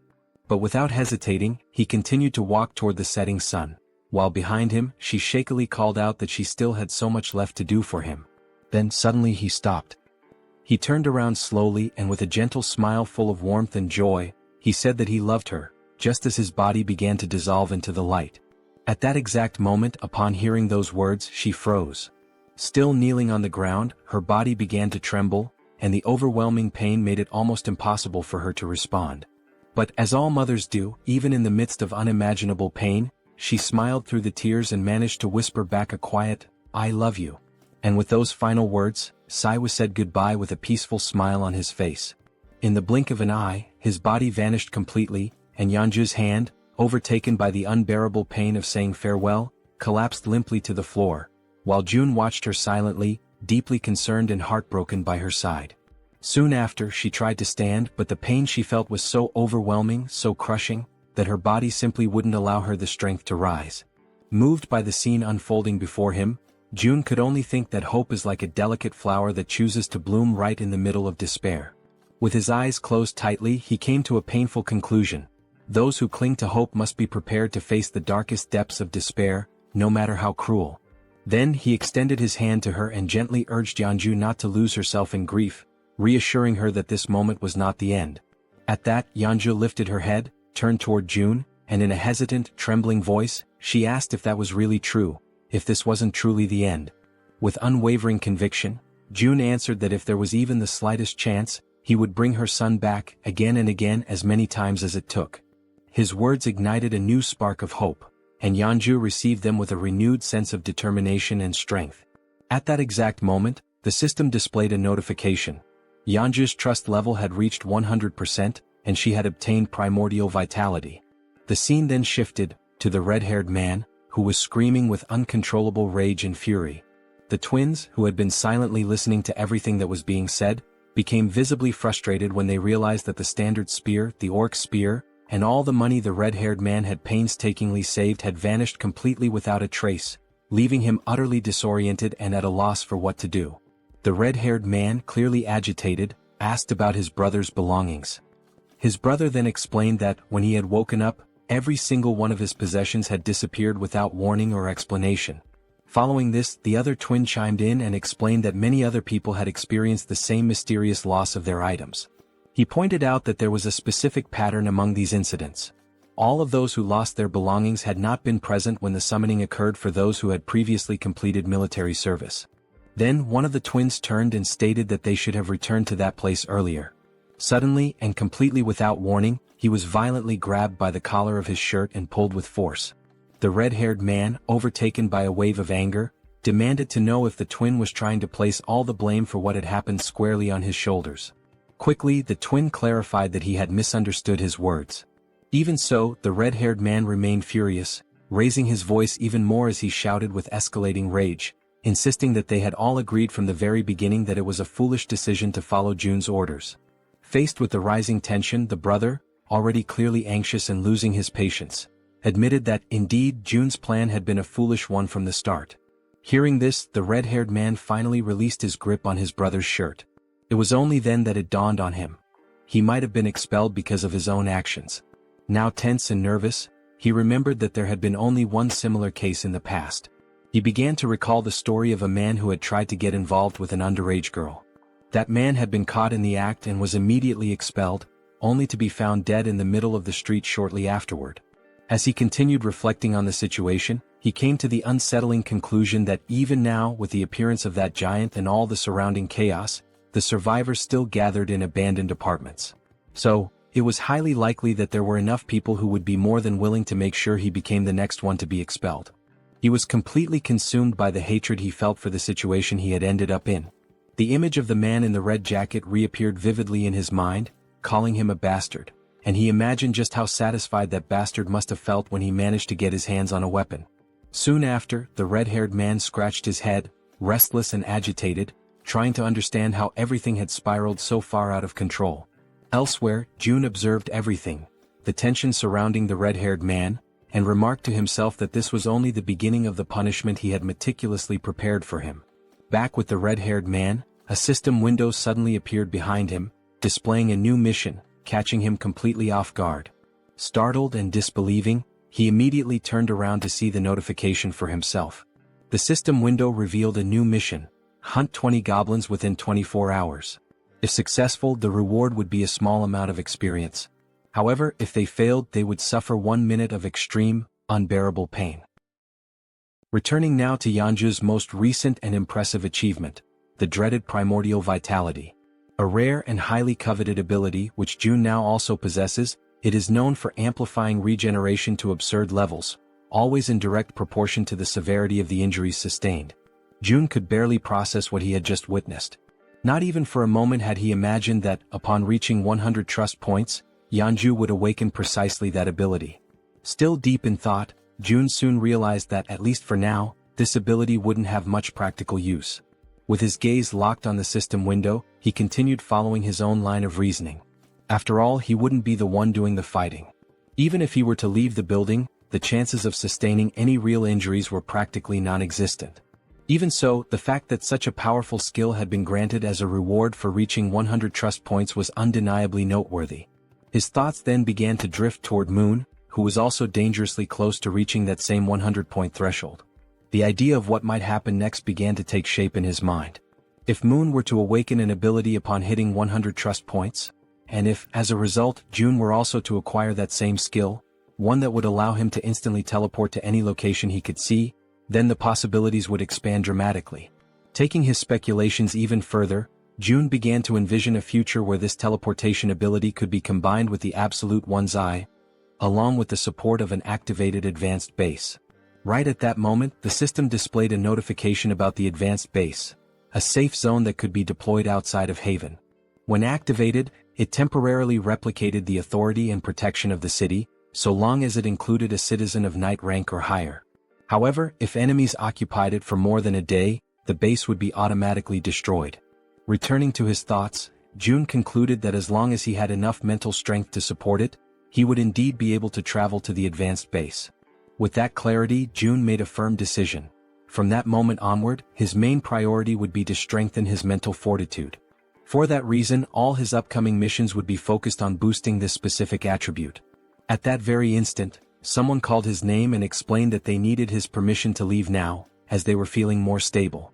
It was Yeonju, who stated that she would personally handle the return of June's family.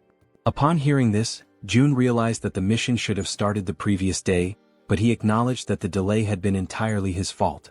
Yeonju expressed her gratitude for his valuable time and his understanding. She then assured him that she would find a way to repay the kindness he had shown her. Without displaying any particular expression, June couldn't help but think that she had read his thoughts precisely. He made a light-hearted comment, asking if he really seemed like the impatient type, and confessed that although he was thankful, he also felt slightly embarrassed by her words. Yeonju responded gently, saying that he definitely didn't seem like someone who lacked patience, and admitted that, had she been in his place, she probably would have acted the same way. With a soft smile, she confessed that, in the end, everyone values their own family the most, and that she fully understood how precious that single day was that June had offered her and her son. Once again she thanked him sincerely for what he had done. June smiled modestly and expressed his own appreciation for her understanding. He then asked her to head to Unit 2901, where a group of people was already waiting for her, assuring her that he would join them there shortly. Yeonju gave a respectful bow and, with a quiet yes, walked toward the designated location. Some time later, it was explained why June had not sent the group directly to Siamayan Station. Due to the Cyclops attack, a large portion of the tracks near the station had collapsed.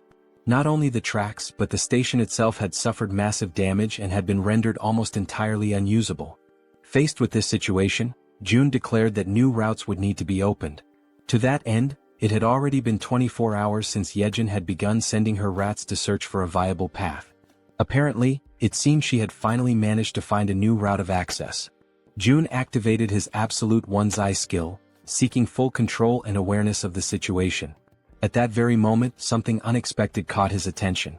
The system displayed a notification about a level 7 tamed giant rat.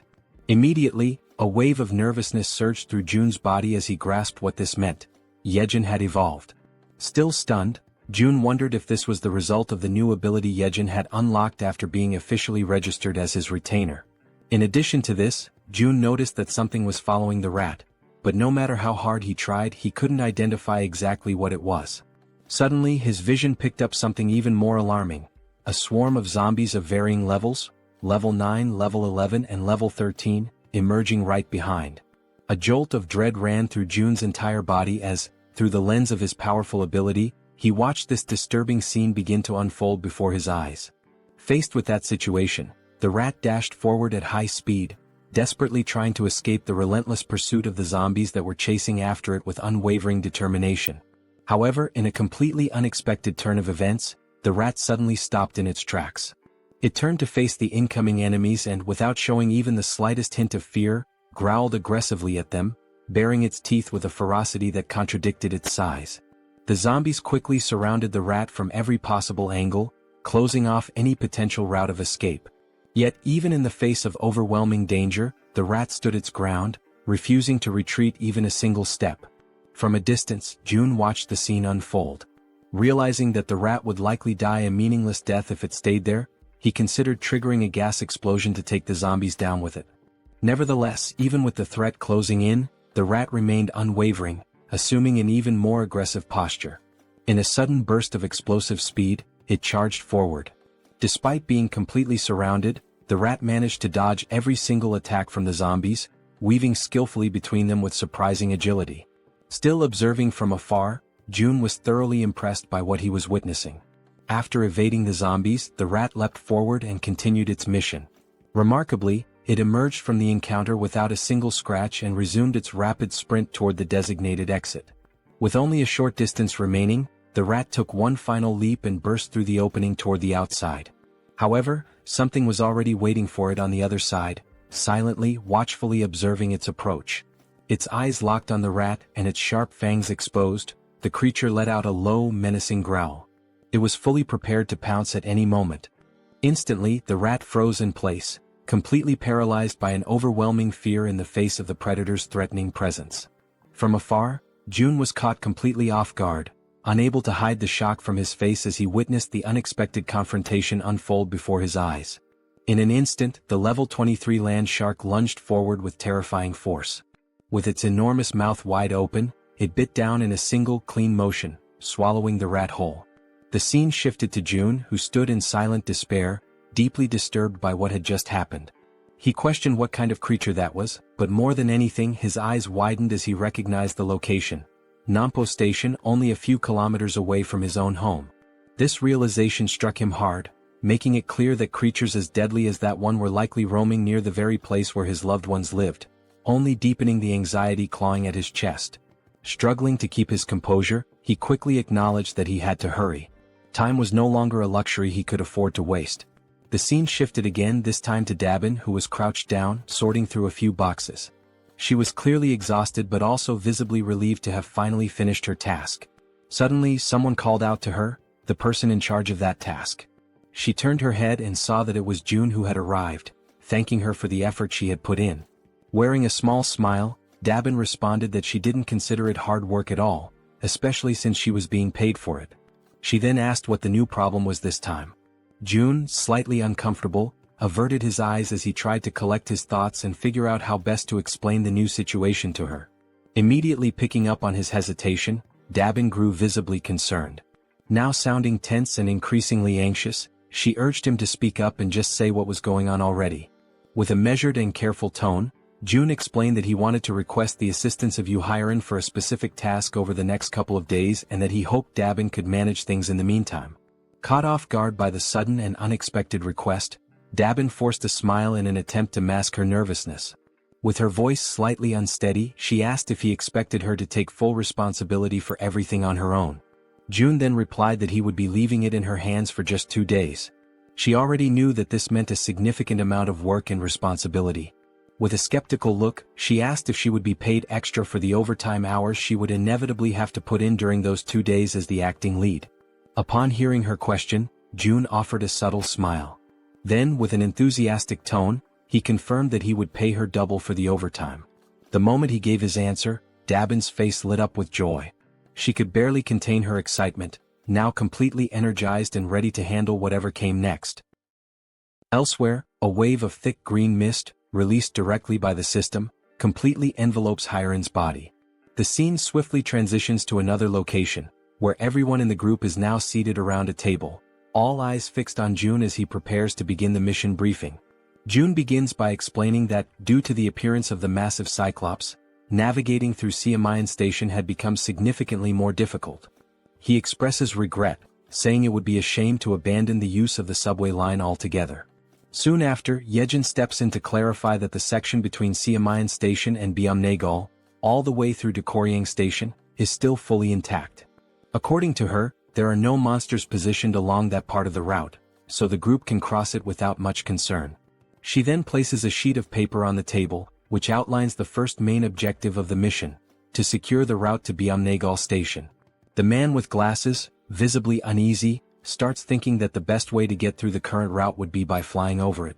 Suddenly and somewhat unexpectedly, Toji interrupts the discussion, not to contribute anything urgent, but merely to compliment Jaehyeon on her impressive talent for drawing maps.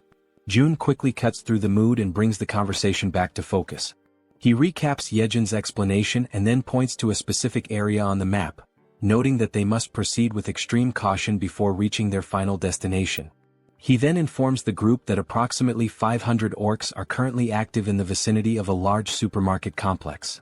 Upon hearing this, Han immediately asks whether they'll have to engage in direct combat with the orcs. Jaehyeon responds clearly, stating that fighting the orcs is not part of the plan. They only need to reach Byumnagal Station and use the underground subway line. She assures them that she has identified a route completely free of orcs, with only a few lower-level monsters needing to be cleared along the way. Silently, June recalls just how much he had invested prior to the mission to ensure that nearly everyone in the group reached at least level 30, with only Fatty and Hyeon falling short. Against goblins, he believed that would be more than enough. June continues by explaining that they should reach Koryang Station without any significant trouble. However, he then immediately points out the real obstacle that lies ahead: Busan Station. The moment he mentions Busan, Toji panics, fearing there might be another giant creature stationed there. But Jaehyeon quickly denies it. Her concern isn't about another giant, she says, but rather the condition of the railway tracks between Koryang and Busan. She then reveals that this particular area is swarming with an enormous horde of zombies. And unless someone in the group possesses an ability capable of wiping out monsters in extremely tight spaces, using that route would pose a serious and dangerous challenge. Everyone is left stunned by the revelation, especially Hyeon. Trying to remain composed, Hyeon focuses and slowly gathers the courage to speak. Still nervous, she calls Jaehyeon by name and, with trembling hands, says that she believes her ability might be able to help in this situation. Sometime later, the system displays a notification stating that the 100,000 weight limit of her poisonous mist had just been exceeded. Seeing this notification, Hyeon feels a deep frustration that her contribution has already reached its limit. She opens a nearby door where June and Jaehyeon are waiting. Both immediately begin praising her efforts, telling her that she did exceptionally well. June asks if she's feeling okay. Hyeon confirms that she is. Although she had felt completely drained at the beginning, something powerful seemed to push her through the process, and now she felt fine. What she didn't know was that the strength she had felt came from June, who had secretly upgraded his retainer management level. June reflected on the cost of the upgrade. It had been expensive, but ultimately worth it since he ended up earning billions in return.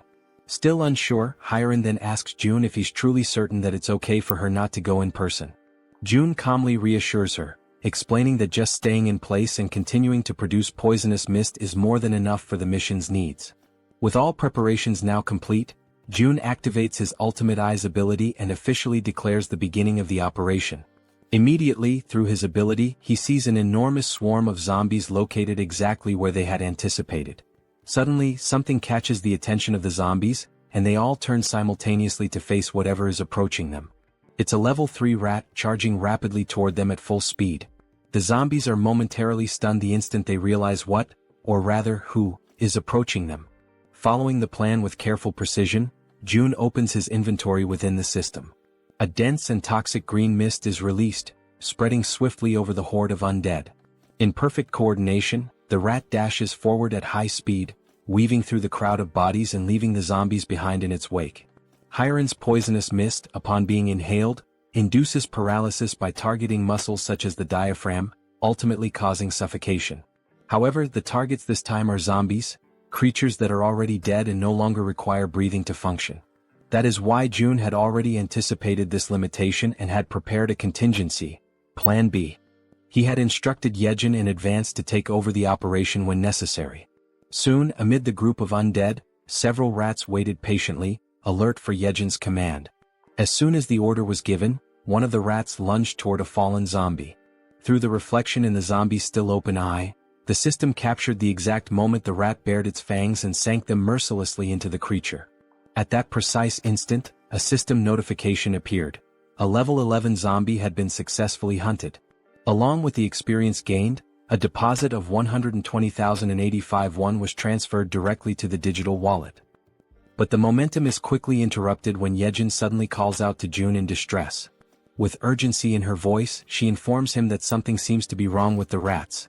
In that exact moment, the system displays a troubling notification.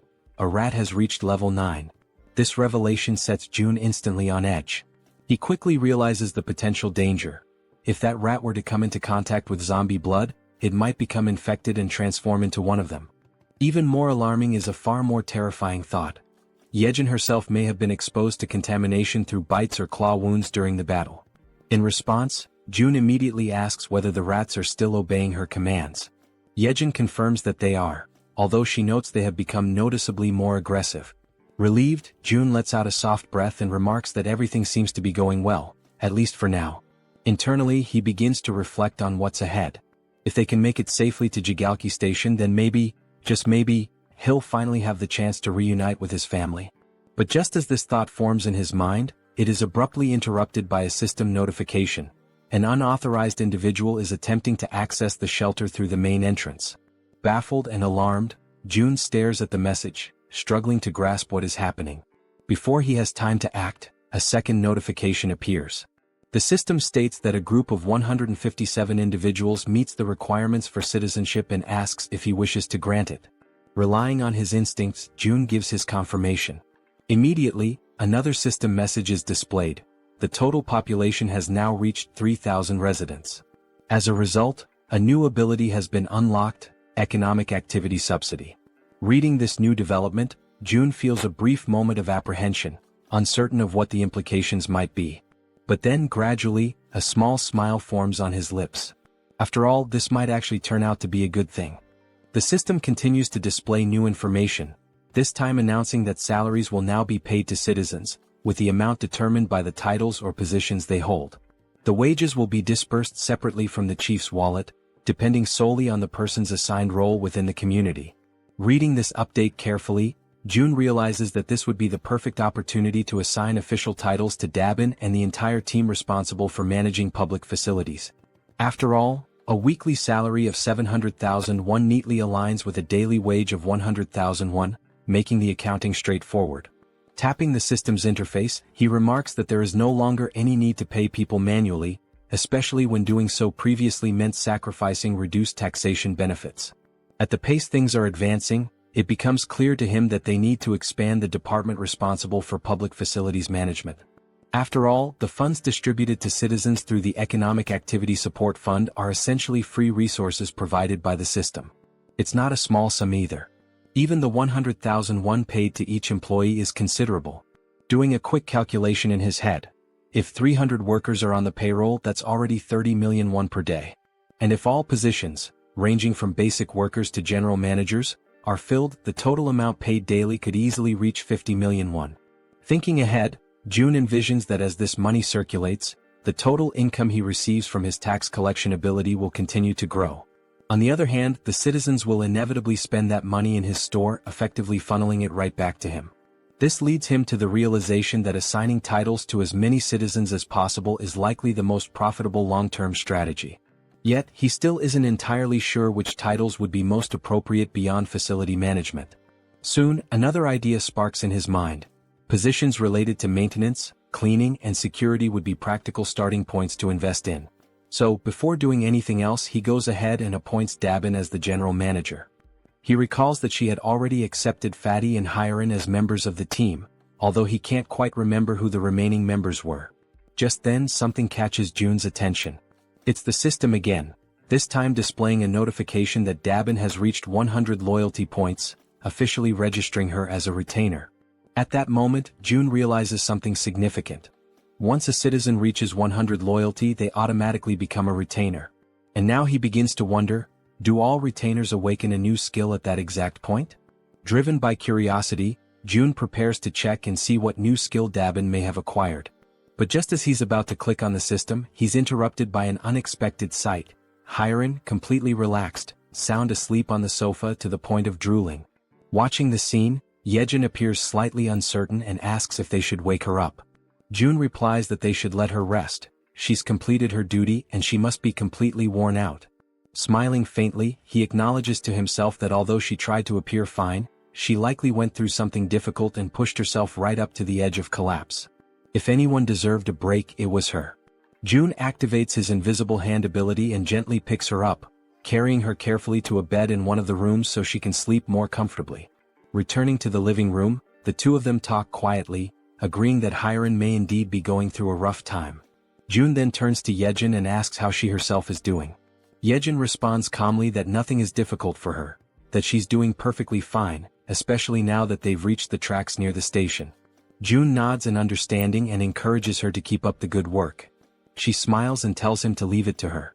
However, at that exact moment her expression shifts subtly. Something makes her hesitate. June, immediately picking up on the change, asks her if something's wrong. She stammers slightly and replies that all of a sudden the link isn't connecting anymore. June, caught off guard, asks what she means by that and she tells him to give her a moment. Closing her eyes, she tries to reconnect with the link. But apparently it's no use. She then explains that it's probably the distance. It seems to be just too far this time. June asks whether the link had been working properly before. She responds that it's possible to go a little beyond the maximum range if the link was already established beforehand. However, the reach of the link currently only extends as far as the central station. She then turns to him and asks what they're supposed to do now. Without an immediate answer, June falls into thought. He realizes that something always seems to go wrong at a critical moment, and just beyond the station lies the house where his family is supposed to be. He had been counting on using one of Yeon's rats to check the house before making a move. Clenching his fist tightly, June mutters that this is a complication. Still, he asks Yeon to try re-establishing the link from the central station in any way she can. She agrees, saying she'll give it her best shot. Closing her eyes once again, she begins to focus her powers in an effort to restore the connection. With the vision of zombie rats moving through the station still lingering in his ultimate eyes, June reminds himself that they have to explore every possible option available to them, and until then, all Kim can do is hope, with all his heart, that his family is still safe. The system now displays the current locations of everyone participating in the mission. Yeon's rats are moving ahead to scout the path, while Han's group remains further back, following at a safer distance. The scene then shifts to the station where Han's group has just arrived. Everyone stands frozen, completely overwhelmed by what they see before them. The entire area is a scene of utter devastation. All the surrounding buildings have been reduced to rubble, and massive footprints, far larger than anything human, are deeply embedded in the ground, scattered across the terrain. Jaehyeon, the bespectacled man, stares at the destruction in disbelief and finally mutters that the sight is incredible. The archer, noticing that he's distracted and not focused on their task, prompts him to begin scouting the area immediately. Obeying her prompt, Jaehyeon commands his raven, named Black, to begin aerial reconnaissance of the area. After some time observing through the raven's vision as it flies overhead, he reports that there appear to be no monsters nearby. Toji then speaks up, saying that the station itself also seems to be clear of any goblins, and that thanks to the massive avalanche that occurred earlier, they should be able to move through the area with little resistance. Jaehyeon agrees and comments that it's likely the case because no sane person, or creature, would dare approach a place marked by such overwhelming destruction. With a hint of concern in her voice, the healer mentions that night is falling fast and that they should find somewhere safe to stay until morning. The archer quickly reassures her, explaining that, based on known goblin behavior patterns, nighttime is actually the safest period, since goblins tend to hide away or go dormant once darkness sets in. At this point, Han appears deep in thought. After a moment of silence, he speaks, saying that they should keep moving. If anything truly dangerous happens, there's a high chance June will summon them back right away. Suddenly, one of Yeon's small rats appears, making faint gestures as if trying to communicate something important. The entire team comes to a halt, recognizing it immediately as one of Yeon's specially trained rats. They take this as a sign to follow it without question. Quietly and cautiously, they begin to trail the rat as it scurries ahead, guiding them through the eerily silent night in the ruined city. As they move along the path, someone comments that the station up ahead looks like it's been turned into a shallow lake. Jaehyeon asks aloud if that might be a result of the giant's rampage. The archer responds that it's quite likely.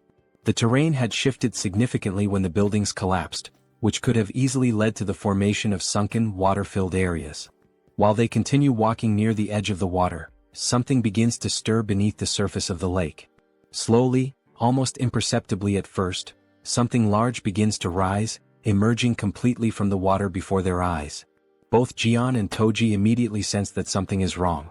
They notice strange movements in the ripples, something that doesn't match the natural motion of water. The others ask them what's going on, and Jaehyeon replies that he just heard something that didn't sound like it belonged there. He narrows his eyes and looks carefully ahead, straining to make out details through the dim light. Suddenly he points toward a distant figure and says that there's someone up ahead.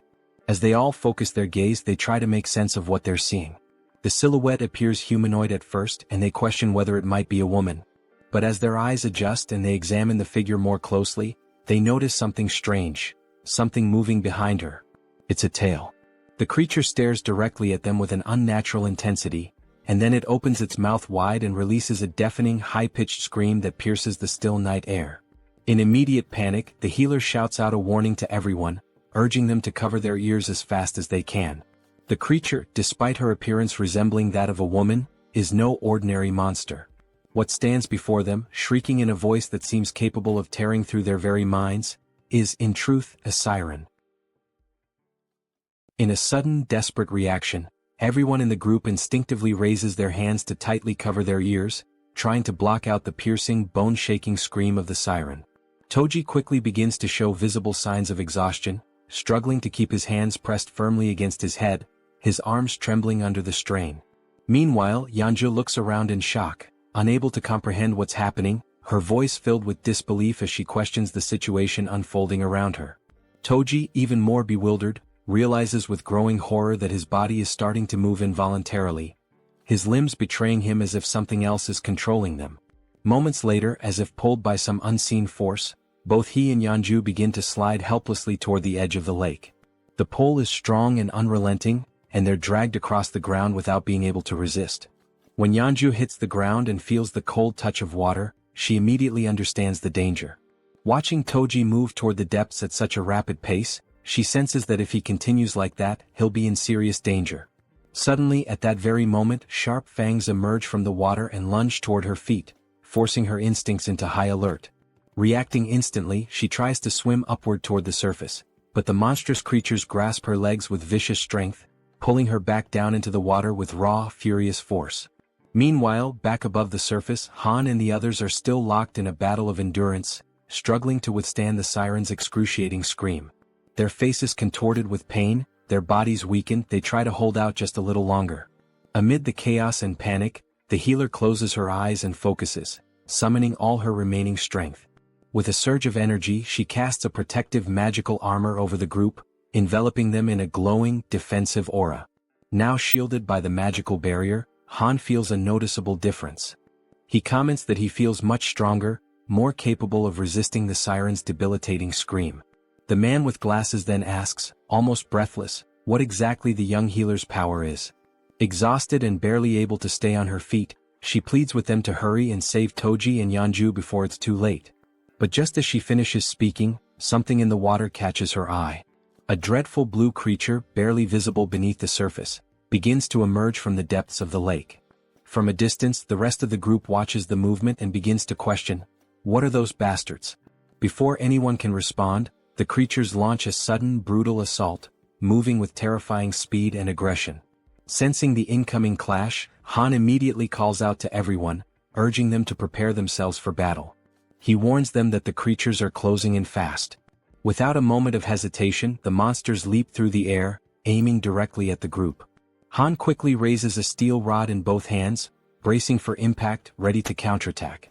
With powerful force, his weapon collides with the creature's strike, sending shockwaves through the air. Just as the creature begins to recover, it's struck by a well-aimed arrow, finally going down. However, only one of the monsters is defeated, while several others continue to emerge from the shadows.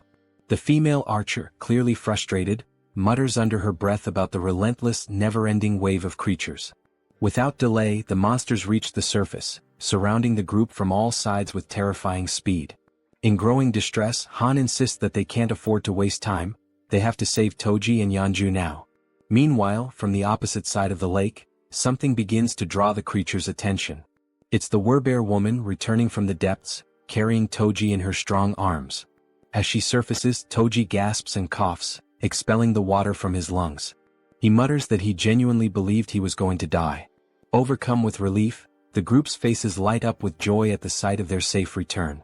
Toji then turns to Yeonju and, with deep sincerity, thanks her for saving him. But their moment of reunion is abruptly interrupted. The bastards resume their relentless assault without giving the group a second to breathe. The team quickly realizes the creatures aren't going to let up, not even for a moment. Toji immediately activates his magical armor, his body lighting up with protective energy. As the monsters continue charging forward, he yells to the group that they'll hold the line and fight until the very end. In that moment, the Werbear woman plants her feet firmly and prepares to strike. As one of the creatures lunges forward, she throws a heavy punch that lands squarely on its face, sending it flying backward through the air. The creature crashes violently into a thick wooden pillar, splintering it with the force of impact. Atop that very pillar, a goblin's body had been suspended, tied in place. At that instant, both Han and Toji glance upward and shout for everyone to move away quickly. Without hesitation, the group leaps back just in time as the place they had been standing is struck. Moon immediately turns and asks Han if he's okay. Han replies that he's fine and asks what just happened. As he sees the wreckage more clearly, Toji freezes in place, unable to speak. It was the body of the goblin, still tied to the broken pillar, that had fallen from above. As the group stares at the unsettling sight, the man with glasses urges everyone to look up. When they do, they are horrified by what they see: numerous goblins, their bodies bound and suspended high above, arranged in the shape of a massive cross. Han comments that the group had been so focused on the danger below that they hadn't even noticed what was above them. And in that moment he comes to a terrifying realization. These bastards don't care whether their victims are monsters or humans. Just then, the female archer's bow slips from her hand and falls to the ground. Her body begins to tremble uncontrollably, and she becomes completely speechless. She simply can't believe what's in front of her eyes. In complete silence, she wonders to herself, could that man really be her father? Suddenly, one of the creatures charges forward at full speed. Han watches in horror as the beast sprints directly toward the defenseless archer, who remains frozen, completely unaware of the incoming attack. Without hesitation, he desperately screams her name. At that very moment, a loud gunshot echoes through the air. The bullet hits the creature midair, striking it down and sending it crashing to the ground. Holding the weapon was Moon, who immediately turns to ask the archer woman if she's all right. Han commends him for his quick reflexes in such a dire situation, but soon notices something is terribly wrong. The archer is now kneeling on the ground, visibly shaken, her expression distant and broken. Suddenly, the man with glasses appears, urgently calling out to Han. He says he may have found a way to deal with the situation they're trapped in. He explains that, through black, he has been able to observe the surroundings from above, and that's how he discovered something crucial. The agonizing sound that's been tormenting them is also what's commanding the creatures. Han is taken aback by the revelation. The man in glasses adds that he still can't fully understand what the siren is saying, but he noticed that every time she opens her mouth, the fish-faced creatures react and begin to move. He then states that if they can find a way to cut off the sound, it's highly likely that the creatures will lose their coordination and retreat due to the lack of command. In the midst of this tense and increasingly hopeless situation, Han agrees that the idea is worth trying. However, he expresses concern that the creatures won't give them the opportunity to make it happen. Wanting to clarify things, Toji asks directly if the entire plan boils down to simply stopping the sound. Han confirms it, with seriousness in his voice. Then, with resolve burning in his eyes, Toji declares that he'll be the one to bring down that damn thing and that he has a plan. Meanwhile, on the other side of the battlefield, the siren opens her mouth once more, releasing the dreadful sound, and like obedient soldiers, the creatures respond as if bracing themselves for another coordinated assault. Observing their behavior closely, Han notices that the creatures are changing their formation. The man with glasses assumes they must have realized the group's new objective is to shut the siren down. Han then turns to Toji and asks if he can really rely on him. Toji confidently answers yes, urging everyone to trust him, and makes it clear that all they have to do is open a path for him. He'll take care of the rest on his own. Without hesitation, Healer affirms that she will stay behind to protect the archer. And with the plan now in motion, the group charges forward with unwavering determination. Each member of the team focuses solely on creating that crucial opening for Toji, attacking the enemy forces without mercy and taking down one creature after another with relentless resolve. Han pauses for a brief moment, glances back at Toji and shouts for him to move now. This is the chance. Toji locks onto his target, plants his feet, and grips his halberd with precision and strength. Then with all his might, he hurls the weapon through the corridor, aiming straight for the siren. The weapon cuts through the air at incredible speed, but the siren reacts swiftly, dodging with ease. The halberd misses its mark and continues its path, clattering past her. The group freezes in stunned silence, watching as the opportunity they carved with so much effort vanishes in a single instant. Yet Toji remains completely unfazed. The siren erupts into maniacal laughter, along with her grotesque creatures, mocking his failure. But Toji simply smiles, calm and collected. With a sharp glint in his eye, he asks Han if he's already forgotten something. Confused and frustrated, Han doesn't understand what he's referring to, until in a sudden realization his eyes widen. With a trace of sarcasm, Toji then asks, "What's the best way to deal with a fish?" As he speaks, he lifts his hand and activates the recall command on his halberd. The weapon obeys the order, and on its way back, it slices cleanly through the siren's back, impaling her and cutting off her laughter for good. At that moment, the system notifies the group. A level 33 siren has been hunted down. Experience points have been awarded. The halberd returns to Toji's hand as everyone turns to stare at the siren's lifeless body. The fish-faced creatures become disoriented, clearly lost without their leader, and quickly retreat back into the depths of the lake. This sudden disappearance brings a wave of relief over the group, as they now have one less threat to face. Without wasting a second, Han approaches the archer woman and gently asks how she's doing. She remains trembling, unable to compose herself. Concerned, Healer turns to Han, asking what they should do now. Han considers going to find June. Then, the archer woman suddenly reveals, with a trembling voice, that one of the bodies hanging on the crosses above is her father. Han is struck speechless. He quickly turns around, unable to accept that his father-in-law could be among those mutilated victims. Overwhelmed by a deep, unbearable grief, the archer collapses into uncontrollable tears, mourning the fate of her father. Beside her, Han falls to his knees, consumed by panic and disbelief. The entire group around them feels the weight of her sorrow as if it were their own. And right there before their eyes, hanging from a cross in an appalling state, was her father's body, a heartbreaking sight that pierced the soul of every witness. At that very moment, the system displays a mission reconstruction screen, this time with the archer as the target. The reward, to bring her father back to life. However, the system clearly warns that resurrection is only possible within the boundaries of the absolute domain. Staring at the screen in a mixture of urgency and desperation, June taps rapidly on the system window, trying to complete the reconstruction process. Jaehyeon, seeing him in such a state of despair, is left absolutely stunned by his behavior. But then all of a sudden June stops. He begins to reflect more deeply on the situation and on the trust the group had placed in him. He knew that if things had escalated to a point where lives were truly in danger, he would have been summoned without delay.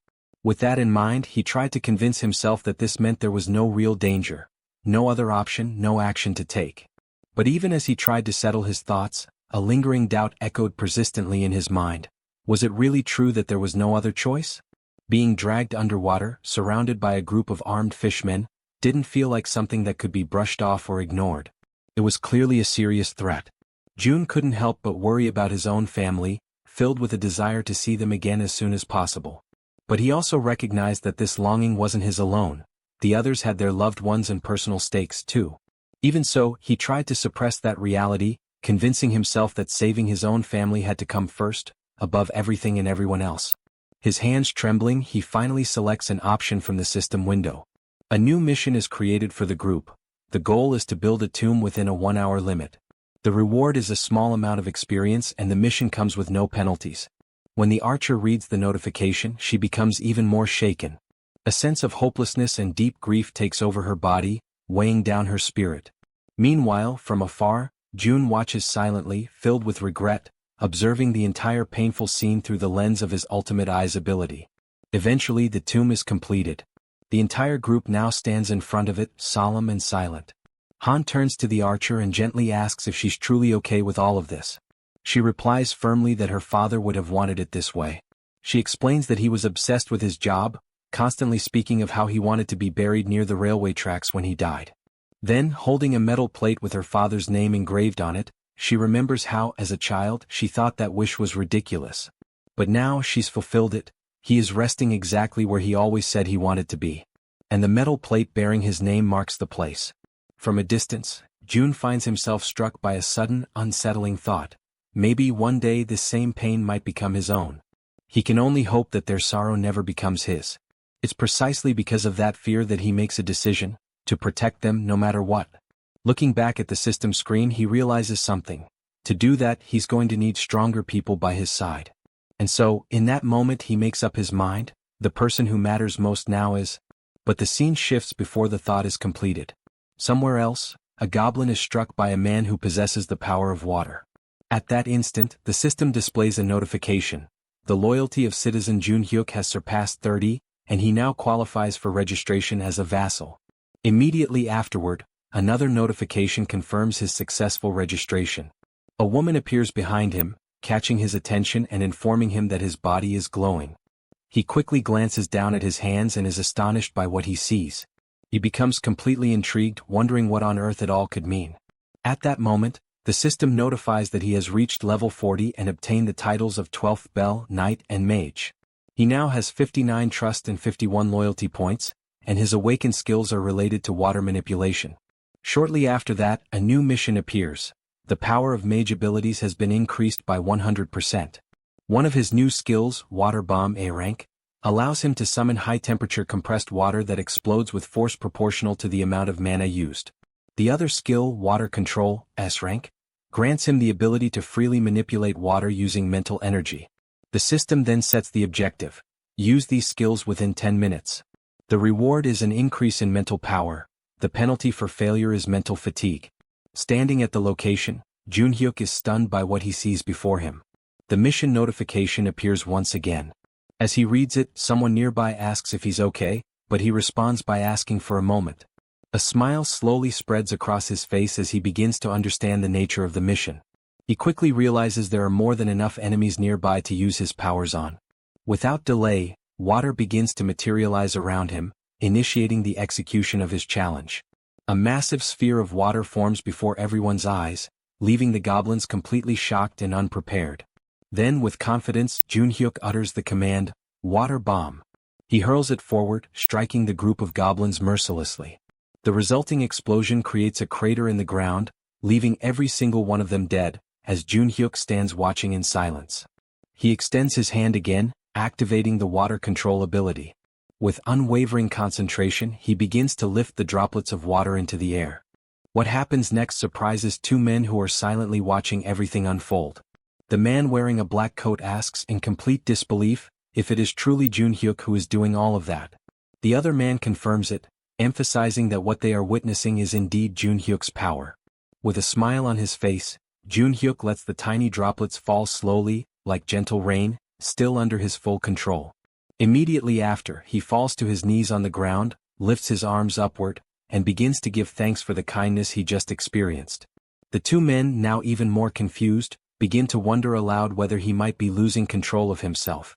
At that exact moment, the system displays a notification stating that both his trust and loyalty have increased, that the mission has been successfully completed, and that 70,251 won have been consumed.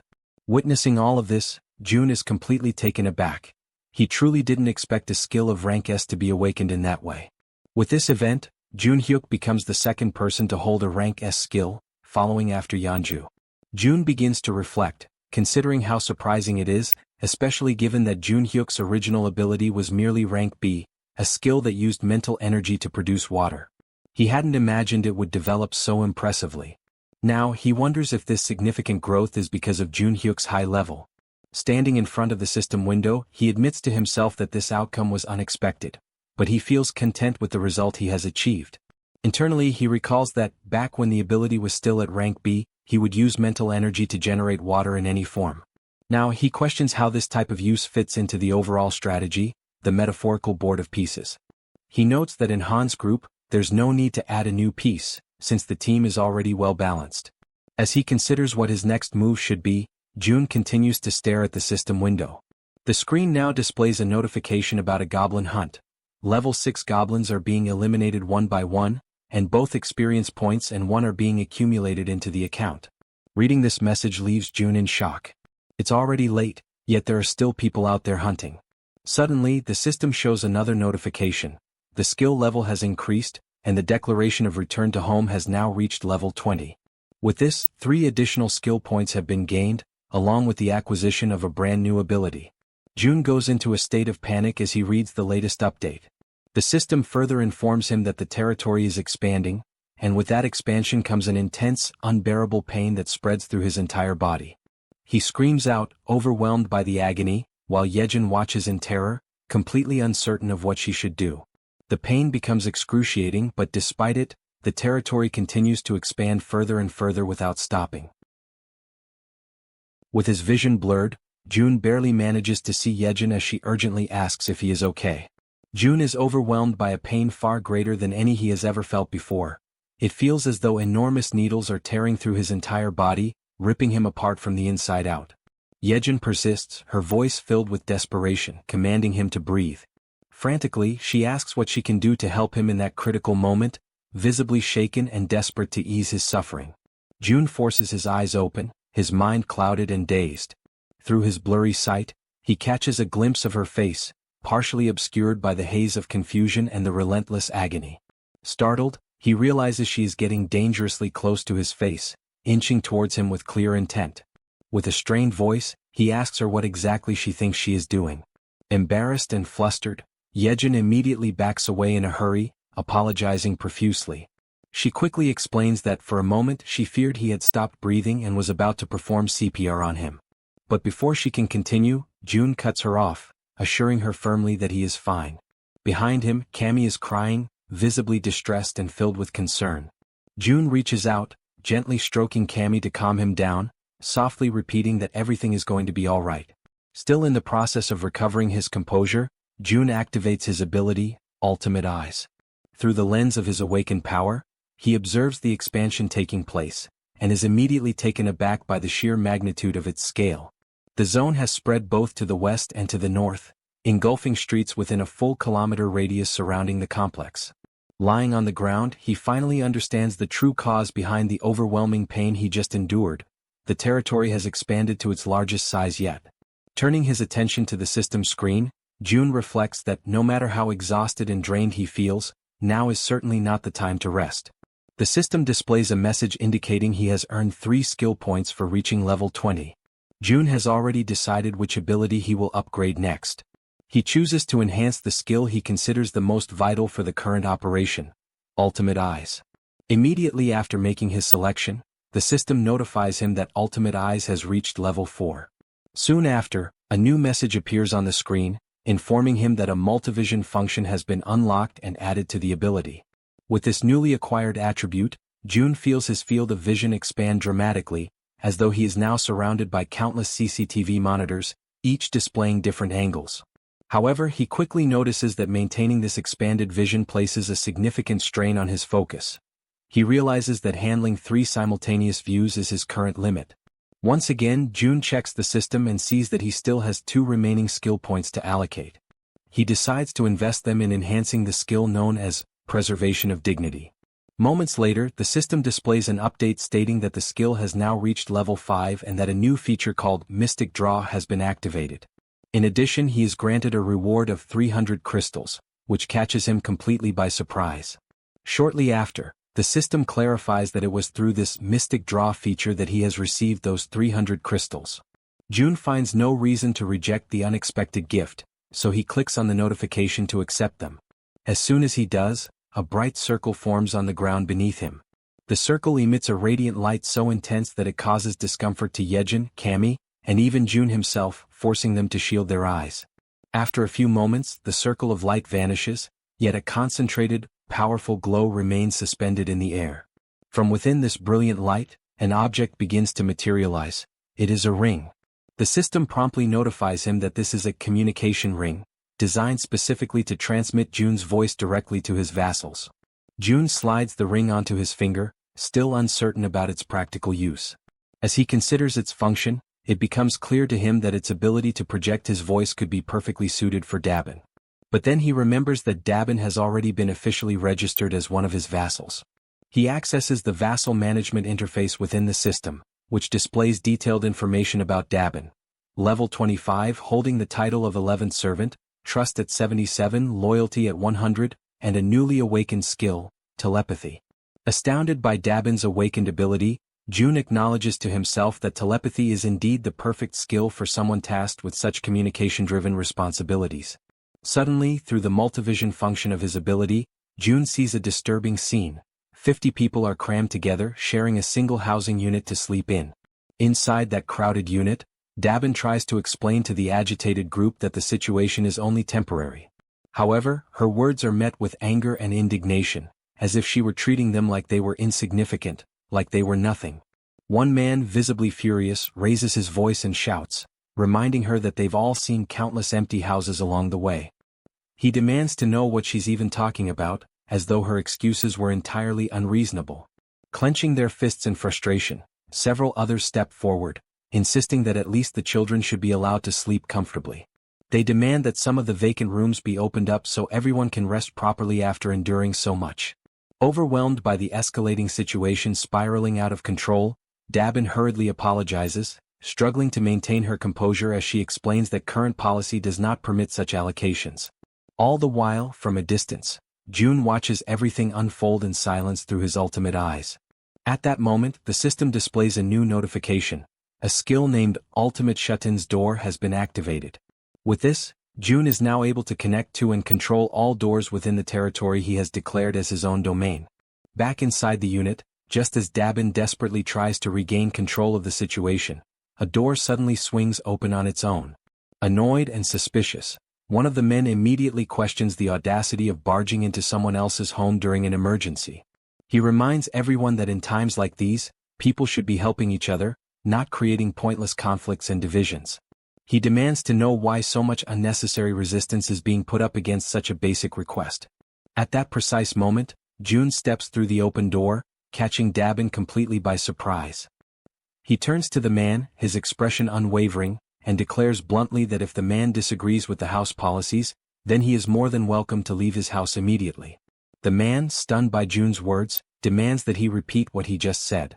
But June, without the slightest hesitation, simply proceeds to evict him on the spot. Witnessing this abrupt and firm action, the rest of the group begins murmuring among themselves, remarking how things have suddenly calmed down. June then turns to face them all and poses a sharp question, asking if anyone else has complaints they wish to bring up. With a cold and resolute tone, he announces that from that moment onward the electricity, water, and gas supply to that entire unit will be cut off. Hearing this, a young woman, visibly alarmed, questions whether he is being serious about such an extreme measure. June locks eyes with her and responds curtly that, in fact, that's exactly the question he wanted to ask them. With an unwavering gaze, he states that it's no coincidence they appeared right after the fall of the giant. He then asks if they came because they judged this place as being capable, just like so many others who arrive every single day with the exact same mindset and expectations. His words strike the group like a bolt of harsh reality, leaving them momentarily speechless. But June doesn't stop there. He continues, explaining that giving in to such demands would lead to 3 major problems. First, all the empty rooms would eventually be exhausted, making it impossible to accommodate new arrivals who genuinely need shelter. Second, the residents who have been living there, those who are already settled and abiding by the system, would begin to feel disrespected and marginalized. And third, once they give in to one demand, the cycle of requests and entitlements would never come to an end. With absolute ruthlessness, June raises his voice and declares that the basic rights and welfare they expect to find here simply do not exist in this place. He emphasizes that the South Korean government has already collapsed, and that he, standing before them, is not the representative of anyone's ideals or dreams. He acknowledges that some might perceive him as a tyrant, abusing the power he holds. But he warns them that the world has become far too brutal, far too unforgiving, for naive ideals like rights and welfare to survive without being fought for and earned. He points out that if they wish to enjoy such privileges, they must first prove themselves worthy of them. He goes on to explain that the other survivors, those who arrived before them, are enduring extremely harsh conditions, organizing rotating shifts just to catch some rest. And despite all the discomfort and hardship, these people are still making sure to care for the children and the weakest among them, choosing to fight for survival as a community. Finally, June delivers a firm and non-negotiable order. They are to return immediately to the accommodations that have been designated for them. He warns them that if they refuse to comply, they will be paving their own path to lose even more than what has already been taken from them. Upon hearing those words, the group immediately stepped back. Dabin, feeling a wave of relief, let out a soft sigh and expressed her gratitude to June for helping her in that situation. However, he replied that there was no need for thanks. In fact, he insisted that he was the one who should be grateful to her. His unexpected response left Dabin momentarily taken aback, trying to understand what he truly meant by that remark. It was then that June pointed out that perhaps she, too, might be capable of doing something similar to what he had just done. He asked if she was familiar with the concept of telepathy, and then instructed her to think of a person with whom she would like to communicate, picturing herself speaking to them mentally, as though having a conversation inside her own mind. Dabin closed her eyes, focusing all her concentration. A short while later, a faint aura began to surround her body. Pleased with the result, June emphasized that she would need to learn the exact conditions and limitations of this ability, and the best way to do so was through frequent practice. At that moment, someone with trembling hands gave a small wave and called out for June. Both he and Dabin turned to see a figure who appeared nervous, standing with his head lowered. June asked if the man still had something he wished to say. The man, clearly frustrated yet determined, admitted that he knew he was being bold, but he needed to ask if June might consider forgiving the friend who had been expelled earlier. June questioned why he would do such a thing. The man explained that Yoon-sik, the one who had been expelled, was the only person who dared to speak aloud what everyone else was already thinking, and he didn't think it was fair for Yoon-sik to be the only one punished. He then leaned forward respectfully and stated that he would accept any punishment himself, but begged June to show mercy toward Yoon-sik. June silently considered whether it was time to bring Sung Yoon-sik back, knowing deep down that it was not right to take someone's life simply to serve as an example to others. Resolute in his decision, he opened the system and noticed that the man was still standing in front of the door, having gone nowhere at all. Looking directly at him, June asked for his name. The man answered that he was called Kyung-hoon. June then informed him that he would grant Yoon-sik his citizenship back. Kyung-hoon was taken aback when June went on to say that he would also restore electricity and water service, though not the gas supply.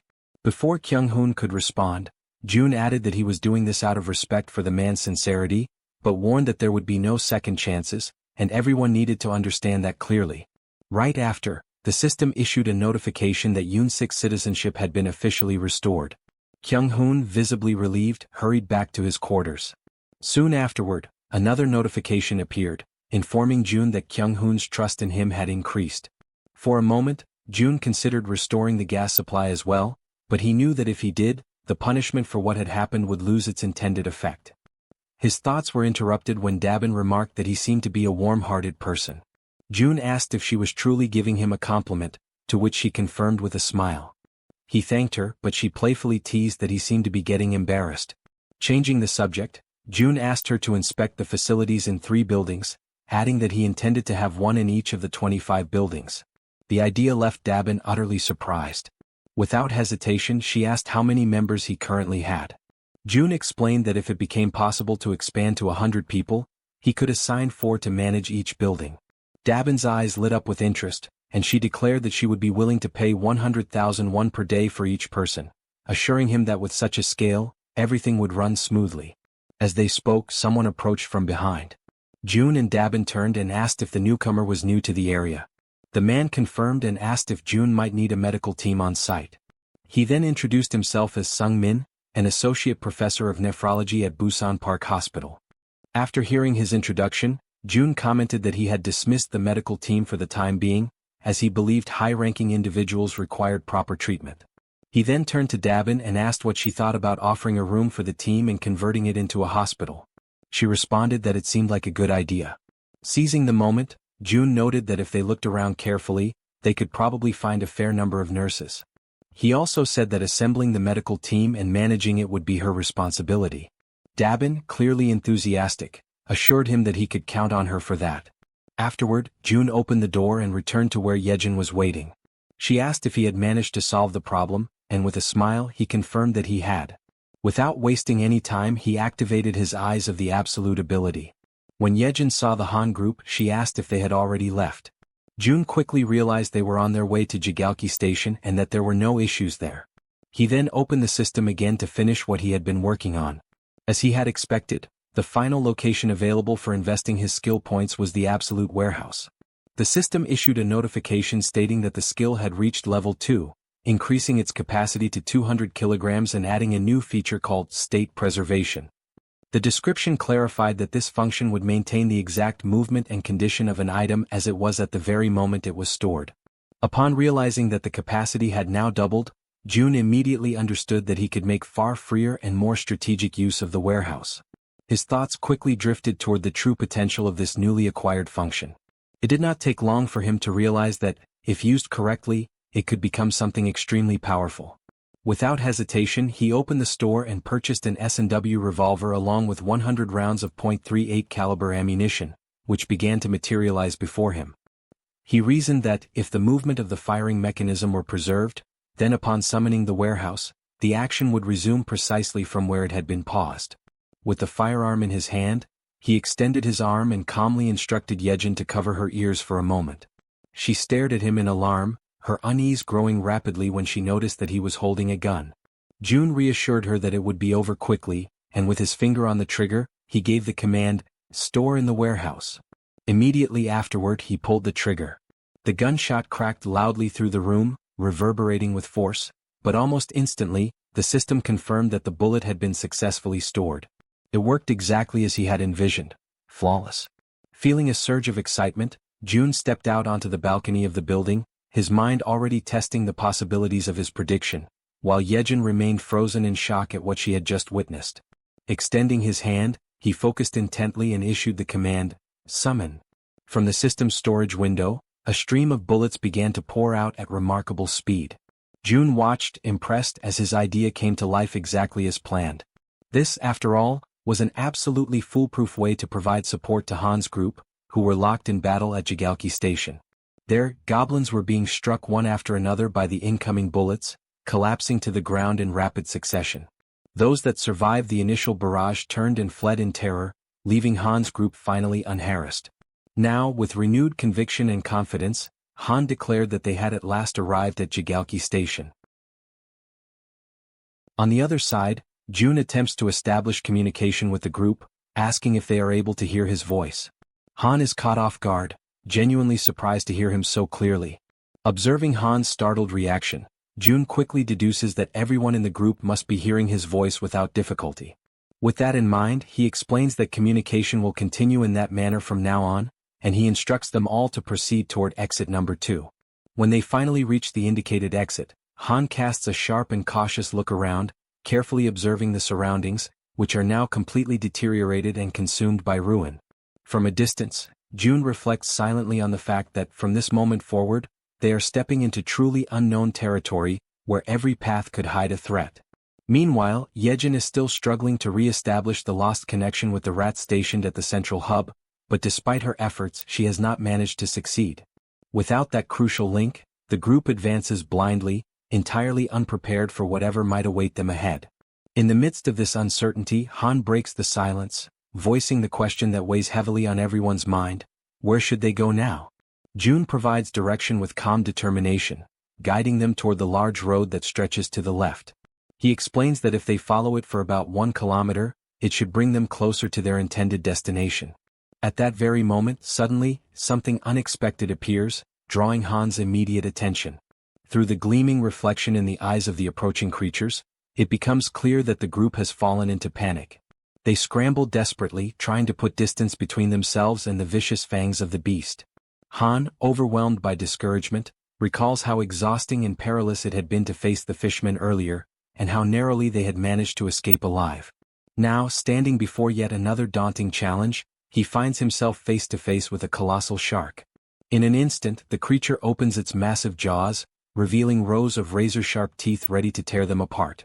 Han reacts instinctively, seizing a heavy iron bar to shield himself from the imminent strike. The man with glasses raises his weapon and unleashes a storm of gunfire at the shark, the bullets hammering into its body, leaving the beast dazed and confused. Seizing this fleeting opportunity, Han charges forward with determination, delivering a decisive and powerful blow directly against the terrifying shark's fin. At the same time, the werbear woman hurls herself into the fray, leaping with unrestrained fury. She crashes down upon the monster's head with brutal force, inflicting a devastating wound. Almost instantly, the system issues a notification announcing that a level 24 shark has been successfully hunted. Experience points are added, and a sum of wands is automatically deposited as a reward. In the aftermath, Han signals to the man with glasses. She focuses intently, linking her consciousness to her raven, Black, and immediately gains a sweeping aerial view of the area. The man with glasses freezes, stunned by what he witnesses through the shared vision. Without hesitation, he alerts the group that the entire surrounding area seems to be overrun by fish. At that tense moment, yet another figure suddenly emerges, and the entire group finds themselves staring directly at an overwhelming presence. Almost simultaneously as Toji looks upward, he notices movement above them. It is not a single creature, but countless blue figures resembling swordfish swiftly closing in from the sky. The group steels themselves for yet another imminent clash. As the creatures approach dangerously close, Han calls upon Toji. He raises his halberd high, focusing his energy, and his armor activates with a flash of power. In the precise instant Toji strikes with deadly accuracy, his blow landing true. The system immediately notifies the successful hunt of a sky blue marlin, rewarding them with additional experience points and wands.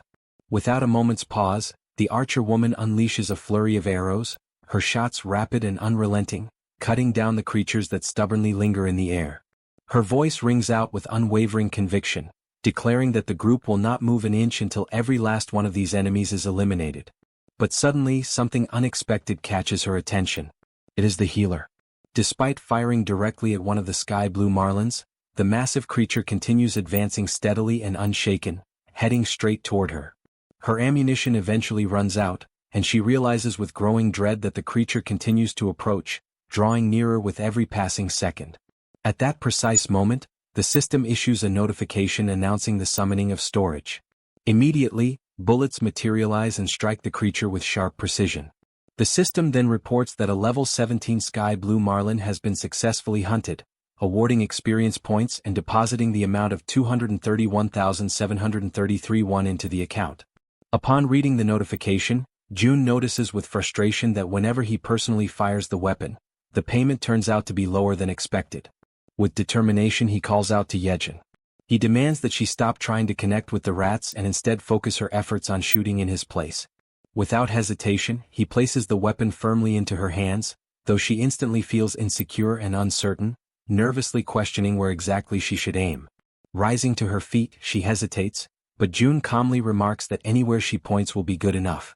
Gathering her courage, Jaehyeon fires her very first shot, and immediately the system notifies the deposit into storage. Seizing the moment, Jun concentrates intensely and commands that the bullets fired by her be redirected into the ongoing battle. Right after his command, countless system windows open before them, acting as gateways through which the bullets travel, passing directly into the battlefield and striking their intended targets. The system then notifies that another level 17 sky blue marlin has been hunted, granting additional experience points and depositing more wands. Amid the unfolding situation, Jaehyeon urgently warns Jun to step aside and reload quickly so that the assault can continue without delay. Absorbing the urgency of the moment, Jun reflects silently that the overall efficiency of the operation has now increased for the 6th time. Even though he feels genuine pity for Jaehyeon, who is clearly overwhelmed, he knows deep down that this approach is absolutely necessary. At that instant the door swings open. Hyerin, known as the Poison Girl, enters the scene, her expression filled with intrigue as she takes in the chaotic sight before her. Upon noticing Jaehyeon firing repeatedly, she questions the reason behind the gunfire, trying to discern whether what she is witnessing is reality or merely some kind of dreamlike illusion. In the middle of the chaos, a massive creature suddenly attempts to strike at them. However, both Han and the werbear react swiftly, dodging the violent attack just in time. The creature reveals itself to be red in color, with the enormous and terrifying form of a monstrous crab. Distressed and exasperated, Han asks aloud whether this is some kind of twisted joke and desperately questions if they are truly expected to try and defeat such a horrifying monstrosity. The giant crab prepares to attack, raising its massive limbs with a menacing weight.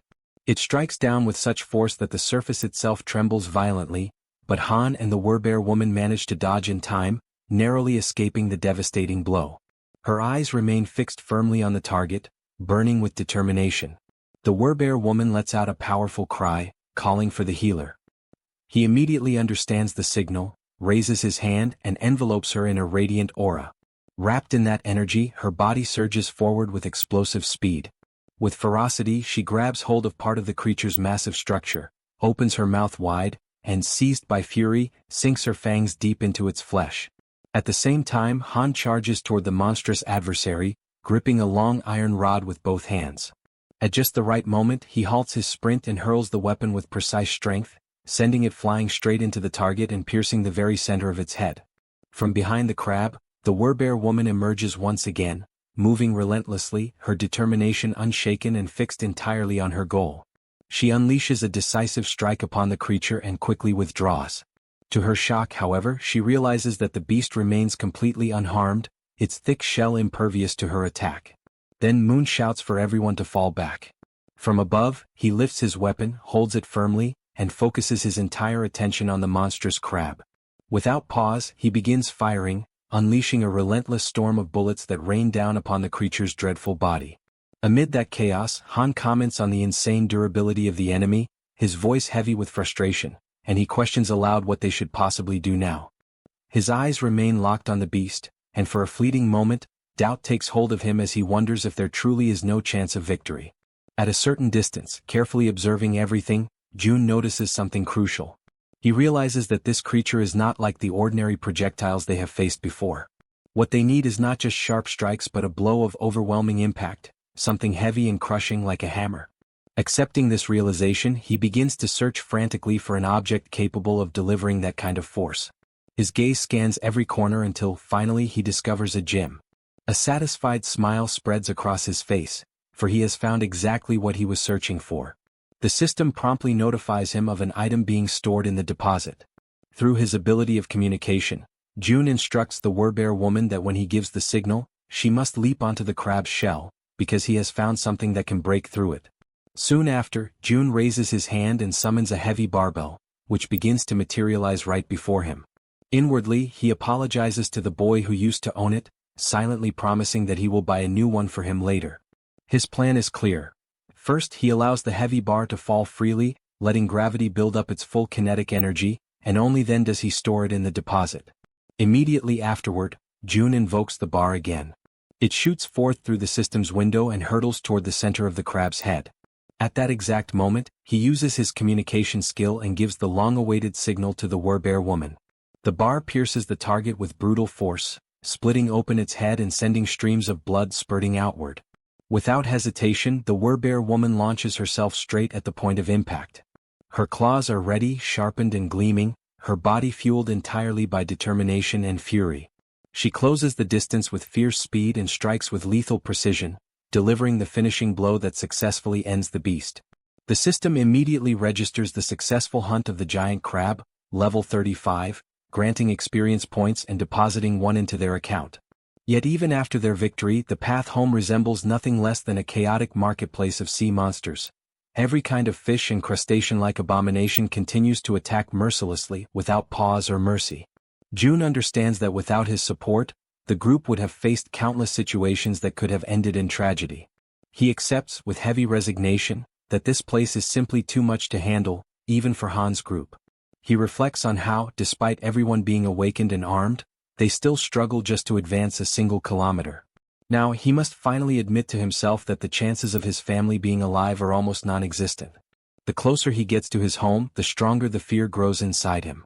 Still, even if there is just a 1% chance, he knows he cannot allow himself to lose faith.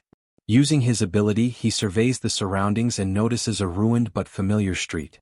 He reflects that just beyond the narrow alley lies his home.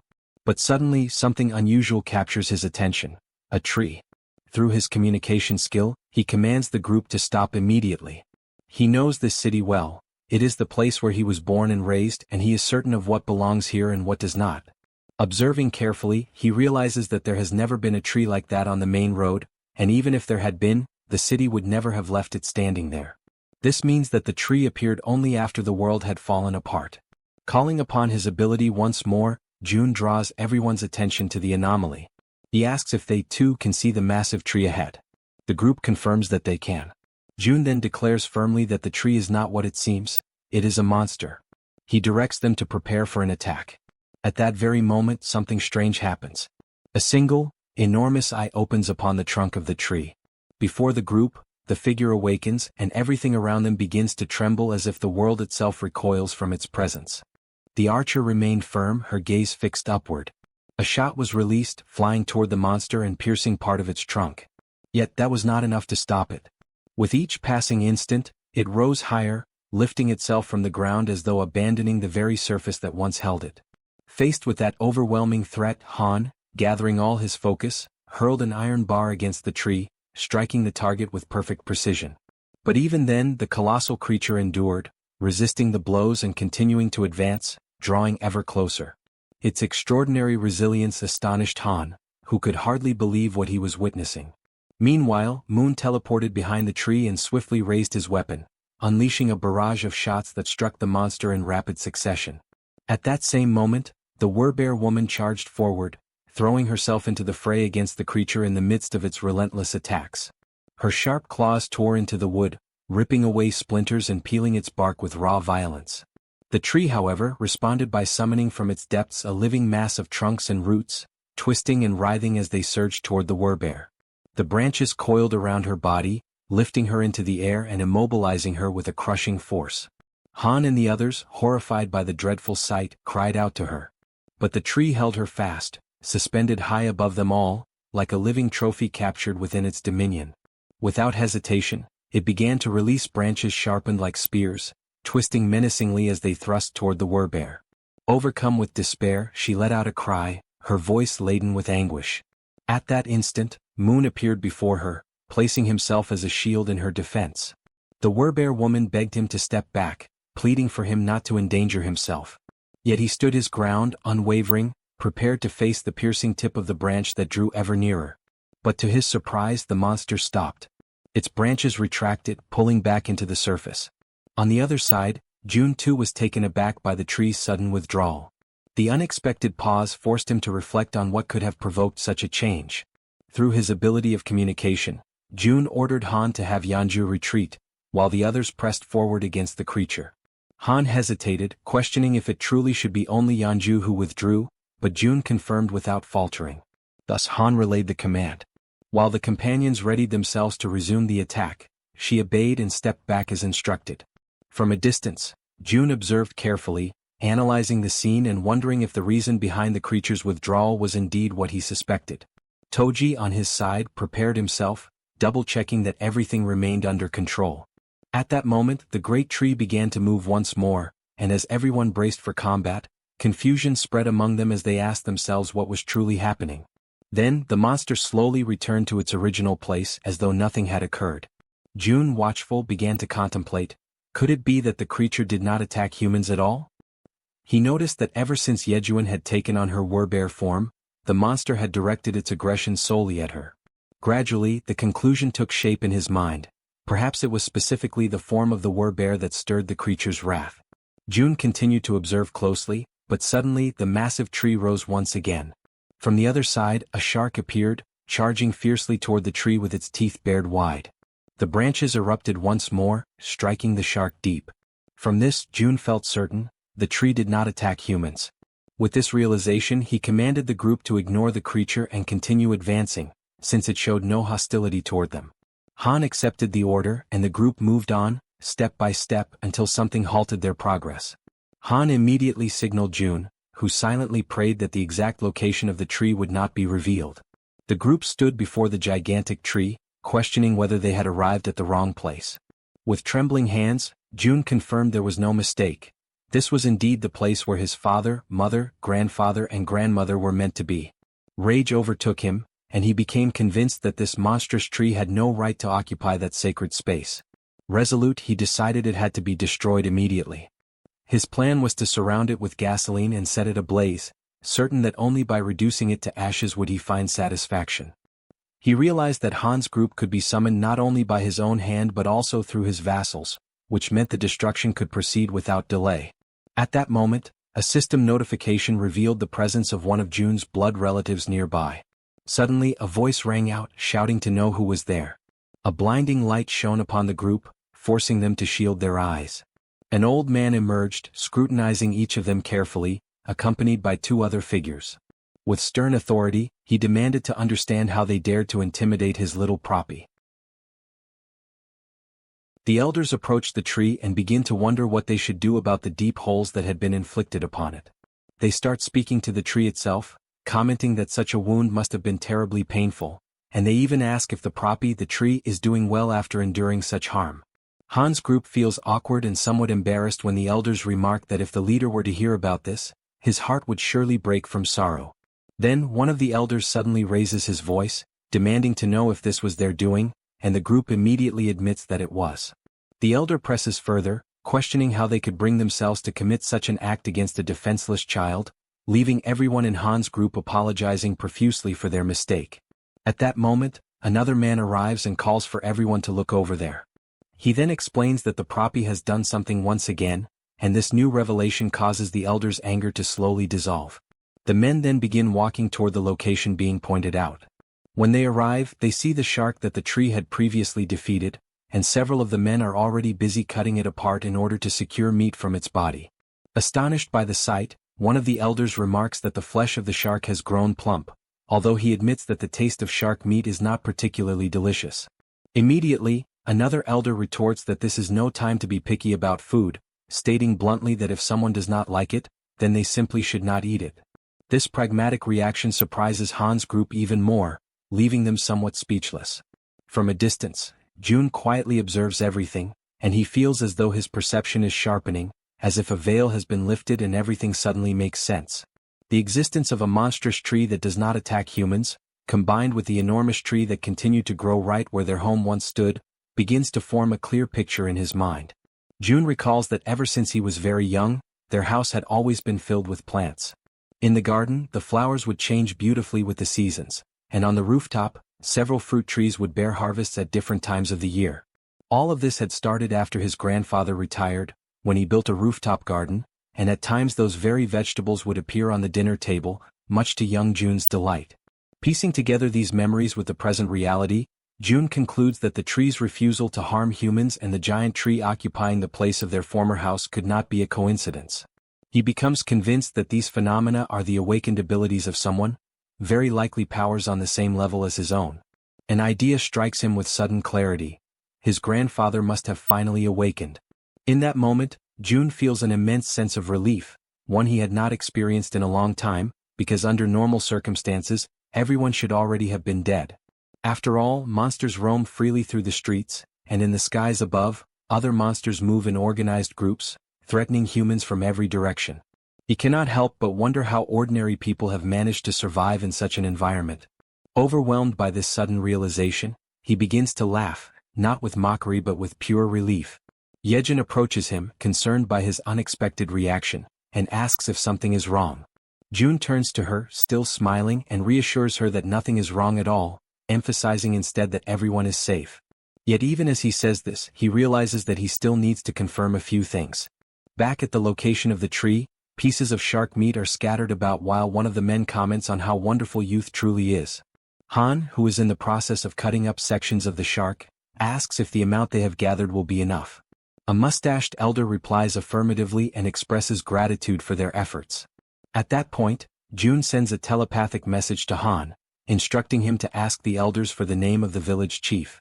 Han turns to the mustached elder, politely asks for permission, and inquires about the chief's name. The elder immediately responds by asking if Han is an acquaintance of their leader, before revealing that their chief's name is Lee Bangja. Upon hearing this, June affirms with certainty that he already knew, and explains that, indeed, Lee Bangja is his grandfather. After some time, the group follows the mustached elder, who informs them that before they go to meet the chief, they should stop at a certain place. It is an area where everyone works together to prepare meals and distribute the meat from the fish. The presence of such an organized communal space leaves Han's group impressed and a little taken aback. Observing from a distance, June notices that the place is crowded, filled with a large number of people, around 100 in total. Giving the impression that the entire marketplace of the city had relocated to that place, the mustached man called over a bald-headed fellow who was busy slicing the meat from Old Park's catch. The bald man stopped cutting for a moment and remarked that he had heard a rumor saying that Poppy had pulled off something once again. The mustached man confirmed with a nod, replying that this was exactly what had happened, and that the shark had been so enormous that the young ones had been forced to step in and lend their strength to help. The mustached man then urged the bald fellow to cut quickly, explaining that he wanted to serve several plates of sashimi to the youngsters. Without wasting a moment, the bald man set to work with practiced efficiency, his hands moving with remarkable speed as he sliced and prepared the fish. Soon enough, he presented an exquisite platter of sashimi for Han's group, the glistening cuts of fresh fish arranged so beautifully that it immediately left everyone in awe, their mouths watering and their stomachs growling with anticipation. The archer, unable to hold back her curiosity, asked the bald man if they had chopsticks available. He replied that they had no need for chopsticks and could simply use their hands. Yet in that very instant, a set of chopsticks materialized in front of them, manifesting out of thin air. The bald man blinked in astonishment and, realizing what had just happened, offered his gratitude to June for this miraculous gesture. Every elder who witnessed the sudden appearance of the utensils was left with their jaws hanging, utterly dumbfounded, for none of them had ever laid eyes on anything remotely similar in their entire lives. The archer then began eating, and the moment the sashimi touched her tongue, her eyes widened in amazement.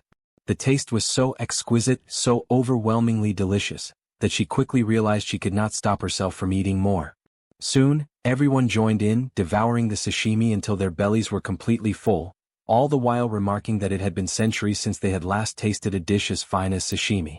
Watching from a distance, June observed this moment of peace and contentment shared by the group, and an idea suddenly struck him. With a thought, he caused bottles of soda to appear, neatly arranged to complement the meal. Once again, both the bald man and the mustached man were caught completely off guard, their expressions filled with disbelief at the sight. Han, noticing their surprise, asked kindly if they would like to have some as well. Almost at that same moment, several packages of food and provisions began to materialize one after another, stacking neatly in the area as though delivered by invisible hands. The elders, unable to contain their amazement, asked if all of that was truly meant for them.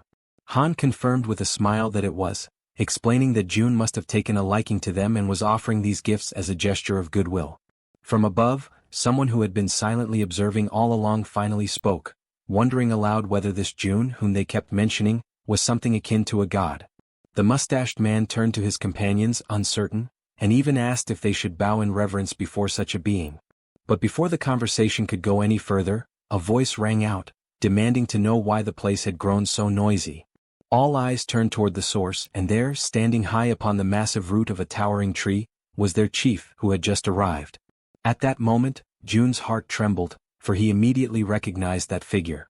It was his grandfather, the very man he had not laid eyes on for what felt like an eternity. Then, as though to confirm this revelation, the system displayed information about his grandfather. It revealed that he possessed a mythical passive ability known as Guardian of the World Tree.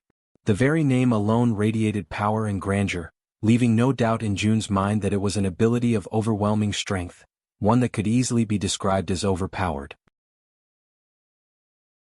The grandfather observed the group intently from high atop the tree. At that same moment, the system issued a notification declaring that the servants had discovered June's blood relative, thereby unlocking the power of his lineage. His name was revealed as Li Bang Yeol, level 55, bearing the titles of lineage, relative, druid, with a trust rating of 88, and the awakening ability known as Guardian of the Tree and of the World. From his elevated position, he continued to watch in silence until, all of a sudden, he leapt gracefully down from the branches. When his feet touched the ground, June immediately noticed that his grandfather appeared far healthier than before. He recalled vividly how frail and aged the old man had once been, weakened by the toll of his declining body and the struggles caused by his cerebral condition. Yet now, before his eyes, there was a renewed vigor and vitality that could only have come from the awakening of such a powerful ability. Through the skill of communication, June informed the group that the man standing before them was indeed his grandfather. He asked them to offer their greetings and show respect in his name. Han stepped forward without hesitation, bowing respectfully and recognizing the importance of this encounter. Standing at the grandfather's side, the mustached man began to explain, describing to him how the group possessed extraordinary abilities, even capable of bringing forth things out of nothingness. The elder was astonished by the sheer quantity of food and water gathered in one place, immediately attributing the source of all this abundance to them. Moved to the point of deep emotion, he expressed his gratitude for their presence, recalling the difficult times of the past when even water had been a constant struggle. Yet Han, maintaining honesty, clarified that these resources were not the work of their group. Startled, the chief demanded to know where all of it originated. Han then revealed that every bit of the abundance came directly from Jun himself, and that their group had come here at his request. The grandfather was shaken by the revelation, his eyes widening as he comprehended that the source of such miraculous creation was none other than his own grandson. Han further explained that his grandson now lived in the Siamayan apartments. Faced with this truth, the chief wasted no time. He summoned everyone present, calling them to follow him as he began to ascend the massive tree step by step, leading the way upward. Watching this unfold, Jun reflected that his entire family must be somewhere up above. A flood of emotions filled him at the thought that very soon he might finally be able to see them again. Yet deep within, he acknowledged that the moment for such a reunion had not yet arrived.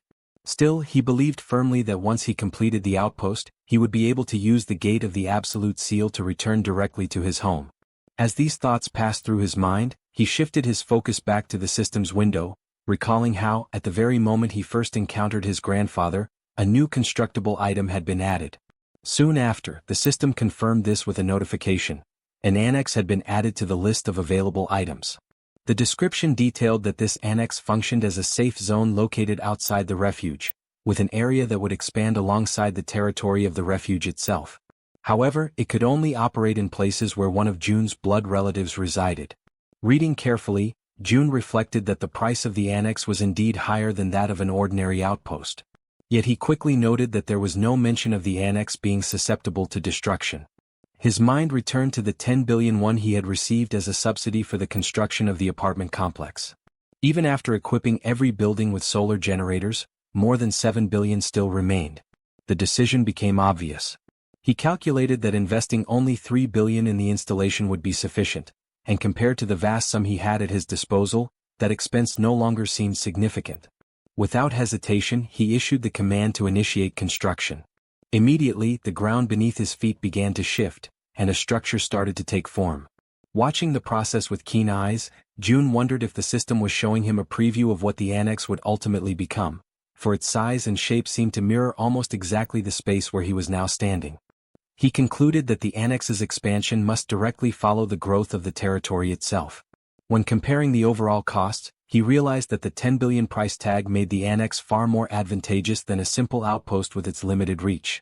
Then, another notification appeared. The annex required the presence of a blood relative for a duration of 7 full days. Jun confirmed and authorized the construction, prompting the system to update the timeline. The projected completion was set at 167 hours and 11 minutes.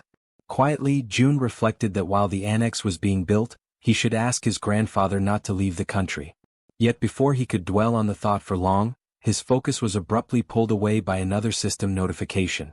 Another blood relative of Jun was revealed. The name disclosed was Kim In-sim, level 21, bearing the title of lineage with a trust rating of 99, but without any sign of an awakening ability. Inside the vast tree, an elderly woman lay upon a bed. The grandfather held her hand with firm gentleness and asked her to listen carefully to the words being spoken by the group. A faint aura spread over the connection formed by their joined hands, and he softly informed her that their grandson Jun was still alive, and that these people had been sent there directly by him. At that very moment, Jun communicated with his companions and instructed them to ask his grandfather what had happened to his grandmother. Yejuan faithfully conveyed the question in Jun's name. Yet the elder turned abruptly, his expression tense, and demanded to know how Jun could possibly be aware of his grandmother's condition. Soon, however, it was explained that Jun was sharing his vision through them, perceiving everything they saw with his own eyes. Reassured, the grandfather tried to soothe their worry, explaining that the woman was not gravely ill but merely in a state of shock. Still, they pressed him further, asking since when the grandmother had failed to awaken. With a heavy and sorrowful face, he recalled that it had been since the very day the monsters appeared and the world itself began to collapse into chaos. From that moment onward, she had remained in a deep, unbroken sleep. Jun, watching through their perspective, noticed the expression etched onto his grandfather's face. It struck him powerfully, for it was the first time he had ever seen his grandfather like that, so burdened, so utterly weighed down by grief. The sight pierced him with an even deeper sense of the gravity of their situation. Tears welled up in his heart as he reflected that, despite everything, he felt an immense relief knowing his grandmother still lived, even though she had been in a coma for nearly a month. Outwardly, she appeared perfectly healthy as if peacefully asleep, and June concluded that this stability could only be maintained by his grandfather's awakened ability, which was undoubtedly sustaining her. Inwardly, however, he lamented that the system did not allow him to assign missions to blood relatives. If it had, perhaps he could have devised some way to improve her condition. Even if he tried to apply the power of a healer, he knew deep down that his own skill was insufficient for such a task. As his thoughts swirled in silence, he began to grow uneasy. It was strange. 7 people had entered the house and yet no one else had stepped out to investigate. The oddity gnawed at him, and so, through his group, he asked his grandfather about the fate of his parents. The old man, acknowledging that June was following everything closely, chose to speak as though addressing his grandson directly. He explained that, on that fateful day, June's mother had left for work, while his father also departed to earn money for the household. He expressed his belief that they had probably found refuge in some hidden, secure place, emphasizing firmly that June's father would never abandon his wife under any circumstances. Yet June recognized, in the undertones of his grandfather's words, that the man did not truly believe in the survival of his parents. And within himself, June felt the same grim certainty. Without a transcendent ability like the one his grandfather possessed, the chances that his parents had survived were almost non-existent. But still he refused to let go of hope. Through his ability, June issued a new order. The next target must be the Wawang Nursing Hospital, even if the chances of finding them there were small. Acknowledging the efforts of his group, he decided that they should rest for the night. He made it clear, however, that when dawn came, nothing else would matter. Tomorrow they would all go after them. At that instant, the system interrupted his stream of thoughts with yet another notification. To his shock, the message declared that a blood relative of the Absolute had been detected in the vicinity. Without hesitation, June issued a command to Jaehyeon, who quickly relayed his orders to the rats. The young woman asked what precisely she should convey, and June instructed that every single nearby survivor was to be located without delay. Then he noticed something crucial. The alert was not pointing toward Dongjeon's, but rather toward his very own location. Conviction settled deep within him. The ones approaching could only be his mother and father. The scene shifts to a street where people are hard at work, cutting apart and stripping the hides of the animals and strange creatures they have captured. One man comments that the work is still far from over, even at such a late hour, while another replies that this only means there will be an abundance of food for everyone. Suddenly, something unusual catches the attention of one of them, and immediately all turn their eyes upward. High above in the sky, countless dreadful creatures are flying, each with a terrifying and distinct appearance, none resembling the other. Without warning, a bell begins to ring frantically, its rapid toll echoing like an urgent alarm across the area. From the top of a watchtower, a man spots the approaching swarm and shouts to announce the arrival of monsters. Chaos quickly spreads. People begin running in every direction, rushing to move everything into the seafood storage house and to close the shutters with haste. The order is unmistakably clear. Everyone must move as fast as possible.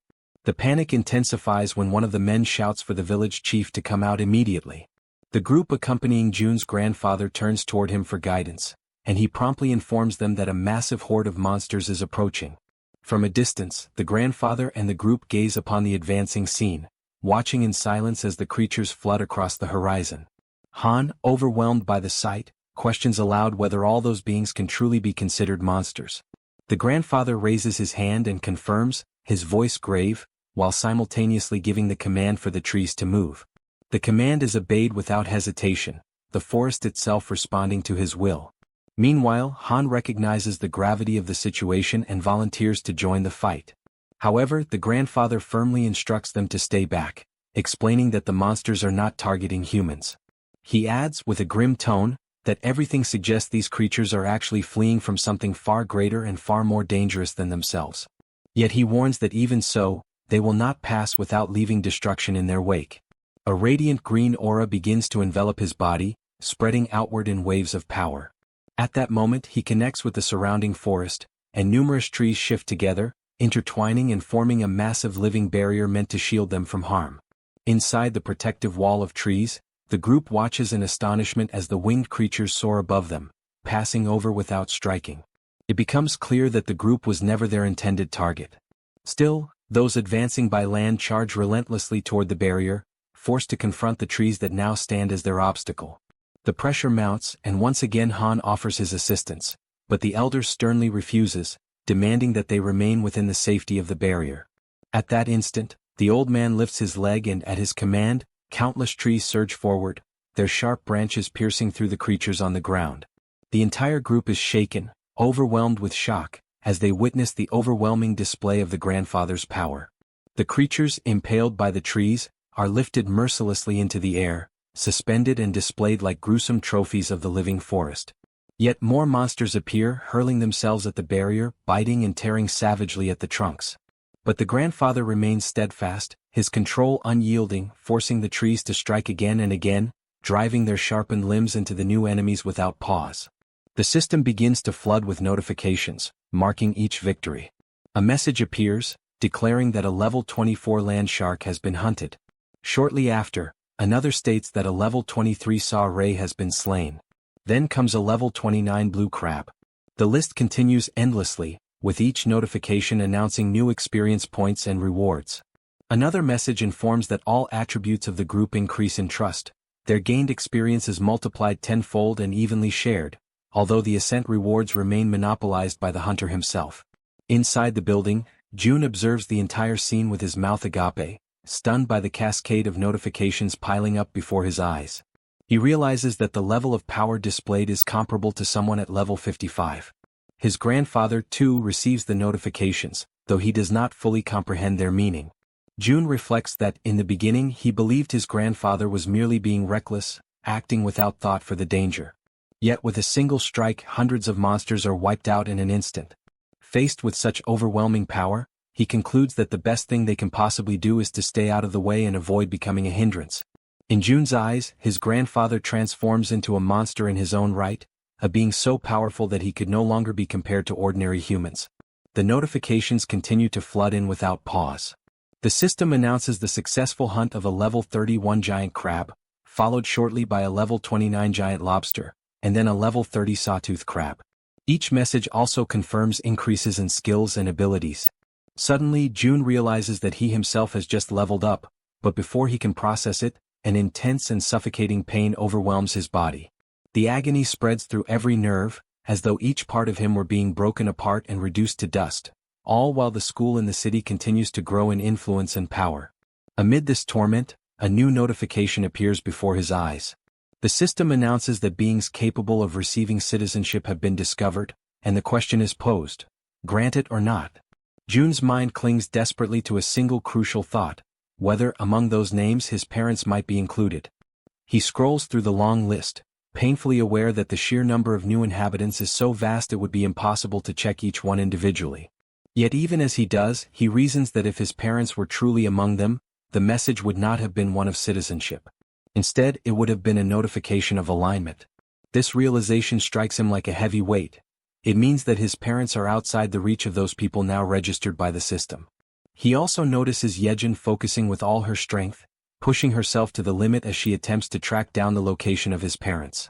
And June convinces himself that the moment they are found, he will know instantly. Despite feeling his body torn apart from the inside, he affirms to himself that there is no time to rest, no room to pause. His mind then turns to the other side of the battlefield, questioning what is happening with his grandfather. Observing carefully, he senses that something is wrong, a subtle strangeness in the situation. He shares this unease with Han's group, who quickly question the old man. The grandfather realizes the difference. Before, the monsters would leave remains scattered across the ground, but now they vanish completely, not even bones left behind. Han explains that this change is due to June's influence. Ever since the system manifested, the corpses no longer remain after death. Intrigued, the grandfather acknowledges that even the mysterious glowing letters appearing in the air are also the work of his grandson. With the immediate threat apparently under control, the old man decides to go to the warehouse to bring out some of the people hiding there. He explains that if they intend to consume the flesh of the monsters, the creatures must be slaughtered in the proper way, ensuring the meat stays fresh and edible. The group agrees, but June internally is struck with surprise at this detail. Never before had he thought of monsters as a source of food, and for the first time he begins to truly consider the possibility. He extends his hand and issues the order to register the item. Before him, a creature begins to materialize, its form gradually solidifying until its outlines are clear and distinct. The system then notifies the success of the registration, categorizing the item as fish. Pleased, June realizes that his attempt has worked, and that this could indeed feed hundreds of people. Jaehyeon suddenly gasps, her eyes widening in shock as she locates someone of immense importance. Without delay, she quickly announces her discovery. June turns at once, his entire body trembling with expectation. The system confirms it.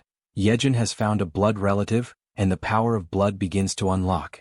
Outside, amidst the rows of buildings, someone points toward a distant structure. A man and a woman are identified. The system reveals their names. Lin Jisuk, level 50, bearing the title of relative, with trust at 97 and the awakened ability of governance. Beside her stands Kim Donghyuk, level 42, also carrying the title of relative, with trust at 93 and the awakened ability of enhanced defensive aura. June recognizes them instantly, and his vision blurs with tears. After all this time, there can be no mistake, they are his father and his mother. The system notifies that citizenship has been granted to 23 individuals connected to the blood relative Lee. The announcement causes a wave of astonishment, yet June feels a surge of joy as he realizes that his parents are now very close to the newly expanded territory. By observing their movements, he concludes that it is only a matter of time before they step fully into the protected zone. Since the power of the bloodline has already been unlocked, he firmly believes that they will not be stopped by the invisible barrier that holds others back. After such a long and painful wait, his eyes finally fall upon his parents once again. The long-awaited reunion radiates through his smile, overflowing into every part of his being. At that very moment, his parents catch sight of him, and shock flashes across their faces as they recognize him. From the other side, June raises his hand in greeting, his heart pounding. The mother and father rush toward him without hesitation, embracing him tightly as though afraid to ever let him go again. His mother clings to him, checking desperately to make sure it is truly him, asking if he is well, while June responds with quiet firmness that nothing has happened to him. The joy of reunion is quickly mixed with surprise as he notices that all 23 who arrived with his parents possess awakened abilities of their own. These are people connected to the hospital where his mother once worked. At that moment, however, something else catches June's attention. Dogs gathered at the barrier, unable to cross. Internally, June reflects that they cannot pass through because animals cannot receive citizenship. Almost immediately, the system issues a new notification, revealing that there exists an option for a subordination contract capable of awakening abilities in up to 100 individuals. June ponders the implications of such a condition, recognizing that his mother's awakened ability is astonishingly powerful, and that through her, even his father has had his own power awakened. The system then reveals the ability granted to his father, Protective Aura, classified as S rank. This ability consumes mental energy to generate a complete defense around the body, and while active, it triples all physical abilities. June quickly grasps the magnitude of this revelation. Multipliers that once stacked linearly now increase exponentially. The result is devastating. His father reaches an efficiency so overwhelming that he could easily overcome level differences that would normally be insurmountable. He also notices that even the 23 newly awakened, though classified only within ranks B and C, already stand far above the average of the unawakened. Yet, in June's mind, what matters most at this moment is not their classifications, but that everyone can finally rest. He raises his hand and allocates 5 units of resources to the group, ensuring they have food and everything else they may need. He instructs them to take warm baths and rest in heated rooms, guaranteeing them comfort after their exhausting and dangerous journey. Still, his mother remains troubled, convinced that her son may be hiding his pain or perhaps is deeply traumatized by the apocalyptic events. His father too reflects silently, wondering if the shock of survival has been too great for him to bear. Perceiving their concern, June seeks to reassure them. He reminds his mother that she herself had seen the lights burning in the apartment. Then he asks how such a thing could be possible in a world where electricity and water have long ceased to exist. To make his point undeniable, he snaps his fingers, drawing their attention.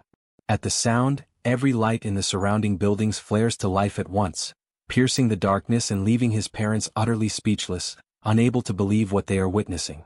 At that same instant, a Coca-Cola materializes in his hand, cold and real. He raises the drink and, with a calm smile, asks if anyone happens to be thirsty. A young girl rushes forward almost immediately, clutching the bottle with trembling hands, asking in disbelief if it is truly real and whether she can actually drink something so rare. June then conjures a drink for each person present and invites them all to follow him, guiding them toward what will become their future homes. After some time, using the gate of the ultimate shut-in, he leads them across into the apartment complex.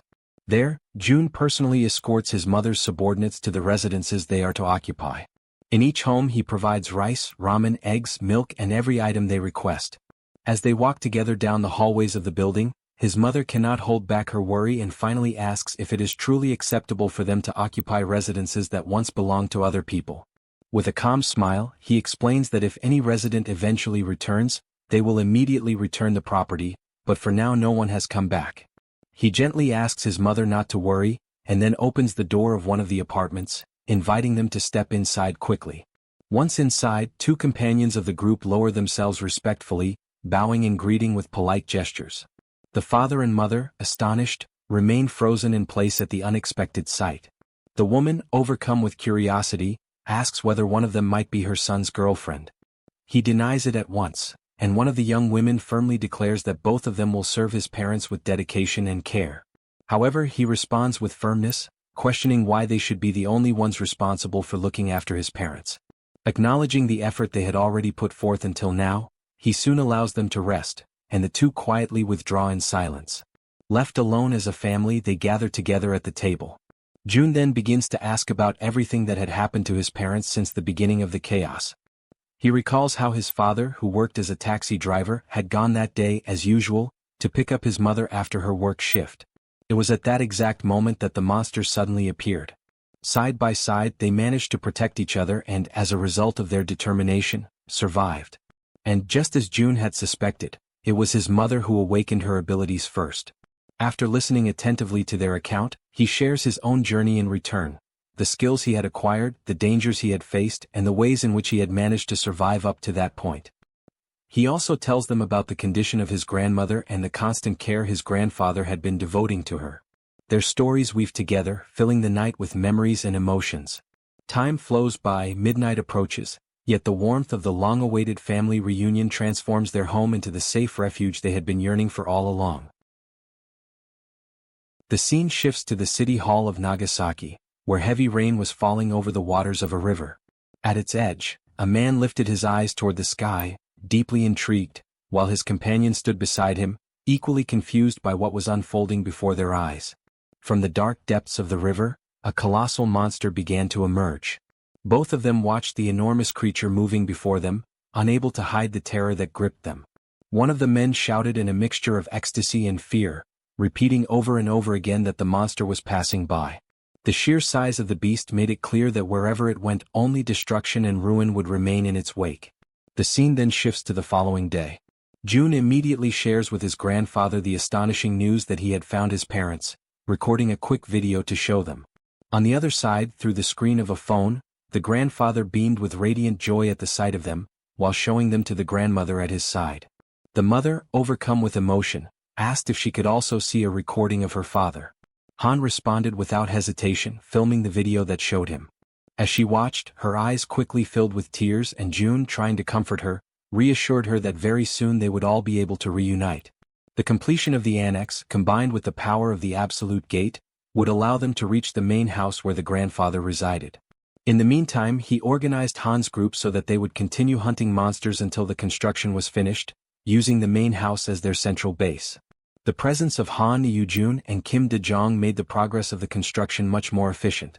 Soon, a notification appeared, revealing that 3 servants bearing the title of knight had joined the construction site, which instantly increased its efficiency by 50%. However, the wave of monsters from the previous night had significantly raised their numbers in the surroundings of the main house.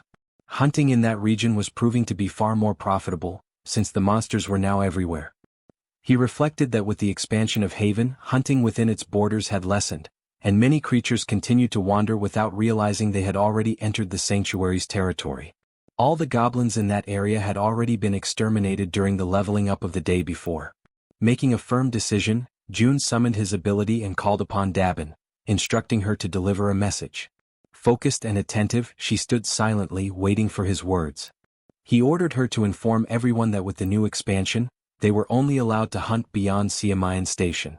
In addition, he requested the formation of a rescue team to save survivors, including those who had specifically asked for medical assistance. Dabin accepted each order with absolute seriousness, determined to carry them out flawlessly. Inwardly, June reflected on the grim reality that within the newly expanded area there were still thousands of survivors living in terrible conditions. Even within the safety of the refuge, more than 10 people were dying due to the lack of water, since leaving the area was impossible. Humanitarian aid was arriving, but it was still far from sufficient. With renewed determination, he reaffirmed to himself that he had to save as many people as possible. He emphasized inwardly that if necessary the absolute gate must be used to reach them directly, or if not, other means must be found to heal and sustain them. The mother noticed the serious expression on her son's face, and even before he could explain the reason behind it, she immediately understood the situation. She offered her help without hesitation, a gesture that left him surprised. Among the people she had brought, some possessed healing abilities, particularly effective against dehydration, fainting, and poisoning. Because of this, she believed that by establishing subordination contracts with the team, they might be able to awaken proper healing abilities. Her intuition soon proved correct. More than 80% of the new subordinates manifested healing gifts, even if only at a basic or low level. Although they lacked significant offensive power, the rescue team quickly calmed the chaos, stabilizing those in distress with remarkable efficiency. For 3 full days and 3 long nights of continuous effort, they moved tirelessly from house to house, saving countless lives in the process. Only after this relentless work was completed did he finally throw himself onto the sofa, utterly exhausted, reflecting on how each day had been so overwhelming and filled with urgent demands that there was hardly even time to breathe. But the relief was short-lived. A sudden system notification announced that a being meeting the requirements for citizenship was approaching the refuge, offering him the option of granting it. Still lying on the sofa, he accepted, recalling that ever since the last expansion of territory, new citizens had been arriving without pause, and the population had already grown close to 10,000. While lost in thought, rain began to fall outside. Drawn by its sound, he rose from the sofa, walked to the balcony and stood there watching, intrigued by the intensity with which it fell. In that very moment, Dabin contacted him through the communication ability, her voice serious. She explained that the rescue team was requesting permission to leave the territory in order to carry out an urgent mission. June considered the decision dangerously reckless. Marine monsters now surrounded the region, rendering it impassable for ordinary people. Yet the determination of the team impressed him deeply, most likely because they had once been firefighters, men and women who preserved their courage in the face of danger even after the world had changed. That thought lingered with him as he pondered. Soon, however, he gave his order. A hunting squad would be assigned to act as an escort, and the rescue team would have to wait until then before setting out. When he opened the system again, a new notification appeared, announcing the hunt of a giant level 33 crab. He noticed, almost with surprise, that he had begun to enjoy these hunts more since the sudden surge in his physical statistics. Yet the notifications did not stop there. They came one after another, in rapid succession, reporting creatures slain one after another with astonishing speed. The massacre was unfolding at such a pace that June immediately realized this could not possibly be his father's doing. Alarmed, he activated the eyes of the Absolute, and the truth was revealed before him. It was his grandfather, advancing with unshaken resolve, destroying everything that stood in his way. Concerned, June sought immediate contact with Han's group, only to hear their report that a new wave of monsters had risen in the region. The news unsettled him, for the proportion of marine creatures was increasing at an alarming rate, and this time on a scale far greater than usual. On the other side, his grandfather observed the strange situation unfolding. He remarked that even now, something about it seemed unnervingly unusual. What troubled him most was the way the creatures were fleeing in desperation, driven not by instinct but seemingly guided by a deeper fear, as if trying to escape from something far worse. He asked himself, from what exactly could they be running?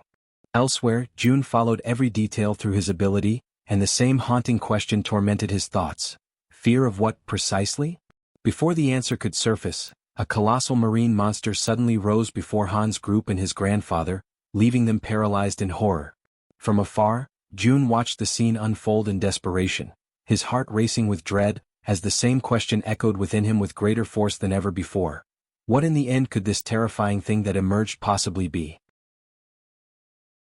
The creature before them was a white dragon, a colossal being of level 63. Everyone stared upward, their necks strained, their faces pale with dread, as fear and despair took hold of their hearts. The group questioned among themselves whether what they were seeing was truly a dragon, or something even more terrifying, something that defied understanding. From a distance, June observed the scene in tense silence. He knew that if he were to use the vassal summoning, he might be able to save Han's group from certain death. However, as the guardian of the world tree, he could not stray far from it. To do so would expose him, leaving both himself and the sacred tree vulnerable. Even so, he couldn't bring himself to order them to fight a white dragon. Doing so would be the same as sending them to their deaths. As doubt consumed him, the system emitted a notification. The remaining time until the completion of the annex construction was 38 hours. June reflected that, once the annex was finished, the territory would expand enough to drive away those monstrous creatures. Yet even with the increased efficiency of 50% and the accelerated progress, 1.5 times faster than before, it would still take time. They would need to endure for more than an entire day, something utterly impossible under their current circumstances. Watching the creature with narrowed eyes, he wondered if there was no other way to resolve the situation. The dragon dug its claws deep into the ground, its cold, merciless gaze falling upon Han's group and upon June's grandfather. The old man shouted that even he would struggle to face such a foe alone and ordered everyone else to fall back. But Han's group refused to retreat. United, they declared that they would stand and fight together. For an instant, June's grandfather was taken aback by their resolve. Then, with a steady breath, the old man was the first to give the order to attack. However, Han's group hesitated, paralyzed by the sheer terror of what stood before them. At that moment, June's voice rang out through the communication link. A firm, commanding tone cutting through the chaos, ordering everyone to stop immediately. The command caught everyone by surprise. None of them could understand why he would stop them from fighting. He instructed all units to hold their positions and specifically ordered Moon to restrain his grandfather. Moon obeyed instantly.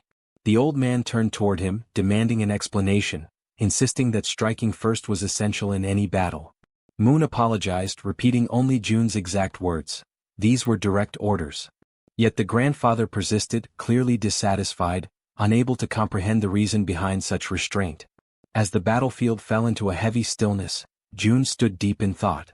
Then a system window materialized before his eyes, displaying vital information. The white dragon, level 63, had recently laid its eggs. It was weakened, and its eggs could only hatch beneath the roots of the world tree. June realized, with a surge of understanding, that the dragon had not come to fight. It had come seeking the world tree's protection to safeguard its offspring. In that instant, the white dragon's eyes glowed faintly, and its voice echoed directly within the guardian's mind. Startled, the grandfather sensed that this was no illusion. This was telepathic communication. The creature's voice resonated calmly within his thoughts, requesting that they make a pact. The old man hesitated, unsure of the creature's intentions, uncertain whether to trust or fear it. The dragon explained that it needed the help of the world tree to restore its strength. In return, it vowed to protect them from harm. A glowing symbol appeared upon the old man's hand, a mark that could be used to summon the dragon whenever its aid was required. Slowly, the majestic creature stepped forward, its immense presence radiating both power and serenity, extending something toward the old man. The light from its body condensed, transferring into his hands. Along with it came a solemn request, that he take care of its child. Then, spreading its great wings, the dragon lifted itself into the air and disappeared into the thick clouds above. The group stood in silence, watching the magnificent creature vanish into the heavens, the echo of its presence still lingering in the air. Toji was the first to break the silence, remarking that if they had attacked, they all would have perished without question. Moon agreed, adding that they had survived only because they had obeyed June's command in time. Suddenly, the system displays a flood of notifications. The loyalty of several members reaches 100, and all of them are officially registered as vassals. June watches the notifications closely, reflecting on what has just happened. With Kang Deoksu and Kim Gaeong both reaching the maximum level of loyalty at the same time, his total vassal capacity instantly triples. Now he commands 18 subordinates directly bound to him. He wonders whether it would be possible to register the people his mother had turned into awakened as well. However, he soon discovers it is impossible. Those who serve his mother remain strictly under her command, unable to be transferred. Still, he cannot help but wonder if there might be a way to create or awaken more natural awakened beings. At that moment, a new notification interrupts his thoughts. The system announces that the trust level of the citizen Moon has reached 100%. A new message follows. New ability acquired, teleportation. Before June can even react, another window pops up, congratulating him for obtaining a rare item. Awakening pill, teleportation. The description explains that the item can grant the power of teleportation, the same ability possessed by Moon. June immediately begins to consider who should receive it, and the answer comes to him almost instantly. Through his communication ability, he calls for his father to come to him at once. As soon as Donghyuk arrives, he is met by his son, who opens his hand to reveal the small glowing pill. Donghyuk looks at it with curiosity, slightly puzzled, and asks what it is. June simply tells him that all he needs to do is swallow it. Without a hint of suspicion, his father accepts and takes the pill. In the next instant, he feels something stir deep inside his body. Confused, he looks at June and asks what is happening to him. With a faint, almost teasing smile, June replies in an enigmatic tone, suggesting that he imagine what it would be like if he could teleport. Donghyuk repeats the word softly under his breath, trying to process it. Then, almost by instinct, his body reacts. In a blink, he vanishes, and reappears several meters away. He stands there, completely stunned, unable to believe what just happened. June watches in silence, thinking that for someone like his father, a warrior who relies entirely on his physical body and raw strength, gaining the power of teleportation is like granting wings to a tiger. Amid his quiet awe, the system flashes another notification before his eyes. Trust level of Donghyuk has reached 100%. New ability acquired, enhanced protective energy. June reads the message in disbelief, realizing that even the abilities of close relatives can be obtained once their trust reaches full capacity. A new idea begins to take form in his mind. If he could raise his mother's trust to 100%, he might be able to gain her ability as well. He quickly checks the system data. His mother's trust level stands at 97%. A faint smile crosses his lips. He decides there's no need to rush. After all, he still has a secret method to raise trust much faster when the time comes. The next morning, the construction of the annex is finally completed. Shortly after, the system emits a notification, alerting June to the detection of hostile entities in the surrounding area. It then reports that several sea creatures, including sharks and swordfish, have been successfully hunted down. With this increase in activity, the territory begins to expand once more, and a sharp, excruciating pain surges through June's entire body as the process unfolds.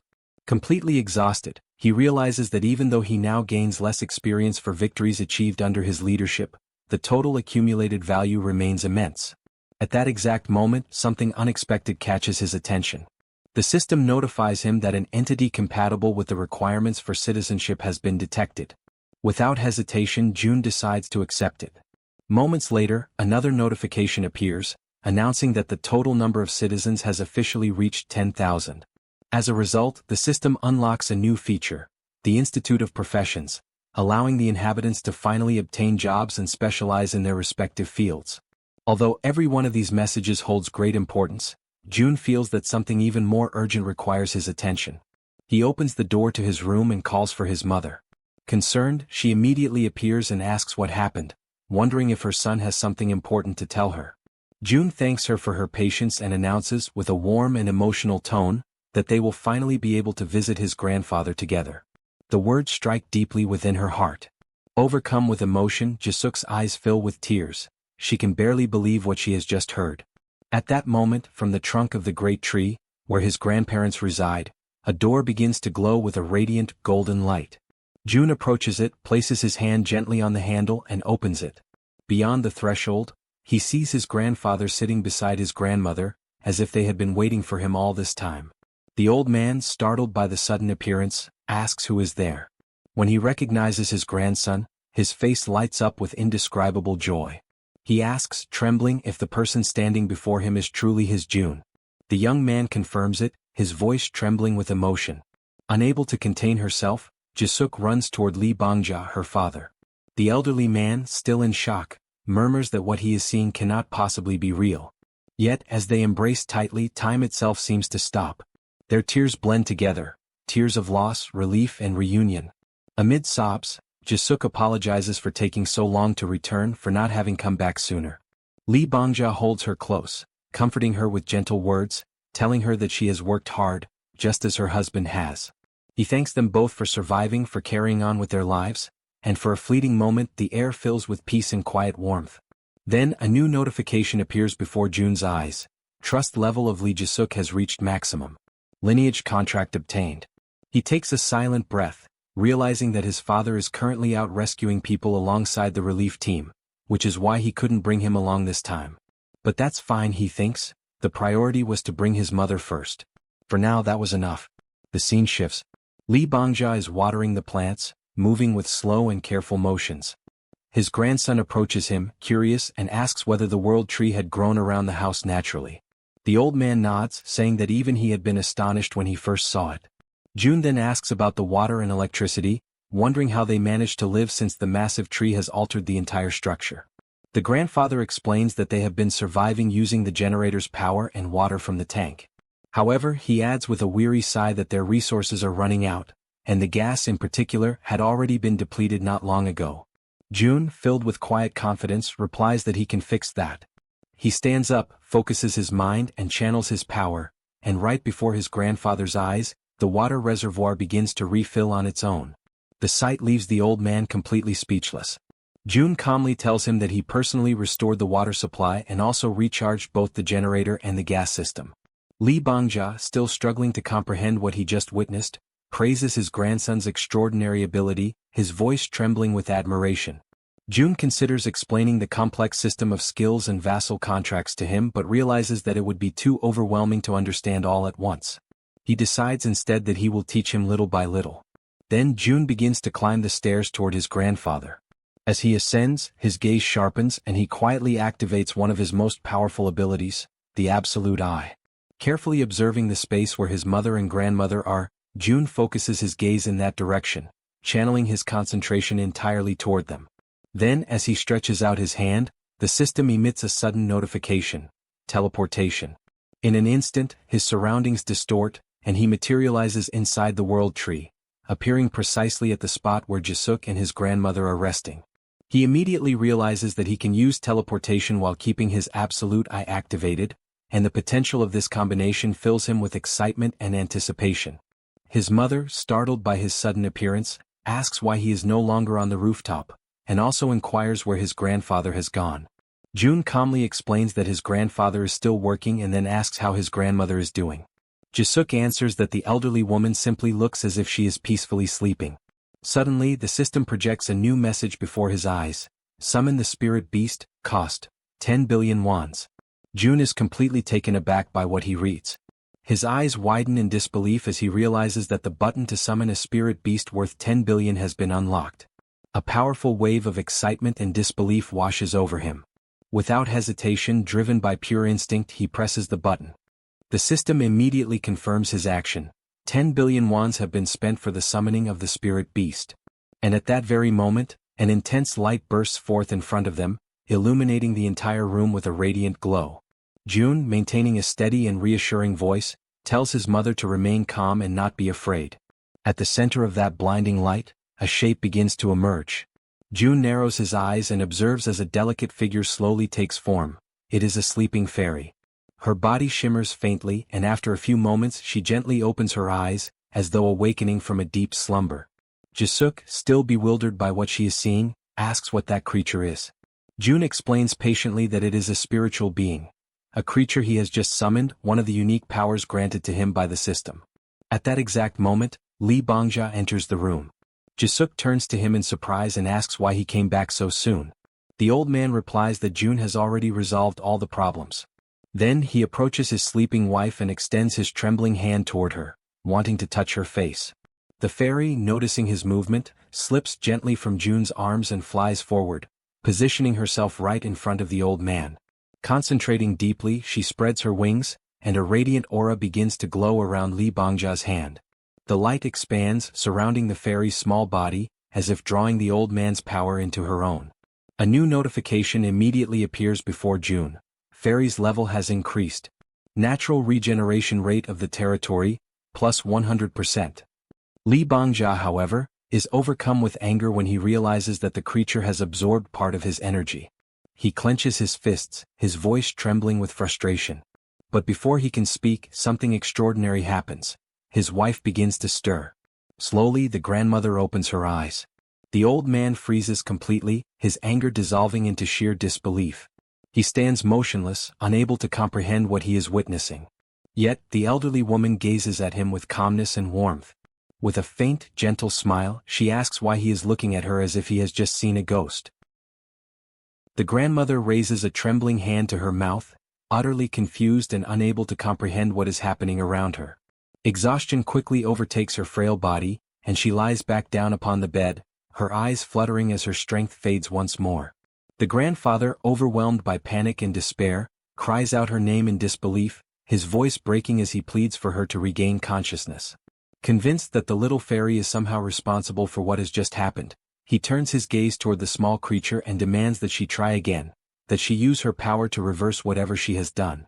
The tiny fairy, however, closes her eyes in silence, unmoving, her glowing wings dimming slightly. Her quiet refusal only deepens his desperation, and he shouts once more, ordering her to attempt it again. At that moment, June steps forward and intervenes, speaking in a calm but firm tone as he asks his grandfather to steady himself. The old man takes a deep breath, lowers his head and after a brief pause, admits that he lost control of his emotions. With a trembling voice he apologizes. June approaches him slowly and explains that the fairy's energy level is still very low. He advises his grandfather to provide her with vitality regularly so that as she continues to absorb energy, she will gradually evolve and her power will increase over time. The stronger she becomes, the longer his grandmother will be able to remain awake and conscious. The old man listens attentively, his face softening as relief slowly replaces his anguish. As June observes the scene, his thoughts drift. He begins to reflect that the summoning of magical creatures might not be entirely random. After all, the fairy seems deeply connected to the world tree. If that connection truly exists, then each summoning must serve a specific purpose and follow its own hidden conditions. Even though he cannot yet discern what those conditions are, he finds comfort in knowing that for now the important thing is that his grandmother can awaken again, even if only for short periods. Soon after, he grows restless and tells his grandfather that he is going to rest for a while in his room. The old man simply nods in understanding, asking him to call if he needs anything. June walks away quietly and once inside his room, he sits down and opens the system interface. A new notification materializes before his eyes. Citizen Shim Take Jaehyeon has died. June's expression darkens. He immediately assumes that the message refers to one of the citizens recently relocated to the new annex built near the apartment complexes.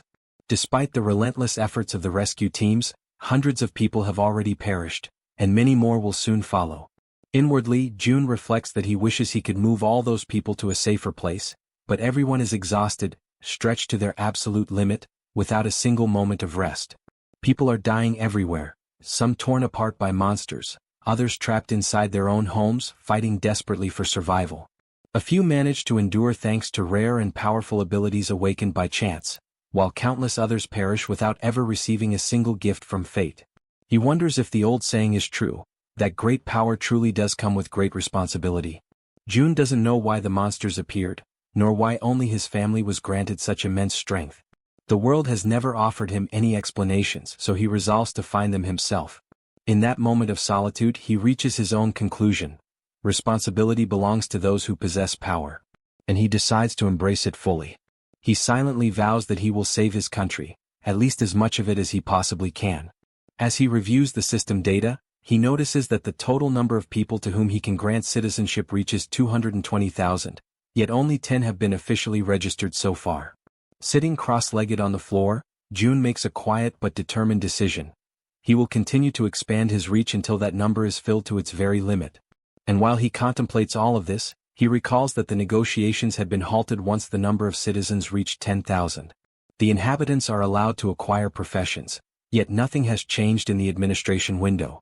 With this realization, he concludes that the first step must be the construction of a professional training institute. The system indicates that the Institute of Professions costs 2.5 billion wons and grants citizens the ability to develop commercial skills after researching their chosen occupations. He notices, however, that the structure requires a vast and isolated plot of land, and he plans to build it on the very ground the giants had leveled earlier. The system informs him that the institute requires 30 citizens working for 7 days, each receiving a payment of 200,000 wons, and asks if he wishes to begin the installation. He confirms without hesitation and decides to instruct Dabin to hire 30 more workers. Ancient words of wisdom resurface in his mind. Cultivate the body, put the house in order, govern the nation, and bring peace to the world. Before one can change the outside world, one must first bring harmony within one's own home.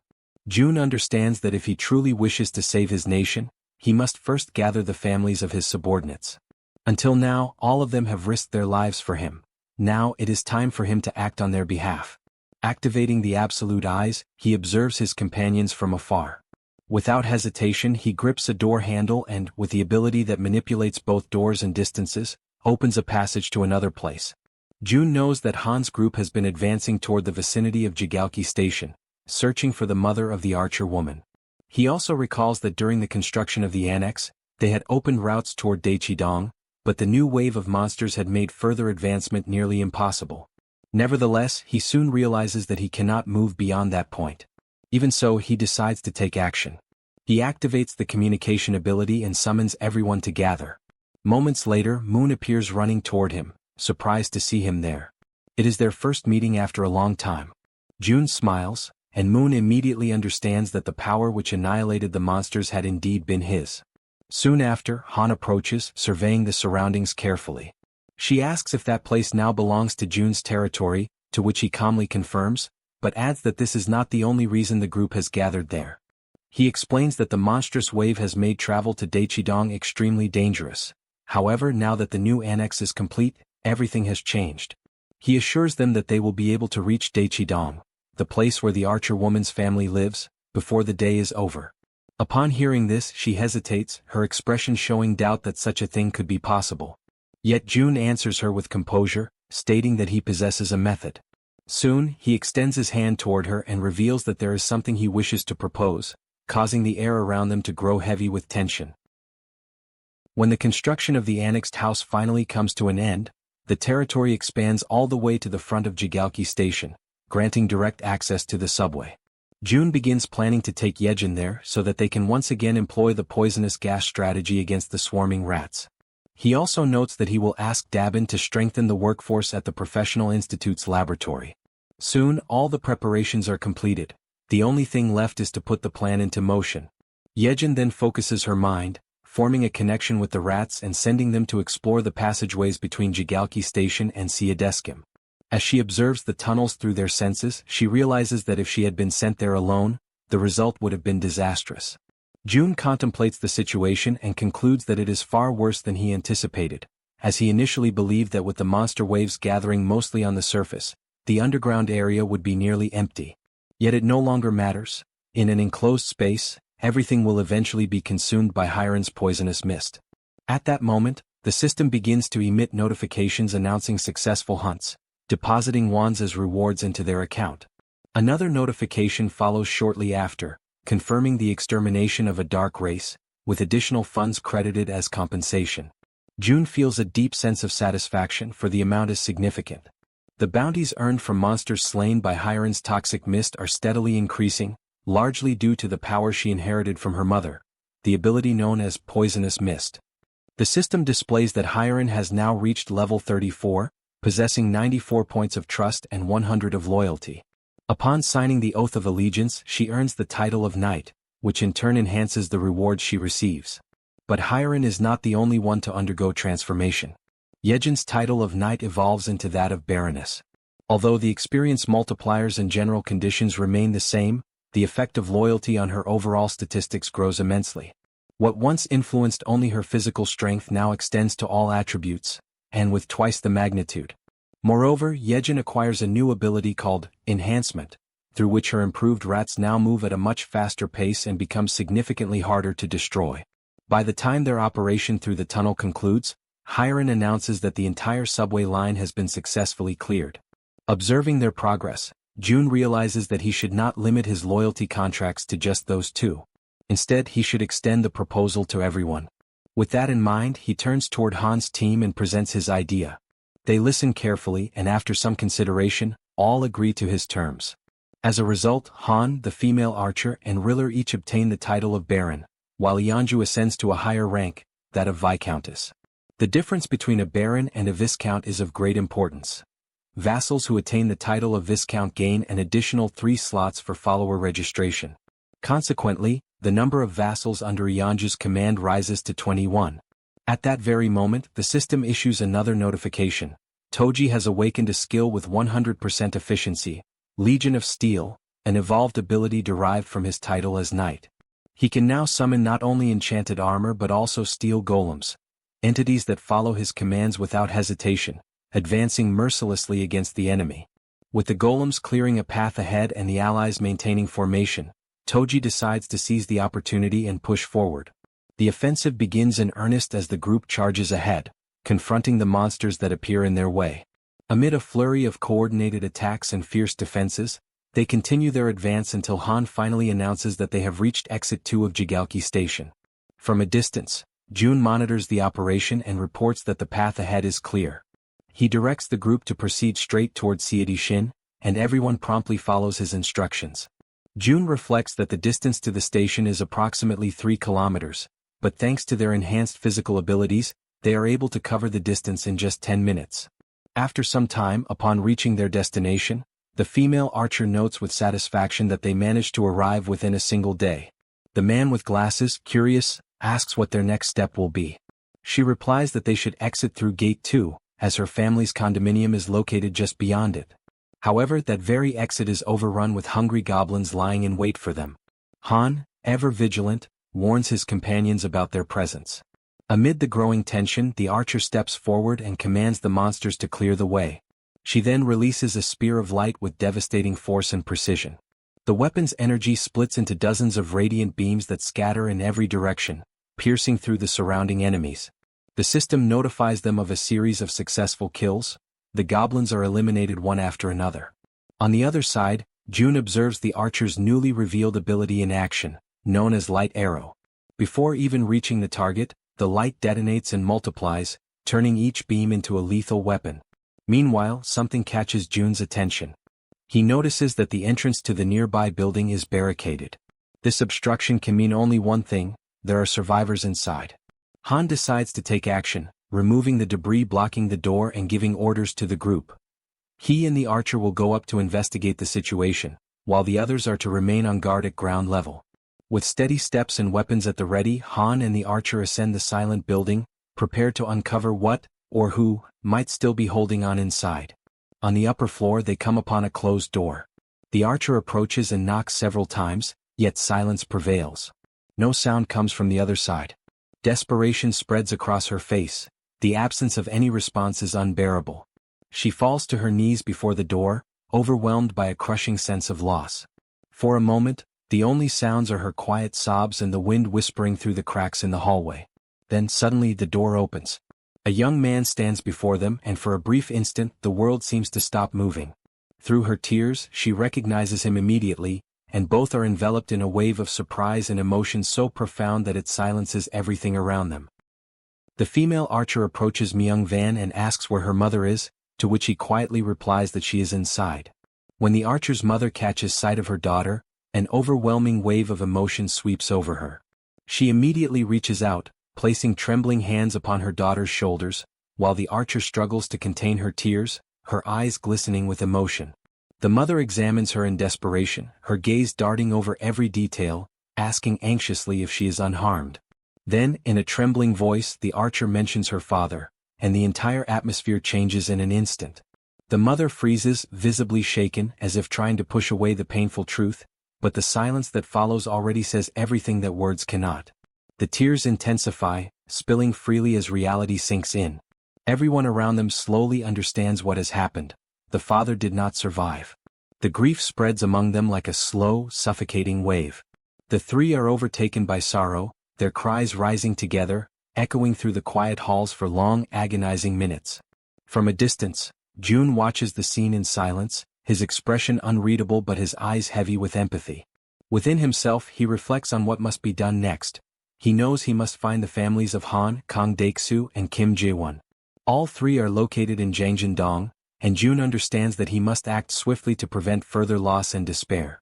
Soon after transferring the female archer's family to a secure zone, he summons his followers and dispatches them from Seomyeon toward Jangjin-dong. Not long after, a report arrives from Dabin, informing him that the public facilities have reached maximum capacity. Jun briefly considers expanding the existing infrastructure, but upon learning that many of the new arrivals own homes nearby, he decides instead to send them back to their residences. At the same time, he begins planning the construction of new spaces beyond the main complex, including community centers, offices, and shops, to provide greater comfort and autonomy for everyone. In his thoughts, he admits that he had already anticipated this kind of limitation.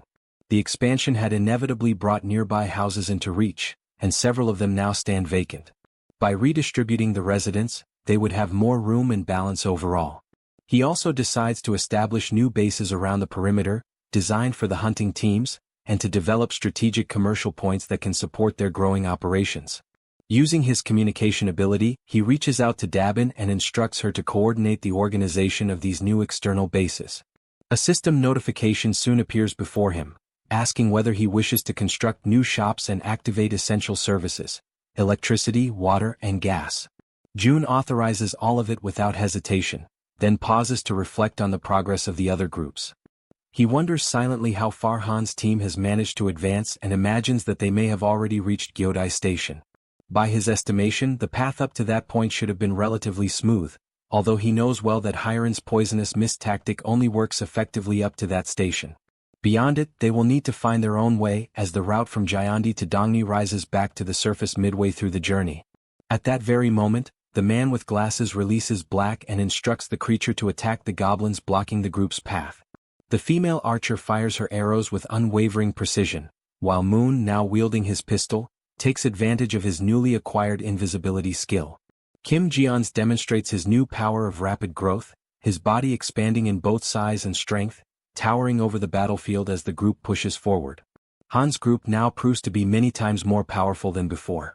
Under Toji's precise and tactical leadership, they move with coordinated purpose, maintaining formation as they advance. Han instructs everyone to make use of the terrain's natural cover, moving forward while minimizing unnecessary confrontations and conserving their strength for what lies ahead. After some time, the group gradually slows its pace until it comes to a complete halt. Before them stretches the site of a ruined city, a desolate landscape where collapsed structures and massive chunks of debris block what once was a road. Han kneels, examining the obstacle closely.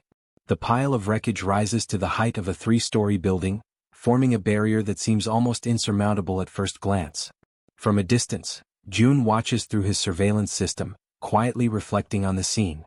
For a group whose average age is around 35, such an obstacle should not present an impossible challenge, he reasons. The real concern lies not in climbing over it, but in understanding what, or who, could have caused such catastrophic destruction in the first place.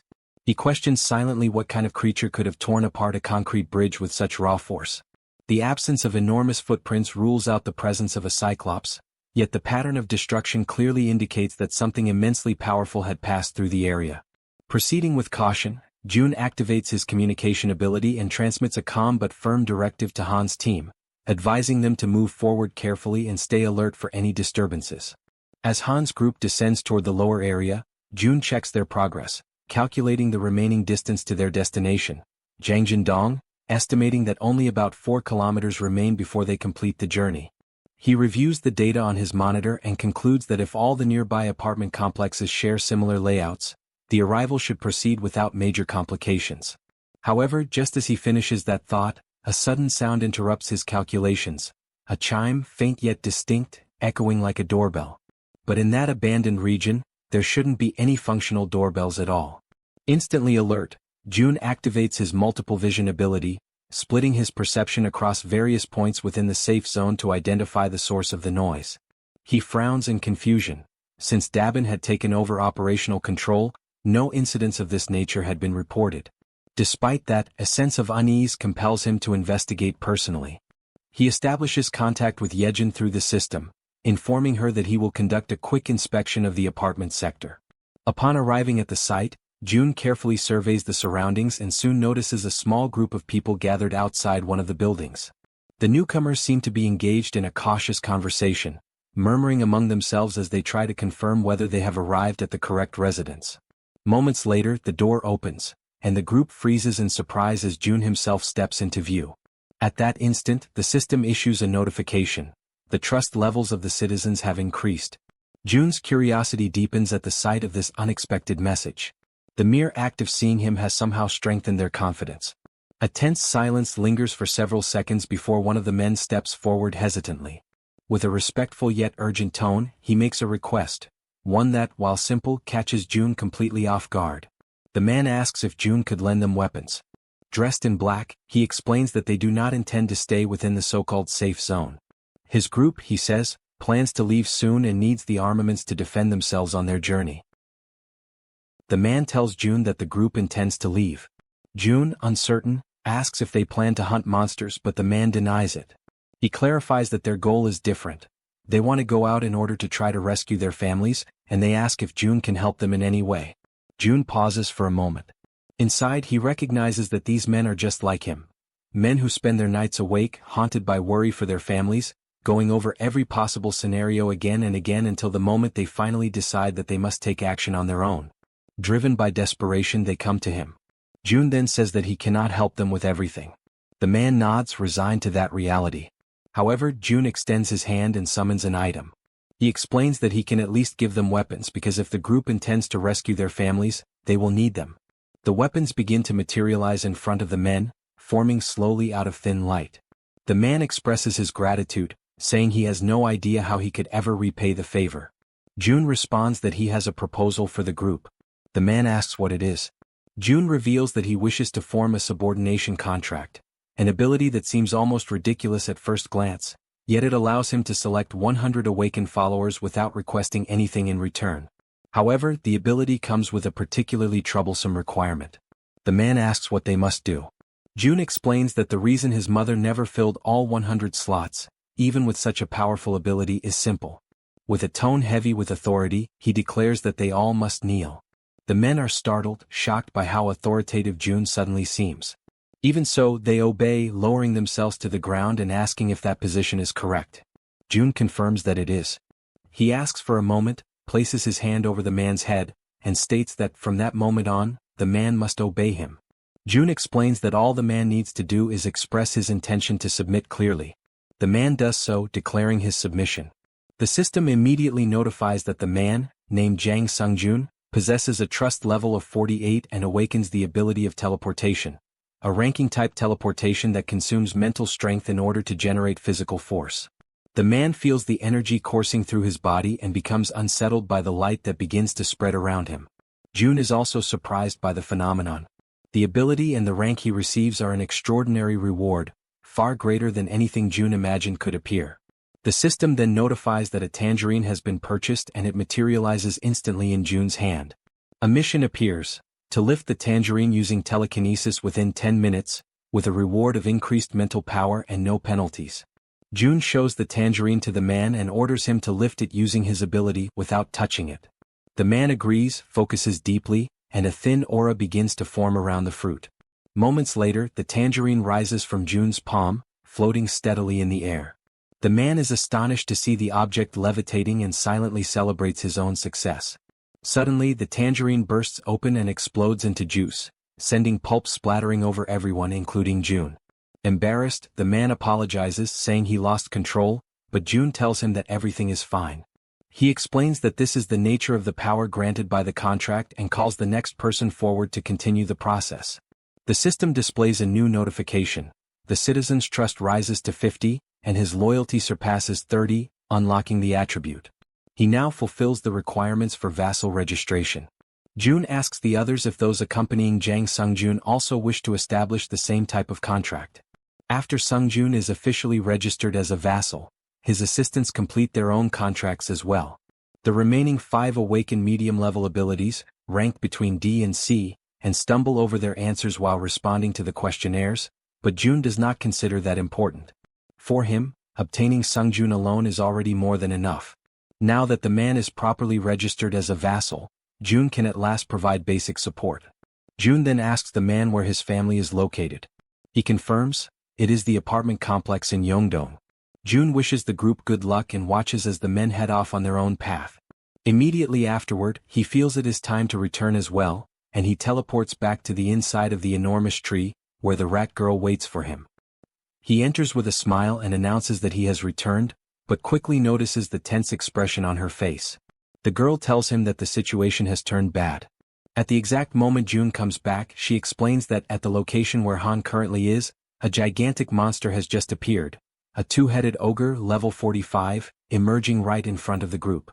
June immediately activates his long-range vision ability and sees the colossal creature. He recognizes instantly that this is the monster responsible for destroying the bridge, a mystery no one had been able to solve until now. Han's group attempts to resist. Black, the young man with glasses, launches direct attacks against the ogre. Moon teleports around the enemy, using his invisibility as well, firing his pistol at the monster's face with precision and cold focus. Toji summons his army of obedient marionettes, ordering them to strike the ogre at its feet without hesitation. However, the ogre responds with sheer brutality. With a single powerful kick, it sends all of Toji's marionettes flying. Even after receiving so many attacks, the monster remains practically unharmed. Toji realizes that the creature barely reacts to any of the blows. Han watches the scene, understanding the difficulty they face, and concludes that they must somehow create even a small opening. At that moment, the system notifies a command for a summoning. Barbel is called. The summoned creature crashes into the ogre with overwhelming force, knocking it down and pinning it to the ground. The strike comes directly from June's intervention. Using his communication ability, June sends a message to the group, apologizing for taking so long to act. The group, relieved and encouraged as they see the ogre finally brought down, reacts with renewed hope. June then declares, through the same ability, that from this moment on he will provide full support to all of them. Everyone watches the ogre kneeling on the ground, its massive frame trembling as dust settles around it. Togi remains frozen in disbelief, repeating inwardly the same question over and over, whether they truly managed to bring the creature down. Although their attack struck the monster directly and with overwhelming force, the system still has not displayed any notification confirming its defeat. That single missing message makes everything clear. The battle is far from finished. From a distance, June warns the entire group, urging everyone to remain fully alert, because the ogre is still alive and continues resisting with terrifying endurance. June then turns toward the Werbear woman, asking if she has the ability to slow the creature's movements even for a moment. She hesitates, uncertain whether she can manage such a feat in her current state, but ultimately she decides to try. With determination, she rushes toward the ogre and activates the healer. A warm, golden aura immediately envelopes her entire body, reinforcing her strength and vitality. June observes every detail with sharp focus and summons another item. A barrage of bullets materializes and begins striking the ogre repeatedly. The continuous impacts batter the creature's senses, leaving it disoriented. Seizing that crucial opening, the Werbear woman pushes forward with all her strength and manages to unbalance the monster, forcing it down to its knees once again. Recognizing the perfect opportunity, June signals to the archer. The archer raises his bow, aiming carefully, and channels all of his focus into a single attempt, concentrating intensely to achieve maximum accuracy. Sensing danger, the ogre reacts violently. It grabs a car with only one hand and lifts it as if it weighed nothing. In a sudden burst of motion, the monster hurls the vehicle toward the group with tremendous force. The abrupt attack catches the archer off guard for an instant, but his arrow is already in flight. Both the car and the projectile race forward, one propelled by brute strength, the other by precision. The arrow collides with the incoming vehicle, triggering a massive explosion that sends other nearby cars flying through the air in all directions. In that chaotic moment, June gives the command for the Werbear to attack. She quickly positions herself behind the ogre, but the monster turns with startling speed, dodging the archer's second arrow. The sudden shift alters the arrow's path, sending it off course, straight toward the Werbear woman. The archer watches in shock as the projectile strikes her directly, despair overwhelming him. From afar, June witnesses everything with horror, feeling the same cold dread he felt the last time he nearly lost someone important to him. He forces his mind to search frantically for any solution. He begs the system inwardly, pleading for any method, any possibility, to save the injured woman. The golden light surrounding the Werbear intensifies, glowing brighter and brighter as everyone watches anxiously, especially the archer, who appears on the verge of breaking. Suddenly, a presence manifests behind the group. A hand emerges, engulfed in swirling black flames, Han's hand. He steps forward with unshakable determination, declaring that he will end the ogre himself. The sight strikes June so deeply that he collapses to the ground, unable to comprehend what is happening. The rat girl approaches him and gently asks whether he is all right. June insists that he is, explaining that he simply relaxed for a moment before reactivating his long-distance vision. However, he cannot shake the alarm in his mind. This is not supposed to be the time for Han's awakening. He asks himself what exactly could have triggered such a sudden surge of power. Meanwhile, the ogre faces Han. Han grips the metal rod, now entirely wrapped in dark, swirling flames that pulse with unnatural intensity. He focuses all of his strength and hurls the rod with immense precision. It pierces through the air like a spear and strikes the ogre with devastating force. At last, the system displays the long-awaited notification. A level 45 ogre has been eliminated. The group reacts with a mixture of relief and astonishment. The werbear signals that she is alright despite everything that happened. At that moment, Moon looks at Han, curiosity overtaking his surprise as he asks about the ability Han just used. Still shaken, Han admits he is not entirely certain how it happened and wonders aloud whether June might have somehow helped trigger it. June, still lying on the ground, contemplates the black flames. He reflects on the nature of that power, questioning whether the ability activates only under certain conditions and whether it truly belongs to Han, or perhaps to himself. Even so, this mystery is not the most urgent matter. A familiar and intense pain begins creeping over him. The system notifies an increase in skill level, and once again, it becomes time for June to endure the searing agony that seems to stretch on without end. After enduring the pain, which as always had been present in the same familiar way, he gradually regains his composure. His companion shows clear concern, asking whether he is all right, and he assures her that he is.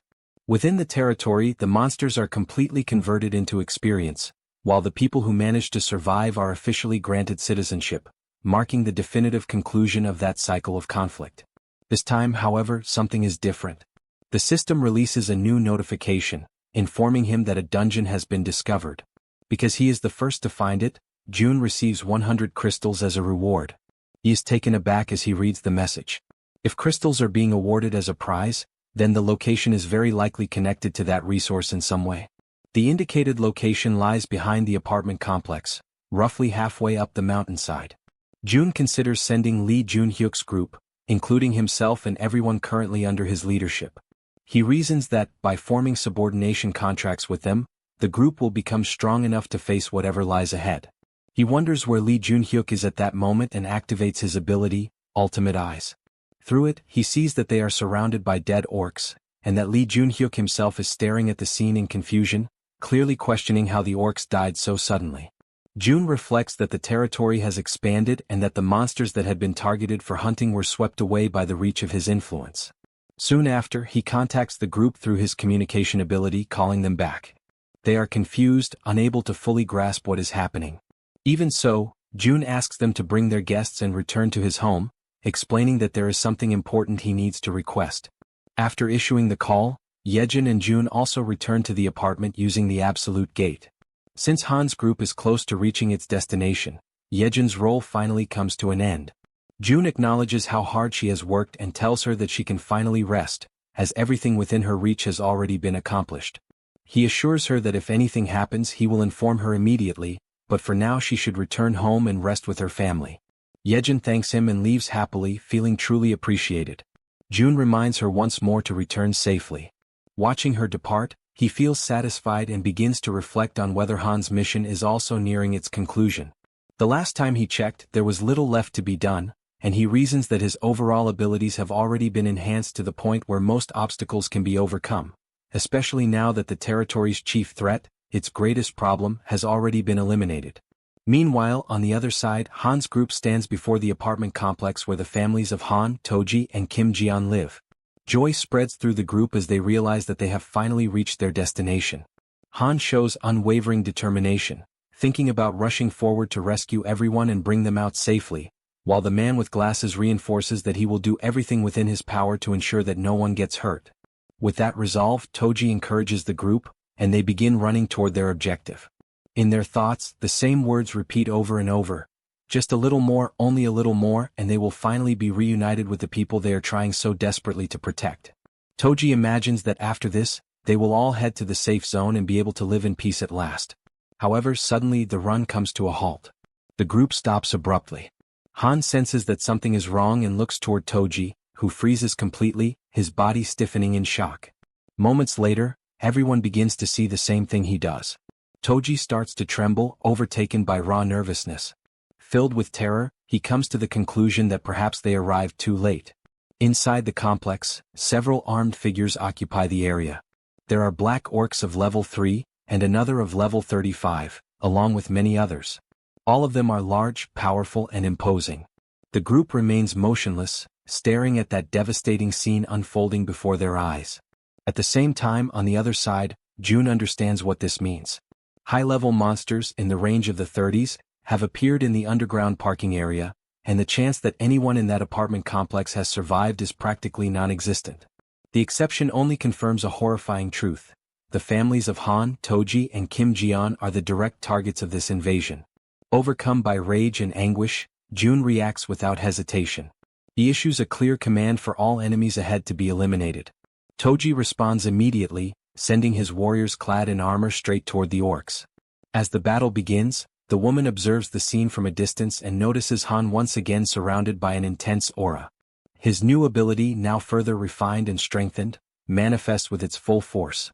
While Toji's warriors engage the orcs in direct combat, Han's energy begins to take shape, drawing the enemy's attention.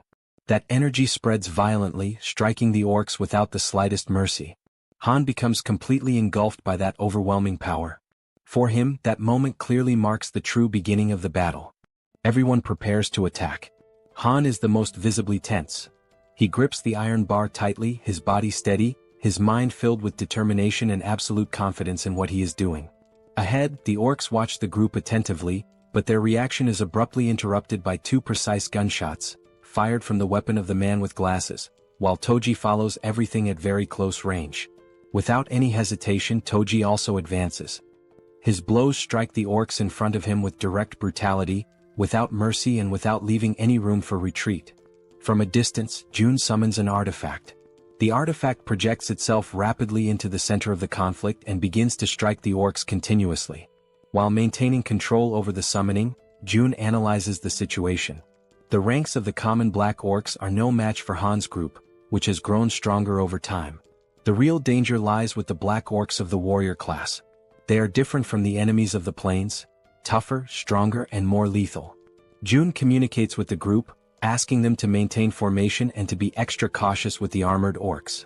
At that same moment, one of the enemies raises an arrow and aims it toward someone in the rear line.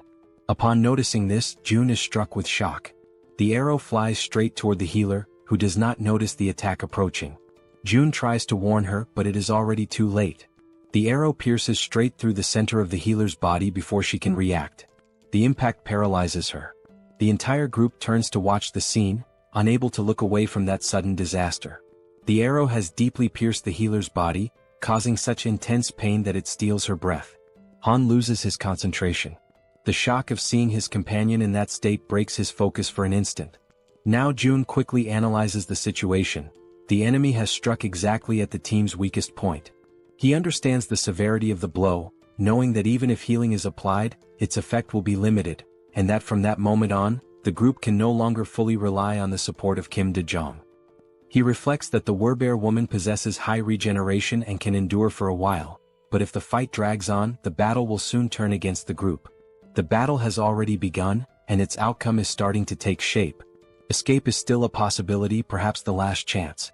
However, June's thoughts are interrupted when he realizes that Han is completely unfocused and an orc is preparing to attack him. June tries to warn him, but at that exact moment, another arrow cuts through the air. What happens next surprises him.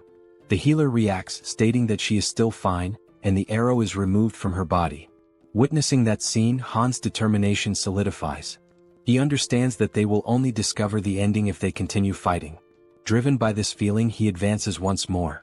He grips the iron bar with all his strength and attacks without mercy. From a distance, June reflects that the correct procedure would be to order the group's immediate retreat. However, he decides to let himself be carried away by the moment. Overcome by rage, he demands that the status window be opened.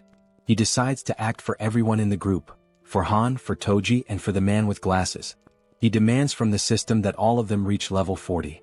The notification appears immediately, informing him that to reach level 40, 1 billion is required for each level acquired. June accepts the cost without hesitation. The system confirms the elevation of everyone to level 40. At that same instant, a new energy runs through the bodies of the combatants. They are quickly informed by June that the group's level has been increased. From afar, June maintains control over everything within his reach, coordinating the situation. Without delay, everyone charges into the attack once more. More than 10 million are consumed just to strengthen them in that moment, but that does not matter. The orcs continue advancing with terrifying resilience, seeming almost unbeatable. The entities that obey Toji spring into action.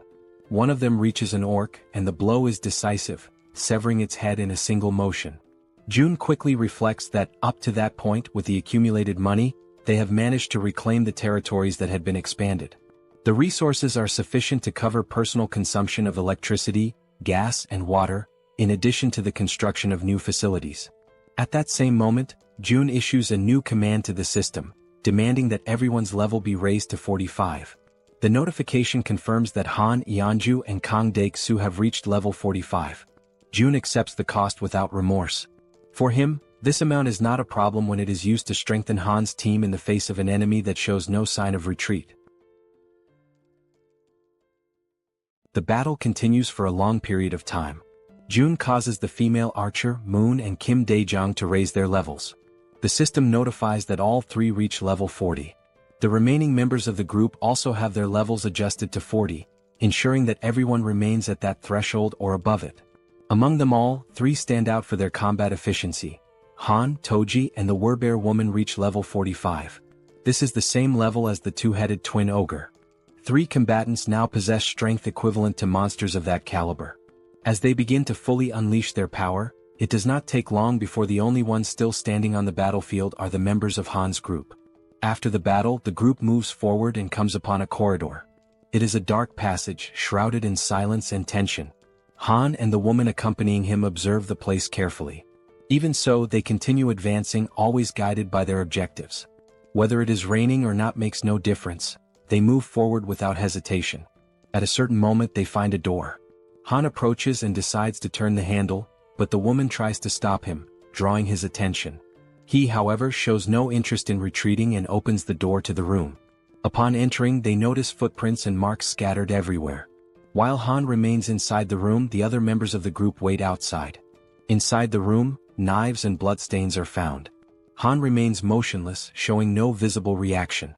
Everyone observes the scene in silence, trying to grasp the weight of what lies before them. When the group draws closer and sees the condition of the room, the shock is shared by all. Soon after, Han finds another door and for the first time hesitates. Instead, he turns toward the group and signals that they should move forward together. His condition is visibly weakened, yet he still insists that he is fine. The female archer approaches to comfort him, wrapping him in an embrace and encouraging him to cry.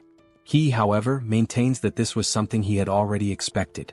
More than once he repeats that he is fine, trying to convince not only the others but himself as well. Amid the situation, the man with glasses sits down on the floor, unable to remain standing. Toji confirms with him whether this is truly what it appears to be, and the confirmation comes in silence and acceptance. On the other side, June watches everything closely. He reflects on the group's failure. Despite having fought with all their strength, they are completely alone in that world. June questions whether it is truly possible to save a country when he cannot even save the people standing right in front of him. At that moment, Han observes that no traces of blood are found in the houses. The possibility that they may still be alive somewhere cannot be ruled out. These words do not come from just anyone but from Han himself, and for that reason no one is able to respond immediately. Han reinforces that there is still no need to abandon hope. Then he checks whether June is present and asks him to call them over for a moment, expressing the need to rest for a while. Shortly afterward, the system notifies the summoning of the vassals. In the very next instant, Han's group appears in June's apartment, all of them visibly worn down by the situation. Thoughts continue to flow endlessly through June's mind. He wonders whether his own ambition caused him to arrive too late, and whether an earlier rescue could have changed the outcome. Han reaffirms his intention to rest for some time, but June remains in a complete state of shock over what happened to the families of the group. He repeatedly asks himself whether he could have saved them. When he analyzes the situation coldly, he concludes that his parents and his grandfather survived by their own merit and that even without his intervention, they would have been safe. June realizes that no one says anything, yet he feels as though he is being silently reprimanded for that result. He begins to see himself as responsible for the loss of the families, acknowledging that everything is the result of his greed. Crushed by that weight, Jun admits to Han that everything happened because of his ambition. The words come out as he cries, completely shaken. He acknowledges that, because of his choices, he lost the opportunity to save the families they loved. Regret consumes him and he states sincerely that he is truly sorry. Throughout the entire moment, Han shows no expression. Then he turns toward him and steps closer, observing Jun in that state of vulnerability. Jun apologizes repeatedly, overwhelmed by guilt. Han calls him by name and states that it is not his fault. Jun begins to cry even harder, trying to say something. However, Han interrupts him, asking Jun to lift his head and look around. He emphasizes that everyone there, without exception, was saved thanks to Jun's ability. Han states that being able to live without worrying about food, clean water, or monsters is a direct consequence of what Jun did. He reminds him that it would have been impossible to save Moon's grandmother and the Archer woman's family if Jun had not been there. Without him, they would not even have been able to confirm whether their families were alive or dead, much less have the chance to take revenge on those responsible for so much pain. In that brief silence, Jun notices how much Han endures everything just to appear fine. Even so, Han continues, stating that ordinary people like them would never have defeated those monsters without using their own strength, and that strength was made possible by Jun. A little embarrassed, even though there is no reason for it, Jun tries to say something but Han goes on. There is a lot of sadness in the world, he explains, but those sorrows do not deliberately choose someone. He stresses that Jun does not need to take responsibility for everything and that the fault lies with the world, not with him. For them, it is already enough that Jun simply remains there like a huge tree, creating shade where people can finally rest for real. Han laughs as he finishes speaking. At that moment, Jun realizes that he is more resilient and mature than he had imagined. He understands that he should be the one comforting others, yet it is he who is receiving support. His thoughts are interrupted when someone calls his name. It is Toji who asks him to cheer up, while the man with glasses also speaks up, expressing his gratitude. The Archer woman encourages him to hold on, and Moon makes it clear that without Jun he would never have managed to save his grandmother. The healer adds that she would also have died back then if he had not saved her, while the Werbear woman states that she would probably have gone insane without his help. One by one, everyone leaves, repeating words of thanks directed at Jun. Feels strange to him. He has always acted of his own free will, seeing help as a fair exchange.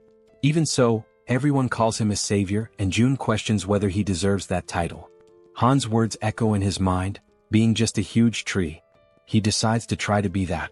He decides to become the huge tree Han described. Until then, the goal of saving all of South Korea had existed only because the power he received seemed like too great a burden without a purpose. He did not desire it desperately, nor was he sure he could fully devote himself to it. He merely believed that he could continue hunting monsters, evolving his abilities and expanding his territory. Now he abandons the grand objective of saving all of South Korea. Instead, he decides to become a huge tree, a place where people who enter under his shade can rest. At that very moment, the system notifies that the trust of the citizen Han reaches 100%, granting Jun the throwing ability. At the same time, the loyalty of Kim Dae-jung also reaches the maximum value and is officially registered as a vassal. As a result, Jun's vassal limit increases. Shortly after Han's group leaves, Lee returns to the house accompanied by several people. He explains that Jun had asked him to bring everyone, which is why they came together. The door opens, revealing Jun, who thanks everyone for coming. Lee reacts immediately, stating that there is no need for thanks and asking what request Jun wanted to make. Jun asks that everyone head to another place first. He makes it clear that only vassals may enter his house, while the others must remain near the door. As soon as they cross the entrance, surprise spreads through the group. Lee states that this place is their home. The red-haired girl shows disbelief at what she sees. The system notifies that Lee's trust increases, along with her loyalty.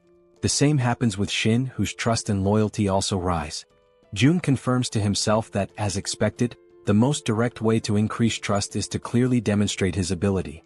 Next, he announces that, from that moment on, he will present his proposal. Lee shows readiness to listen. Jun begins by saying that he wants everyone there to sign a contract with him. The group reacts with a certain amount of suspicion toward the idea of a contract, but even so, acceptance happens immediately. They kneel while June raises his hand over them. The girls ask whether, since they are the last ones, that means everything is finished. June confirms it and praises the work that was done. He reflects that negotiating with many people at the same time is exhausting, but acknowledges that, with this, the preparations are finally complete. Lee then asks him to get straight to the main point. June explains that, with the recent expansion of his territory, the entire Wangnyang mountain has now become part of it. Lee shows surprise upon realizing that it is the mountain located right behind them. June confirms this and adds that, apparently, a dungeon has appeared in that location. He then asks Lee and the others to explore that dungeon, questioning whether they can accomplish this task. Lee accepts promptly, thanking him for the trust placed in the group. At that moment, through the communication ability, someone calls June by name. It is Dabin, informing him that everything that had been requested is already prepared and that he can go there. June heads toward the elevator. As the mechanism descends, he reflects in silence. With Lee agreeing to take part in the dungeon incursion, the matter enters a brief period of calm. Even so, something draws his attention. After the subordination contract, Lee's abilities do not change.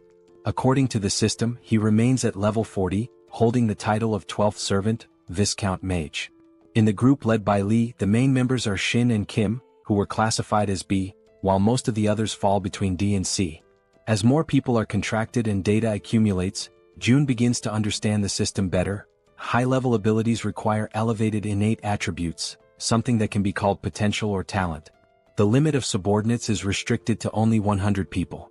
Because of this, June concludes that from now on it will be more advantageous to choose carefully, prioritizing individuals who are truly talented. As the elevator doors open, Dabin is already waiting for him eagerly. June acknowledges her effort and shows satisfaction with the work. Dabin reacts naturally, saying that it was not difficult, but June still assures her a bonus for the service. He looks over the gathered group and asks whether those are the selected people.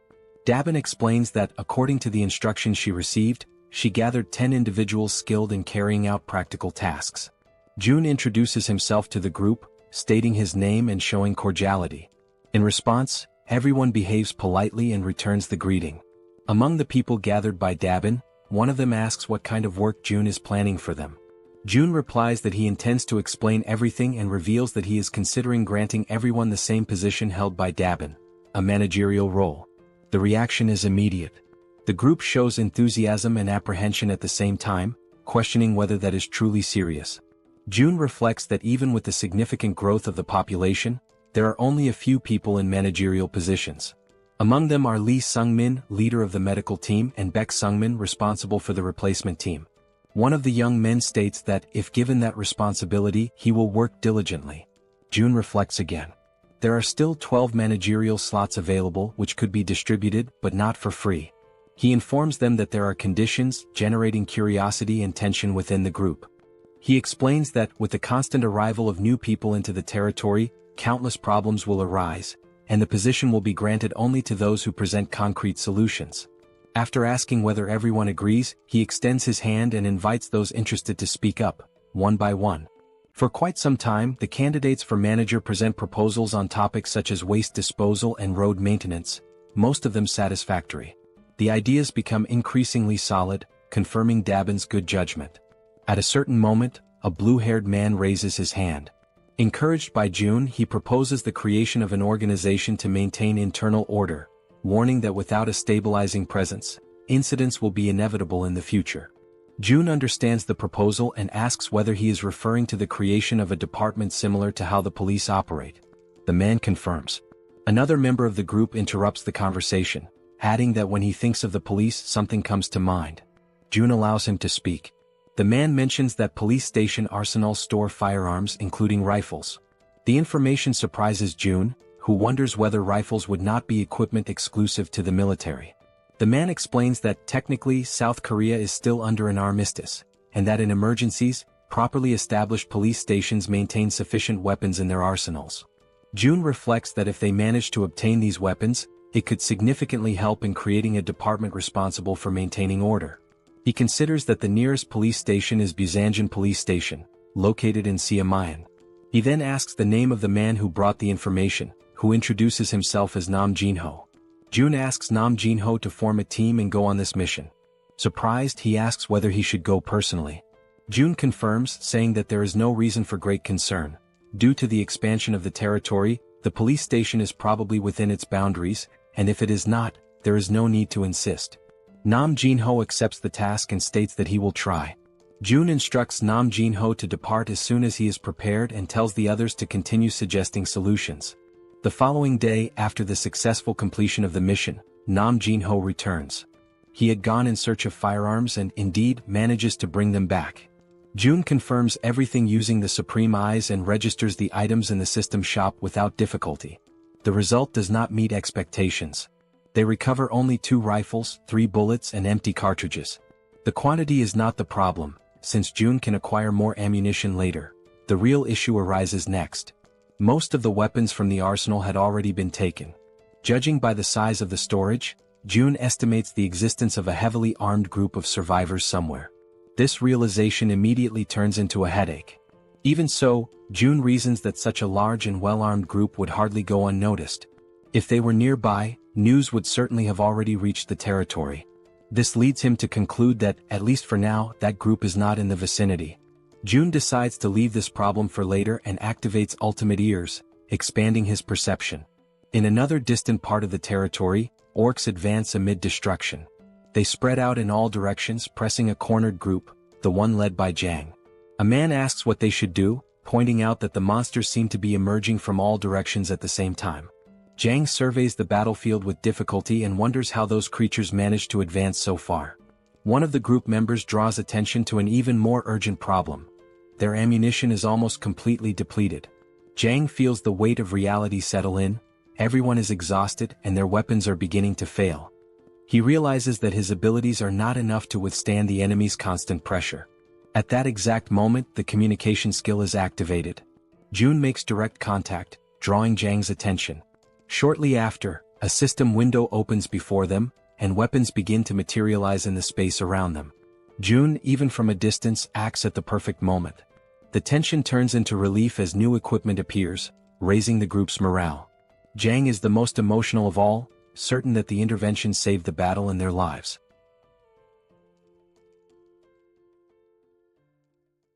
Jang immediately grabs a pistol and prepares to fire. He checks whether everyone is ready. The group responds affirmatively, showing complete readiness for the attack. Without hesitation, he gives the signal to advance. The group rushes toward the goblins, who are startled when they realize the group's unexpected presence. Showing no mercy, the group unleashes a barrage of gunfire. The bullets strike the goblins in succession, knocking them down one after another. The sound of gunshots does not cease. They keep firing without rest, pressing the enemy relentlessly. Overcome by fear and unable to react under the continuous assault, the goblins panic and flee. Jang feels his confidence grow as he notices the enemy's retreat and believes the group is capable of winning. With morale high, he reinforces the intention to move forward and rescue the captured families. June observes the entire scene from a distance, using his ability. The system notifies him of the hunt of yet another orc and the addition of wands to his wallet. As he watches the massacre, June reflects on the true power of a rifle. Even without the use of special abilities, relying solely on firearms, the horde of common monsters is completely crushed. He concludes that by mastering even the basics of firearm production, it is possible to generate enough destructive power to deal with enemies of this level. Because of that, he understands that Jang's group will not face major difficulties for quite some time and decides to entrust them with the remainder of the mission. His thoughts then turn to the other group. Lee's group finally reaches its destination. The system announces the discovery of a dungeon called Lizard Man Swamp. Lee positions himself at the entrance, while everyone notices that the interior is completely flooded. Heinken shows concern, judging that advancing in that state seems impossible. Lee, however, remains calm. Using his water control ability, he shapes the liquid ahead, creating a solid path resembling a bridge. With the passage opened, he checks whether everyone is ready and leads the group into the dungeon. The system then notifies that this is the group's first entry into that location, granting double experience and rewards, since it is an unknown dungeon filled with unpredictable dangers. June had provided rifles to both Jang's group and Lee's group. As a result, Lee's group also possesses considerable firepower, indicating that clearing the dungeon should not be impossible. Still, June is intrigued by an item of information displayed by the system alongside the dungeon's formation. 0 out of 10. At first, he assumes it refers to a capacity limit, but soon realizes that this hypothesis does not seem correct. He decides that the answer will only come after completing the dungeon. Inside, Heinken observes that the water stretches all the way down, giving the sensation of being inside a massive aquarium. The red-haired girl agrees with the impression, comparing the place to underwater tunnels. At that moment, something draws Heinken's attention. He notices movement ahead and identifies enemies approaching. Based on their position, he calculates the exact direction and alerts the group. 3 enemies emerge, advancing straight toward them. Everyone prepares, alert to the imminent danger, while doubt arises about how those creatures are able to move underwater. Soon, the enemies reveal themselves as high-level lizard men with long, sharp fangs. Lee reacts immediately, positioning himself to defend the group while attacking at the same time. In a swift motion, he eliminates one of the enemies. The group is informed that only 2 remain and begins an intense offensive, firing their rifles even underwater. The projectiles cut through the liquid and strike the creatures, but the difficulty is evident. The lizard men move with extreme ease in that environment, making the shots less accurate. One of the members comments that if they could force them out of the water, the situation would become far more favorable. As the confrontation continues, Lee takes full control of the situation. He declares that water is his domain and orders concentrated fire. Next, he manipulates the surrounding flow, opening a large empty space in the middle of the water. Through that opening, the gunfire becomes precise and lethal, striking the enemies directly. The system then notifies the elimination of additional lizard men, with levels ranging between 20 and 22. June observes everything from a distance and reflects on the situation. They were lucky. Normally, in an environment like that, the lizard men would hold the absolute advantage. Inside a completely flooded dungeon, even moving would be extremely difficult. Creatures capable of moving freely through dark, low-visibility waters would become true reapers. However, Heinken's presence completely changes this scenario, as he awakens the Minimara ability, capable of identifying terrain within a 100-meter radius and distinguishing allies from enemies. Added to this, Lee Junhyuk shows a remarkable ability to handle adverse situations, completely reversing the group's disadvantage. Because of that, June concludes that there is nothing more he needs to support at that moment. With Lee and Heinken, and only a few allies providing covering fire, that is more than enough to conquer the dungeon. The group continues advancing and approaches the area where the inscriptions left by the defeated lizard men are located. Shortly afterward, Lee identifies the critical point and realizes they have reached the dungeon boss room. The door before them opens and Lee's entire group enters cautiously. As they cross the boundary of the room, something immediately draws attention. The environment is completely dry. There is no water at all. The absence of that element feels strange, especially considering the entire path taken so far. The suspicion arises that reaching that location may be a prerequisite for clearing the dungeon, while Heinken reflects that whenever something seems too simple, a sudden change usually follows. Soon after, an unsettling sensation spreads. He senses that something is wrong and quickly identifies the approach of an enormous volume of water. In a matter of moments, water bursts violently into the room. The group is startled but remains alert, ready to react. Lee focuses and uses his abilities to observe what emerges from that sudden torrent. When he finally sees it clearly, he is taken by surprise. Before them appears a creature never seen before. Its overwhelming presence leaves no doubt. The dungeon's boss monster has finally revealed itself.